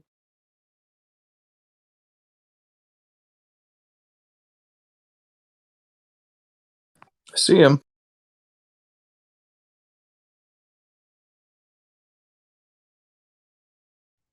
Yeah, by the way, unrelated to this TA, I just realized that the Desperate Ape Wives NFT collection did the reveal today.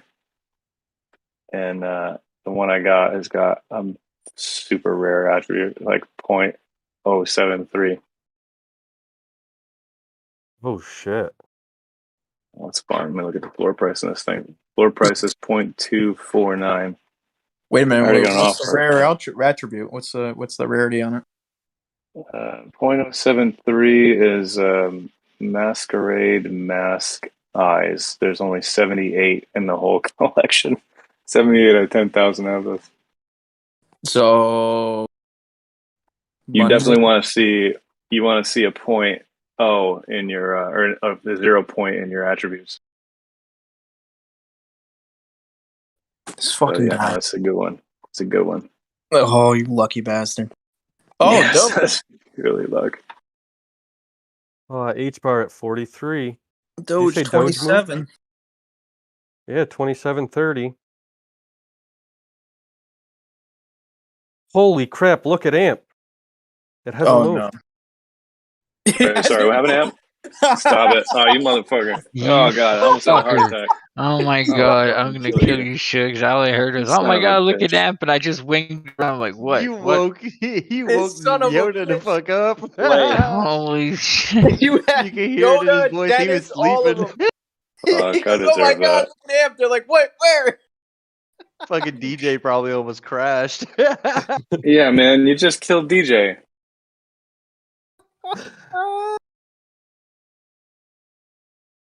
Holy Hey, crap! I have it didn't move. Dude, some of these ape wives are going for 20,000 already.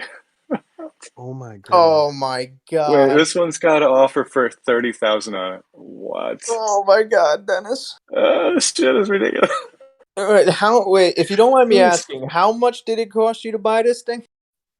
I think it was like $450. I mean, I don't have the one-of-ones that these are like. There's one that's like Queen Elizabeth and Mona Lisa and something else. Like these ones are Doge going for aren't. like 30,000 already. Yeah, this is a good collection, man. I'm never selling that shit. Oh my god.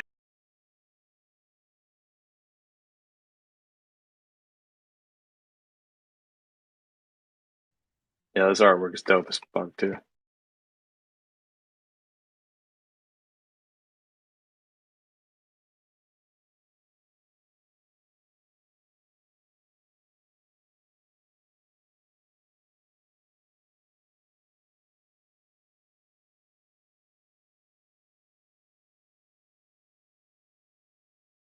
Well, hopefully Pixie runs with my idea and buys some of her sweet artwork.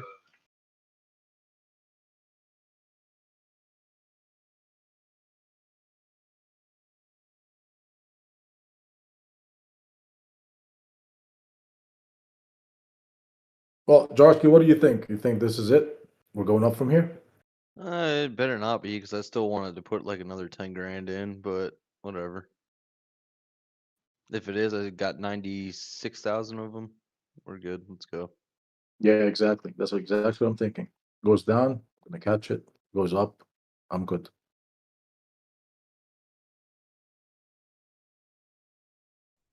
There's already $2.5 million traded on this thing. Sorry, No, that's no, fine. ridiculous.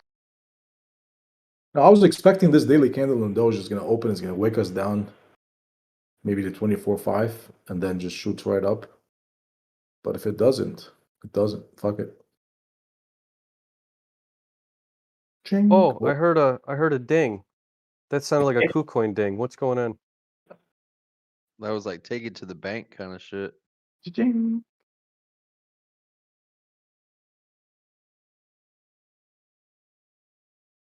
Holy shit. Profits in H-bar. Woo! Nice. Oh my goodness, I hung on to that way longer than I wanted to. All right, I'm gonna go eat some dinner. I'll be back in a bit. Have fun. Take care of DJ. Nobody can take care of that. Oh my god, nobody can. We cannot contain the DJ. Keep him busy. Keep him talking. Keep him talking. Hey, We is want his car anybody to here? want his car to yeet in the other direction. Oh, sorry. He's not in here. Hey, do we know if anybody's from Illinois in here? Why? I wanted someone to go check out a car. What kind of car? A Monte Carlo. What year? 87. Damn, none of your business. You want an 87 Monte from Illinois? Hell yeah. You do not want no car from Illinois. You don't want no friggin' car from Illinois. Wait, what does Prolific say? What are you, the police? Hold on, no, it's in Saint something. You're looking to buy this thing? Yeah, it's in St. Charles. No, it's a nice one. It's at like some private showroom. No, Nino, he just wants you to go look at it. He doesn't give a fuck about buying it. No, I'm gonna. Oh yeah. I'm gonna buy it maybe, but I want you to just go take it for a little test drive. Be my little what's it called? To pay you like $500 or something. Chili. You live in California? Yep. You know what they don't have in California? Snow. Yeah, I was gonna say no. This is. I need to look at the underside of it, but it's pretty. It's cherry, bro. But still, you don't want no car from Illinois. You don't want no car from Illinois. It's Really? it's most likely it's a rust. It's rust underneath. The thing is, they look nice and pretty on the outside. When you crawl underneath it, it ain't the same. I mean, we get a shit ton of snow here, and they salt the piss out of our roads.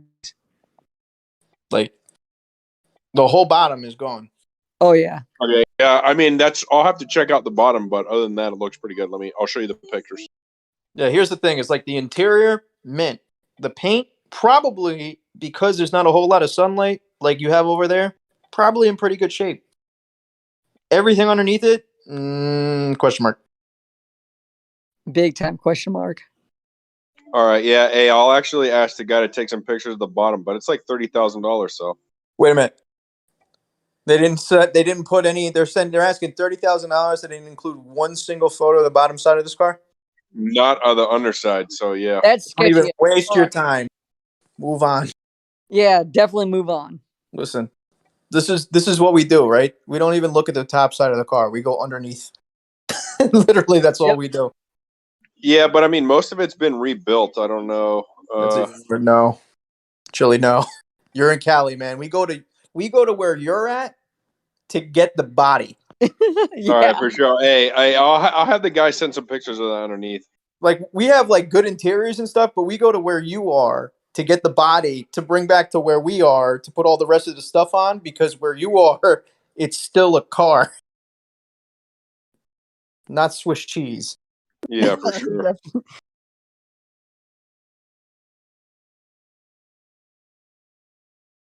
Yeah, major red flag there. Yeah, I live in Illinois and it's shit.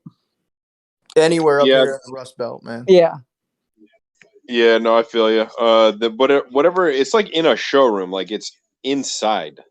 So I don't know. It's not like that kind of car. It's not like I'm trying to buy a bucket and like hope it's good. It's a little bit better than that, but I don't know. The reason why it's in a showroom up here is because it's the only one left. They're all gone. Oh, I got you. You see an 86 Monty driving around up here? That is like, that will snap so many heads because all those disappeared about 10 years ago. Yeah, that's I want one.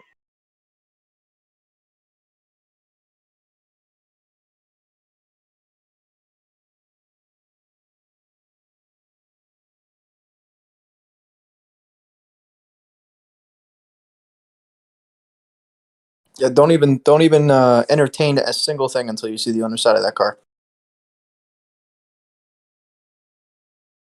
Yeah, I'm gonna hit him up on Monday. I've been looking at this car for days too. 86 Monty. 87. Oh, The 87. hardest year. The hardest of all the years. Was it got a 305 in it? It's got a 383 stroker. Oh, it's modified. Yeah, no, it's pretty much rebuilt. Everything on there, cooling system, everything.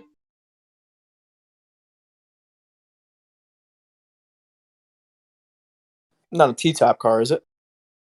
No, not a T-top.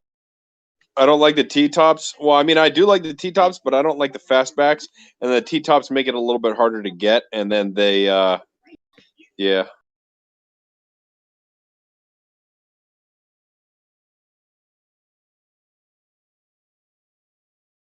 There's another one. I don't know what state it is, but it's like 29,000, but it's bright red, so I'm gonna have to get it painted if I don't get this one. What color is this one? Gray. Hold on, let me send you the pictures. Yeah, send it to me in PM. Yo, is anybody from Illinois? I'm looking at a car here. Chili and I were like, no.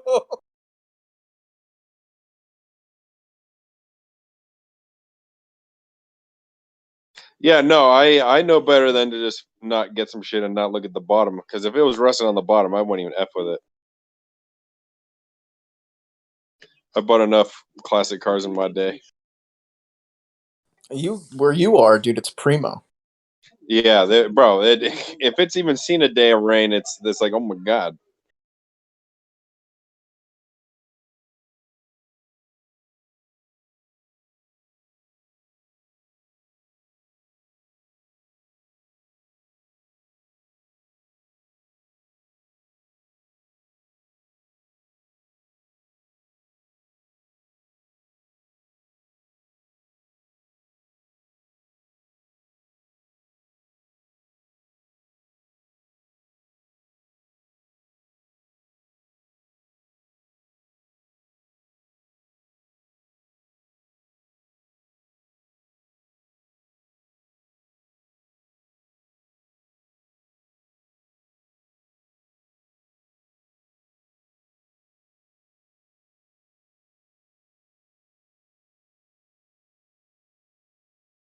I just sent the pics.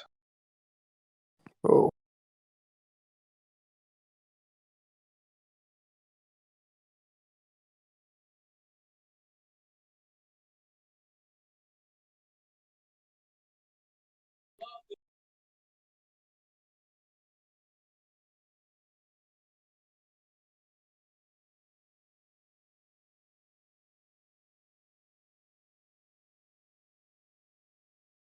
Shelly, do me a favor.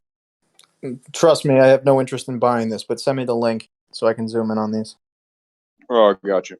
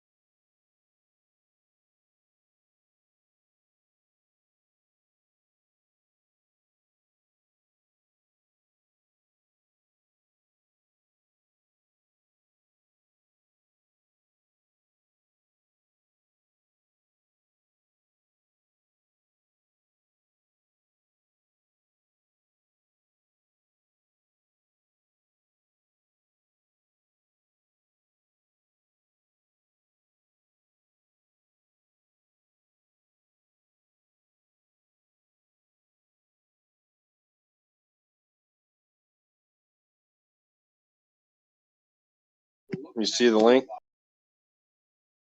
Yeah, I'm going through it now. I think it was tan originally. I can't tell. But yeah, there's no pictures of the bottom. Take a look at the door jam on that photo that's showing the right hand side with the door open.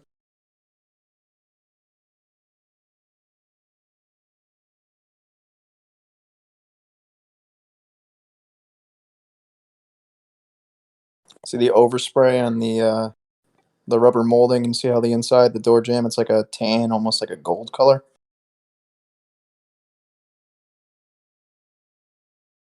Oh yeah, I see what you're saying. Almost like a gold Cadillac. Yeah, I see what you're saying. Yeah, so originally it was tan, which means they just. I think you're going to be a little bit disappointed with the color in person, or the paint job rather.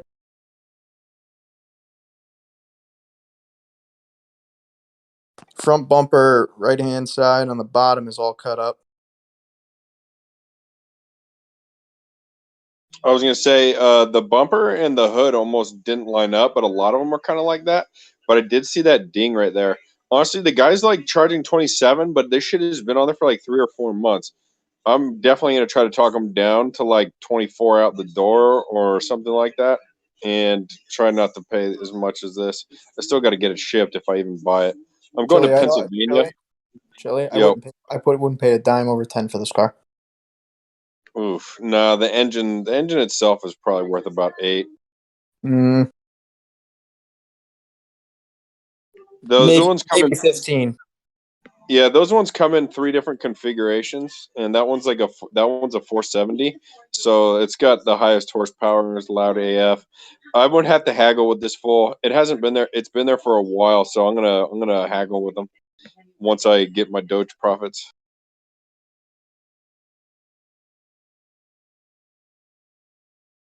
But the inside's clean. That like original interior with the SS and all that. I've never seen that. At least that exact configuration. Well, the seats have been redone. Those aren't stock. The door panels have been modified. Okay, that if they did, it looks like they did it like in the 80s, but like I don't know, it looks old. Probably the mid 2000s, to be honest with you.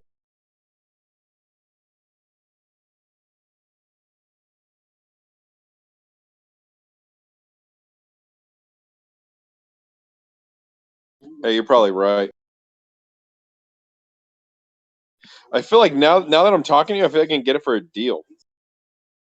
That's what I'm saying, dude. You could pick. I I bet just you. got to make sure. Yeah, sorry. I just got to make sure the bottom's not fucked up. But other than that, I could probably get it for a deal. Yeah, there's a reason why it's been on there for that long. There is another one that's a little bit better, like 500 horsepower, but it's like cherry red with some. It's got some bars reinforced. It's like 29,000, so it's about like almost priced appropriately. But I bet I can talk this full down. Because honestly, $20,000 of Doge profits, I'll piss on that. I don't care. I'll just give me the car. But it's like so, I'd rather pay less if I can.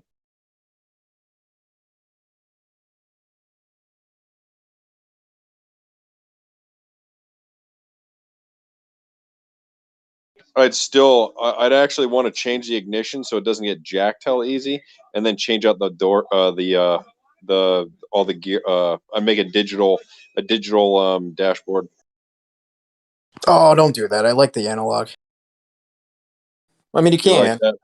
No, I I know. don't. I would maybe want to modernize it, but I mean, maybe you're right. Dude, keep it classic. It's an 86.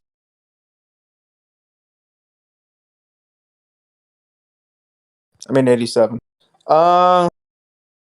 Yeah. I would say just looking at these photos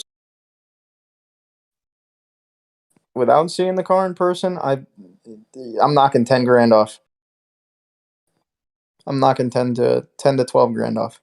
Hey, you know what's funny about that? There was another guy that was selling one that was like in similar condition. It just had a disgusting paint job, but he was only going for 26. So you might be right. That's what I'm saying. You could tell that this paint job is not. You're going to go up to it, and you could tell it's not the highest of quality. Like, they didn't take this thing all the way down. They didn't take the doors off. They didn't go inside the jams.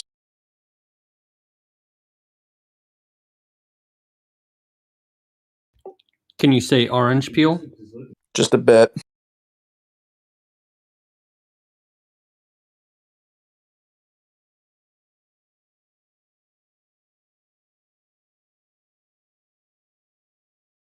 Yeah, I mean, it's a little bit hard to tell, except for just like that you said, that one piece of tan does look weird, so I don't know what that is.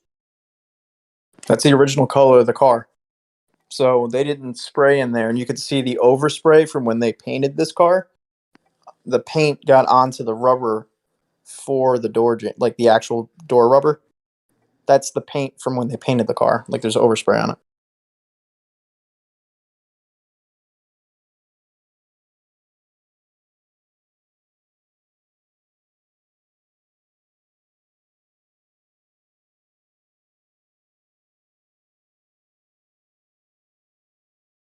For sure. Yeah, I'm gonna have to get the pictures of the bottom because if not, it's almost a no-go. It also concerns me with that front splitter being all cut up. They just, I hope they have a skid plate or something, because that front end so low over here, man, you chew that up on anything. Dude, and it's not even it's not even lowered yet. I'm still gonna lower this shit, put it on bags. Oh, that's lowered for sure. Well, I mean, for not for California low, but for over here, that front end that nose is in the dirt.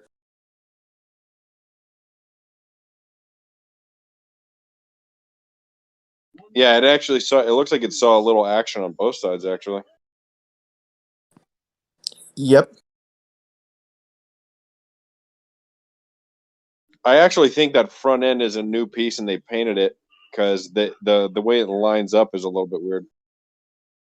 No, it was definitely painted before, but I mean, you're going to get that because the whole front end, the whole front end of those is plastic. So I'm not too worried about it. The only thing would be hard to color match if I wanted to put a new one on there. it's never going to look the same, because weren't those molded plastic things? Wasn't the color molded into them for the factory? I don't know. I think they were.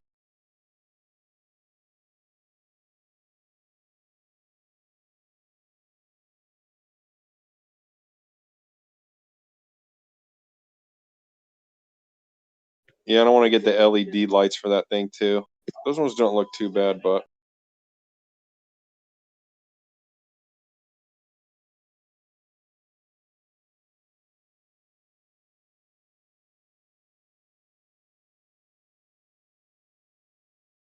I'm going to Pennsylvania in fucking December, so I might want to go over there, but I don't know if I want to be traveling around.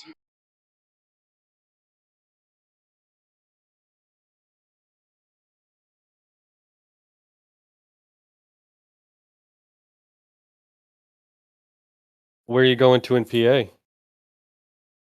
Gettysburg, Gettysburg. A lot of history there.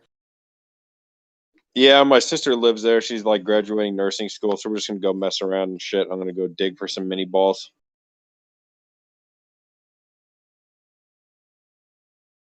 Desecrate some graves. I find Pennsylvania pretty boring unless you got like a dirt bike or quad to ride around.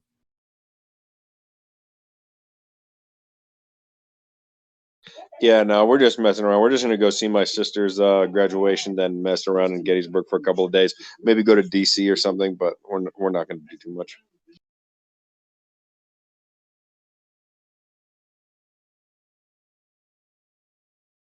People are definitely cool over there. They love their rights. Yeah, I love my rights too. I happen to live in California, but I love my rights too, baby. It depends on where in Pennsylvania. Yeah, there's particular pockets of commies. Not so much that, but Pennsylvania's a big state. Let's move on. Yeah. Crypto.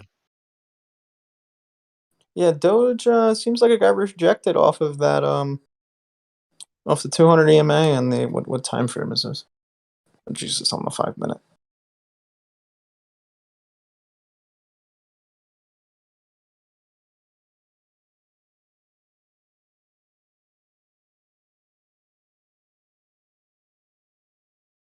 Matic made an attempt.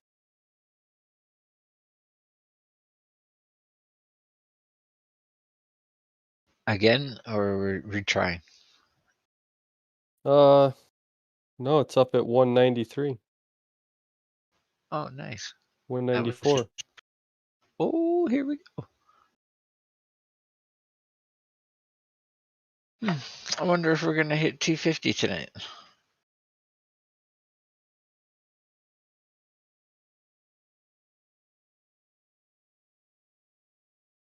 Let's go, Matic, baby. I would be happy with that, Yoda. It finally, my patience paid off. It came down and hit my buy order. Did it? Nice.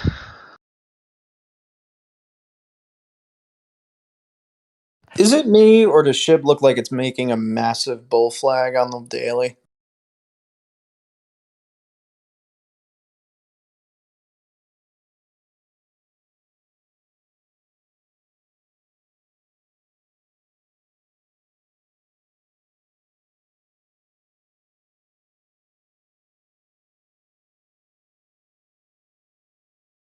Like I can go in here, start consolidating, and then yeet. Yeah, I mean, it could, just like the first flag. Yeah, that's what I'm saying. Doesn't it look kind of similar, just bigger? Yeah, I've actually had it mapped out, like very casually and kind of comically. The second it wicked up to 4089, and I just kind of put a triangle there, and then I've been adjusting it as it wicks up and down.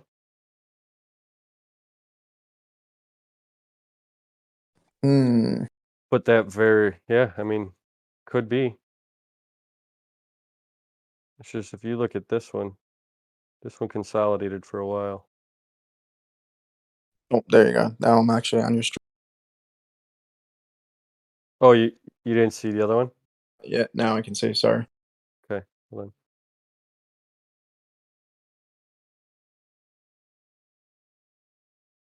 Yeah, it's exactly what I was saying. So when we were even talking in the chat, about this flag. Yeah, what's up, Yoda? What do you see the highest for Matic in this year? The cup and hold on, let me finish this one.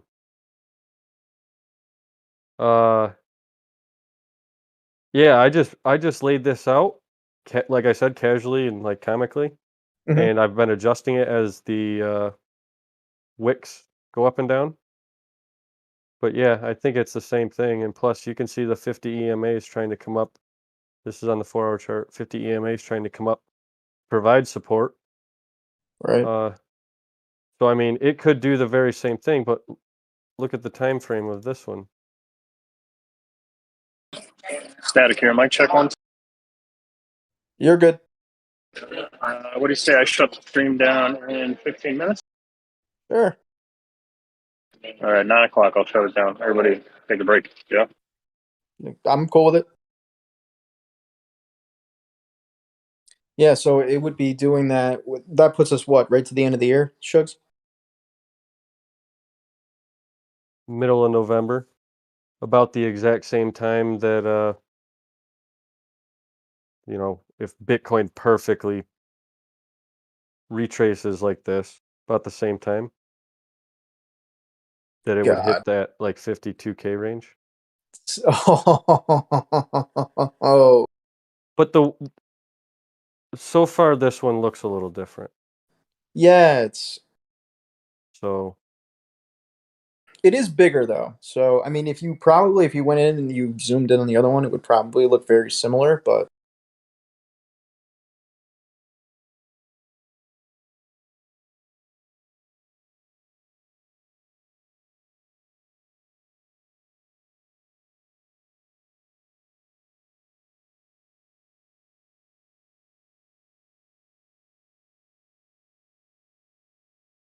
actually, yeah, really friggin' similar. well, I mean, these triangles, these lines are not support and resistance. This is just an animated tool to use. No. It's just like it just helps illustrate like the actual flag. Yeah, you're just highlighting the flag. Right. So this could be, I mean, it could come up to here. Could be longer. Who knows? Maybe this will wick down and even further and provide a deeper bottom to the flag. I don't know. Interesting. Yeah, and then it could pump up and, you know, reach a point like here. Like it did the first consolidation. Because if you actually like really mapped out mapped out the channel here,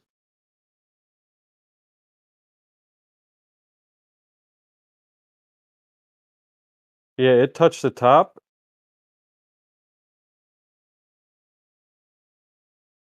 Like 7 times. The bottom 2, 3 times. Little consolidation on the bottom.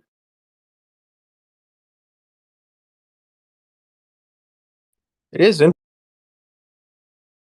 This one though, what's got me is the volume has just like it hasn't maintained at all.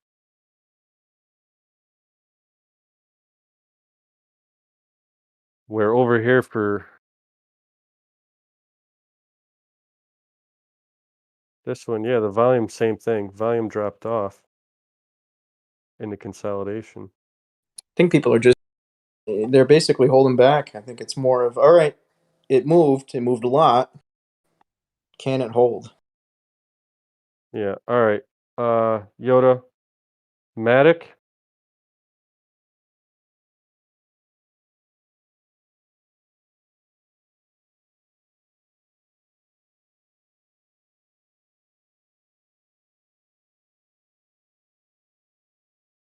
$4.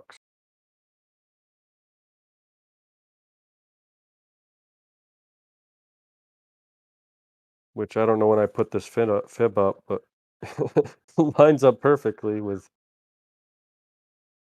When do you see that happening?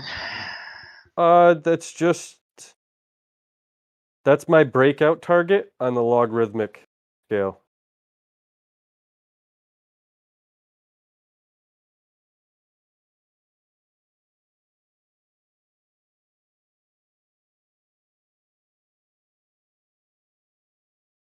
Hold on, I gotta mute. I got sirens coming by.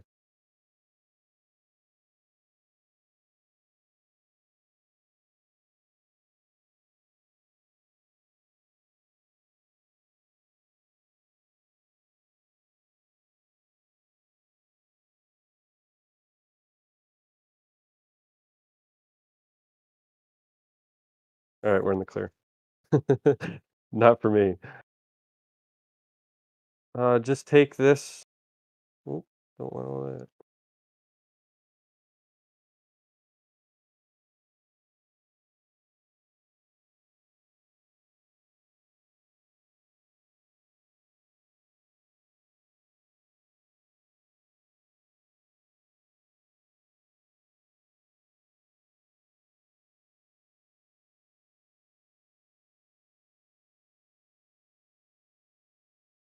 And doing it that way, that actually, that's not an exact measurement, but it puts you at like $2.20 or 420, 430. And I will be selling at like 390.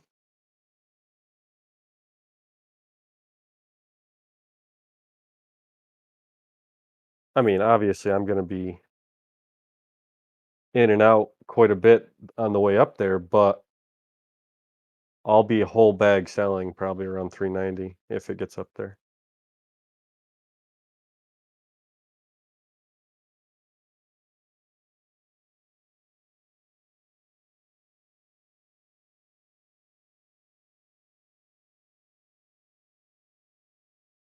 And then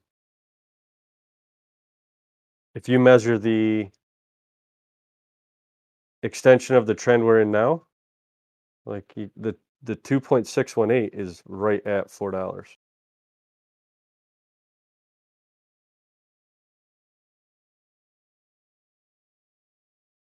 Still there, Yoda? Yeah, now you're just making me want to hug. Oh, damn. Right, but you see the channel we're in. Let me get off this.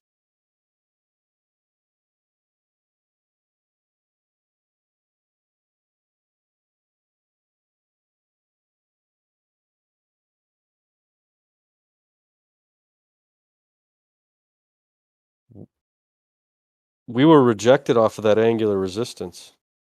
That's where I sold 213.5.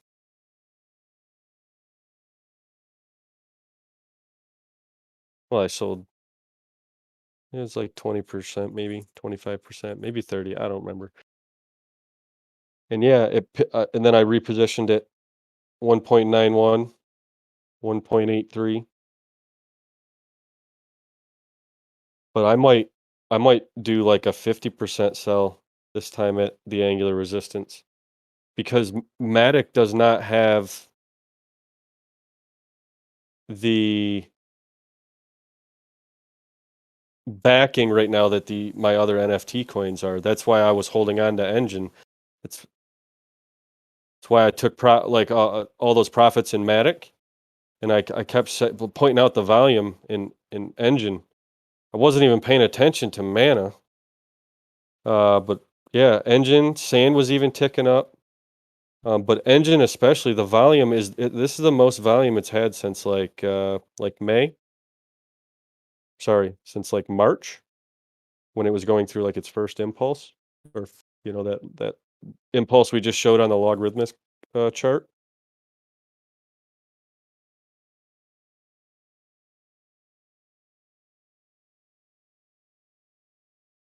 Matic. So I in Engine had like a similar channel. You see, Engine had a similar channel, and that broke out of it, which I was fairly well, I was smoking some hopium as well, but confident that it would just because of the volume. Volume's king.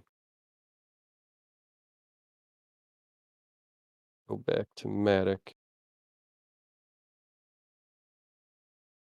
Matic has a ton of support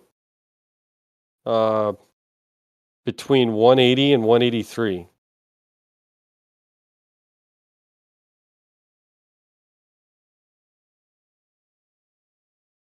we pull up the visible range, check volume shelves.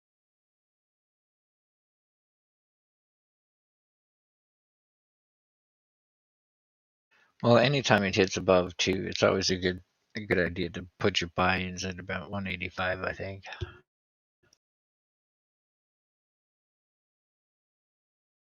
That's just my opinion. So you can see that the over here on the right, the visible range that shows you the volume at a specific price level. You can see that there's not a whole lot of volume up here. So, you know, like when Matic did go up to 230 the other day, it really eat it up there because the volume's tapering off. There's not a whole lot of it. Plus, we were getting 230. Damn. Oh, we were getting so close to price discovery too. I mean, you know, close enough. We got to go. So now, if once again looking at the volume, that shelf really kind of the first peak of it is at $1.83. That's kind of why I put the rest of that, the Matic that I sold. That's why I put it in there. We had hopefully have some support there because also you can see right here at this point, at the top of this channel, that was like the high of the last impulse. And I say impulse, I am looking at the daily chart. So it was over the course of like, well, what was that, like 5 weeks?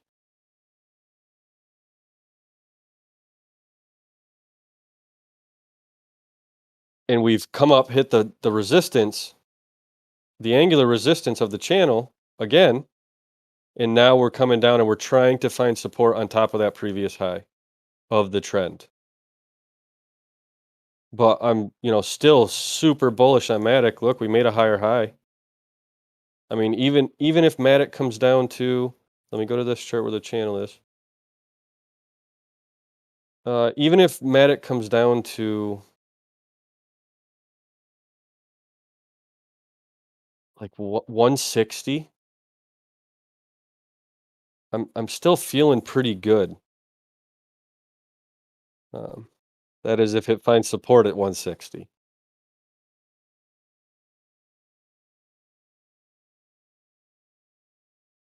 Well, I do not have faith in Matic yeeting like these NFT tokens are. There's just that Facebook news that's a huge catalyst, and I mean you can see it in Mana, even in its retracement, it's still up like 350% in 3 days, 2 days. So I think Matic might stick more to the game plan. And I could see us going back up and retesting that angular resistance.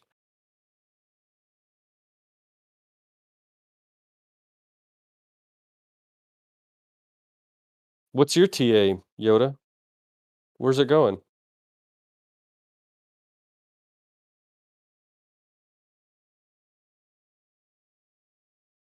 Oh, I put him to sleep. Yoda, I need TA on the kale. This poor guy. He didn't make it. Rockin' my baby in the treetop. Yoda, it's Jar Jar Binks. Oh, he really did face desk. Dang. And sorry if I'm super monotone, like I did just kind of re-up on the quote unquote Cal. And I sometimes I struggle to use the right terminology, so I have to like really concentrate, and that makes me extremely monotone. You're fine. You're Shugs. You're more level-headed. Here I am. Oh man, but 5 months ago I wasn't. Really? No, because I didn't understand like I thought I did. You know, you make a couple good trades, you get a little ego, especially when you're a new trader. Mhm. Especially like when you catch the very, very end of the previous bull run. Yes.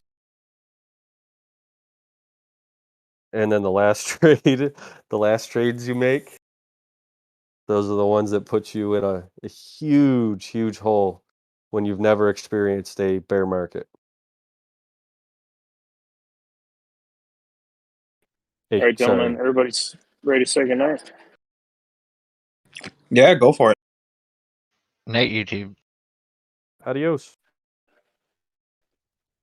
We will maybe be on tomorrow if you're lucky. If you're lucky. Anyway, like, comment, subscribe, join the Discord. It's down at the bottom.